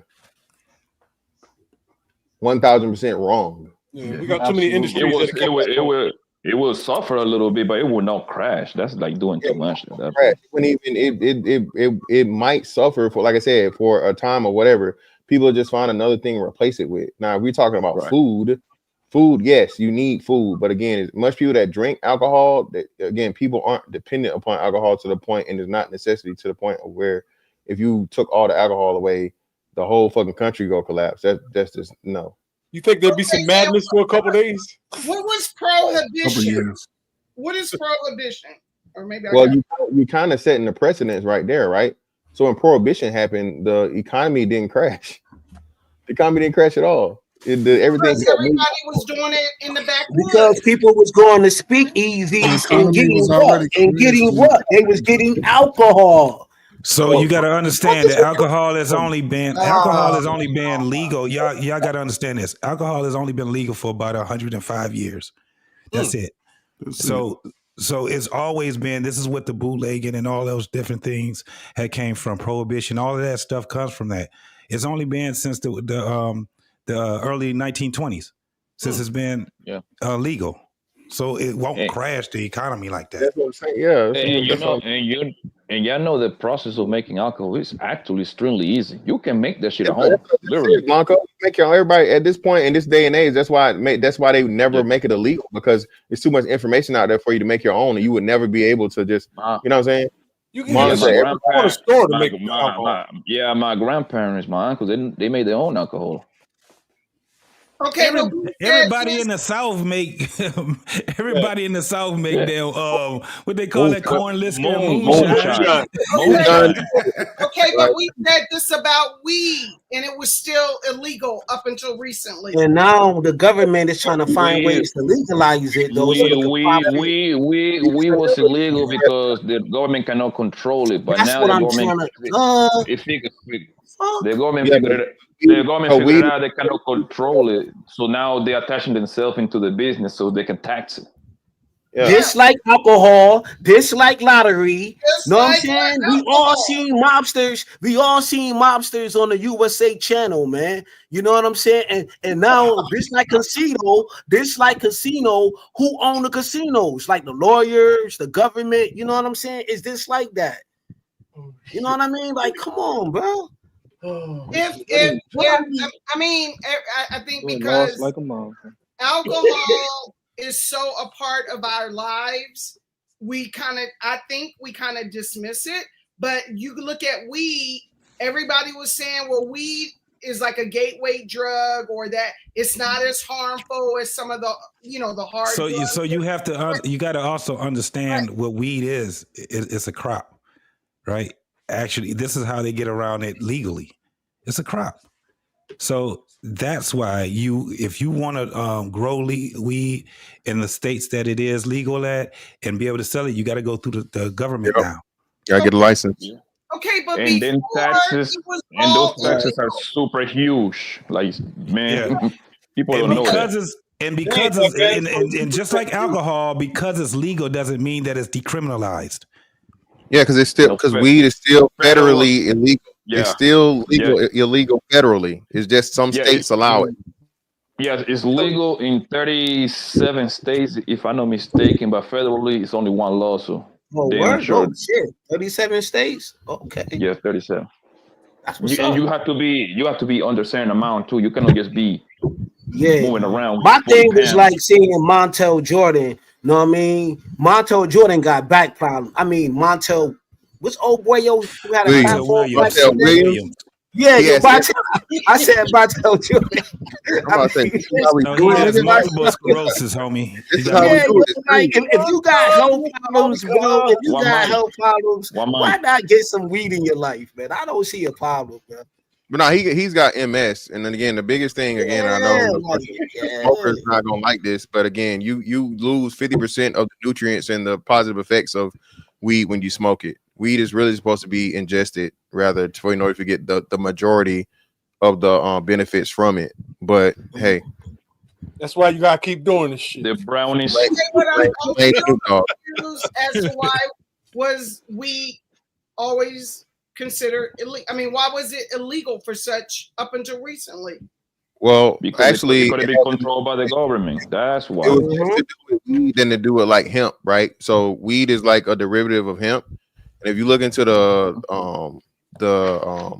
utility of hemp, if they made hemp legal, so much shit would now that right there would put so many other industries and businesses out of business because of it. Hemp? No, the fuck is not. It isn't PA. It isn't PA. I work for a hemp company. Bro, hemp is not legal, brother. Look it up. Ooh, I got a hemp license, and my boss got one. You got if you got a license, what does that mean, brother? We can produce it and sell it to whoever wants to use it for whatever. They're making walls of houses out of hemp over here. There's a whole company, a dude that's building sections of houses out of hemp. So I don't know about the rest of the country, but in PA, it's all good. And I think Jersey too. Yeah, like I believe that alcohol. No, like hemp is like one of the most strongest. To my DJ Hemp, and it come on. Yeah,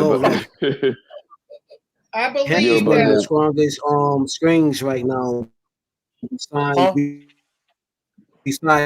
believe that it's like silk. Your mic going here. Your mic going in and out, homie. It's like silk screens or whatever from silk that wrap around the airplanes, the wires and shit like that. Oh shit, my bad. No, my bad, Reese. Reese, it just got legalized in 2018. My bad, brother. You right. Everywhere or just where I'm talking about? In the U.S. Oh, okay. Oh, okay. I didn't know it was everywhere. So federally. But that's how they was getting away with it. But so because it contained a small percent of THC, that's how they were able to make it outlawed before that point. Yeah. There's like some certain percentage you got to be under though. It's regulated. Believe that. Trust me. It's a lot of bullshit. And the taxes aren't as high as you think. The township where I'm growing the weed at, the taxes are going to be 2%. So that ain't but bad. at the time. But what about the time it gets to the store? The dispensaries are separate from us, so they got their own little tax thing going on. Okay. What Yeah, about I was looking. I was looking to open a dispensary, man. I mean, over here where I'm at, man, they hit you across the head, man. Like, Yo, you got any family in Jersey? You got any family in Jersey? I got plenty of family in Jersey. Listen to me. I reached out to a couple YouTubers, dog, because when my company gets open, I'm going to be in a position to help other people. I might be able to even front someone the money to get their own dispensary and just, they will be my customer and we will feed each other and make millions off of each other. I can literally do this to whoever I want to. My kids are too stupid to bring it in and I don't have any friends. All I know is you niggas on YouTube. So I've reached out to a couple people already. So when the time comes, you niggas keep your ears open. And those of you that are in the area, Sporties and the rest of y'all. Okay, so are the effects of smoking weed more deadly than the effects of drinking alcohol? No, at all. Not even. No, close. alcohol is it's not even close. Nobody's refuting that, love. These Dutchess might be causing problems for niggas. Me personally, I never even heard of somebody dying of there overdose of weed. Very few little negative side effects from marijuana. And that's allergic.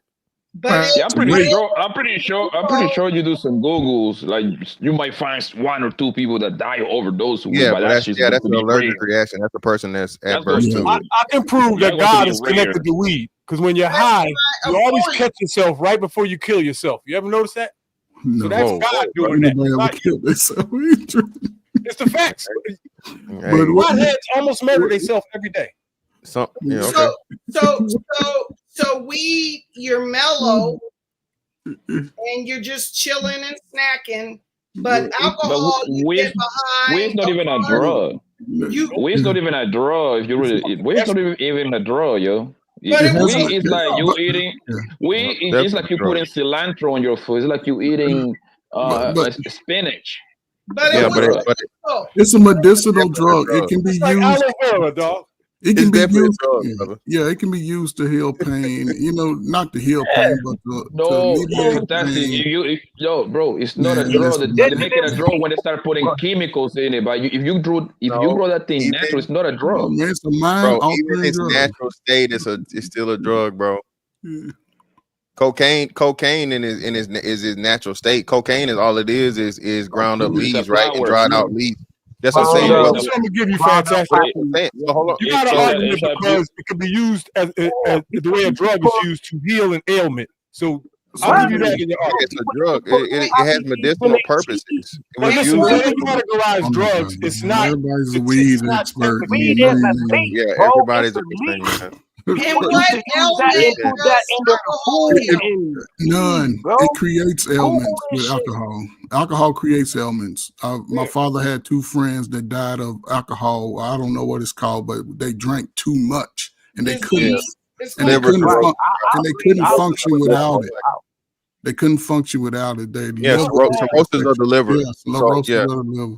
So alcohol has killed half the niggas. Alcohol gets into your bloodstream. Marijuana just gets in your lungs. Hold on, Kid. Selling alcohol like in clubs or bars or restaurants. What is it? Is the tax rate high? No, I'm confused. I'm confused. Like, what's your overall point? Just not to be rude, so we can get to it because you. Oh no, because my more point questions. is You gotta get a liquor license, lady, and usually the liquor license, depending on the state that you are, like over here where I'm at, it costs you $250,000 for It's you to sell expensive liquor. as shit. It's real easy to lose. Hold on, it's expensive as shit. You got to be approved for it, and it's real fucking easy to lose if you're not on good terms with the fucking state board or the city board or whoever granted you the license. This is what New happened York for. costs $500,000. Remember the super mayor chick, the black girl, Chicago. What she was doing. Yeah, well, I think somewhere around that area. So that's what she was doing. So people that had liquor licenses or whatever, she would revoke them, or she would fucking, suspend them or play around with a thing, and that uphold your whole fucking business. If you know what I'm saying, you're an alcohol establishment. So yeah, that liquor license shit ain't no joke, man. And that's what I was saying. It's a part of our.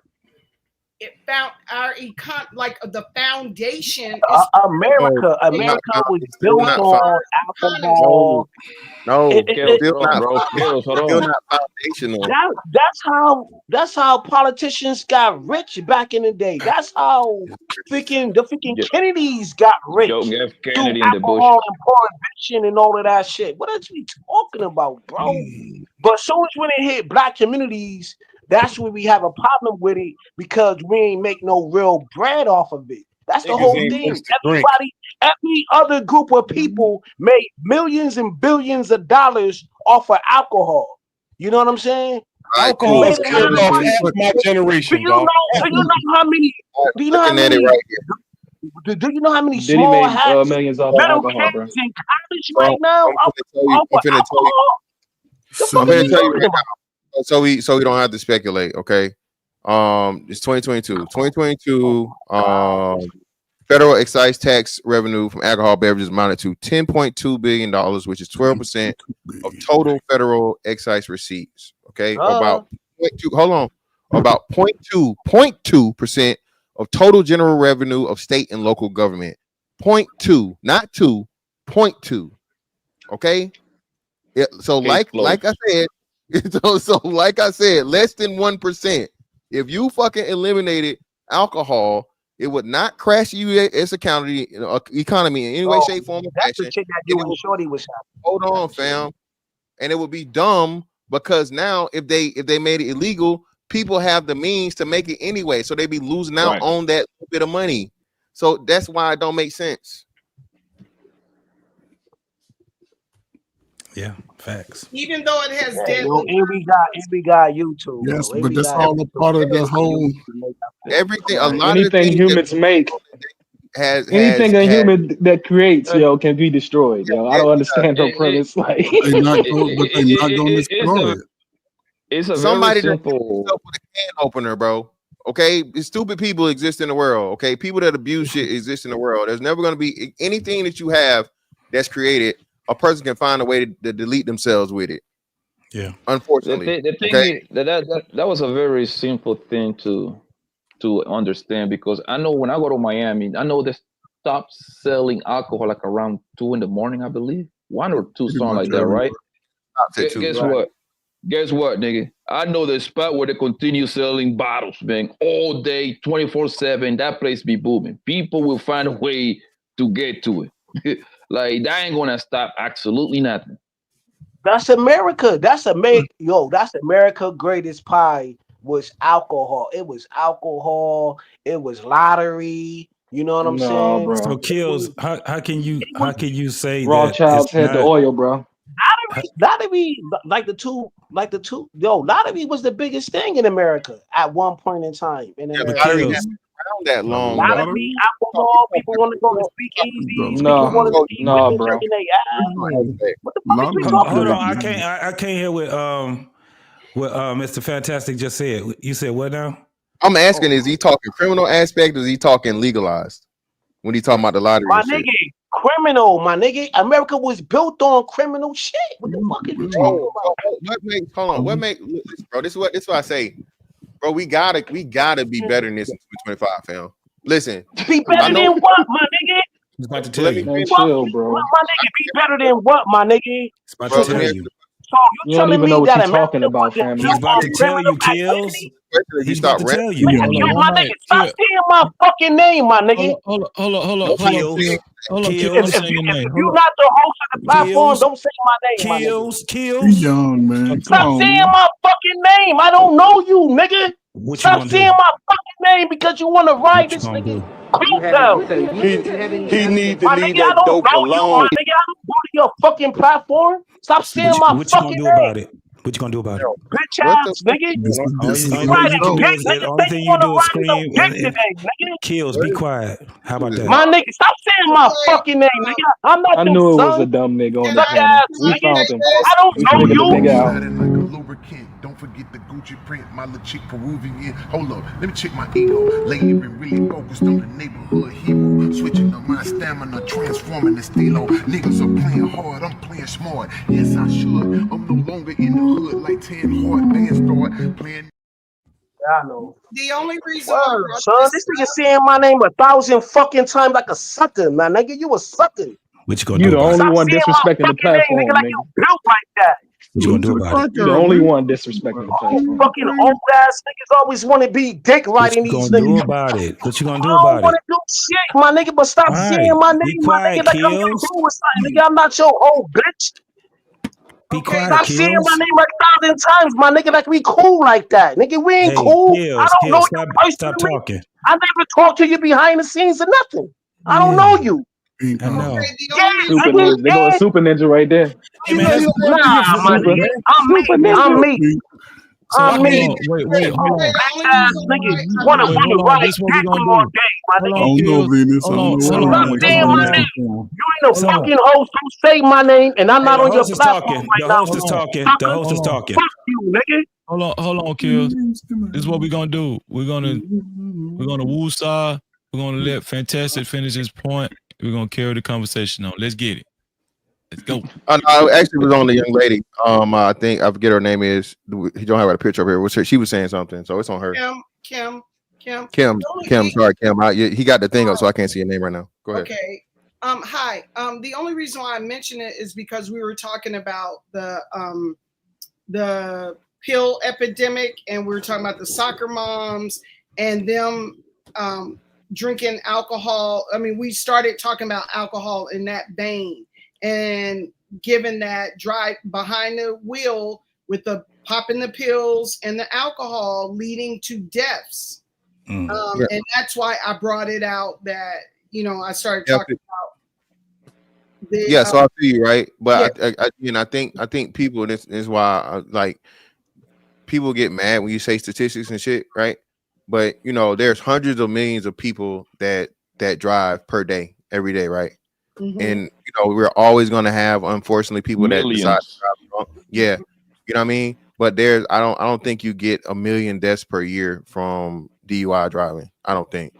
I think it's in the hundreds of thousands. It's in the hundreds of thousands, but I don't think I'm pretty sure you don't get 1 million deaths. So again, it's like they call it, you know what I'm saying? What? You actually people actually die. Hold on one second, lady. People actually die more from driving tired than actually driving drunk. That's a fact.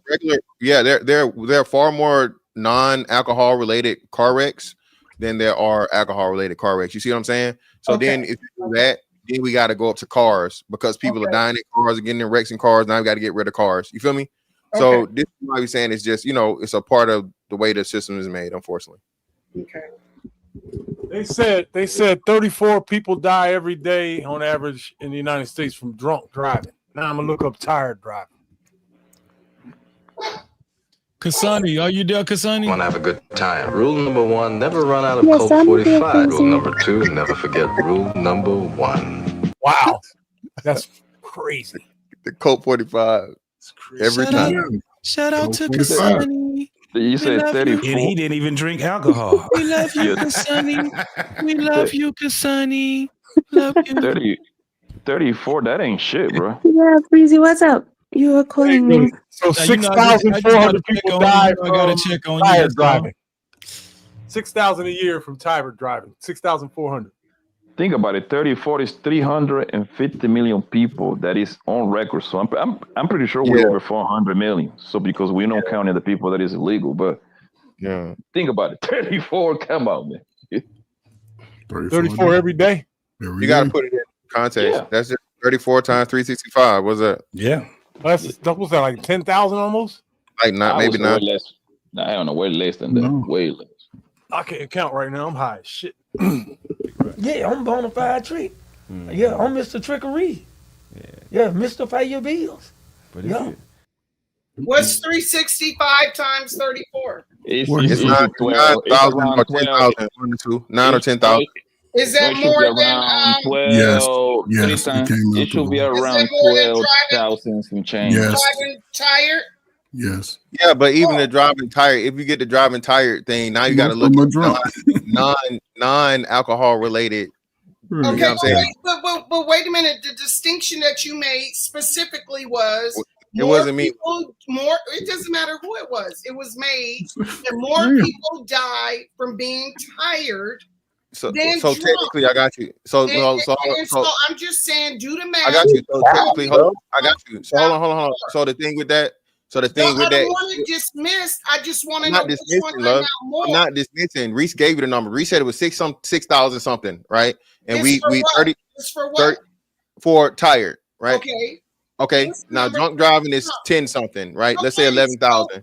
So hold on, love. Hold on. Let me explain it to you. I don't need it explained. It was that was the comparison. Yeah. By the way, all the years are different, and those numbers go up and down too. Even still, this is what I'm trying to say. You're not let me get it out. So what I'm telling you, hold on. Okay. So still, the tired driving will fall under non-alcohol related driving. It's just more specific. There are hundreds of thousands of accidents per year, not related to alcohol at all, which include tired driving. We weren't talking about in all. You made the distinction like as though being drunk and behind a wheel is not something that we should deem alcohol being illegal. Be alcohol related. So then when you ran the number, I don't need it with a condition. I just need it to. What he always do. Actually is a condition, though. That's what I'm trying to tell you. So it's more specified than what I said. So you got two different people saying two different things. Okay, so you won. If we want to talk about, I'm not talking about winning. Well, I don't know what you want, baby. Because this dude did a whole video. That's why I literally asked you for video talking about most dudes in prison are gay and this and that, and that's a lie, bro. Like this dude always deal with numbers. That's what he do. He deal with numbers, and his numbers be lies. He said most dudes in prison had a gay zesty dude on his live screen talking about most black men is gay on the prison. Like this dude is weird. What are we talking about? Save yourself, and like you said, take your own advice, brother. Don't refer to me if I'm not referring to you, because it's not gonna go. It's not gonna go well. Now, getting back to the young lady, okay, ma'am. My nigga, I'm not your brother. I don't know you, nigga. Yeah. Again, nigga, you don't want to know me. You don't want to know me. I don't want to know you. You a dusty, crusty, busted ass folks are not kill folks. Dusty, crusty ass my nigga. I'm like Uncle Ruckus, my nigga. I don't trust you, new niggas. I don't trust you, niggas. What is there to trust? I don't trust you, niggas. And got numbers. Who are you? Niggas and got numbers. This nigga need a hug, man. Who are you, nigga? Local store and bet on that shit, because I'm not going to hit on the lottery. Nigga need a Diddy hug. Your numbers nowhere.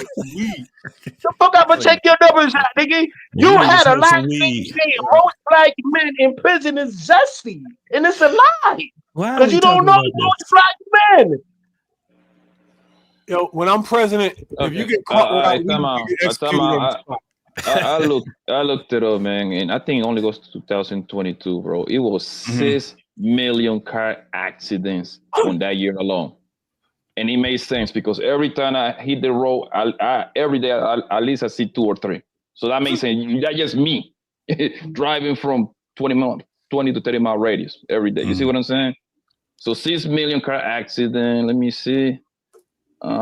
42,000 fatalities. I mean, 42 was that in 1 year or in 1 year? This happened. It goes up to 2022, bro. So technically, every time, for the most part, when people get and obviously it's not saying the percentage, but like you get enough work, you going to work, whatever, you get in a car accident.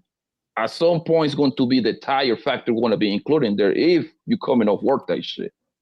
But that still stuff goes like that. down to just the car accidents itself, because then you have to break those stats down to if it was from fatigue, if it was from alcohol. There you go. If it was from being distracted.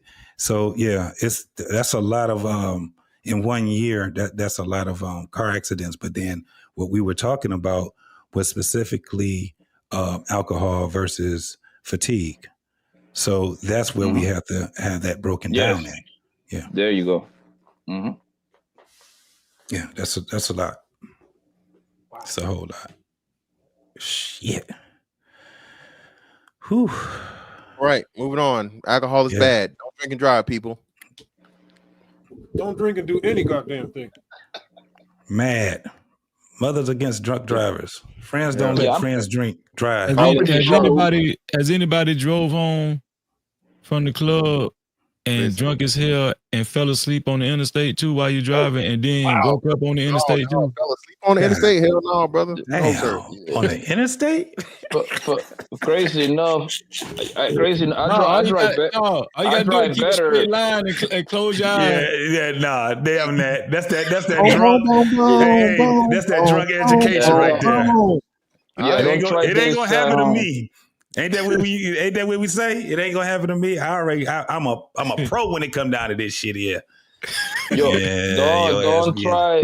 don't try this at home, but I drive better when I got a couple of drinks in me. See, I pay more attention. I the kids out there don't listen to that shit. I don't even talk to the phone. All I do is what? I said you from the islands though, so your ass. What that's supposed to mean? I don't know. I just wanted to say it. Okay, cool joke. But anyway, like when people usually when they got a couple of drinks, right? For the most part, what they do is they just put the music on, put that phone in the passenger seat, and drive, bro. That's what I see. Now, I wouldn't advise nobody to do that bullshit, right? But I never got. If I know I'm too drunk, bro, man, I ain't doing that shit, my nigga. I'm leaving that car right there, getting over to the crib, nigga. Everybody knows their limit, though. Everybody knows their limit. You know why I said it though? Because I remember dealing with a Jamaican chick and watching like old DVD tapes and shit. And y'all do be having like parties, like concerts from like morning to night. So y'all be lit. Like I never seen a concert. I remember seeing a Patra concert from night to morning. The whole concert with Patra, popcorn, mad artists and shit, yo. So y'all do be lit. That's all I'm saying, bro. Like I ain't trying to be disrespectful, nothing. I'm just keeping it, you know. I ain't trying to change the subject. I ain't trying to change the subject, but man, Logic told me about this movie on Tubi. It's called Simp. Dog.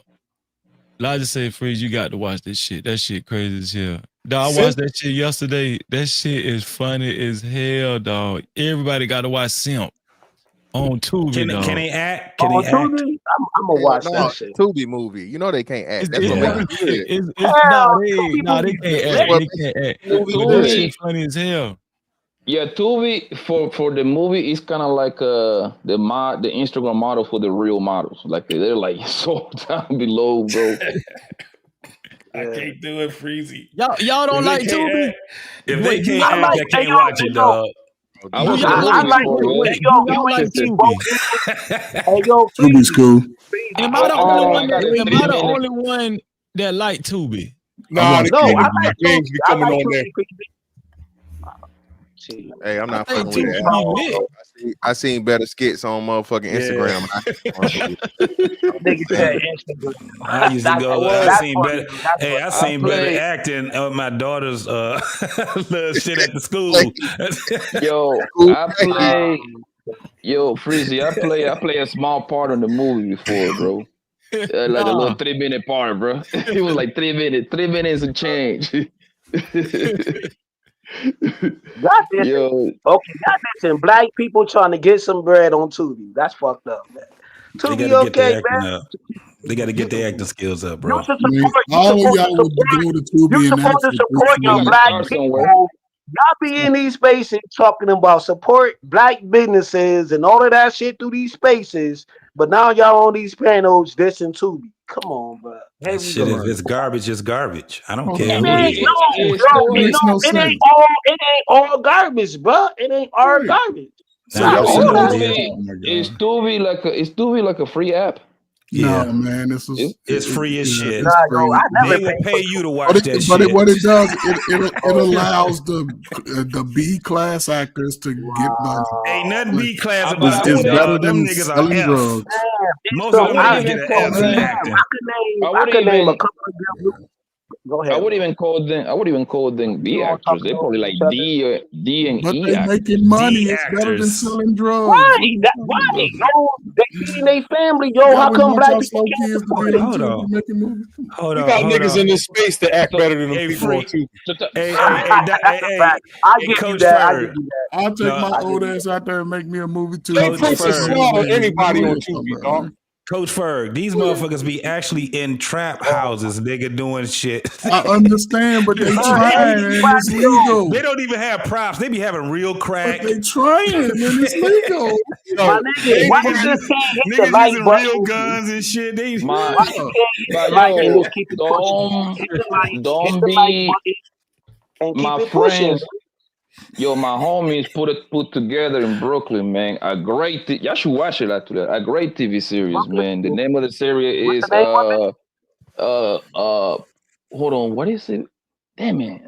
Money Power. No, it's not Money Power. Respect. Respect Life. Respect Life. Life is my shit. That's my those shit. are my peoples. Those are my peoples With right there. Boom P passed away though. Boom P. There you go. That's my guy right there. I've been watching. You did Hold this on, shit, Freezy. Real quick. I've been watching right now. Respect Life for over since like what 5 years, maybe longer, shorter. I don't know. I've been watching that. I like Respect Life. 848 is good. Respect Life is great. Respect Life just put up like 2 new episodes. Hey, Poppy. Now watch how many people they talking shit. Watch how many people in the chat and Cloud watching gonna watch Respect Life. I'm gonna watch that bitch tomorrow. Respect Life. Yeah, they got about. The only reason I wasn't on that series because I wasn't living in Brooklyn at that time. But they got about They got about 5 seasons. 4 seasons. And they couldn't complete the 5th season because the money talk came into the place, and now the whole thing got separated. Shout out to yo, Respect Life, man. Man, he won't relate to it. Yo, world class. Laughing while you talking, Poppy Blanco. He laughing while you talking. He doing all of that though. But you gotta watch Respect Life from the beginning to understand what's going on in the series though, because like, man, Respect Life is lit, man. I don't care what nobody say. I love Respect Life. Respect Life, my homeboy. I think you can watch it on YouTube now. It is what it is. Niggas gonna hate New York. Motherfuckers been hating New York City, yo, since they grandpappy. Man, ain't about Niggas been hating on New York City, yo, since they grandpappy, Blanco. What are you talking about? And the whole country that's like y'all at one time. Let me ask you this. Let me ask all my New Yorkers this right here. How did y'all lose the music scene? Because y'all had it on lock at one time, like up north, like Philly, New York, all that up north shit. How y'all lost it, man? How did y'all lose it? I'm gonna tell y'all something. Atlanta. One word. Ain't no New York nigga got to answer that. The niggas that's responsible for it got to answer that. Atlanta. No. Atlanta. That's not why. Easy E killed New York. Easy E killed New York. No. What happened was the growing of independent label. It was perfect. It was set up perfectly for the South. Most artists from the South come from independent labels that was getting distribution deals through the big companies. You see what I'm saying? And the music in the South is more bouncy music, more club friendly music. So in order for you to get a deal back then, you have to come to New York and then second home LA, because that's where the big bosses was in LA and California and New York. But once the independent labels came into the place, think about it: the Cash Money, late 90s, early 2000, No Limits. You see what I'm saying? Rap a Lot. This is 90 people. That was compressed pretty much through the South, but with the explosion of the South, it became nationwide. Yeah. New York made it fun. The South made it a business. You know what happened though? I'm gonna keep it gangster. I just seen a video. I don't know who y'all know. Yo, fam, I ain't mean to cut you off, but yo, y'all don't respect bars no more, yo. Like I was watching a 38 special. I was watching a 38 special interview, and it's like nobody don't respect bars no more. People respect mumble rap. You know what I'm saying? A lot of mumble rap right now is in the South. Everybody dressing the same, chains. Hey, y'all finna start saying South everybody got the same dress, the same saying we slow down here and shit. You can graduate high school with a 50%. What are you talking about? But think about it, Freezy. Like if you go to the club, I love bars, man. You see what I'm saying? I love punchline. So obviously the East Coast going to be way better than the South when it comes to the lyrics, right? However, when I go to the club, I don't want to hear no East Coast music in the club. I don't want to hear Jay-Z or Nas in the club. Now, when I go to the club, man, throw that Future in there, man. Throw Migos in there. Money Back Yo, because they're beat. Hold on. Let me read Venus. Shout out to Venus. Venus said, which one of their artists ever outsold ours? Freezy, we still have the most highest population of highest selling rappers. The South didn't really do anything. Okay, I'm gonna challenge that. Listen, I'm gonna argue this. This is what I'm gonna argue. Google that, fantastic. Google that. I'm going first. I don't need to Google it. I don't need to Google it. Go ahead, fantastic. Go ahead. I'm gonna let you take over. I don't need to Google it. So I don't need to Google it, brother. The answer is Outkast. No, the answer is 2 Live. Man, Outkast. To be more specific, Dungeon Family.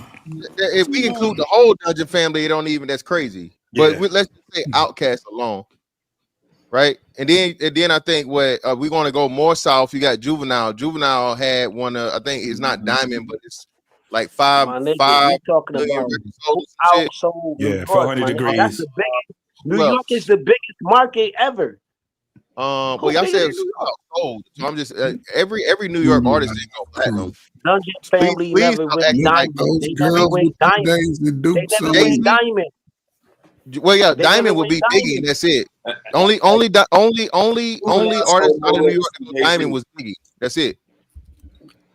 Jay never got him close. Nah, Jay didn't get close. Like I said, Wu-Tang not close. Yes, Locks not close. What independent label made more money than Cash Money? In New York, none. I mean, technically, no. Technically, they're no independent label. Now, hold on now. Bad Boys didn't outsold. No. They were under Universal now. Let's not tell that lie. Right. Bad Boys told a lie. Wait, well, you gotta know the history.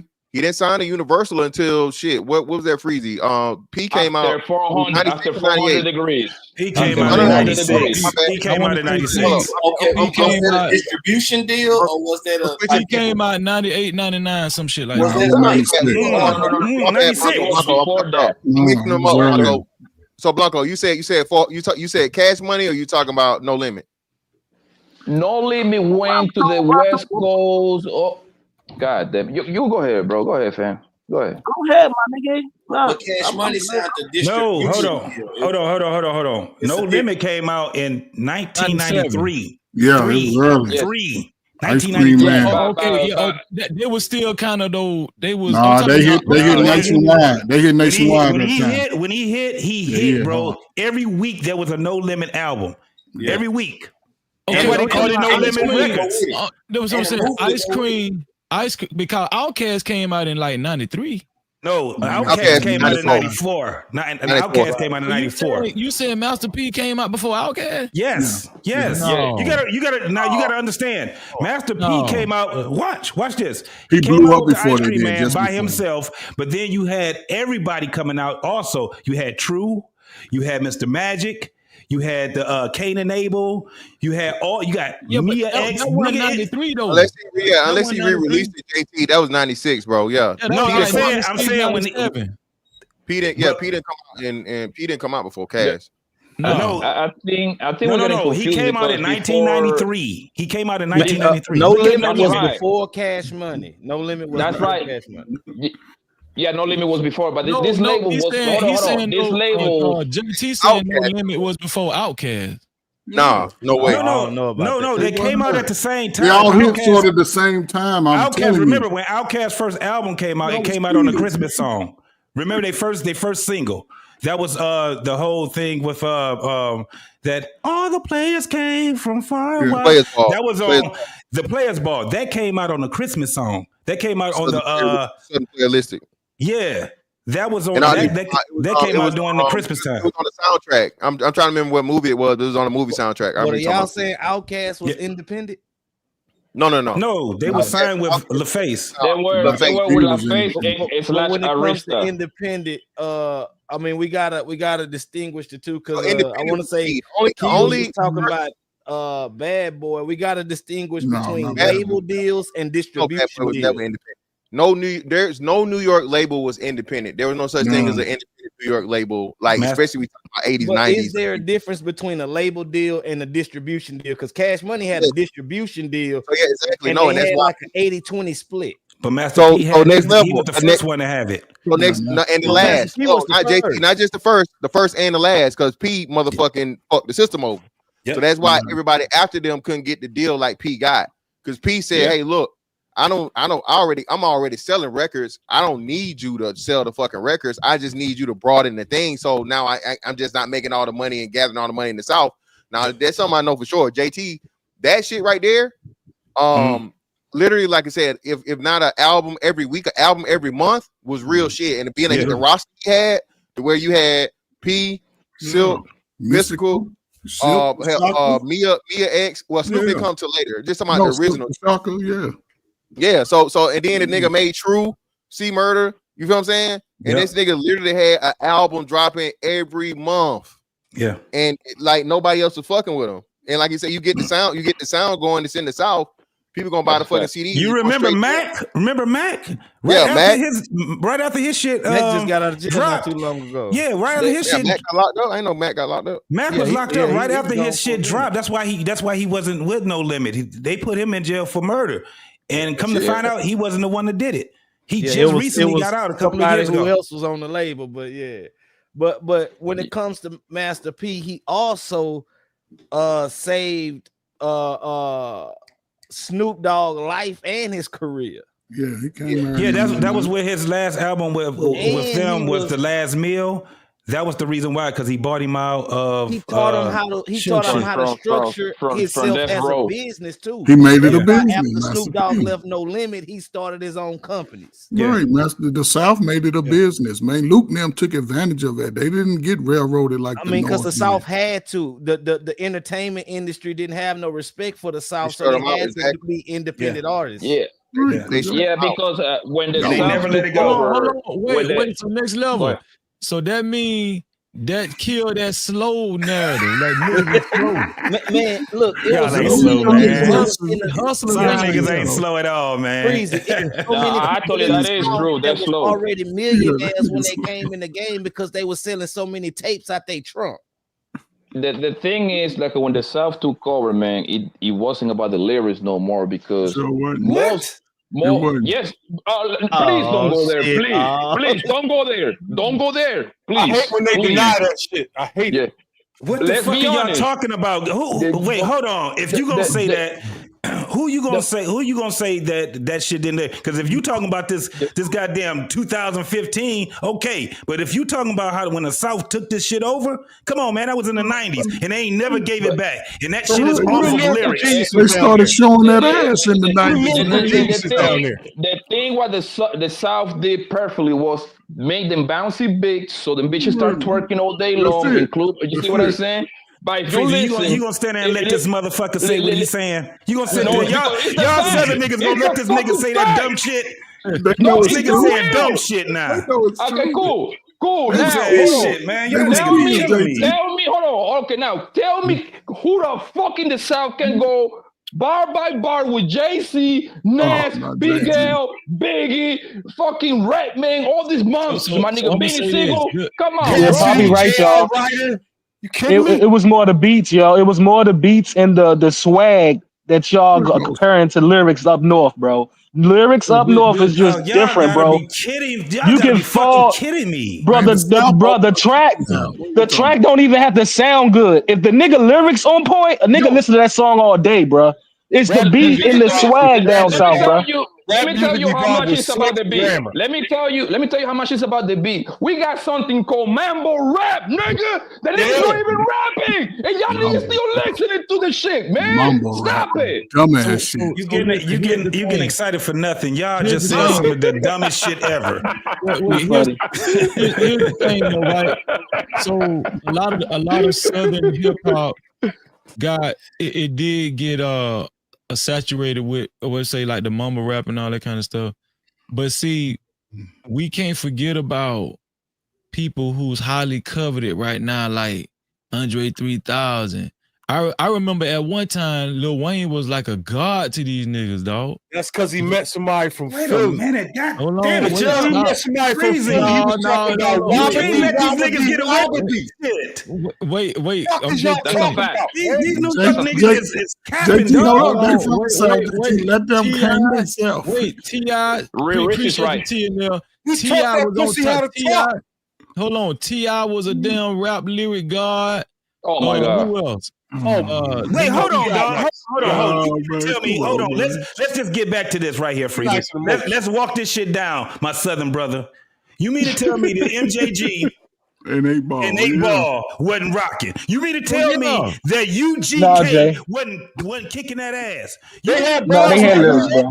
They had bars, bro. They had bars like New Scarface. York niggas. Yeah. Nigga, you mean to tell me Are you fucking crazy? that Big Mike? For real. They crazy, You Reese. mean Don't to leave tell them me alone. They had what bars the like fuck are y'all Kiss. talking about? Scarface. They I had ride bars like spinners. 40 I ride Cal. spinners. Get the I fuck out ride of here. spinners. I ride spinners. Hey, fellas, it's a good argument, though. It's a good. Hey, fellas, it's a good argument, fellas. But again, the great undergraded Project Pact. Okay, Oh let's my God. What the fuck are they talking about? You What the fuck are they talking about? oh, get the fuck out of here. Trying to hear that shit. Yeah, who was their producer though? Fantastic. Y'all had y'all had the best producers down south. What are you talking about? Yes, It's club music. That's why they incorporated them beats. They have some big booty holes, and they have aunties was below average fucking I can lyrics, agree bro. with this shit. No, I can agree with this. When you talk about club bangers, the South was on it. But however, dog, you can't tell me that they didn't have lyrics, dog. That shit. No, they don't. Like typical New York niggas, they didn't Yeah, I was listen. about to say this New York shit gotta never stop, listened. man. Y'all But niggas hold ain't on, had JT, this shit. JT, let me ask Y'all you ain't this. had this shit JT. since P. Diddy. Do the same It's shit. fine. yo, It's fine. It's fine. JT, let Pimp me tell C you this. made Hold on one Jay-Z second. go JT, rewrite a third verse for JT, Big it's like Pimpin'. this. It's like this, JT, right? Y'all Back funny then, as and shit. when I say New York, I including the whole East Coast, which means Jersey's in there and Philly's in there. The close Who the fuck y'all area. even got from Jersey other than Redman? Hold on, time out. Chief, Joe Biden was a monster with the lyrics, my nigga. Don't get me started. Don't get me started, nigga. But look, the thing is, for you to be a rapper back then, your lyrics matter. You have to be that at least top lyricist. In the South, bro, the best lyrical nigga in the South cannot fuck with the second tier rapper in the East Coast, bro. Lyric by lyric. That's facts, Bobby. That's facts. That's facts, bro. That's all facts, bro. Y'all niggas are so limited, Bun dog. I can't B? even have this. I'm gonna be a hip hop snob. I can't talk to the Bombi peasants right now. I can't talk to the peasants. Raekwon or Big L. What's wrong Boy, with you? you big Free, so y'all older than me. Y'all don't remember Redman? Y'all older than me. Y'all don't remember Redman being known for being lyrical back in the day? No, Rick, bro. you got like you said, you got two people from Jersey. And I totally forgot about Button, but Button mixtape wise was a monster. Button was lyrical as a motherfucker. No, you got to throw So, Lauryn Hill in there too. Then. Please let's stop acting like 100% of the rappers out of New York was just nice. Y'all had fucking Peter Guns, nigga. Yeah, okay? get the fuck out of Wait, here. he said Bun B not fucking with Rake. Yeah, come on, bro. Like he said, bro, he didn't, bro. Lyric by lyric. Are you Rilla, serious? Rilla, he didn't even, lyrically. Rilla, we didn't even bring up, like I say, we didn't even bring up fucking, like I think I said T.I. Nobody even brought up Ludacris. Ludacris is a fucking Luda, yeah, beast. Yeah. Luda. Let me ask you this. Banner, wait, Banner, David Banner, Crit. David Banner. Oh my fucking god. Wait. Oh, don't do that, Blanco. Just say you don't listen to his music. Banner. Yeah, but Yeah, Blanco, just they say got you an don't argument, listen to his Blanco. music. You tweaking. Come on, Blanco. Blanco's limited. He's Damn. Stop being biased. Really? I'll give this to the South. Salute to the Because if you want to be technically Y'all honest, bought the women outside. Philly rappers are better than New York rappers. If you want to be technically honest. Now you're gonna That was a short rain, dog. That was a short trip. That did not last long at all. Shit. Damn. That did not last not even 4 years. Damn. Hey, I'm gonna say this when Jay got into it with Kiss, Jay didn't want none, and he definitely put Siegel on the motherfucking head. I'm just telling you that. Trying to told you already to go. Yeah. Siegel was going too. So nobody gonna talk about Tunji. Jada Keys by himself would slaughter the South. No, don't do that, JT. Don't do that with that song he got out right now. Don't do that with JT. Nobody gonna say Tunji is Jackson, dog. That is a classic, man. No, don't do it, JT. It was that whole South. Lyric by Let lyric. me ask you something. Who you think in a rap battle? In a rap battle, beat and kill somebody. Who y'all think would have won in a rap battle? Jada Kiss or Ludacris? Luda. And hey, damn. Luda. Hey, damn. That's a good one, Crazy. That's a nice one. You would have to take it to a neutral site. You had to take it to a neutral site. It couldn't be nowhere. That's a good one, Crazy. Oh, it's easy. Hold on. Listen. Damn, that's a nice one. Yeah, that's a good one. Major Look remix with Nas. Yeah, he bodied that. Yeah. Luda. Body both of them. He bodied Nas. He had the hardest verse on that. Jada Kiss is in the Yeah, he had the hardest verse Freezy, on stop that. it, Freezy. Freezy, stop it, bro. Jada killing him, bro. And if he had Luda beats, and if he had the beats from down south, stop it. Ludacris did not have. Wait, hold on. Ludacris did not have beats from down south. Ludacris had Pharrell, Timbaland, and Bangladesh. His beats were not from down south. His shit was So you proved my that point. shit was from You proved Virginia. my That's goddamn still point. considered down south, though. Nigga had the best. He's considered down south because he was repping ATL. This nigga had the best producers in the goddamn game. Damn. Made bounce beats for We are witnessing. Go ahead, boss. Go ahead. Blanco. If we talking producers, 3 of the top 5 producers all time out of the South, brother. Yeah. All facts. Yeah, I gotta hit it. Huh? Please don't. Timbaland, Pharrell, okay, and who am I forgetting? Manny Fresh. Niggas forgetting Timbaland. Yeah, Manny a beast. He's a Manny fucking Fresh. beast, nigga. Nigga, we got DJ Premier. We got Alchemist. Manny Yeah. Fresh. I gave you a break. What about Swiss Beats? What about Swiss Beats? Absolutely not. Mariah Carey's album? Absolutely I'm gonna not. find that. You're tweaking. Swiss a little overrated. You know what I'm saying? But he good. He good. You know what I'm saying? I'm gonna tell you who don't need enough credit. The Dungeon Family. Absolutely. No, we do. That's what I thought he was gonna say. Hold on. That's what I thought he was gonna say. Right. No, if you know about organized noise, Freezy, they don't even know organized noise. Yeah, they don't even know it, dog. Rest in peace, This is Rico. why, and this is what you get. And this is the kind of IQ you get when you let these niggas from the South take over for fucking rap. That you fucking not saying. That's a fucking crime, Yeah, you better bro. go, man. That's a Hey, fucking you better go crime. listen to Ludacris discography, man. Ludacris is a beast, man. No, Hold it down, Poppy. Nah, down, bro. Ludacris is a beast, man. I know y'all used to that funk. I know y'all used to that DJ Clue and that funk flex, but Ludacris is a beast, man. I never say he wasn't.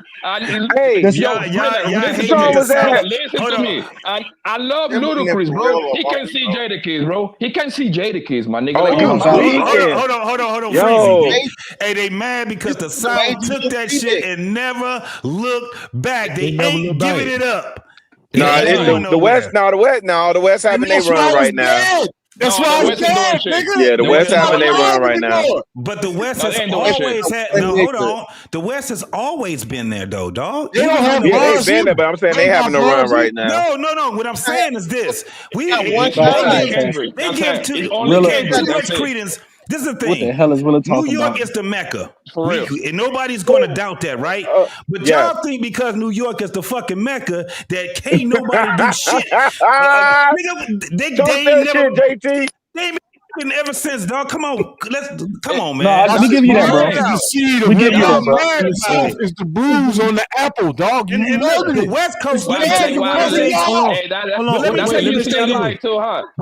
the thing about the West Coast. Wobbly. The West Coast is always in Chicago. I'm listening. Wayne was a child when he said that. Wayne was a child. The West Coast has always been there. It's just because they're so far away from where we at right here that the West Coast, just like when Too Short, motherfuckers was sitting there talking about Too Short was whack, right? Too Short. Who said that? Man, E4 niggas used to always say that shit. Remember when Cuss Words came out, my nigga? Yeah, Cuss shit, Words Freaky Tales. and Freaky Tales. Yeah. Everybody across the United States was playing. Singing that shit. Niggas' trucks was do. Long as dudes was Hey, them kids, females JT, was they hot too. kids. You talking in the 80s though? They was kids. Hey, them females was 38 hot over that Freaky But Tales. they never gave it up. That's what I'm saying. They never gave it up. The West Coast never gave it up. It's just the way that they had to come into the game. You know what I'm saying? They never gave it up. That's what This is the problem, JT. And this is what you're missing, JT, right? Boy, The this thing a is that barbershop when shit, New York y'all niggas doing. listen to the Hold on, music. Blanco, let me say this, Blanco. Technically, Go if ahead, y'all lie. paid attention to a lot of 80s rap, that New York shit, There you go. think about the biggest artist that they sampled was from the South. Yep. What do you mean? We talking about James Brown? Come on, y'all. Oh shit! That's what I was gonna say, Freezy. Augusta, Georgia. Yeah. Motherfucker, Freezy with the Jeopardy questions. As if you want to be technically honest, we all come from the South, though. I mean, you know what I'm saying? I was gonna say that, yeah. That should be in the I'm tired of, Who's that? Is that Reese? I'm tired of y'all feeling niggas not Prince, embracing baby. Will Smith. Y'all Prince, should Prince, baby. Hell no. That was Will Smith. The GOAT, Will Smith is the GOAT. Oh hell no. The GOAT for you young niggas. The GOAT. Man, hey, if you gonna play some, 1, 2, 3 in the place to be. play that clip, man. Fuck that. Play, nah, fuck that. Y'all Play want to the be clip. technically honest? DJ Jazzy Jeff was more of an influence to me than Will Smith, sir. No, watch DJ this. Jazzy Jeff. I don't give a fuck about that. This is a history lesson. No, Fresh Prince was Fresh Prince was on. 1, 2, man. 3 He's the GOAT. in the place to be. He came along, didn't even cuss, became the first platinum selling rapper, and he brought flow to the game. If you don't believe me, listen to Brand New Funk. What nobody flowing with a beat like that. Wait, are you sure he the first platinum rapper? He wasn't. No. That was no. He was the first Grammy. He was the first Grammy. He wasn't the first platinum. Go ahead. Yeah, really. I bet you didn't know this though. When the South took over the rap game, the STD rate went up. Damn. Blanco ain't shit. When the West took over, the murder rates went up all over America. Y'all tweaking. Oh, damn. I play that new clip. Hey, that clip is banging. Fuck that. That's why the kids can read past 4th grade level, my nigga. Damn. When South niggas took over the rap game, now the kids have Get his ass fantastic. Them school statistics down south, They nigga. have lyricists. CeeLo? Niggas saying CeeLo ain't no lyricist? Oh no. We ain't saying that. We ain't saying that. We not finna blame you up north. Last time I checked, it's motherfuckers in Baltimore that graduated and can't read. Last time I checked. No, that's facts. That's facts. Fantastic. Them niggas got some of the worst statistics in America, bro. Some of the worst statistics, bro. But it's still 25, the niggas down south still sound like Kunta Kinte, yo. They still sound like man, you tweaking, man. Damn. They all up and down, nigga. Fantastic. On a serious note, I was in high school like around 2005, 04, 05, 06, around that area. Yeah. That's when the South was making their run. Bro, every bitch in my high school was getting pregnant, nigga. It's because of them South fucking rapping ass niggas, bro. That's why. The STDs. That's for sure. That's for sure. Blanco tweaking. Blanco ain't shit. I'll take that. Niggas just started getting shape-ups like 20 years ago. Y'all wasn't even getting shape-ups before. So technically, the artist down south was more creative. Hold on. What you said, Kasani? I wanted to ask, that last track you played, that was you, right? Was that Will Smith? No, that was me. You liked that? That was you. No, I'm just playing. No, that was Will Smith. You like Will Smith? Yeah. I'm actually shocked he made such good music. Yeah. I mean, I've heard his old stuff was really great, but actually Next Level played that clip. Next Level if played. it is. Yeah. Oh, if it is Will I'm gonna be Smith. honest with you. I never get no respect, man. He made the best summertime song ever. Hold on, Reese. I'm finna give y'all some props, Reese. Yeah. I never thought Will Smith was a bad rapper, to be honest with you. He wasn't. In the 80s, like y'all don't remember Will Smith was like the shit. Man, he had all y'all mamas. That was the Fresh Prince. But that was the Fresh Prince. Lyrics are judged by the grammatic. Fresh Prince. Yeah, that was Fresh Prince. Rap lyrics. He was more of a poet, though. He was a poet, to be honest with you. One second, hold up. Rap He wasn't no lyricist. Wait a minute.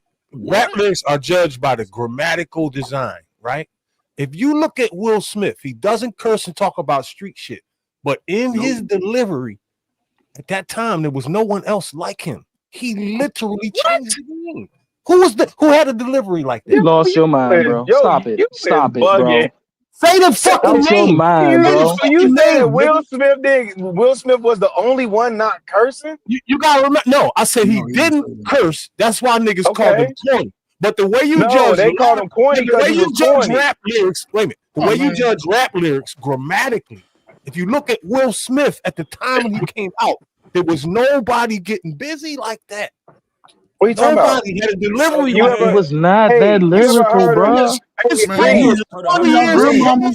When did Will Smith come out? When did Will Smith? No.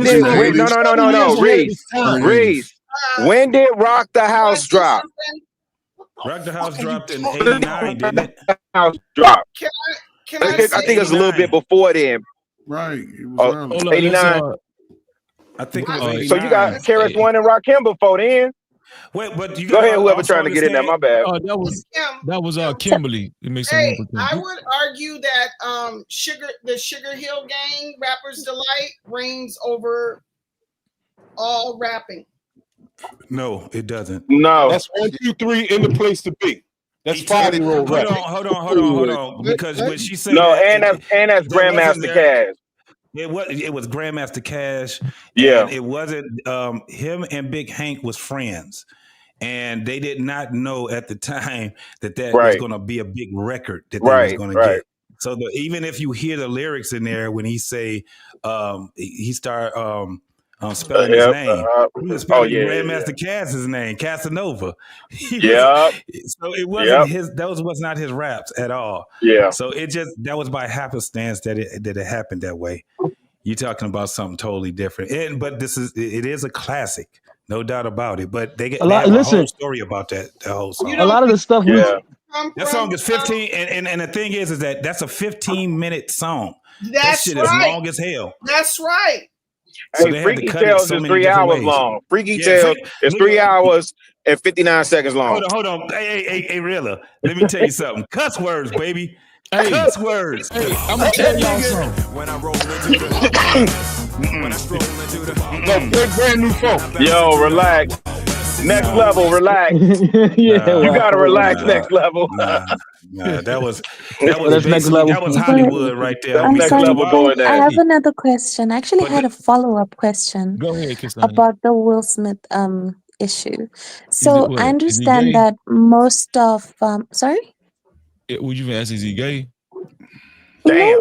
No, Oh, no. okay, I never actually mind. wanted to find Fuck that out, all the way. like, with everything that has happened with Will in the last year or 5, especially with how heavily disrespected by his wife he's been, do you think that affects the overall way that most people will receive his music? Because I know, like, most rappers that side, you guys value like the street cred, who he is as a man, like when he starts speaking on something, with the way that his wife just treats him sometimes. Does that really like affect? Because I just checked online and he's been releasing some music, but doesn't seem like it's got a lot of traction. Could that Nobody be the wants an reason album why? now. With that. So people never really respected in the hood Will Smith's music. He didn't make his money off of us. He made his money off of That's white not people buying his true. records. Well, I mean, he made some off of us, but we didn't respect him because he didn't talk about guns and drugs That's and not cussing and all that. true. But if you took his flow, the way he flows on a beat, and you But replace wait, his Reese, words, you watch just this, can't watch throw this, that watch this, out there, watch brother. this. That's not true. Hang on a second. If you replace his words with cuss words, guns, bitches, and all of that, That's not true. he has a flow as good as anybody Yo, that ever. Reese, you gotta relax. You just throwing wild stuff out there. Yo, What that you is talking about? wild what you're saying, brother. That's why I asked you, when did Rock the House? Like before then, he had Girls of the World Ain't Nothing But Trouble, right? And Like parents people just were don't receiving understand. that he was just corny. Listen, you had leaders of the new school rapping about it's just another case of that old PTA. It wasn't that. Yeah. Will Smith was just corny. Yes. Like Yeah. they just perceived him as corny. He came across as corny. That's Exactly, all. because he rapped, because he had a song called "Parents Just Don't Understand," and his raps He were had like, corny songs before hang on, then. I'm talking. He made So it wasn't songs about guns and street cussing. niggas didn't. He made songs that street niggas didn't. You know, they That's didn't feel not that. true. Why you keep doing that? Yeah, it's 87, Arilla. The thing is, it came out. Rock the House came out in 87. You got to also Okay. understand what you saying, Reese, is not absolutely true, because during that time, a lot of those guys wasn't doing it. Just like what Rilla just said, leaders of the new school. You even when you listen to Steady B, Wu-Tang, Cool C, yeah, they wasn't on that then. Yeah, They was talking about Glamorous murder Life? rap. What are you talking No, about? Everybody else from Philly, the whole real Steady talk. B and Cool C Rap had. started right around the You corner from got Will it. Smith. The Hold on a second. Glamorous Life. What are you Right. talking about? Philly niggas was not rapping like that. Gangster Stop rap started that. right around the corner from Stop Will that. Smith. With Niggas all didn't them even think hilltop niggas, again. Steady B and them, Niggas didn't even think rap was gonna last. It wasn't like that. G, stop. We can put Stop, it in. Reese. Hold on, Reese. We can put it in perspective. Family. We can put it in No. perspective, dog. When Will Smith came out, you got to also understand Marley Marr and his whole crew came out. You had Yeah. BDP came out. You had these Yeah. guys that was coming out, and this is where when the whole thing of the bridge is over, Queens Bridge, all of that shit was out. Wasn't nobody doing a whole bunch of cussing during that All right, time. watch this. Who was the only rapper that wasn't rapping about the hood?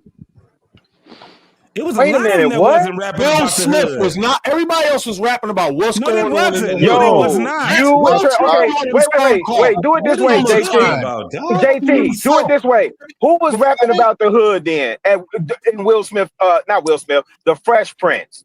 Who was rapping about the hood? So, and that came later. Hey, Joy. Right, Right.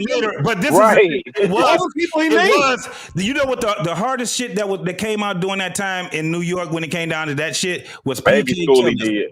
That was the killer. That was my man. What was his I ain't name? talking Schoolie about New Schoolie D. D. Schoolie Yeah, All D. them niggas you PSK. named Right? some Philly rappers It was so rapping that about song the- was so hold on. No, that they song was was so not. They that song was was. so hold on, dog. That Nigga, they had a was song called "Bring the Beat Back." What are you talking yeah. about? No, what there wasn't not a lot of people that was doing cussing during that time, homie. Right. It was not.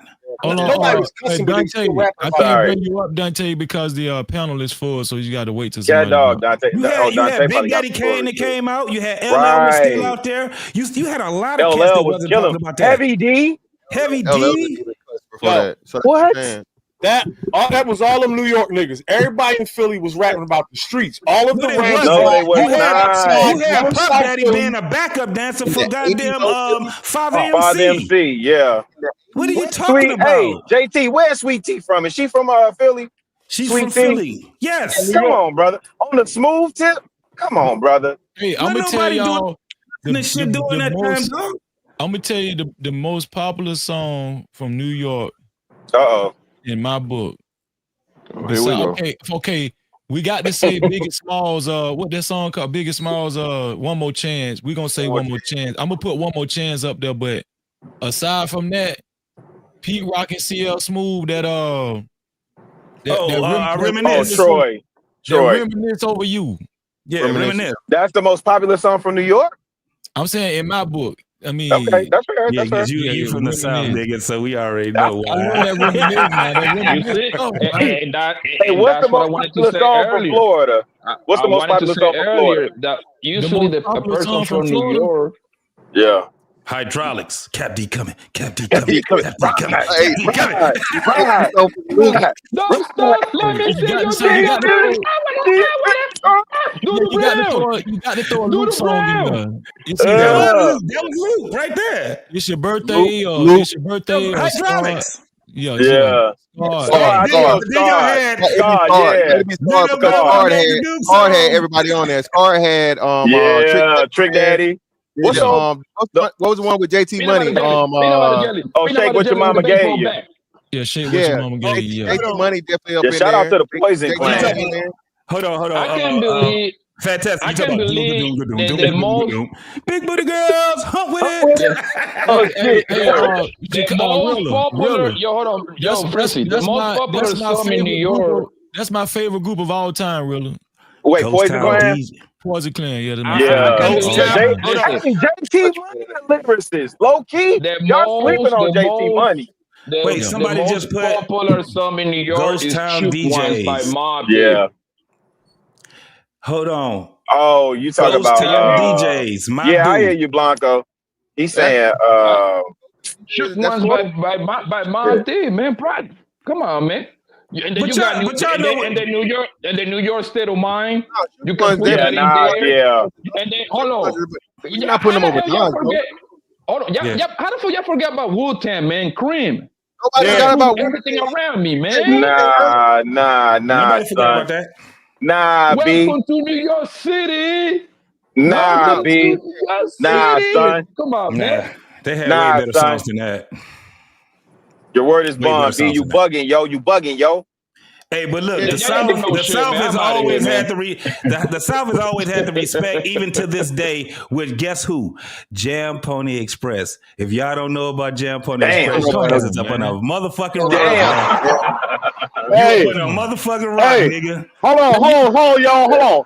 Hey, I got something to say real quick. We still on Florida. Oh shit, Dante made it up here. No, hold on. We gonna Florida, nigga. Y'all talking about old school, right? All right.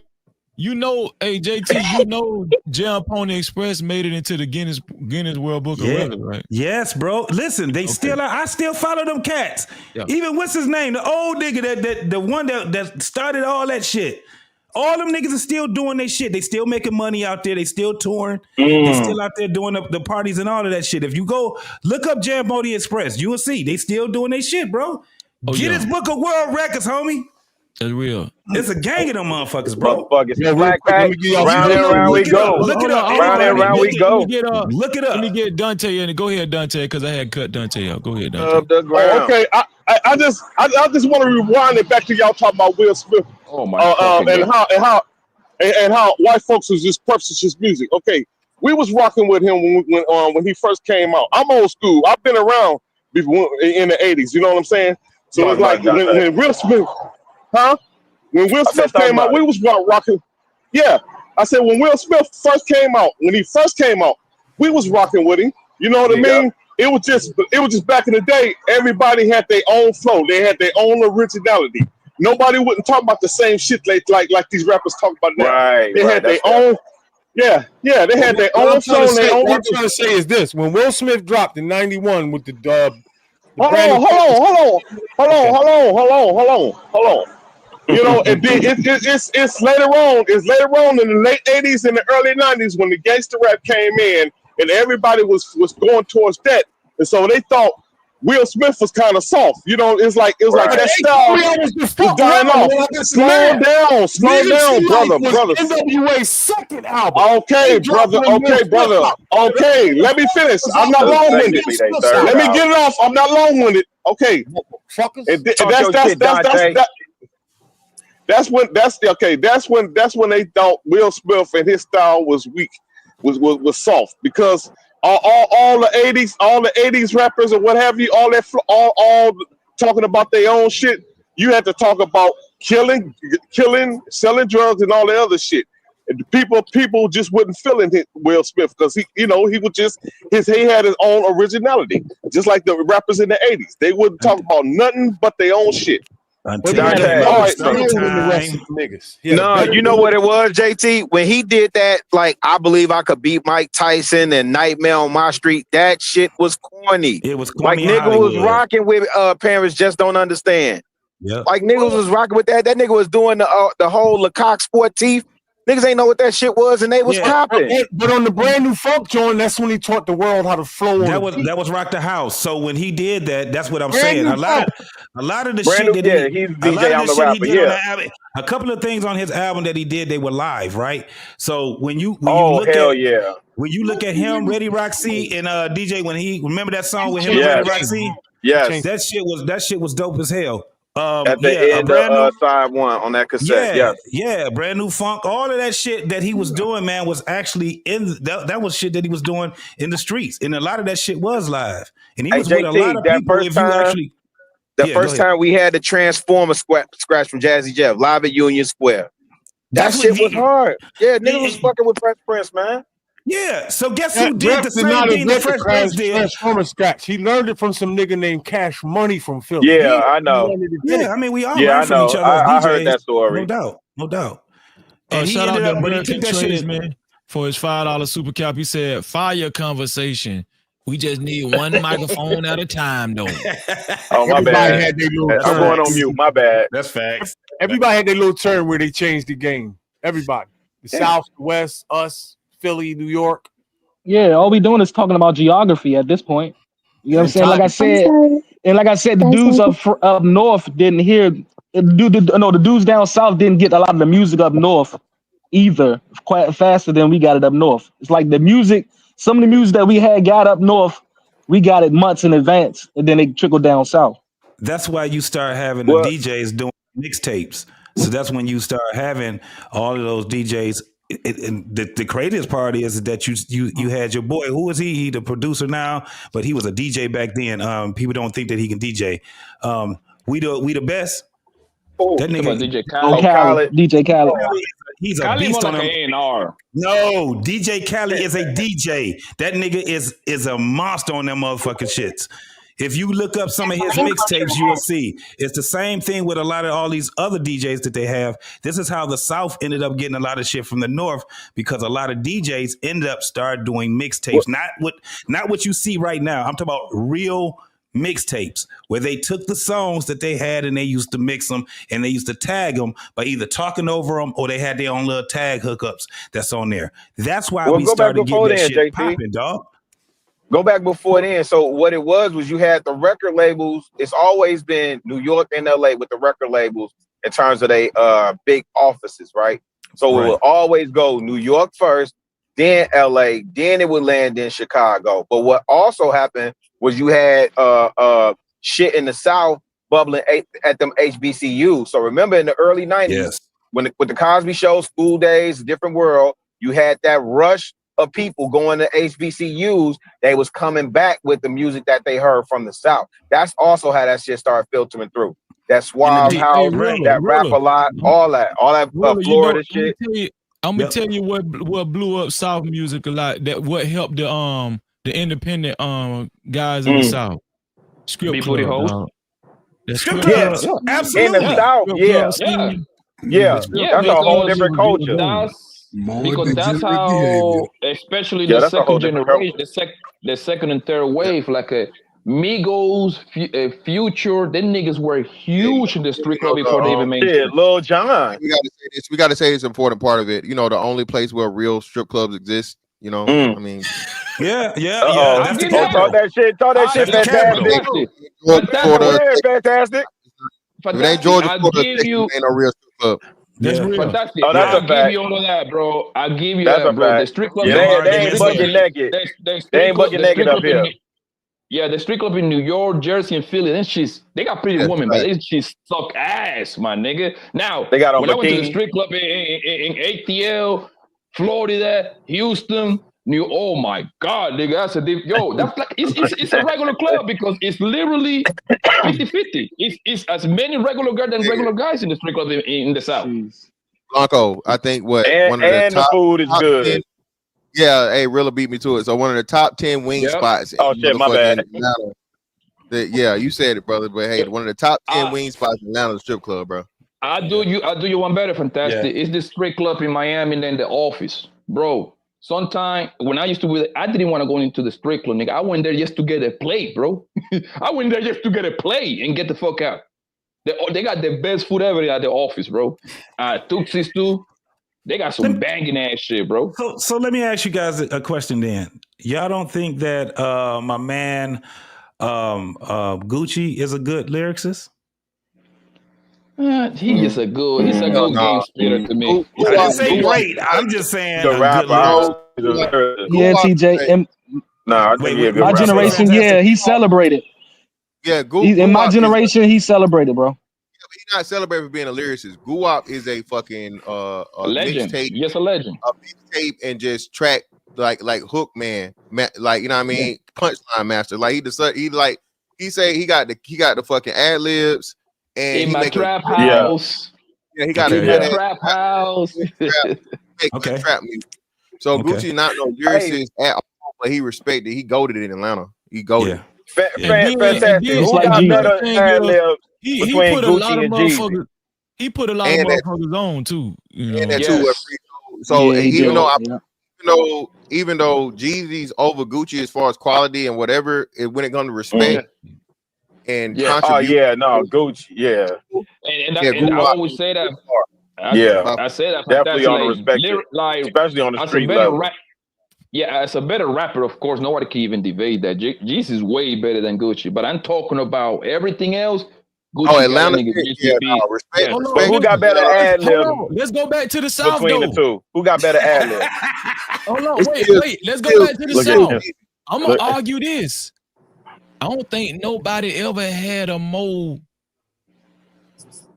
like powerful era when it comes to like a rapper coming through than Jeezy, dog. That's my down south king. Hey, that's my king. No, fuck the South. Whoa, fuck the South. I don't know wait. 2000 let me hear fantastic.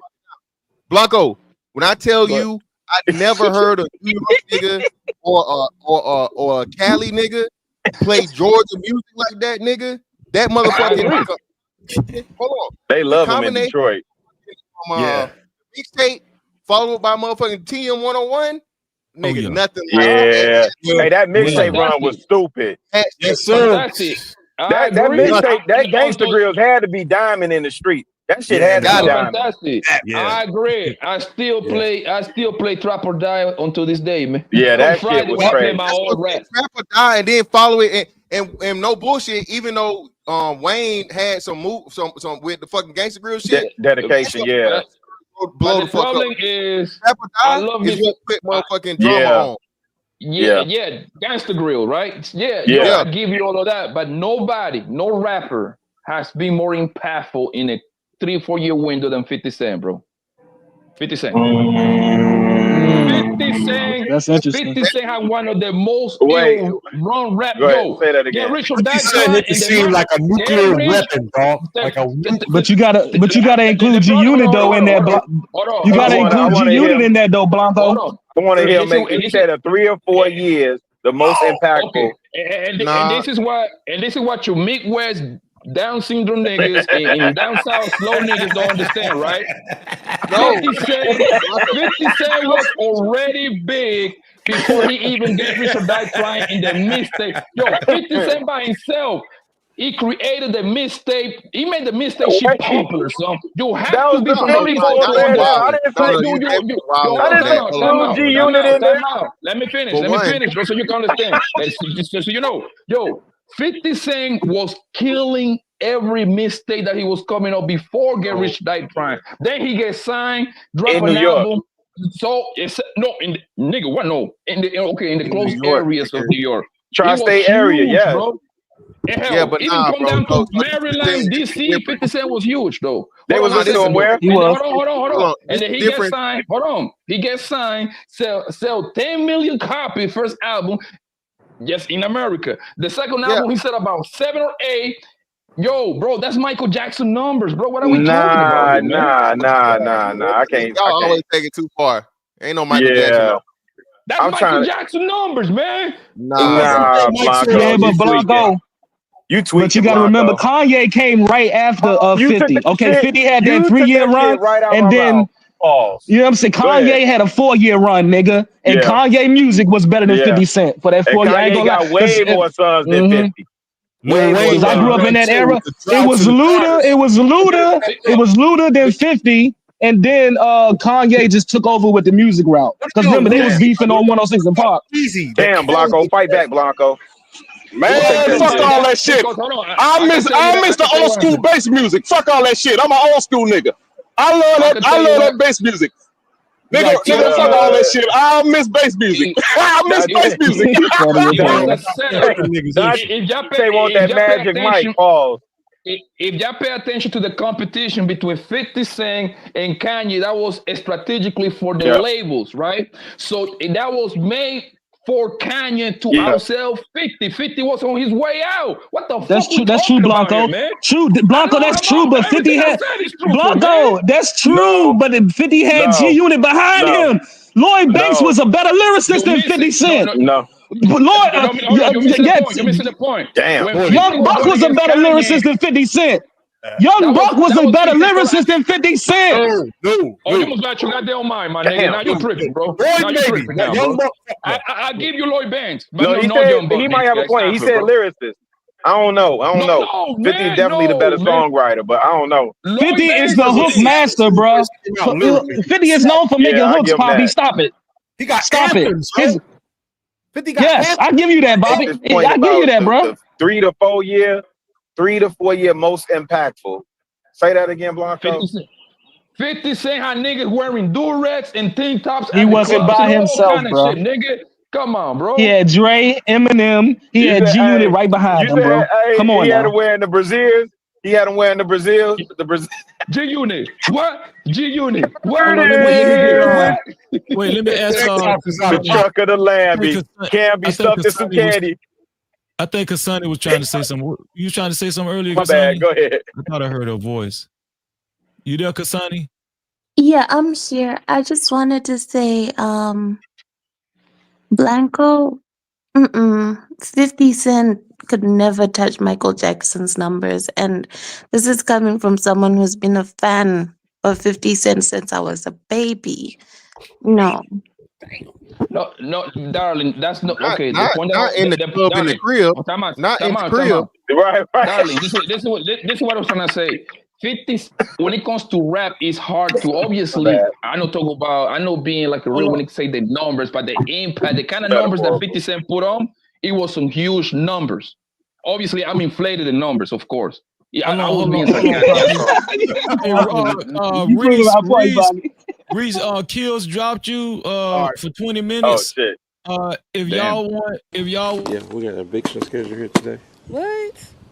How y'all got an eviction? What you mean, how? Cause my eye, back at 8:20. Oh hell no, he got Mr. Penn. On next level, dude. Damn. Yeah, y'all should drop all this South niggas, man, saying all this dumb shit over here. That's what y'all should be doing over here. Somebody brought. Man, you niggas gonna be the death of me. Somebody brought up DMX, Poppy. Now that's when you can win, Poppy. I remember first time I heard Plies was on the mixtape before he blew up. I heard him on the mixtape. Him and Jeezy. Was in my before they pocket, came dog. out. Big face, honey. Yeah, I ain't gonna lie. That before Ply swag is had a on nice another level. I ain't gonna lie, brother. Yeah, he had Pop a Yeah. my shit. I want to come up and pop my shit, so I spend my bread. Where is that, nigga? I want to pop my shit. I don't want to see niggas standing the fuck up in front of my phone and doing all that wild shit, rolling the Oh, that was fuck up, my Kills. Oh nigga. shit. No, New York attitude, nigga. Pay like you weigh, nigga. Fuck you. I'm on mute, nigga. What up? What up, nigga? New York attitude. What up? And support black business. And support black business. I don't want to see a nigga Nigga in sound some like a damn shorts. I chihuahua. don't want to see no nigga. Shut the fuck up. I don't want to see no nigga in those shorts standing the fuck up, that rolling up nigga to sound the like block. Nigga, Radames. I paid my bread and now I'm on a goddamn steam. Gangster lean. Hey yo, back to the regular schedule That's a New Yorker, program. bro. That's a true New Yorker, Yeah, bro. juice, nigga. Yo, you got the juice now, Kills. You got the juice now. Man, fuck the juice, nigga. Fuck the That juice, nigga nigga. sound like I've been trembling up, nigga. Fuck like a the juice, chalupa. nigga. I'm Yeah, drinking on double Corona. soul, double Fuck soul. juice. I'm on Coronas, nigga. Yeah. Fuck that, You nigga. know something. Support black business. That's what I'm doing, sucker. Support black business. Now, Blanco, you can get him with that DMX though. With the DMX though, like I think DMX. What about DMX?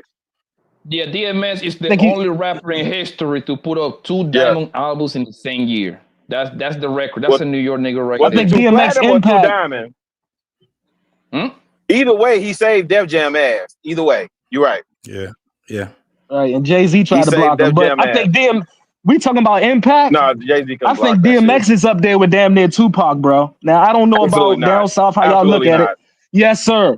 Because we give it Absolutely to not. dudes like me. I give Scarface. We give Scarface up north credit. See, like dudes like Scarface, he gets a lot of credit up here. Like we put him over a lot of New York niggas. But what I'm telling you is, yeah, DMX as an impact artist, bro. For my generation, DMX is over a lot of them dudes, bro. Just because How you gonna say? Respect the money, y'all. Let me go on mute. Go ahead. Kills, boy, we enjoyed you while it lasted. Kills, you gone, Kills. Shout out to Mr. Fantastic for the $20. Fantastic shit, dog. all that talk to get yourself dropped. Shots. Get Kills the fuck up out of here, son. Word to your mother with Tim's on. Please, God, one. Respect. One day you heal, baby, and then you're gone. You there, Kimberly? Damn, if that nigga said Audi 5000, I'd have fell out. This nigga had to do the templates, man. That ain't cool, bro. So Kill will be back at 824. 824. And Reese will be back at 821. Oh, y'all bogus.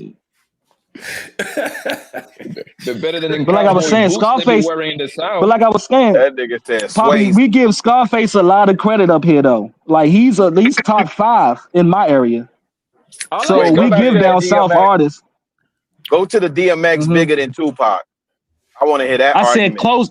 I ain't say bigger. I said his impact is damn near close as Tupac. It's similar. From the East It's Coast similar. perspective, it's similar, dude. So dudes from the streets It's not that respect far DMX, bro. It's not, yo, but realize it's not that far off. Like Y'all Tupac was are a great tweaking. rapper. But no, time out. It's a.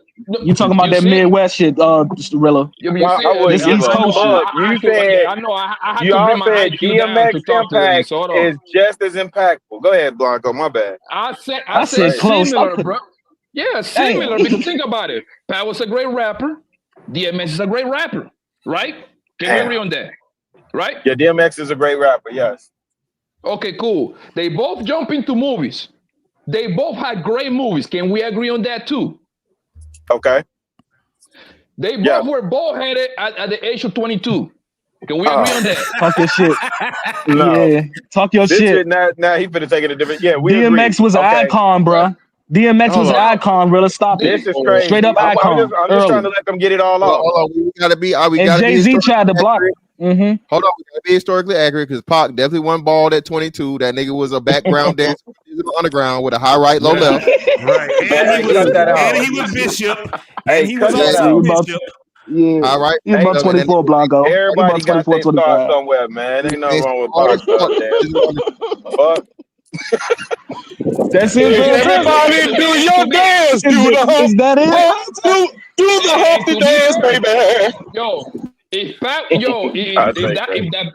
Big Blood should now wouldn't got Pat, my nigga, we wouldn't be talking about like this in today's day, bro. Shit, you crazy as I promise you. You crazy as hell.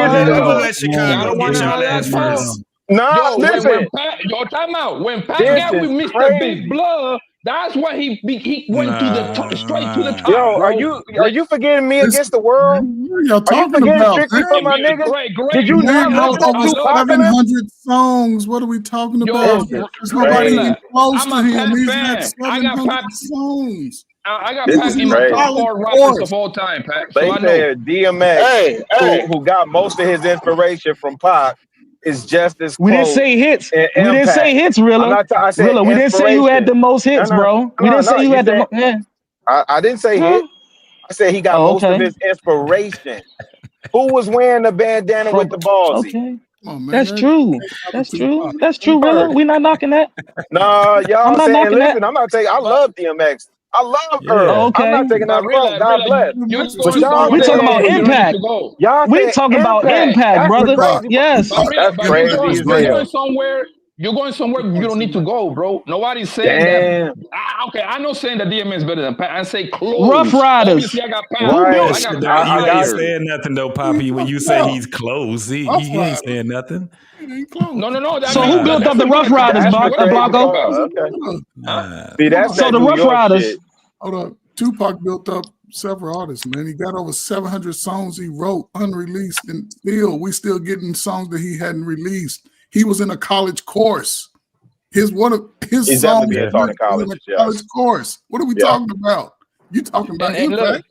He didn't and even really, make it to I'm college. willing to admit I'm being biased because I actually met DMX a bunch of times, so I'm gonna be biased a little bit. Okay, that's fair. That's fair. You smoke trees with him? No, okay. You know his main producer is Dan Gris. That's my guy. Yeah. Oh, okay. That's my guy. Yeah, I think That's you my told guy. me Me that and Dan before. Gris. Yeah, me and Dan Gris. I used to pull up at the studio Okay, that's fair. Yeah. Because you was about to get your ass handed I thought to somebody you, boy. had that cocaine. It was about to go bad for you, Poppy. What you mean, JP? JT, what you mean? It was about to go bad As for far you. as impact, Dog, he did Y'all not have- leaving up the he old did not school have the niggas like impact. MJ Ball and MJ and A Ball. We told him about it. They just don't know. We told them about it. They just don't want to go down that route. They don't want to go down that Hold road. on, y'all. Rilla, who your favorite artist, Rilla? Hold Nas. on. Wait, hold on, y'all. Shout Okay, out that's to decent. Kill. That's decent. Okay. Kill said drop fantastic. And being fantastic came right back and said no. Fantastic ready though. That mailbox money hit. Let's go. Chill. That mailbox money hit. Go do something safe, B. Go do something safe, B. All right. You don't want to go with that route, bro. Leave that alone. Yeah, you gotta play that Jeezy. You gotta play that Jeezy drop. I got we got room for money. Kills though, because I think Kim went to sleep. We got room for Kills though, because Kim went to sleep. Hey, yo, my nigga, I'm always out of room, my nigga. Yo, fantastic, my nigga. We used to do this shit on Platinum Elite channel, my nigga. So stop it, bro. You know what I'm saying? You want a Dusty? I paid $20 for a Dusty, nigga, and you like Dusty niggas. So keep it real. You support Dusty niggas. I dropped a Dusty, nigga. Ain't no pause, nigga. It's all gas, no brakes, nigga. I dropped a Dusty, nigga, and then you gonna drop me. Come on, my nigga. You want some bullshit? You came up here talking, nigga. You came up here my talking. nigga, I talk wherever I talk at, nigga, on every panel. Who is you to stop a nigga from talking? The fuck? Nigga, I paid my money. You weird, bro. I paid my money. I talked my money, nigga, son. I didn't have paid to my do all money this. to drop all the this Dusty, nigga, and you intervene in Okay, that, my nigga. so hey, and I That's paid some my money to drop a Dusty nigga acting too. like So a hey, we weird- doing the you same acting like shit. a weird, my nigga. I paid my money to drop a Dusty nigga too, on bro. me. You've been worrying about me since Platinum Elite fucking channel, Bro, my please nigga. Why stop you lying to intervening? yourself. Who are you, Sam? Who My are nigga, you, you weird brother? nigga. Who are you? Who are you? Intervening. Who I'm are doing you? some shit. I'm not My intervening in nigga, shit.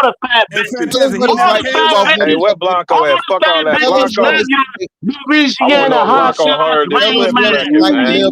Yeah, let's finish this conversation, man. Come on, I fellas. want to know if Blanco heard this clips record. Why ain't nobody talking about this motherfucking clips record? You live, hey, that's him. Why you mad? Why you mad, nigga? Why you mad, bro? Hey, fantastic. I've been calling you Bubba Junior for the last That couple of years. little boy gonna sleep good tonight, boy. Oh shit, damn. Yo, you ain't shit, JT. I'm gonna go watch This nigga just whining and shit. I'm tired of this shit.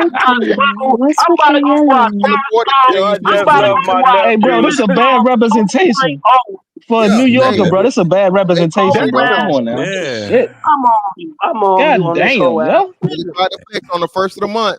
No, fam said he dropping on your that number in the Corona. chat. That's cool. Is that nigga from Brownsville? Where you from? Oh shit! Damn. That's my home. Relax, man. Relax. Damn, not MOP on. Y'all better, Damn, you better. Hey, no if that's your MOP home, nigga, you disrespect. better start policing these little niggas up. They making y'all look Rest in real peace, Sean bad. Price. They Damn. making y'all look real bad right now. these Why little are niggas they come out here with these big fighting? ass mouths, boy. Don't take that shit. Don't take that shit. Brownsville. Hold on. Kasani got something to say. I'm just wondering what happened. I thought everyone was getting along. Now we're all yelling. Yeah, baby. Somebody went over their budget by $20, so they hurt. They gotta eat sardines and poking beans for 2 more weeks. They gotta eat sardines and poking beans for 2 more weeks now because of them $20 trying to flex on the internet. Breezy, you ain't slick. You gonna bring the female voice to calm niggas down. I see what you doing, Breezy. Oh, pimping ass Breezy. 2.0 is coming out soon. Starring Fantastic. Starring Fantastic. Hey, little man rapper, you need to calm down, man, before you catch a What else you gotta say, Kasani? Say something else, Kasani. This nigga been Calm these niggas down. Hold on, nigga. Hold on, Kill. Hey, Kasani, you know you gonna be my secret weapon, okay? Why? She got that voice, boy. She do got that voice. All you gotta do is talk. They gonna be quiet when you talk. Hell yeah. Okay, then I'll keep talking because the yelling is too much. Okay, guys, you're gonna make us have headaches. I'll keep going. Let's talk about something else. You good? Where you from, Kasani? I'm from Botswana. Africa. Yeah. Word. You that's where you actually are. You just from there originally. You in the States or you actually in Africa? I am in Africa, but I work for an American company, so I live on American hours. Oh, okay. Oh, word. Oh, damn. You a super sleeper out this motherfucker. That's crazy. Because that's what that's like 6 hours ahead? 5 or 6 Yeah, hours ahead? but no, my hours are American, so starting Sunday up until Friday, I have to operate on your time. Oh, okay. That's why I'm up. Yeah. Shout out to Reese from Philly. Reese from Philly said, "Love you, bro. Love you too, Philly, man." I mean, Reese for the $5 cash cow. Appreciate you, Reese. Yeah, man. Salute to me. Salute to me. So back to word to the Hilltop Hustlers. I'm just letting y'all know. Kasani say she don't deal with. Hey, Kasani say she don't deal with no young niggas. She only like older dudes. I'm gonna tell you right now. Shit. Hey, you see, Fantastic slid up on it quick. That's where you from, baby. Where you from, baby? Hey, that nigga Fantastic put them gators on quick. He put the more gators on quick. Oh, you call that nigga Fantastic an old nigga now, ain't he? He an old nigga now. That nigga put on that Dobbs hat real quick. Almost old nigga. Hey, you know a nigga keep that passport ready now. Don't play around. Now I'm the old nigga. Nigga, I want to hear you go to Africa. That nigga put that fedora on quick. This nigga want to be Nas. This nigga want to be Nas and Belly talking about he want to go to Africa. Why you still talking, little nigga? Yeah, man. Why you on my Johnson? Damn, let's get back. This little nigga still talking. Damn. You rebuttal. You rebuttal. Why is you rebuttering when I put the Fantastic? That nigga said rebuttering. That's gay, my nigga. That's little gay. nigga. Little nigga. Are you hey, just Fantastic? chill out, nigga. Chill out, Like man. you said, You be all right. Are you Be a his bigger man, security? yo. You gonna Be the bigger man, right, Kale. nigga. Why Yeah, you be the riding bigger a man. Johnson and Yeah, Johnson? just be a bigger Why dude, you riding bro. that nigga Woodpecker? Why you riding his Woodpecker? Look, Do use you a ride it little in your nigga, life, dog. nigga? Use a little Do you nigga. ride it in Use a your little life, nigga. nigga? It's Use a like you little riding nigga, this dog. nigga That's too much so hard. erotic talk. That's too Like, much. my nigga, you know. now you seeing your favorite basketball YouTube star, and I now came you just across a want to couple of ride. these little Hey, niggas what's the before. weather in Everybody Botswana? is on All mute, that bro. shit to tell. Yeah, Yeah. Kasani, love. Give us some geography on Botswana, love. Absolutely. What's going on? What's the weather like and everything over there? What is it like in wonderful Botswana? Well, it's basically like a desert. So really, really hot in the afternoons and really cold in the evenings.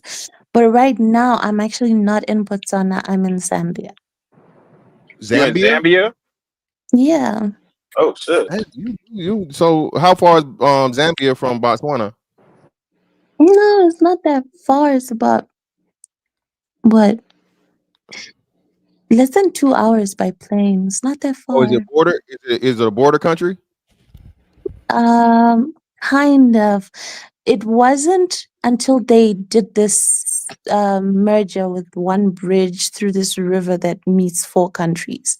Then now it's Okay. like a border thing, but it's a very complicated situation. Yeah. So y'all I'm got, just. I'm what kind of sorry. animals y'all got out there? Basically, the big 5. We What's have that? all of those lions, buffaloes, Oh shit! elephants, rhinos. Wild ones? Just like the. I'm sorry. Like wild? Oh yeah, wild, definitely. We've got a lot of Yeah, it is. safaris this side. We have a lot, especially in Botswana. We have a lot of conservation areas for Areas animals. damn Yeah. So you got them big old gorillas beating on their chest. Oh shit. gorillas, brother. Hey, Kasani, what's your original dialect? What's your original tongue? My original tongue is Shangani. Shangani. What What tribe is 4 or that? 5 different languages and shit. It's a Then we very, speak. That's like a better question. very minority tribe. Like Okay. I doubt there's more than 50,000 of us in the world. So is How it would you French say based? hello? How would you say hello, Mr. Fantastic, in your language? Outstanding, Mr. Fantastic. Listen. Hey man, don't get her set up. Don't make me eat body. Look, man, hey, I'm a wingman. Let me do my shit. Yo, usually Shit, I'm African people pimping speak out this like motherfucker. 3. I'm Scotty They Pippen. usually, they usually speak like 3, 4, 5 languages, bro. Yeah, that's what I'm saying. So is it French based? Swahili? What? Is it French based? No. It's like native. Oh, It's native. Okay. Shangani. Yeah. Basically, we came from 2 tribes that are super native that merged and made our own. So it's very deep in that. Okay. Yeah. Oh, so Yeah, y'all still got some people that I guess like live in villages and stuff. Yeah, definitely. Oh shit. In fact, most people who work and make their money elsewhere typically just go back home and retire there. Because our internet for community you, is bro. very close knit. Sorry? Y'all got Wi-Fi? Y'all got Wi-Fi over there? Yeah, You definitely. can do YouTube over there. Fantastic. Eh? You can still tap your shit, nigga. From the rural area, yeah, definitely. Definitely. But I I'm talking about when you go back to the tribe, like the way you made it trying sound to is you go back snatch to the him a tribe. fufu. Yeah, but then the thing is, if you were to go there, you probably wouldn't even be looking for that because there's so many fun things to do. Like you might get there and you'll be on your phone for a few hours, but eventually everything around you will just draw you in and you'll forget about your phone. That's a fact. How many languages you speak? If you don't want me to ask she you, hit how you many with that languages Erica you speak? Badu. Shout out to Miss Polly Wright. She said for the $2, she said, Poppy, talk to me in your amazing voice. I whisper. I don't talk, man. I whisper nasty things in Spanish, man. Especially when I'm dipping in guts. Yeah, I become a salsa singer, nigga. I become a salsa singer, nigga. That nigga popping like Pepe Le Pew and shit. That nigga said, hey, he turned into Enrique Iglesias in that.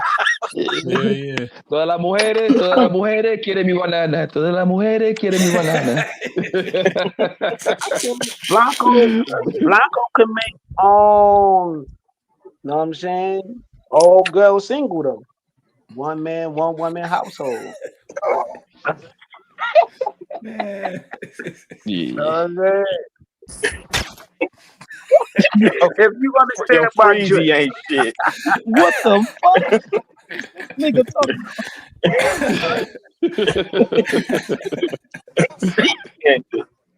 Reese, your time up, Reese. But you can't come up until they make room or till somebody drops somebody. Shout out to Reese, man. We love you, Reese. Hold up, somebody just dropped. Who that was? Just dropped. Okay.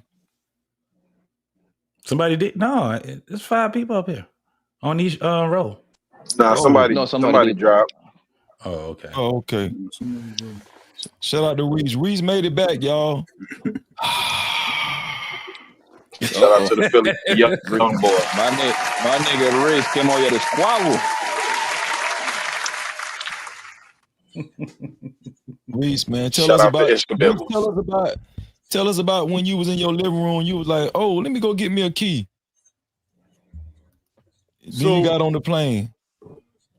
Damn, I wish it was somebody my age, like from Miami. Reese, I was just joking, man. I don't want to talk about that shit no more.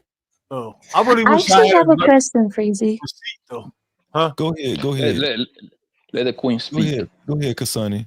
Go ahead. So, when you guys were describing Will Smith earlier, you were saying one word a lot, which is corny, and I've heard that being used to describe guys in other settings.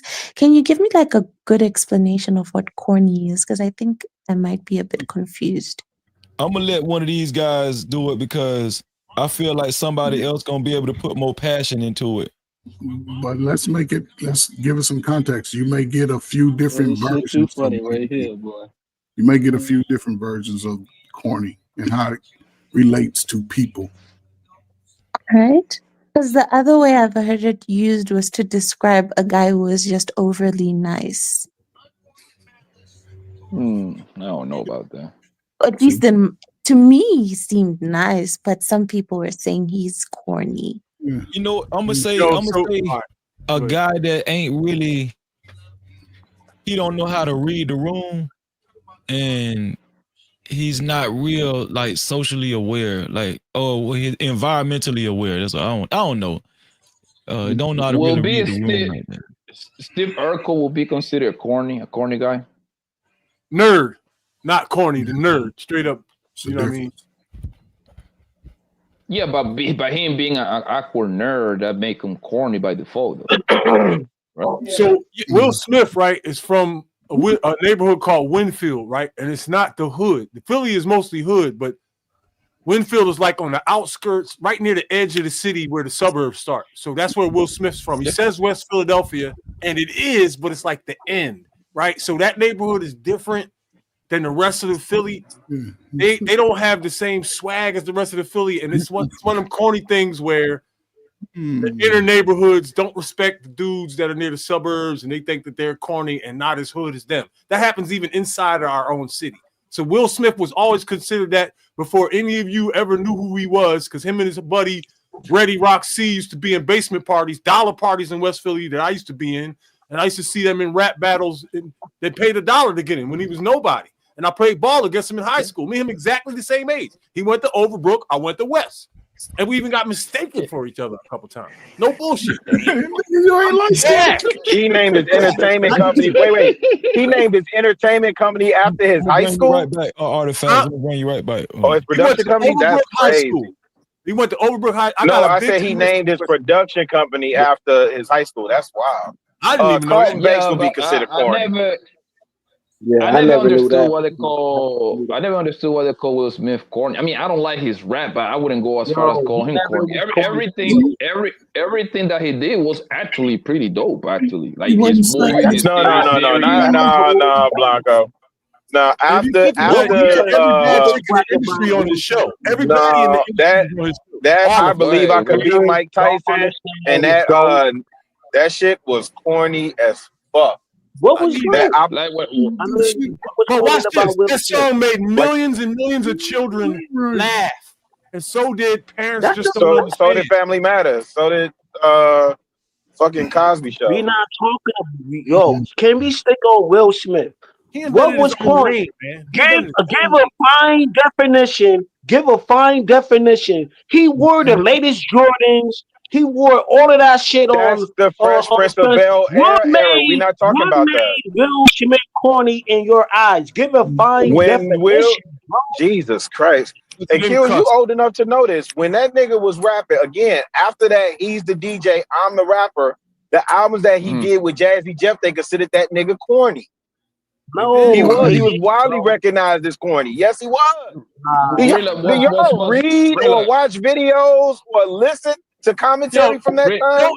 Listen, y'all. Don't get me mistaken. We didn't hate Bro, Will Smith. summertime. nobody hated him. Summertime, bro. He never was corny. Listen to me. Let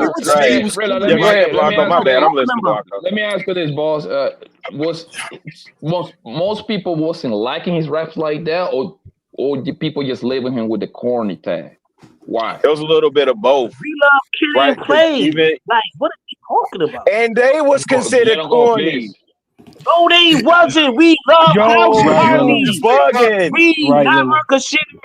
Yo, fam. Play.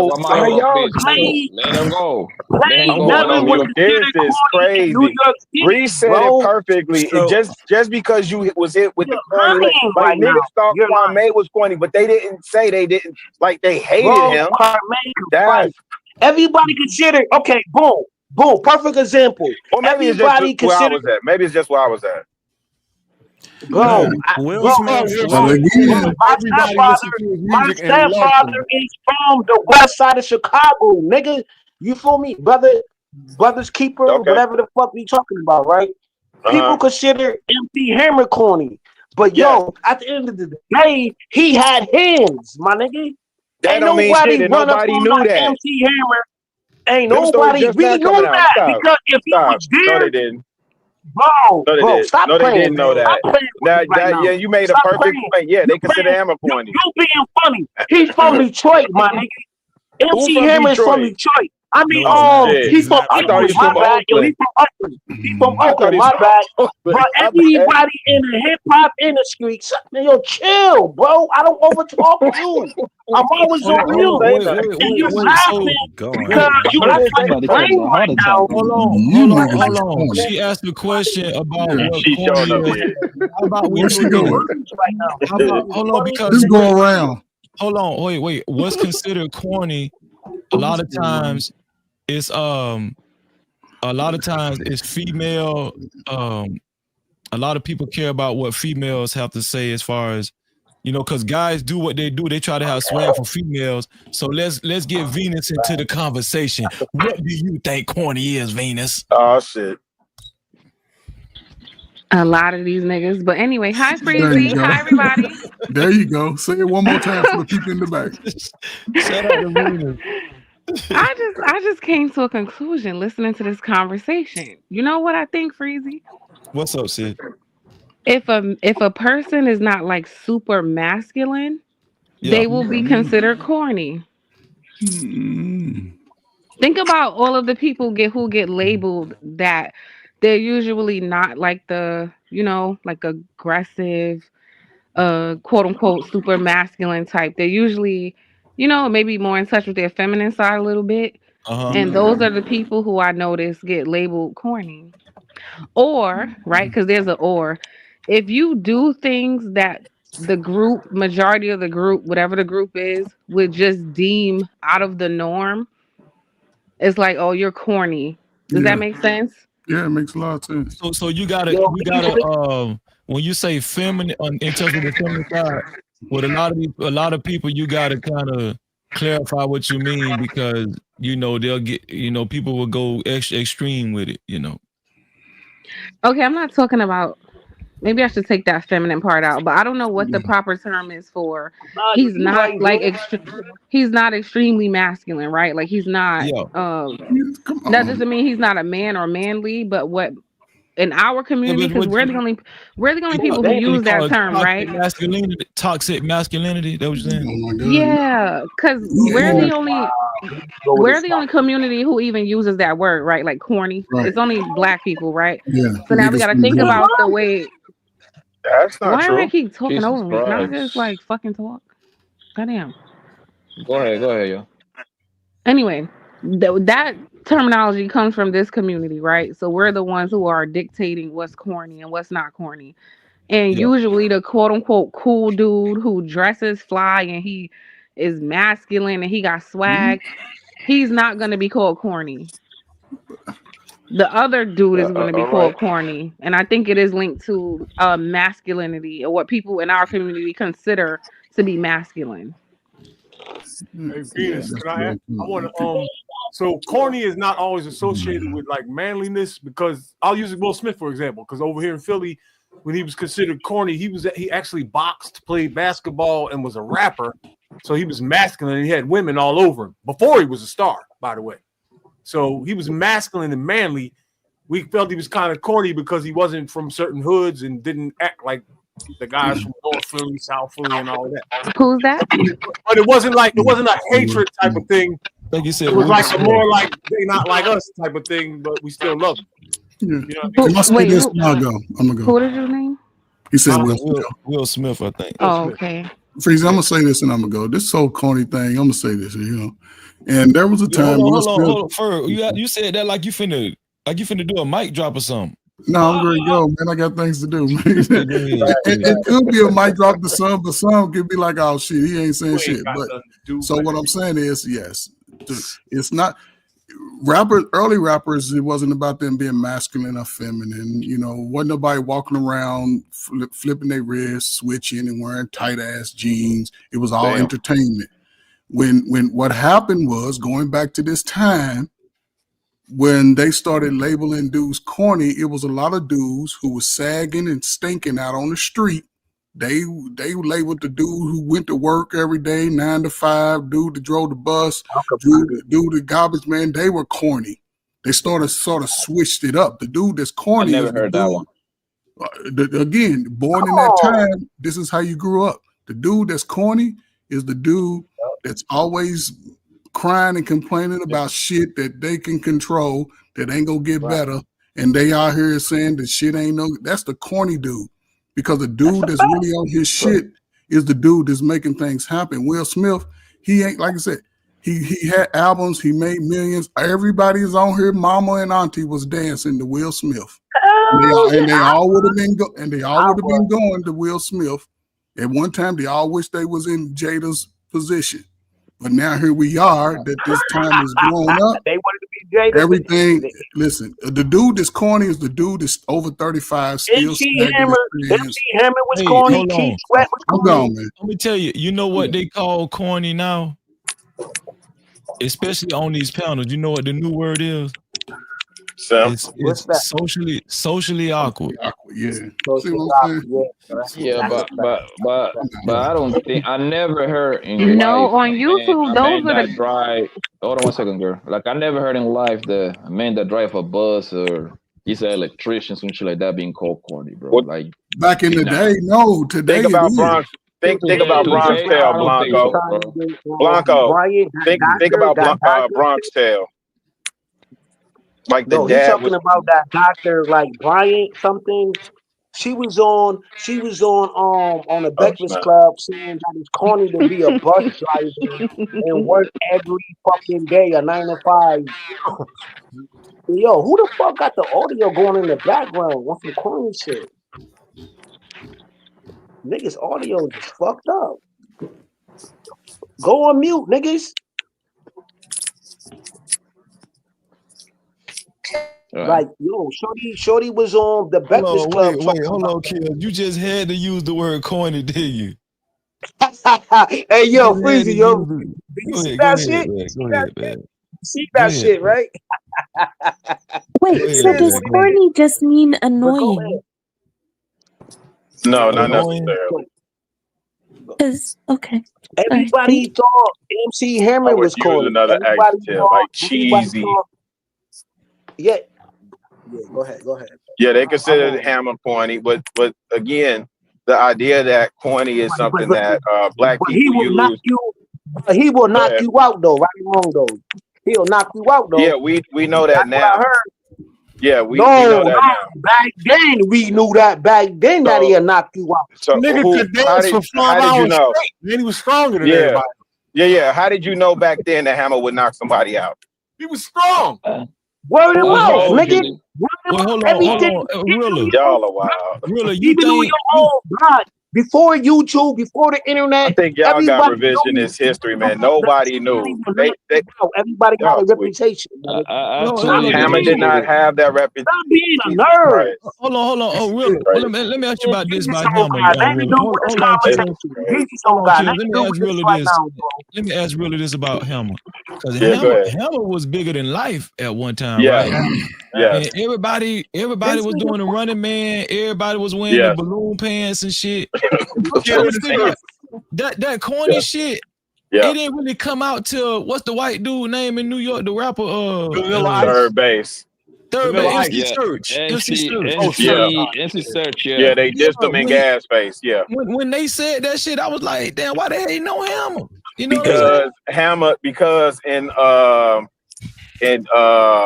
Let's Get It Started, he was saying that he was better than LL Cool J and Run DMC. Yeah, so they took that as a diss in the whole of New York. And then for third base, they was trying to be down by law. So it was an easy swipe at him. So Nobody respected him. Nobody thought he had hands or he was this big gangster. They thought he was corny. That's why they was dissing him. Wasn't until they got to doing shows in Oakland. 1 second, please. I'm about to land it. It wasn't until they got to doing shows in Oakland that they found out about who and how he was.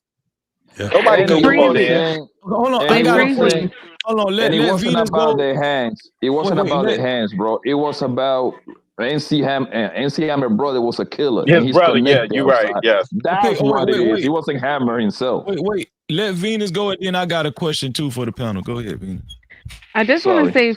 say, Chicago Rilla kind of just proved my point, right? Because MC Hammer is the perfect example. What makes him corny? He's not doing what all the other rappers are doing. He's dancing. His music is more like I don't know, like what's the word? Like palatable amongst all crowds, more like pop ish. He created his own fashion. Therefore, he dances. He doesn't dress like them. His music is more appealing to larger groups, right? So in the hip hop group, he would be the outlier, right? That kind of goes back to what I was saying about if you're the person who's not doing what the majority is doing, you're corny. Or if you're not super masculine, you're corny because even though he wasn't real life, that was not his image at all. He wasn't pushing necessarily that gangster stuff. So now you're the corny one. So Rilla just kind of proved my point. Venus, can I say Venus, something? wait, 1 second. Wait a second. Hang on. Venus, do you remember that when Hammer was dancing and getting these endorsement deals, how it was like almost like cooning and buffooning?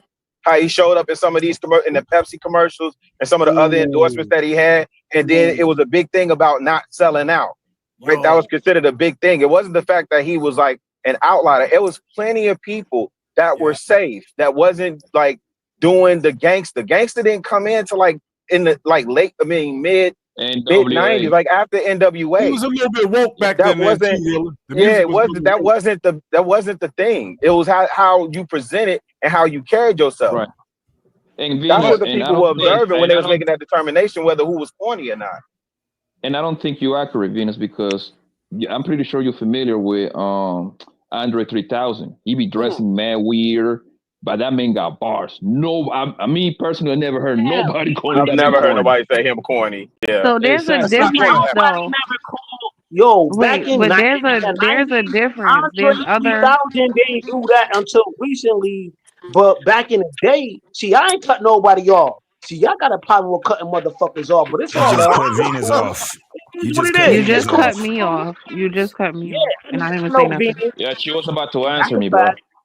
Andre 3000 wasn't dressing like that back in the day. He was on some player shit. Go back to the old 90s videos. Yo, you tweaking. Go back to the player videos and all of that one shit. album. Bro, he be wearing perms and all that shit. Bro, what are you talking about, fam? Yo, he was wearing football pads in the video. Even when he was dressing like that, even when he was dressing so-called, hold on, even when he was dressing so-called corny, nobody looked Nobody at said it was Andre corny. Nobody said that he corny. was He had corny, fam. They already said We that. Why do didn't you? look at him like that, son. They Nobody just said said that. that. They just said This is that. You whack. don't need to like stop me to Damn. say the same thing. But I think the only time there are certain people who you could like you won't get called corny if you're dominant in something else, right? So like he's still like a dominant rapper and that trumps everything. Like if we're comparing rappers and you're one And of the his best here, then you kind of could get away with stuff that other people can't. That's just kind of how that Andre goes. got a lot. I'll give y'all Andre the perfect 3000 example. got a lot. He got away with a lot. Then if he I'll was give you the dressed, perfect example. Hold on 1 second, Kills. Andre So 3000 when was the you GOAT. look at Tone Loc and Young MC wrote for Tone Loc. Nobody considered This is Tone going Loc. back to the 90s. Nobody. Yeah. Right? Young MC was considered very corny for the shag alone. What about Chug Rock? No, Chug Rock was not corny. He Nobody was in a considered. different bag. He was in a whole Nobody different bag. considered him Chug corny. Rock would defer Biggie. No, you Heavy gotta- D was the first. No, Heavy D was the first the first Biggie. You Biggie, right. You yeah. right. Heavy D. You right. No, Chug Don't Rock be was watching more. that. No, he Chug wasn't. Rock. Don't be Chug, comparing him to Biggie. Y'all hold on, consider Chug Heavy Rock. D corny? Overweight lover. Yeah, Overweight lover. Yes. Yeah, Overweight Was he lover. corny in Chicago? yeah, Hold on, y'all getting Hold on, Heavy hold D on. was now. not. Chug Let Rock. me Chug Y'all understand. Rock. tweaking. Hold on. Chug Was Rock he corny? was Was more Heavy D of corny in Chicago? What you say, JT? Was Chug Rock was more of when you listening to what's those dudes? Das Effect, right? It was more of his style of rap that was like when you had Das Effect, Chub Rock, you had Foo Snickers, you had all of those cats that was in a different bag. It's the thing was hip hop had so many different faces and it wore so many hats during that time where it wasn't this whole thing where everybody was just doing one thing. So now when you see everybody is rapping the same, the beats are the same, all of that shit, it wasn't like that then. So when you got a chance to see MC Hammer, he was in his own lane, just like you also had Will Smith was in his own lane. All of these cats was in their own lane, even with, and y'all probably don't even understand this, but even when it came down to Ice Cube, after NWA, Ice Cube ended up being in his own lane because him and Tupac and Chuck D, all of those guys, if you hear their music, it was through the same producers at that time. They were in their own, So even when Ice Cube came out, Ice Cube actually was a Muslim at that time. He was just studying the word. So if you listen to his music, and he had those dudes, Gorilla in the Mist, what was those dudes? These guys, Gorilla Mob, Lynch Mob, right? Yeah. These guys were just conscious rappers. If you listen to that music, go to Lynch Mob and y'all listen to that music that they had. It was Gorillas all in the conscious Mist, music, and that's where he moved from. He went from the Chug gangster Rock was shit. a little bit too. Yeah, he all was. of them were. And then you had X Clan, Brother J. All of these guys were out. So everybody had a lane. It wasn't like everybody was trying to fit in one lane. It was just so much where the 90s was just the dopest. That was the dopest time How of hip about hop. Queen Latifah before she started biting pussy? She was no. Jesus Christ. So even with Queen Latifah, if you go listen to her music, man, Queen was out cold, bro. She was actually out that cold. Wrath of My Madness was insane. Yeah. Oh, yeah. So when you hear her, now you got to also understand Queen Latifah was who brought out Naughty by Nature. Yeah. That's when and also guess who else was hanging with Naughty by Nature? Tupac. Man, This was during the time of Strictly for My Niggas. You know what I thought you was gonna say though, JT? That's why he's friend with Thresh right now to this day. Yeah. I mean, before he died. Naughty by Nature. If you look at De La Soul, right? De La Soul was not masculine. De La Soul was very different, and they were not considered corny. Yes. Right? Yo, who considered? That's what I'm trying to tell you. Nobody considered. That's my point. Nobody considered De La Soul corny. That's my point. That's what I said. Let me ask this question. Flowers. Hold on. I got a question for the panel. Do y'all think women get called corny nearly as much as men? No. Hell no. And if it's no, why not? They might get called something else. I'm trying to think. Floozers. Yeah. Female Because losers. Losers. Dirty Nah, baby. No, I even asked that because I just never really heard like females get called corny. No. You know,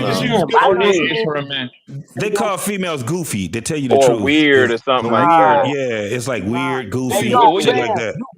we just call them bitches, man. That's it, man. Damn. That's No, it, man. y'all got it messed up. Y'all got it all messed up, bro. Okay, school us. Blanco, Yo, you bullshit. No, for real. Like if you get mad at them, that's the only word that's gonna come out, bitches. That's it. No, the corny women's are the ones. Yo, fam, I be on all these platforms like the rest of us, right? We be on all these platforms, we be in all these spaces, even in real life, right? It's corny. It's corny when you got people doing the same thing every day. It was always good to branch out. When people when you seen 1,000 motherfuckers wearing the same shoes every day, you wanting to be that nigga that bench off and rock some other shit. Maybe it's just me. Maybe this is me in my fucking city, bro. I was always one of the niggas who wanted to branch out and do some other That shit. wasn't the question, It's bro. corny. Oh. It's corny. It's corny when you see females wearing the same hairstyle, the same clothes, the same whatever, the same dudes who doing the same thing. That's corny to me. It's corny to me when you niggas be on these platforms That wasn't the talking question, about bro. Blanco. It's corny to me when you seeing niggas talking about females all day, 24/7, 365. That's That corny to wasn't me, the bro. question. But what's corny? Corny could be That's a not what multitude Freezy of asked, many bro. things. Corny could be a multitude of many things. The fuck Freezy, is we ask this talking nigga about? the question. Freezy, ask this nigga the question again, please. Y'all stupid as hell. Go ahead, Freezy. Go ahead, Freezy. No, I was just saying, like, do y'all think that females get corny? I mean, do y'all think that females get called corny as much as men do? And if not, why? Because I just thought about that. I haven't heard a lot of females get called corny. Especially from men. I've heard way more females call men corny than men call females corny. Because niggas be worried about what females doing on panels all day. That's how. So I just think it's just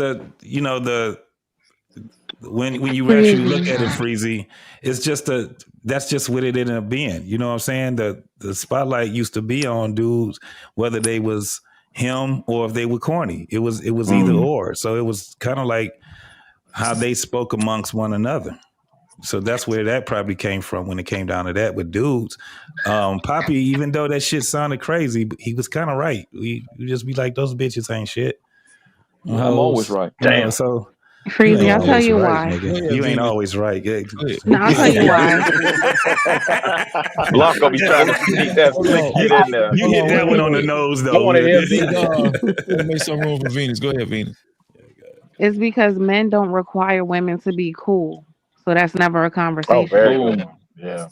What? You got you had men require. Excuse me. You getting annoying now. Like, stop. Yo, no, you been annoying. You go to niggas platform. Stop talking to me. Please stop talking to me. Hold on, Kills, before you go off the handle. Don't go out. Don't flout. Go ahead, Venus. Yeah, women require men to be cool. Some women, right? But men, that's not a requirement. So that's why you wouldn't really hear them calling you corny because they're not using that as a qualifier. But women will use like swag, different things as a. You know what I'm saying? That's a good point. She's 100% right because Freezy, think about it. The geek nerdy girl, she can still get with whatever nigga she pretty much put her mind to it. You see what I'm saying? Man, let's flip it the other way. The geeky, corny guy, good luck getting some pussy, nigga. That's good. Unless you pay. Think about that. Need that bread. 1.5 miles. Let me ask Miss Polly Wright. What do you think about this corny phenomenon, Miss Polly Wright? Do you think that what is the reason why most men, a lot of men, more women call men corny than men call women corny? I'm kind of going with Venus on this. We don't like It's not a requirement, friends. It's not a requirement. You don't have to be cool. It don't matter. I agree. Damn, that internet corny. I didn't mean to say That that. towards another woman. Damn. You I didn't mean to say it. Go Damn, ahead, Miss crazy. Polly. You know I had to get you, Miss Polly. Come on now. You know I had to get you. Damn. Oh, you know what? I'll be right back. We ain't gonna do. Damn. Dennis said we ain't gonna do it. I think is more like when it comes to the male and female dynamic, more men want to they'll have sex with a plethora of women, plethora of types of women. Like so anything. Like, you meant to say yeah, anything. so on the right day ain't no female corny to dudes, you know what I'm saying? Because they'll sleep with them. Yeah. And she was right. Like, it doesn't require for them to be cool. Think about it. Like females. They don't be funny like that. Some of them be funny, but collectively they don't be funny like that. And the guys is We're the one that funnier gotta than you. develop those. Huh? Samore is funny. We as funnier fuck. than you. I love Samore. Damn. I don't think so, Venus. I can be funny in Spanish and English, man. Holla at your boy, man. I can do it twice the work. Okay. But there are you some focus. men, but it's a small group who will call women corny. Like if they had a woman before who had, it's certain people, like materialistic people mainly talk like this, but if they had like a certain woman before and she had, all the fly stuff, and then he get into an argument with the new girl, he like, you corny anyway. My last B had da-da-da-da-da-da-da, you broke ass. Tell the truth, I don't Venus. know if That be that's a them New New York York thing, niggas. but I'm That be saying New York niggas saying that. Ain't no nigga in the South saying the girl is corny. That's the New York it niggas is saying New that York. B. Word is bond, Nah, B. ain't no New York Word niggas up, doing word that, up, my son. nigga. We ain't judging. Yo, We ain't hey, judging yo, you like nigga. that. Go get my You know chopped why? cheese, nigga. Go get my chopped cheese, nigga. Oh, I With know the what that why? say down extra south. saffron, with the My extra nigga, saffron. my nigga, we take females to No, fine dining. We don't in the take out south. chicks to corner stores and bust them down on the sub and all of that, my nigga. Nothing like that. We don't go to fine dining. Nigga, And the yo, reason, Chicago, you wilding out on us right now. You wilding out on us, my nigga. You Word thinking up, that we B. and the go to the corner store on reason, the first day? Get a chopped cheese with some extra Yo, I'm all saffron you. and put some extra mozzarella on that bitch. Yo, I'm mad on Hey, you, nigga. Mozzarella. listen. Hey, Hey, yo, listen. Chicago, and you the, ain't shit, my nigga. You Hey, ain't let me say this. To and, you ain't Venus's shit. point, hold on, Kills. To Venus's point, when you really think about it, the it's facts. corny people is probably most of the ones that actually was the trailblazers. What y'all think about that? Give me Not an not You example. gotta necessarily. explain that. You gotta Because explain that a little Yeah, bit give me an more, bro. example. look at what Venus said. Like a lot of times people are called corny because they're outliers. They took a chance at being different. Like MC Hammer was dancing his ass off when it come to hip hop. But now everybody, like we got Chris Brown, you know what I'm saying? A whole bunch of Well, that's they, you know. This Hammer different had no, the niggas thing eras, that doing man. Hammer hammer dance, did dog. that was innovative is that he made the rap show, rap music stuff like he made it a production, but everybody was dancing. Everybody had dancers. Scoob and Scrap, Kenny and Sean, Ziggy, like everybody had, Kid and Play even had dancers. EPMD had dancers. Queen Latifah had dancers. Everybody Yeah, that's had true. That's dancers in true. that time. So watch this. They But was he doing the did make Fela. Watch this, he y'all. did They make was people doing the pay Fela attention. and the WAP and the Steve Martin He and all did that was well-known dancers. he did Hammer he came out did with his own dance. I got you. He did allocate a portion of that big label budget into his stage show because he was patterning his stuff after James Brown. So you're right Not in just, that but not regard. just James Brown. You got to remember, it was also Parliament Funkadelic. That's Yeah. where where he had, like, if you look at those two groups, Parliament Funkadelic, and then you look at James Brown. James Brown had probably about 3 different dances going on there, and then him doing it by himself, right? And then you go to Parliament Funkadelic. And the big band though, the big band production. The But go big ahead, band, man. They had like 20 people or 20-piece band on there. If you look at Parliament Funkadelic, it was the same thing. So when you had Hammer, now you got to also understand when Hammer started wearing those pants and shit like Parachute that, pants. he had to redo his whole album. because when he first came out with Let's Get It Started, that shit was did in a basement, dog. They That's a all was fact. wearing Troop. All the motherfuckers had gazelles on wearing Troop and all that shit. They wasn't wearing all that other shit because he didn't have a budget like that. And that motherfucker, people thought that Hammer So they was put me in the corny mix. afterwards. But if you went to a motherfucking concert, nigga, you had everybody was, even the people that was in the audience, they were all dancing, dog. You be tired when you leave that motherfucker, dog. Yeah. I saw Hammer at the JT prom weekend in '92. I saw Hammer with Jodeci and Boyz II Men. Boyz II Men was the opener, and Hammer was the headliner. And he had a band. He had about 200. He had about 200 people on stage with him. Yeah, and that's something to say. The Boyz II Men opened up on Hammer. Hold on. He had two DJs and he had a full piece band before it was even popular for rap groups to have bands. I bet y'all don't remember So he this. innovated, bro. He was I an bet y'all innovator. don't remember this. Hammer was the first, if I'm not mistaken. Now, Rilla or JT might be the ones to correct me on this. But Hammer was the first one to host the first rapper to host the Grammys. I don't know that. I don't know. I know Will Smith was the first one to win a Grammy, but I don't know if he was the first to host. He might have been. I'm telling you, MC Hammer. I think MC Hammer was the first one to ever host a rapper. You might be right. Yeah, you might be right. Yo, do you know the Hammer show had about an hour and a half of acts before he even came out? Like dancers, singers, other rap groups, jugglers, all kinds of people. And they all flew on the same jet. He had a private 747 that he took everywhere, and all of those people traveled with him. That's how that nigga went broke. Taking care of all those people. Now you be putting that extra sauce on. Them niggas was on the tour bus. They ain't flying damn cities. Hammer had his own jet. Damn. All of those people, and it took him from city to city for those tours. Damn. For all 200 of them, Reese? I don't know about that, but I know for a fact he had a jet when he came to Hawaii. Damn. You kind of need that going to Hawaii. That's Hawaii. What? Yo. But listen, he traveled with y'all niggas ain't shit. Hammer performed all over the world, and he had a jet that took all 50 of those people with him everywhere. Yes. He didn't do shows without them. Yes, I'm sure he did. You right. Yeah. Think about it.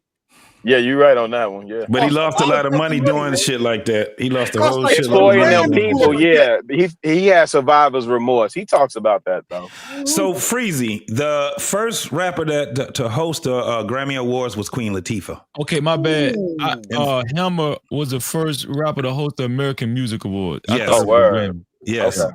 And then you had LL Cool J. The thing is that hip hop, again, in the 90s was probably the best time for hip hop because you had so many, man, it was just so much shit was going on in hip hop, man. You had enough with people. You had people that love Hammer and they love Will Smith, but then you had the other ones that love Ghetto Boys and NWA and Top Authority. Then you had some other ones that love the bam, what we consider now to be what is it, boom bap rap, which your boy Busta Rhymes was that. He was not what you see now. He was more of a dancer. Matter of fact, Busta Rhymes was a break dancer before he was even rapping.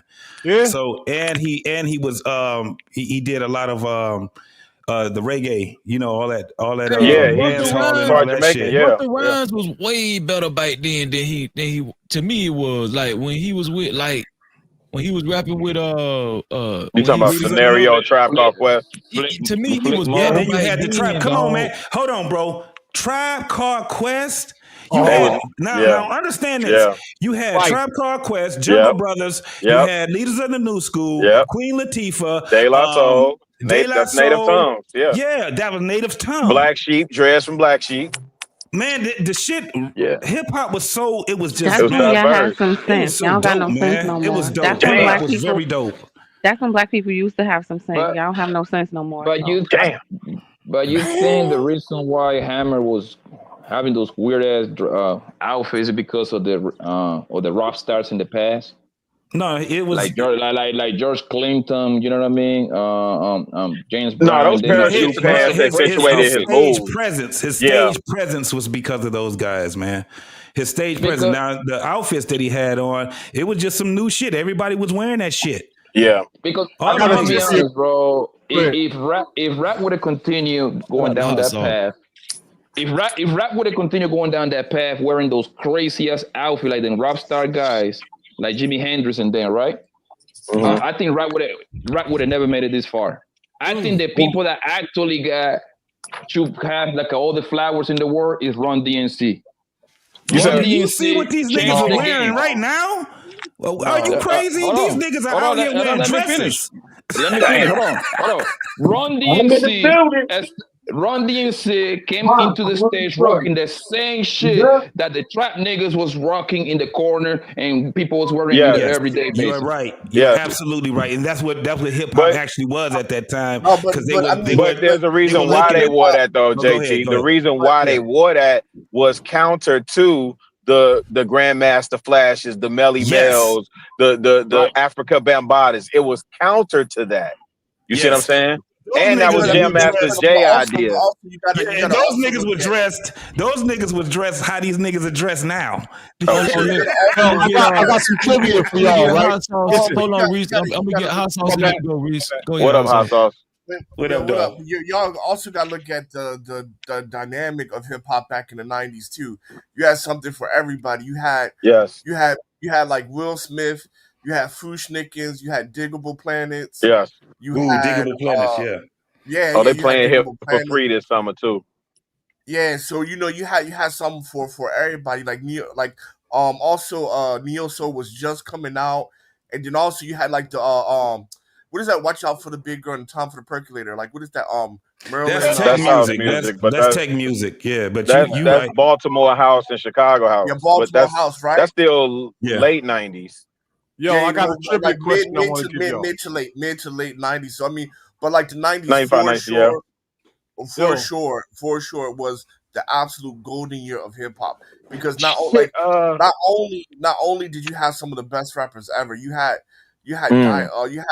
like different styles, different genres, a little bit for everybody, right? You want to chill with Diggable Planets, or you can chill with like LL Cool J, Jay-Z in the late 90s. You know what I mean? Souls of Mischief, 93 till infinity. Ooh, that's who I was thinking of. Damn. Yeah. Damn, Far Side. That shit was like a smorgasbord. Yeah, Far Side. Yep. I like the Far Side. I like them. You know what I mean? Which that song still gets played. I hope they got they published. California. That's why I was saying to the guys earlier where I said the West Coast never let it go, man, because they've always been in their own groove.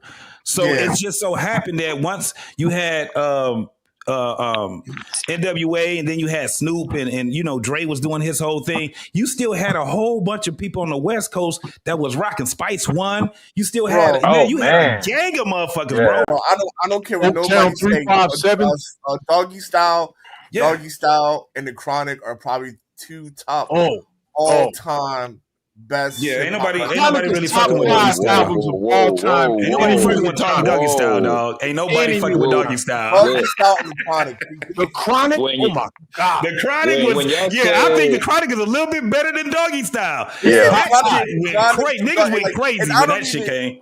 And like for me, my favorite rapper, I'm not saying he's the best. My favorite rapper is Biggie, but I will still say the Chronic and Doggy Style was better than anything that Biggie put out. Yo, where do y'all rank the score? That's not true. No skips. Yo, where do y'all rank the Score album? The score? You talking about the Fugees? The Fugees, no skips. They get no skips, dog. You can play that shit all the way through. Is it top 10, top 20, top 50? I give it a top 10. No skips. I gotta drop it because Lauryn Hill individual album is better than that. So I got to drop it below top 10. Miseducation sound like that? Miseducation was no, it does not sound like that. No. Look, I got another trivia question for y'all, right? So the marriage between hip hop and R&B, y'all have all heard a million songs with a rapper and a singer on it, right? Mary J and Meth and all of that. Do y'all know when this first started? Anybody? I could. Jodeci and Tupac. No, Just hell pick a no. song. Just pick a song. I'm gonna tell you the real one, but pick one. How do you want it? Jodeci and Tupac. Nah, it was way before that. That's a good pick. But it was way before that. Any others? So when you saying that one, let's go with shit. I'm trying to think. I was gonna say Pun and Joe. No, it was before then. No. Tia Marie, probably Tia Marie and somebody. Oh hell no, that's 2000, bro. No. Tina Marie is 80s. Yeah, but Tina Marie. My bad. I thought you was talking about Tina Marie is 80s. Tina Marie don't have no songs with no rappers. I'm talking about when a rapper and rappers, an a R&B duo. singer come together and make a track. Do y'all know when that started? Yeah, I'm trying to. Let me go back a little bit. I'm a little old, dog. Like Jodeci and Tupac is the earliest one I can remember. That's a good pick. That's a good pick. It's not a good pick because you had too many other ones before then. Who then? Considering his age, that's a good pick. You had Mary J. and Meth. You had Jodeci was before that. No, it wasn't. Jodeci and Tupac is before Mary J. and Method Man. How do you want it? It's not. Which song is you talking about? No. Wait, Jodeci and Tupac have a song. I don't know the name of the song, but Jodeci and Tupac is older than Mary and Method Man. How does the chorus go? Hold on, let me look it up. Yeah. Yeah, Jodeci does not have a song with Tupac before he signed with Death Row. How do you want it? Wouldn't be that nigga LL Cool J? One of them. Yes. I need love. Who's singing the hook on that? No, wait, what's the question? What's the question on the floor? No, that one I need love was not it, but he's in the right. You're what's right the question, there. JT? What's the question? Watch this. The marriage between duo, rap and R&B. Oh, I'm sorry, Reese. Go ahead, bro. I'm just talking about when R&B met rap. First time a rapper and a R&B artist. The rapper did a verse and then the R&B artist did Probably MC Hammer. No, guess what it was? R. Kelly and Jay-Z? No, watch this. No. It was Rakim, Jody Watley. Oh, I don't know. That's the 80s. No. The song was called Friends. No, I don't know. The song was called Friends. It did not happen Yeah, I before. remember that. I remember that. No. When did Quincy Jones drop Back on the Block? That's a decade later.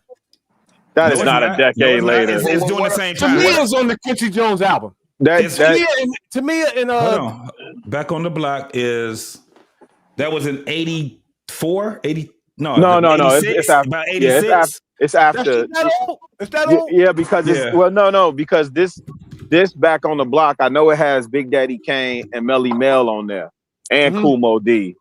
That what's the name? That Jody Watley track came after, I believe, after Follow the Leader.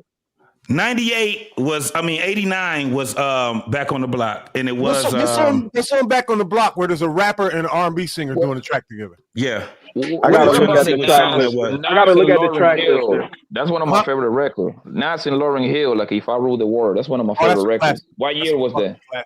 That was after. Yeah, that was after Jody Watley though. I'm gonna find out right now when this Jody Watley gonna drop. But that's the first time it happened. The whole world was shook by that.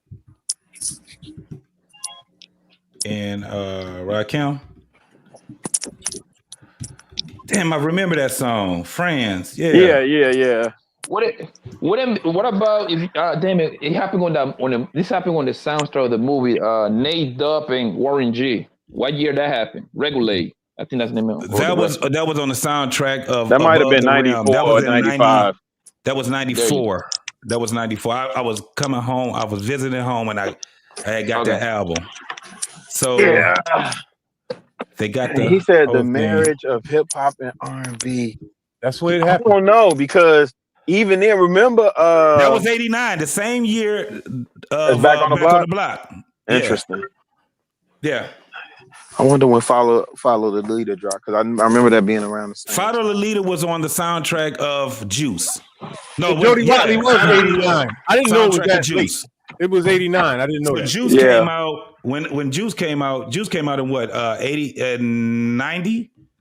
I think Juice came out in 90. I think so. 90, 91. Follow the Leader, and you had big ups to Big Daddy Kane when he had his song on that track. Enough respect, due. Oh, he snapped on that that. shit was crazy, dog. Yeah, He snapped on Raw. That's the one he snapped on. That's Bob. Raw. He does. No, At Raw that was point, on listen, Colors. at that point when Raw came out, New York went completely bananas because nobody had heard bars like that up until that point. Bro, if you hear him do it now, you be like, ain't this, because he always do.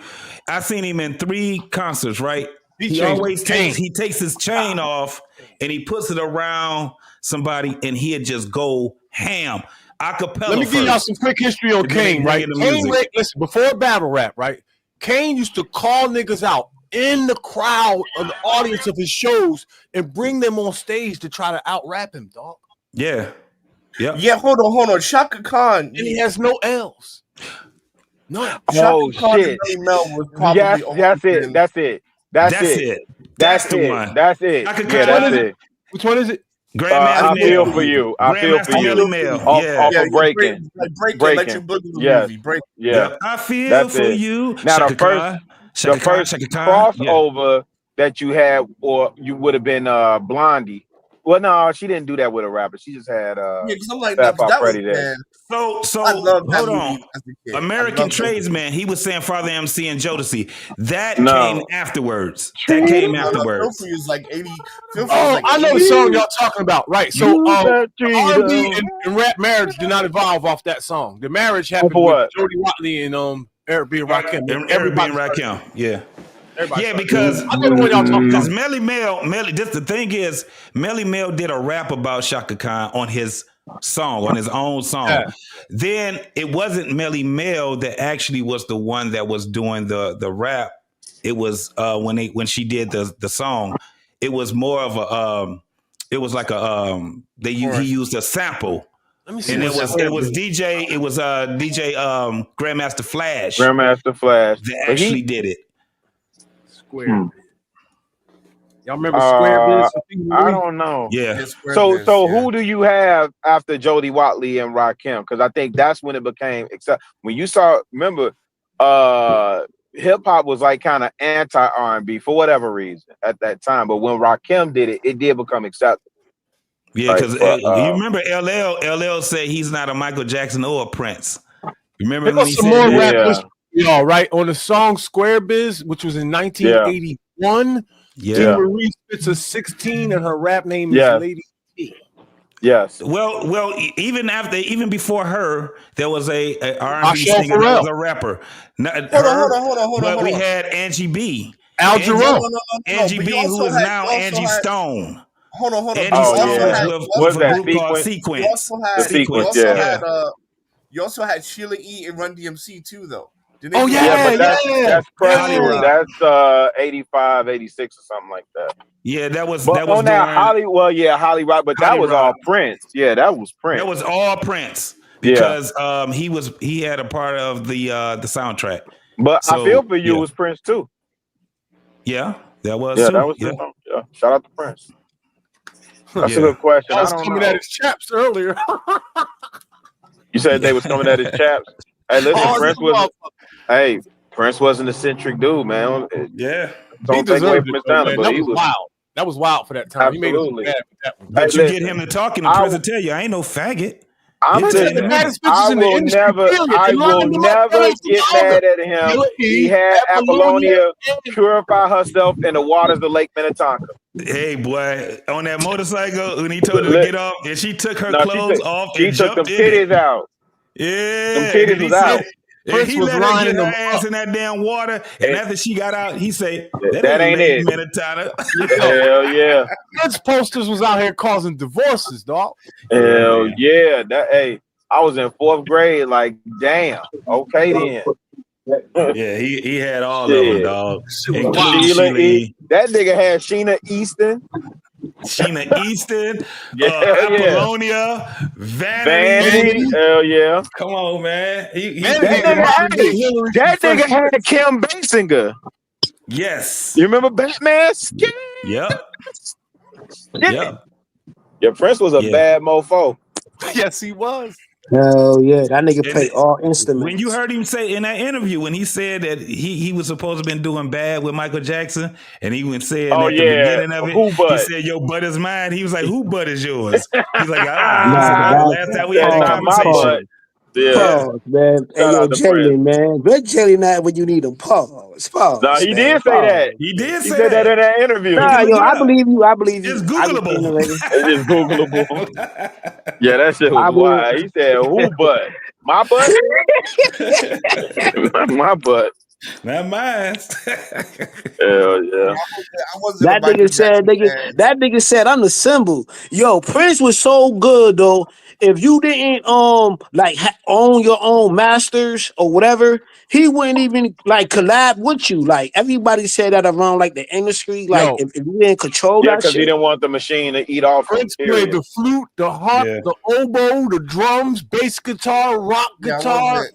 That That nigga played that ain't even. congas. That's piccolo. not even it. I didn't Listen, really like. I didn't like. yeah, I That that's didn't nigga like fact. Prince whistle. What fan the or fuck is Michael a Jackson. piccolo? What the fuck who is that a piccolo? fantastic? Nigga said he played the piccolo. What the fuck is a Nah, Hey, piccolo? the kazoos. I'm not even kidding you.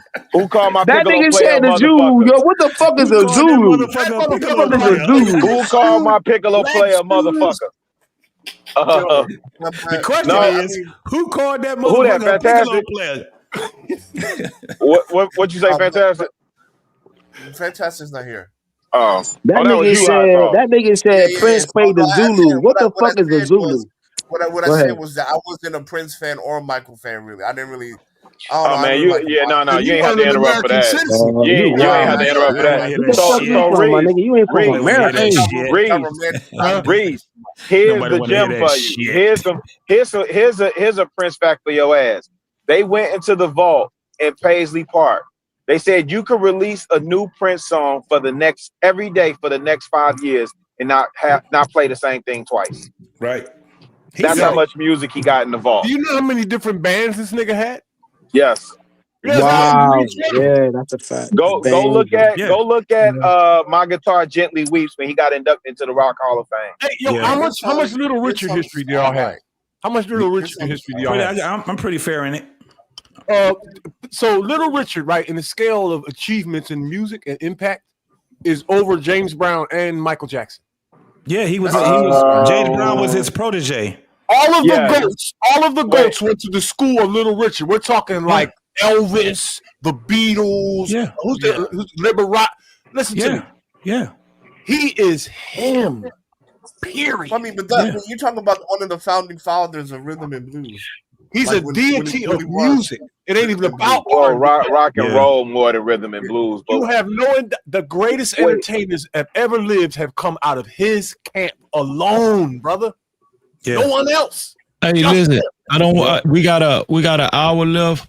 I don't mean to switch the subject, but I want to ask everybody on the panel and the people in the chat if you want to get in on this, send a super cap or a cash cap. I got a question for y'all. I'm gonna play this video, then I'm gonna pose a question to the chat. Here we go. Hold on. I mean to the show, to everybody on the show. Is that Snoop? Yeah, that's Snoop.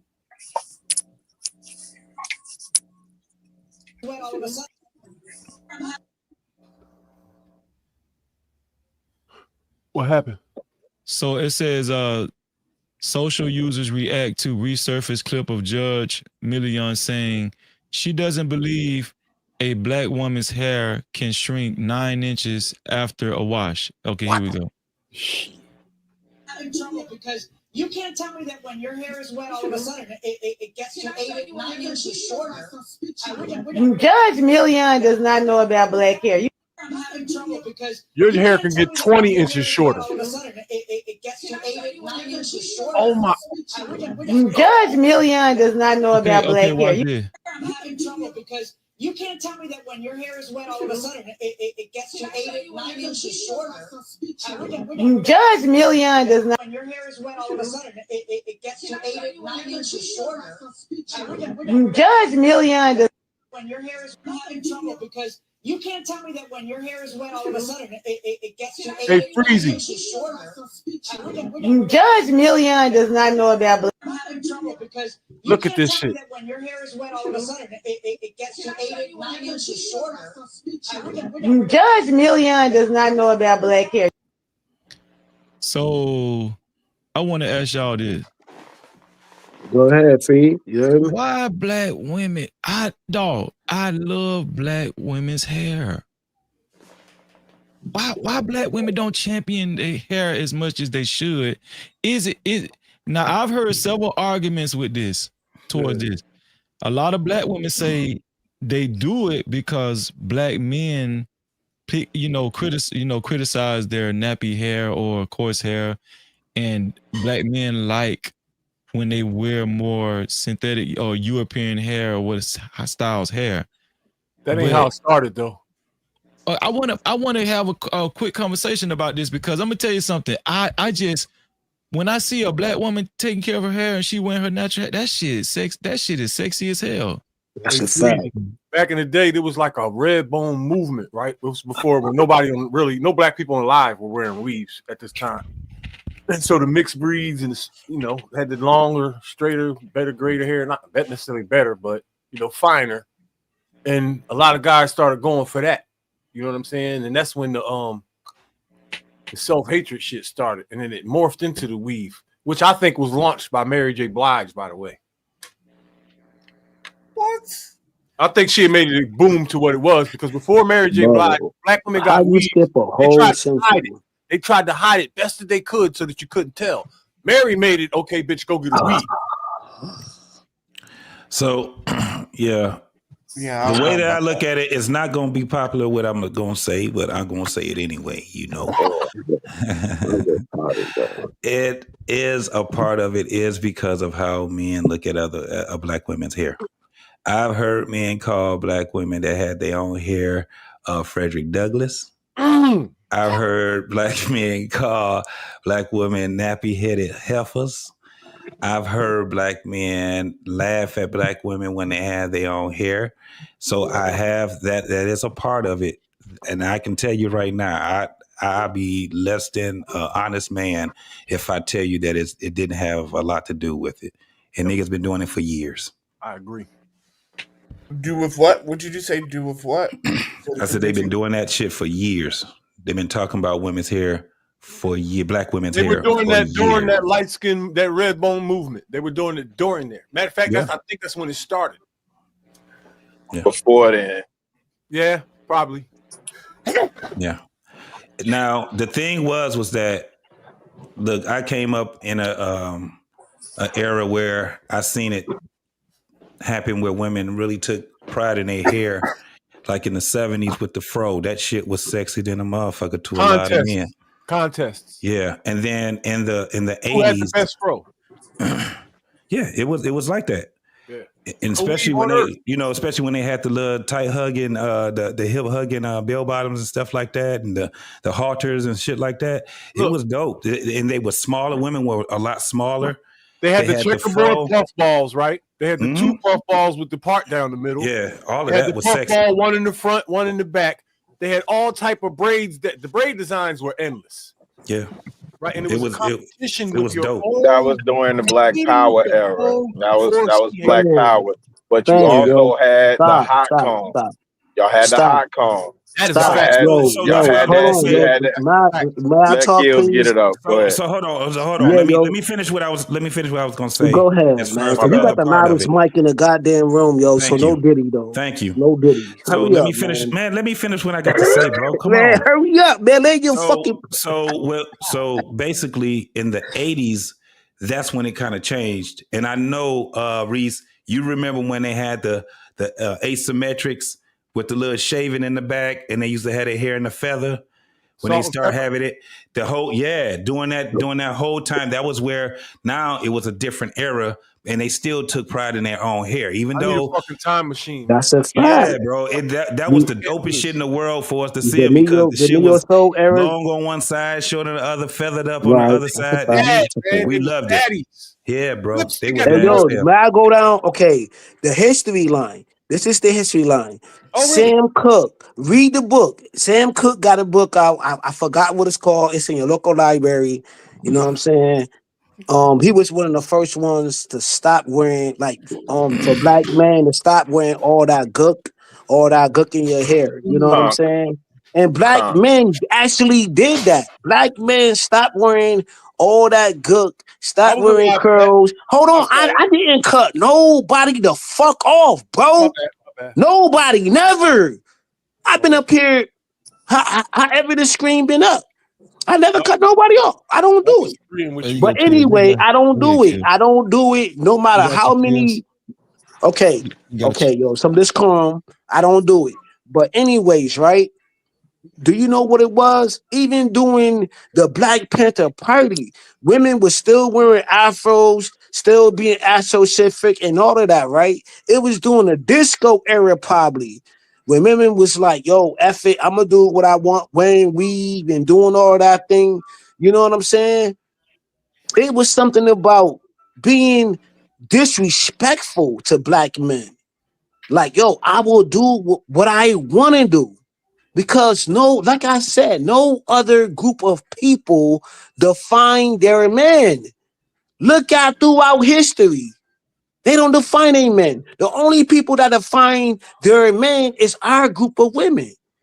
But not, I don't know if every woman wear weave. Who know if every black women wear weave? Who's doing the statistics on this shit? Unless we come on Black YouTube and be on these panels, yo, I want a woman who don't wear weave and don't wear makeup and don't do this. But you niggas can't even get a sandwich. I think that Some of you niggas can't even get a sandwich from from these women on these panels, but you want to tell a woman on a panel what to do and how to do it. And then when she log off, she's still gonna mess whoever she want to mess with, bro. Like I don't I don't think a understand lot you of niggas. the chemicals in the store like to like condition or whatever. I don't think a lot of that stuff is made for black women's hair. It's definitely not. I'm in So cosmetics. Freezy. Yeah. Remember, The thing is, again, I was gonna from try and say, okay. Go ahead, Blanco. from okay. okay from what I don't mess with a few girls that own salons and shit like that. And from and this is coming from a lot of girls that I mess with, right? I don't know how truthful it is or not, but I'm telling you what they tell me. They like to wear the weave because it's easy to maintain. Number one. Number two is time saving because when they got the weave on, is they just get because everybody got to go to work. Most people got to go to work, right? So they just got to put on the bonnet shit, people wrap up their hair, and then get up the next day. Just take that shit off, straighten it a little bit, a few minutes, and go to work. So it's like a time saving thing.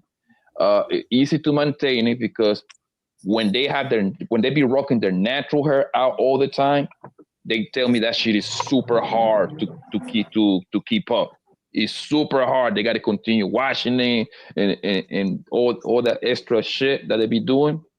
And also, what is the other one that they told me about? They told me about another one that I wrote it down. Oh, it protects the real hair. That's what they tell me. Is all that shit true for no? I don't know. Me personally, if she looks good, I don't care. She gonna look good with the weave or without the weave. That's not a deal breaker for me. So Underneath the weave. I want to say something really quickly. Go ahead. Y'all straight Blanco. I'll say this real quick. So, because I'm in cosmetics, so what Freezy is saying is right. So I think it's two things. One, it's definitely a convenience issue, especially when we're talking about when we're going back to the perm. It's quick and easy. Weave is quick and easy to wake up. Take a hot iron to it, and then you're done for the most part.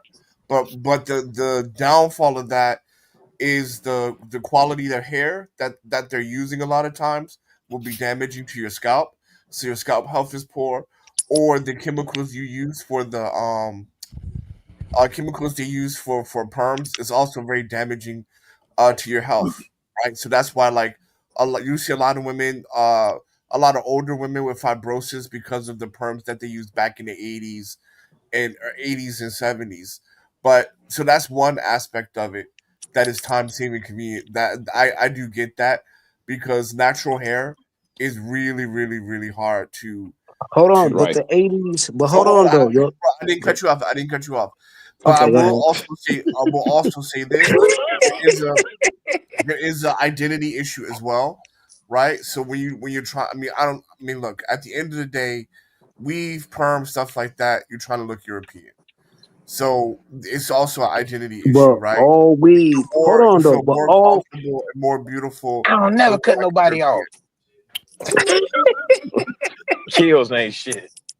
you know Bro, I was bro, sitting though. I didn't cut you Go off at ahead. all, bro. What are you talking about? No, you You said, good. No, nah, Kills was yo, saying, I don't they never just cut throwing nobody shots. off. Yo, they just throwing shots. He My done peers throwing cut shots you at off me. like 4 times.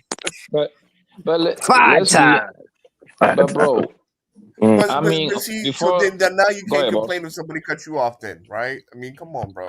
No, we joking around. We joking around. I Yeah. think Yeah, right.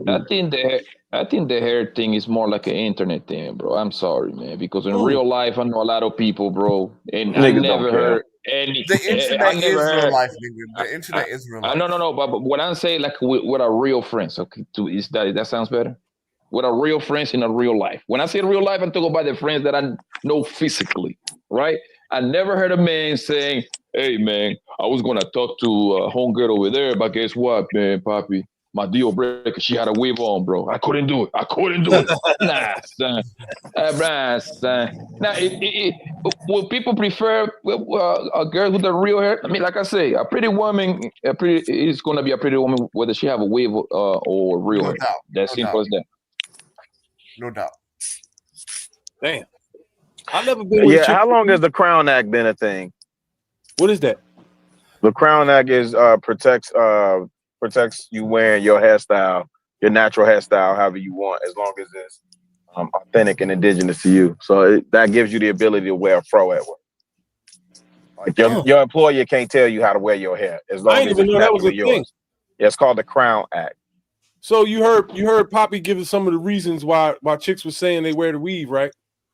Correct. So before that, Yeah, in the well, hot comb days, right? The reason why the chicks gave that they were pressing their hair was because of jobs. They were saying that That's why I said the Crown Act. Is that what you're talking about? I'm asking. That's what I'm saying. That all that you're right. I know where you're going. I'm saying that's why all that plays a factor into that, because they were trying to appease their job. You had to keep a Eurocentric hairstyle and That shit upkeep might for go your away. job. Hey, Freezy, let me have some fun before I get out of here, man. Blow up my avatar on the big screen. I want to show y'all a picture of Will Smith when he was 14. Oh shit. All right, hold on. Will Smith. Willard. When he was 14. Willard. Y'all see that? Man, that's you, Why man. you got a picture of Will Smith? That's not Will Smith. I'm about to say. What the hell you got a I'm not picture even of lying to Will y'all, Smith? yo. I'm not even lying, yo. I used to get mistaken for this nigga and vice versa back in the day. We're exactly the same age. Oh shit. You got, Oh, he's what that 55 is, too. Same height. He's 6'3". What that is on your neck? Some African Bombada shit? It's costume jewelry, and I got some. So back in the day, I used to sell costume jewelry and purses. Will Smith is not 6'3". Will Smith is like 6 foot. Will Smith is like 6 fucking foot. He is not 6'3". I've seen him 100 times. He's the same height as I am. He's not. I've seen him a couple of times too, bro. The nigga's right? humongous. My cousins went to Overbrook. The nigga's humongous. He's big as shit. I thought you went to Overbrook too. No, I went to West. My cousins, my grandmother's side is from Overbrook, so my dad's side. That's so, crazy. Like, why would he name his production company after his high school? Yeah, so like my cousins were my it's a legendary high school. Will Chamberlain. Oh, okay. My uncle yeah, Will went Chamberlain come there. Will Smith got all the sixes.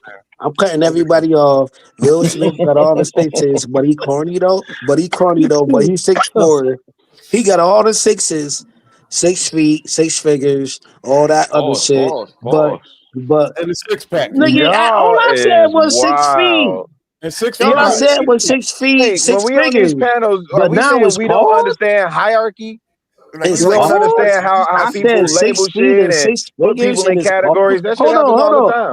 What's the big deal? Chicago. Hold on, Go ahead, Chicago. Kills. Go ahead, Kills. Cut This me off. nigga, hey yo, Blanco, man, fuck you, my nigga. All I said was 6 feet and 6 figures, and that's a pause. I'm I on was mute, man. joking. I was I'm being on mute, man. sarcastic, bro. I'm I was on being mute, sarcastic. buzzer. That's I like I'm when y'all on New mute, York niggas used to nigga. argue. Go I ahead. don't want Shout to out to New hear that York. shit. Nigga, Word shut is up. bond, I don't want baby. to hear that Reese, shit. Reese, did you go to Overbrook? Where did you go to high school? I went to West Philly High. Oh, okay, but I went to 3 high schools, dog. I got kicked out of 2, so I got bounced around. Because when I used to go they kicked up me there, out there's too. just like this watermelon spot. You know where Lamberton is? Y'all some Across bad the state little line. They snot got the nose best ass water, kids. clear water ice, for real. The Right fuck by you supposed to Lamberton go to and school to West learn? Why the Overbrook. hell out there burning shit up? Badass kids. Can I? Just waiting for the thug. That shit was so goddamn funny, man. Freezy, you crazy, yo. Hey, Freezy, what the hell did Rooster do to you? Ash was playing a clip on his shit the other day when Rooster came up. How was you cussing that man out like that, Freezy? When is what? 2 weeks ago? I don't know. I said, yo, I ain't never seen Freezy jap out on nobody. I said, you must have did something serious. No, So you was telling that nigga he don't run shit over here. The fuck? Shut the fuck up. That one Rooster. You sure? Nah, yo. That was his That was homeboy. Jay. That was the other nigga. Has That was his anybody in here? king. Oh shit! That I was Jay. thought he said Rooster. That was his king, though. That was Rooster King. Oh Who? shit! I would tell the Rooster he right here co-signing that bullshit. You know. Maybe Ash clipped it up. Ash ain't I shit. want to Shut up, know. Ash. I want to know, has anybody in here turned down a girl for wearing a weave? I want to know this one. Nah, I ain't We just turning got through down. saying No, dudes be knocking go down ahead, weirdos, man, Chicago. Are you and they turning be down a knocking woman for fat. wearing a They be weave? knocking down fat girls. I know ain't nobody Yep. ever up here touched a fat girl. I know. Yep. Yeah, No, I never Nigga, I smacked a fat love girl myself. BBWs. I Chicago, don't. really. I love my Listen, I gotta BBWs. answer for that. I ain't never necessarily turned down a chick for weave, right? Because I've taken chicks' numbers that have weave, but I never like tried to get with a chick that got weave. It's not. That's just because I'm old school and I didn't grow up doing that, so I never picked So it that's up. a deal breaker for you then. Chicago, really. I think I'm gonna do it before I check out of here. Though. I'm not gonna just Yeah, leave it. I ain't never turned down no chick with no weave. Or I nothing. ain't never turned down no chick with a weave in my life. I've never turned them down. I just Like, didn't. this is YouTube. This is YouTube talking points, bro. We talking about all our lives being outside, getting some buns, doing our thing. My nigga, my baby mom's is a Puerto Rican chick, but she is a BBW. It is what it is, yo. But she got a beautiful face. Hey, Yo, weed ain't Long even. hair. Weed ain't even. Like, you niggas don't even like pretty. You niggas don't even like pretty chicks. These chicks got to be on the scale wearing 140, Freezy, he said, 150 but she got a pounds, beautiful face. pretty, Kills, let me tell you this. flat stomach. Hey, Kills, no, listen, Kills. A lot of these dudes be lying. You know why? I'm gonna tell you something. I'm gonna see. I've been telling the truth about this since I came to YouTube. If a woman, I don't care. Lie, boss. Listen, I don't care if a woman is like considered a BBW. If she keep herself up well and she smell good too, niggas going. They going. Hey, Kills, I got a receipt if you want it, yo. I got an actual receipt to that. If, you know what I'm saying? already know, Freezy. I got a weight limit, man. I'm sorry. Yeah, I gotta wait. Let me see. I've never dated. Nah, Blanco be scooping them up like Melvin on Baby Everybody Boy. got a chick, Blanco be 140, scooping them up like Melvin on 140, Baby Boy. pretty I toes. have Yeah. never dated a woman over 150. I got a weight limit, but don't get it twisted though. I did smash Everybody a couple got to ugly wait. women. Yeah, nigga, I Chicago, smashed a couple fucking ugly casino. women. Go ahead. You see what I'm saying? I did a couple ugly women, but I cannot do the big girls. I just can't. I can't do it. Can I comment? Go ahead, Kim. We need you to come in. Call these niggas lies, Kim. No, I'm okay. So honestly, I've been all over the place with my hair, from natural to perm to weaves and wigs. So I've been through it all. But I will say that it was not until I was in college that I took an African American studies class. It's a lot of that's background noise, man. Somebody mute up. That's JT. Go ahead, Kim. Okay, so when I grew up, when I was growing up, you just went to the beauty shop, and I don't know if it was a economic thing or whatever, but I mean, you were in the shop every 2 weeks. You got your hair, you got a perm. It was easy to manage, and that was that. And I had all the hairstyles, the asymmetric, everything that came out, all the different colors. Did you have an MC Light, Kim? But listen, it wasn't until I was in college that I took an Afro-American Studies class, and that's when I first learned about Madam C.J. Walker and the straightening comb and all that. I did not know anything about our history in terms of hair. I don't remember what year it was in. I think I know, but I'm not going to say. But do you guys remember the whole Bo Derek thing when she wore the French braids? Yeah, I remember that. In that movie 10. Yeah, every black woman on earth went bananas. Everybody. Okay, so it was like validation from that. And then I remember also when I was in, I think it was college, Spike Lee, that was addressed in School Days. And I think there's a lot of, because it goes back to the sororities and, I'm a Delta and, AKAs and all that. It was a whole black on black identity, self-hatred. Like we were going through a period, and that hair had a lot to do with your identity, how well you could manage your hair. And some of us in certain sororities had, a stereotypical type of hair, and others in another sorority had a different type of hair. So I'm just saying those were struggles within the Black community about just about our own identity. And so I just wanted to touch on that. And then, I talked about the black on black. Yeah. Isn't Delta's the one where you have to be lighter than the paper bag to get in? It was. I'm just telling you from what I know. You had That's to be sorority, right? You had to be lighter than a paper bag to be an AKA. Yeah, that's a fact. That's a fact. The test was a brown paper bag. So a lot of this comes back. I mean, when you talk about why we don't wear our hair a certain way, I mean, like we're dealing with a lot of internal stuff that we never like fully address. And I think like now I'm just, oh my gosh, everybody is expressive and I'm loving it now. But back in the day, in the 70s and 80s, well, I'll just say 80s when I was in school, it was about trying to look European. But see, white women, like I dealt with a couple, right? They use clip-ons though, like they don't necessarily like use weave or whatever, like the Remy weave and whatever weave y'all use or whatever the case may That's not be. true. That's not true at all.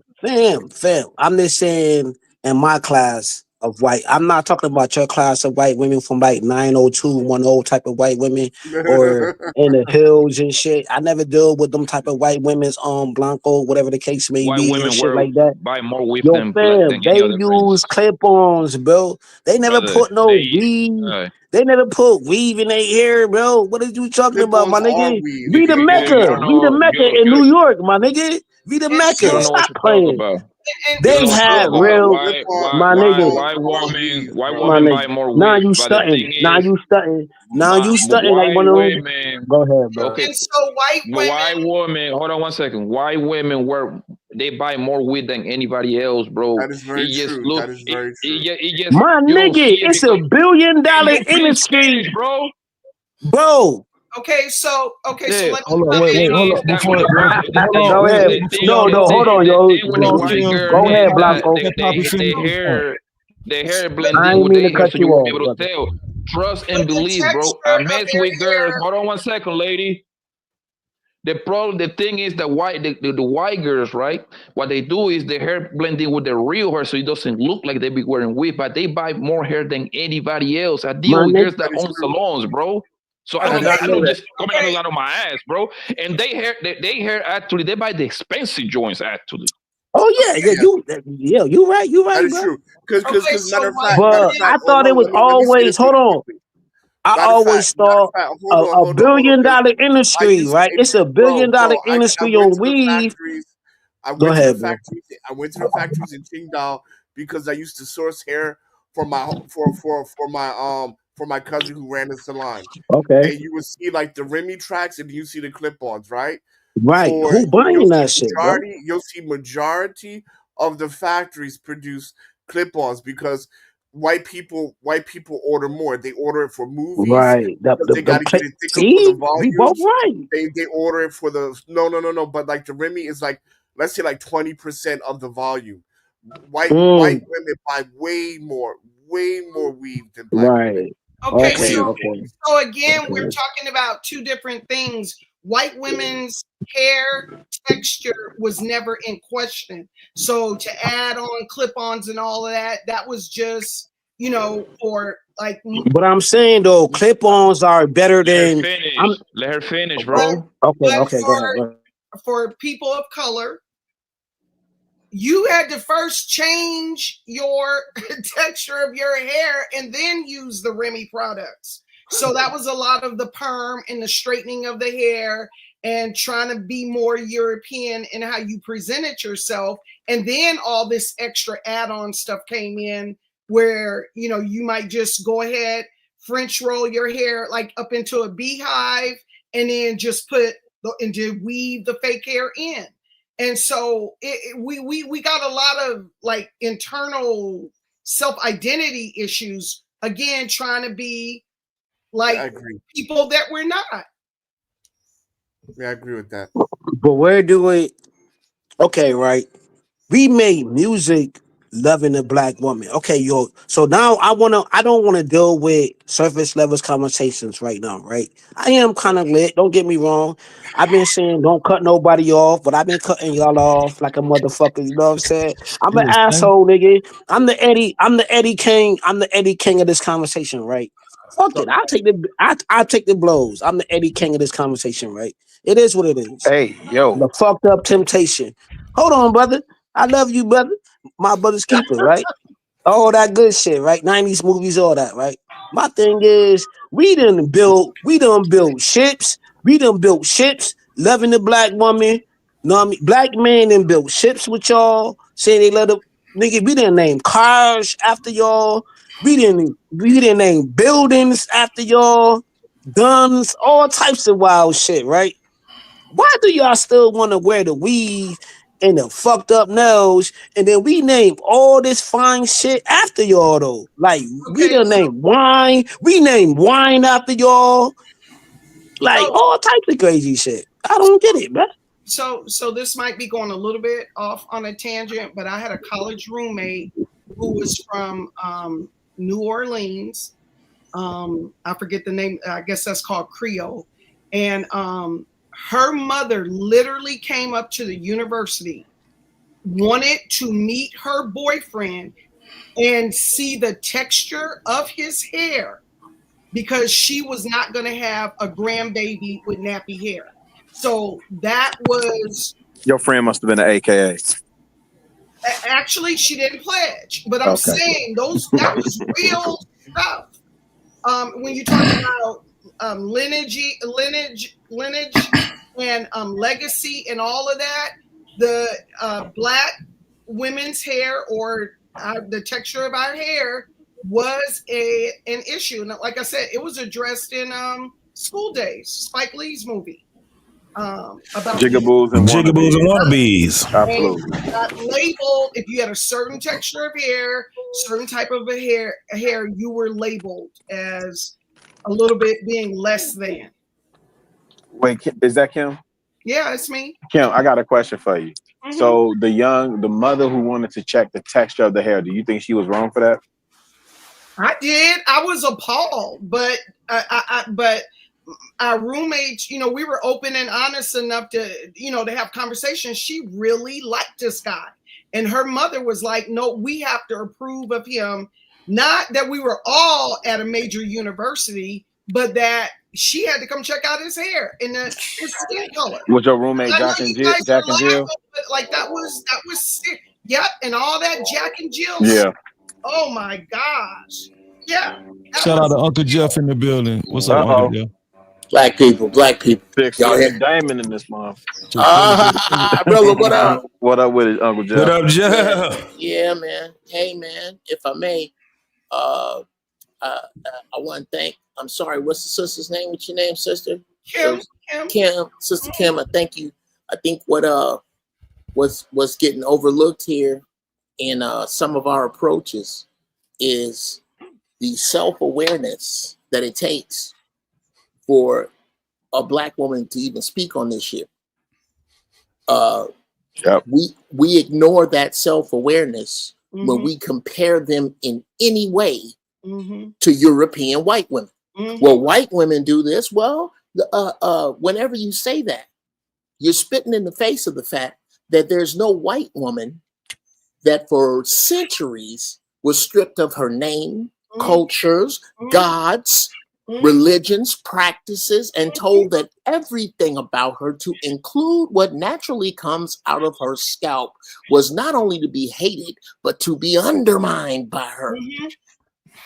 So that's really the only thing I came up here to say, is that whenever you are comparing Black people directly to white people, you do Black people a disservice, number one. And number two, you ignore the fact that most niggas don't want nothing until they see white folks with it. It does not matter that white women put clamps or extensions or whatever they do to their hair, because they don't, what you don't see a bunch of, or any of, let me say a bunch of, because somebody will go to the end of the earth to find it, but you don't see a bunch of women going in the beauty salon saying, make my hair nappy. Right. On either side. Right. So let's quit. Just all together around, fellas. Right. Let's quit fucking around with this white people anything about this. We're gonna talk about us separate. Uncle Jeff, I just want to tell you, I did catch that Dr. Khalid Muhammad reference, brother. I appreciate that. Come on now. Come on now. And on a core level, for a lot of us, and I say not me, and I'm being sincere, a lot of it, we're coming from a place of self-hatred. Absolutely. And I don't know if it's because we've been conditioned to Yes. believe that the type of hair we have is less than other people's hair. How come it can't be unique and beautiful in its own? Why not put ourselves out there and let everybody try to aspire, figure out how they can get nappy hair? Well, that wasn't the way we were conditioned. And I applaud Madam CJ Walker. Like I said, I didn't learn about her until I was in college, but she came up with something to straighten women's hair, Black women's hair, and that became a thing. And like I said, when I was growing up, you just went to the beauty shop and got your hair done. Nobody was messing around with your hair. People had things to do, places to go. You go get your hair done. You could get a perm. And I grew up with the perm. And like I said, it wasn't until college that I started to learn more about like our hair and like where we've been historically, and then pitting our own people against each other based on the texture of your hair. And so, so there's a lot more there than just a surface of why Black women won't wear their natural hair. Like I said, we're dealing with a little bit more than I applaud people who do it.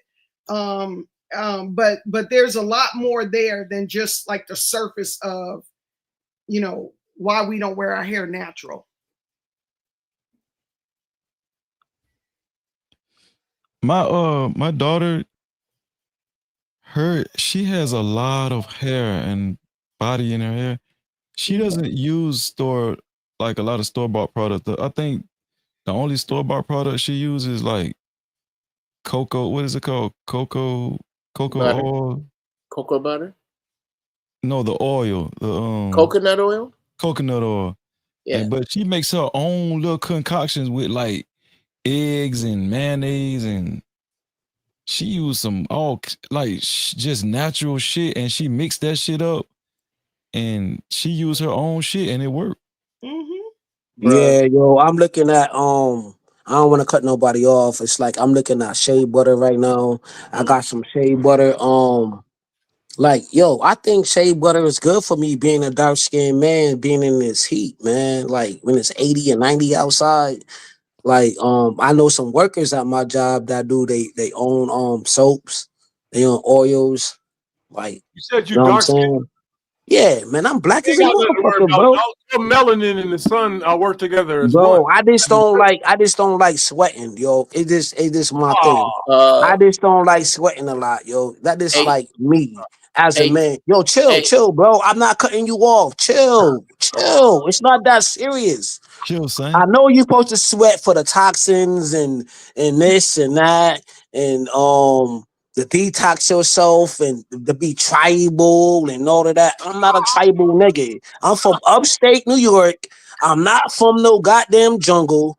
I don't like to be sweating and all of that, bro. That is not my style. It is me, okay? Wow. We all got our thing. I wasn't cutting you off. I was trying to co-sign what you were saying, bro. Forgive me for trying to agree with you. Nah, I don't like nobody to really agree with me. Like, Hey Jeff, can you go over the importance of like sunshine and black well, that's all right. Hey, Yeah, Jeff, can you go over that's the importance God of bless him. sunshine and black people? Okay. Hey yo, I just cut somebody off yesterday on this panel for saying, don't tell me God bless and kick me in the ass later. Like, yo, my nigga, don't say respectfully because I'm gonna come off on some disrespectful shit. Like, bro, chill. Don't say God to me. Don't be on no godly let's be shit clear, and do brother. some foul Let's shit, be bro. clear, Like, brother. that's My turn. dumb. Let me know when it's my turn uninterrupted, brother. Nah, go ahead, bro. I'm a Jones. Okay. Well, I think you should ask around before you hit this Nah, square. I don't gotta really ask do. nothing. Ask wrong about me. Fuck talking about. Okay. Okie dokie.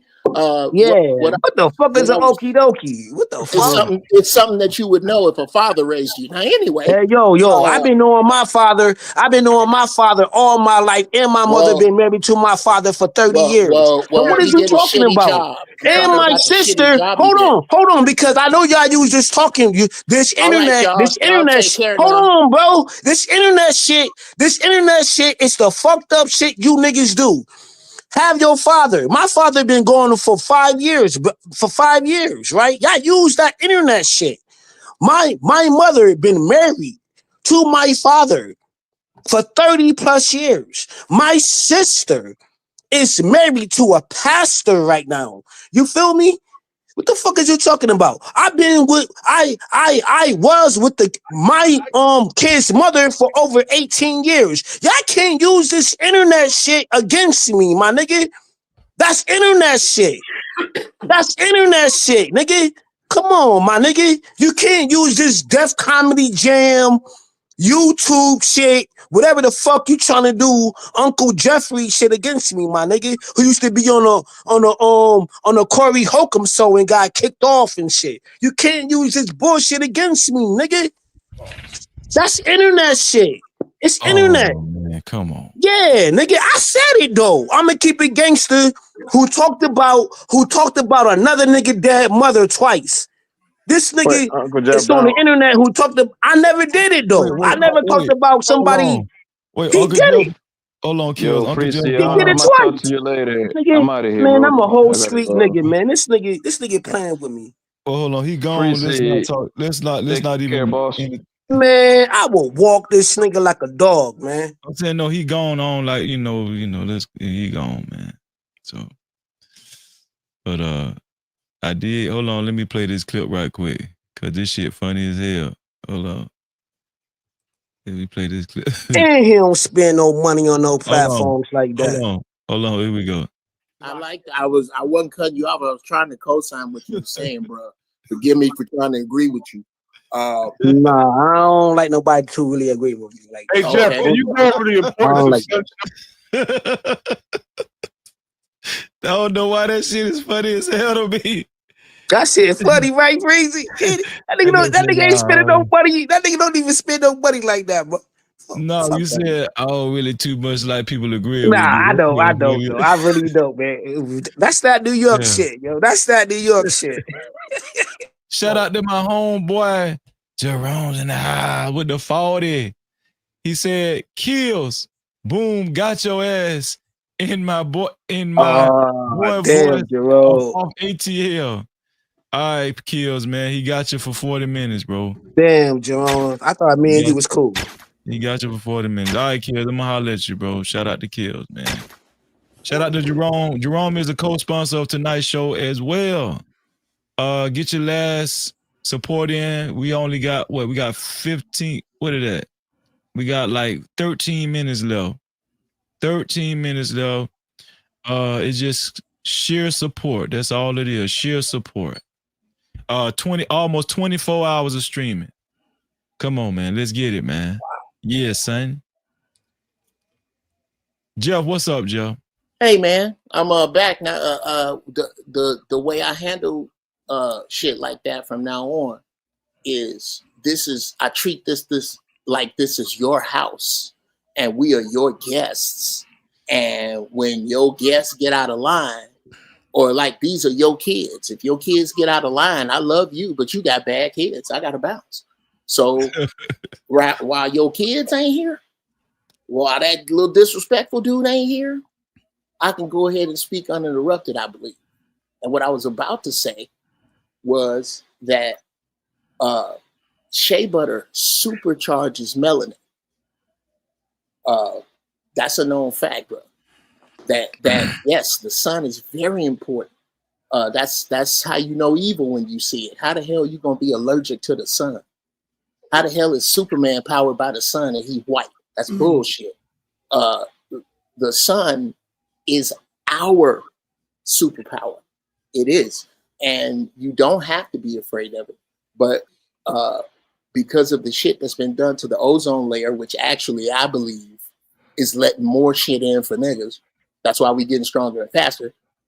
You are not doing yourself a disservice by putting shea butter on your body. It's one of the best things you can do for your skin. Wow. And I'm not just saying that because I sell shea butter.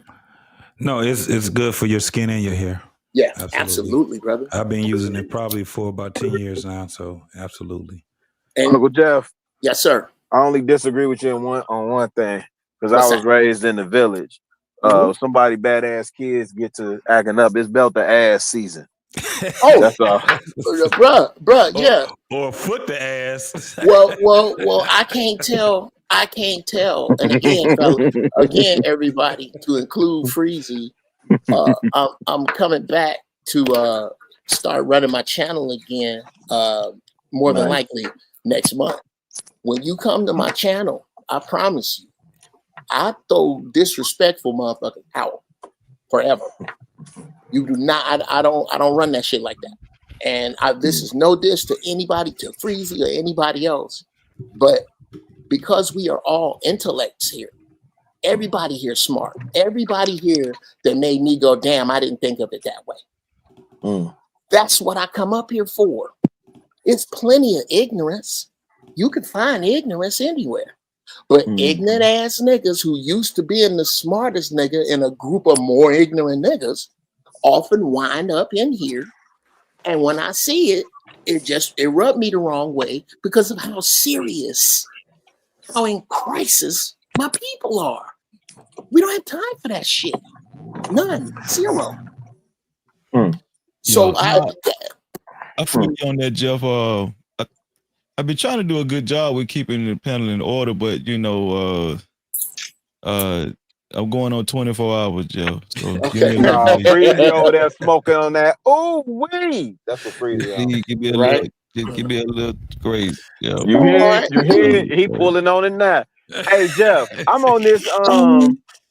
I've been listening to Kwame Ture speeches a lot lately. I'm wrestling with this idea of if the Panthers actually own something, and that there's a job left undone.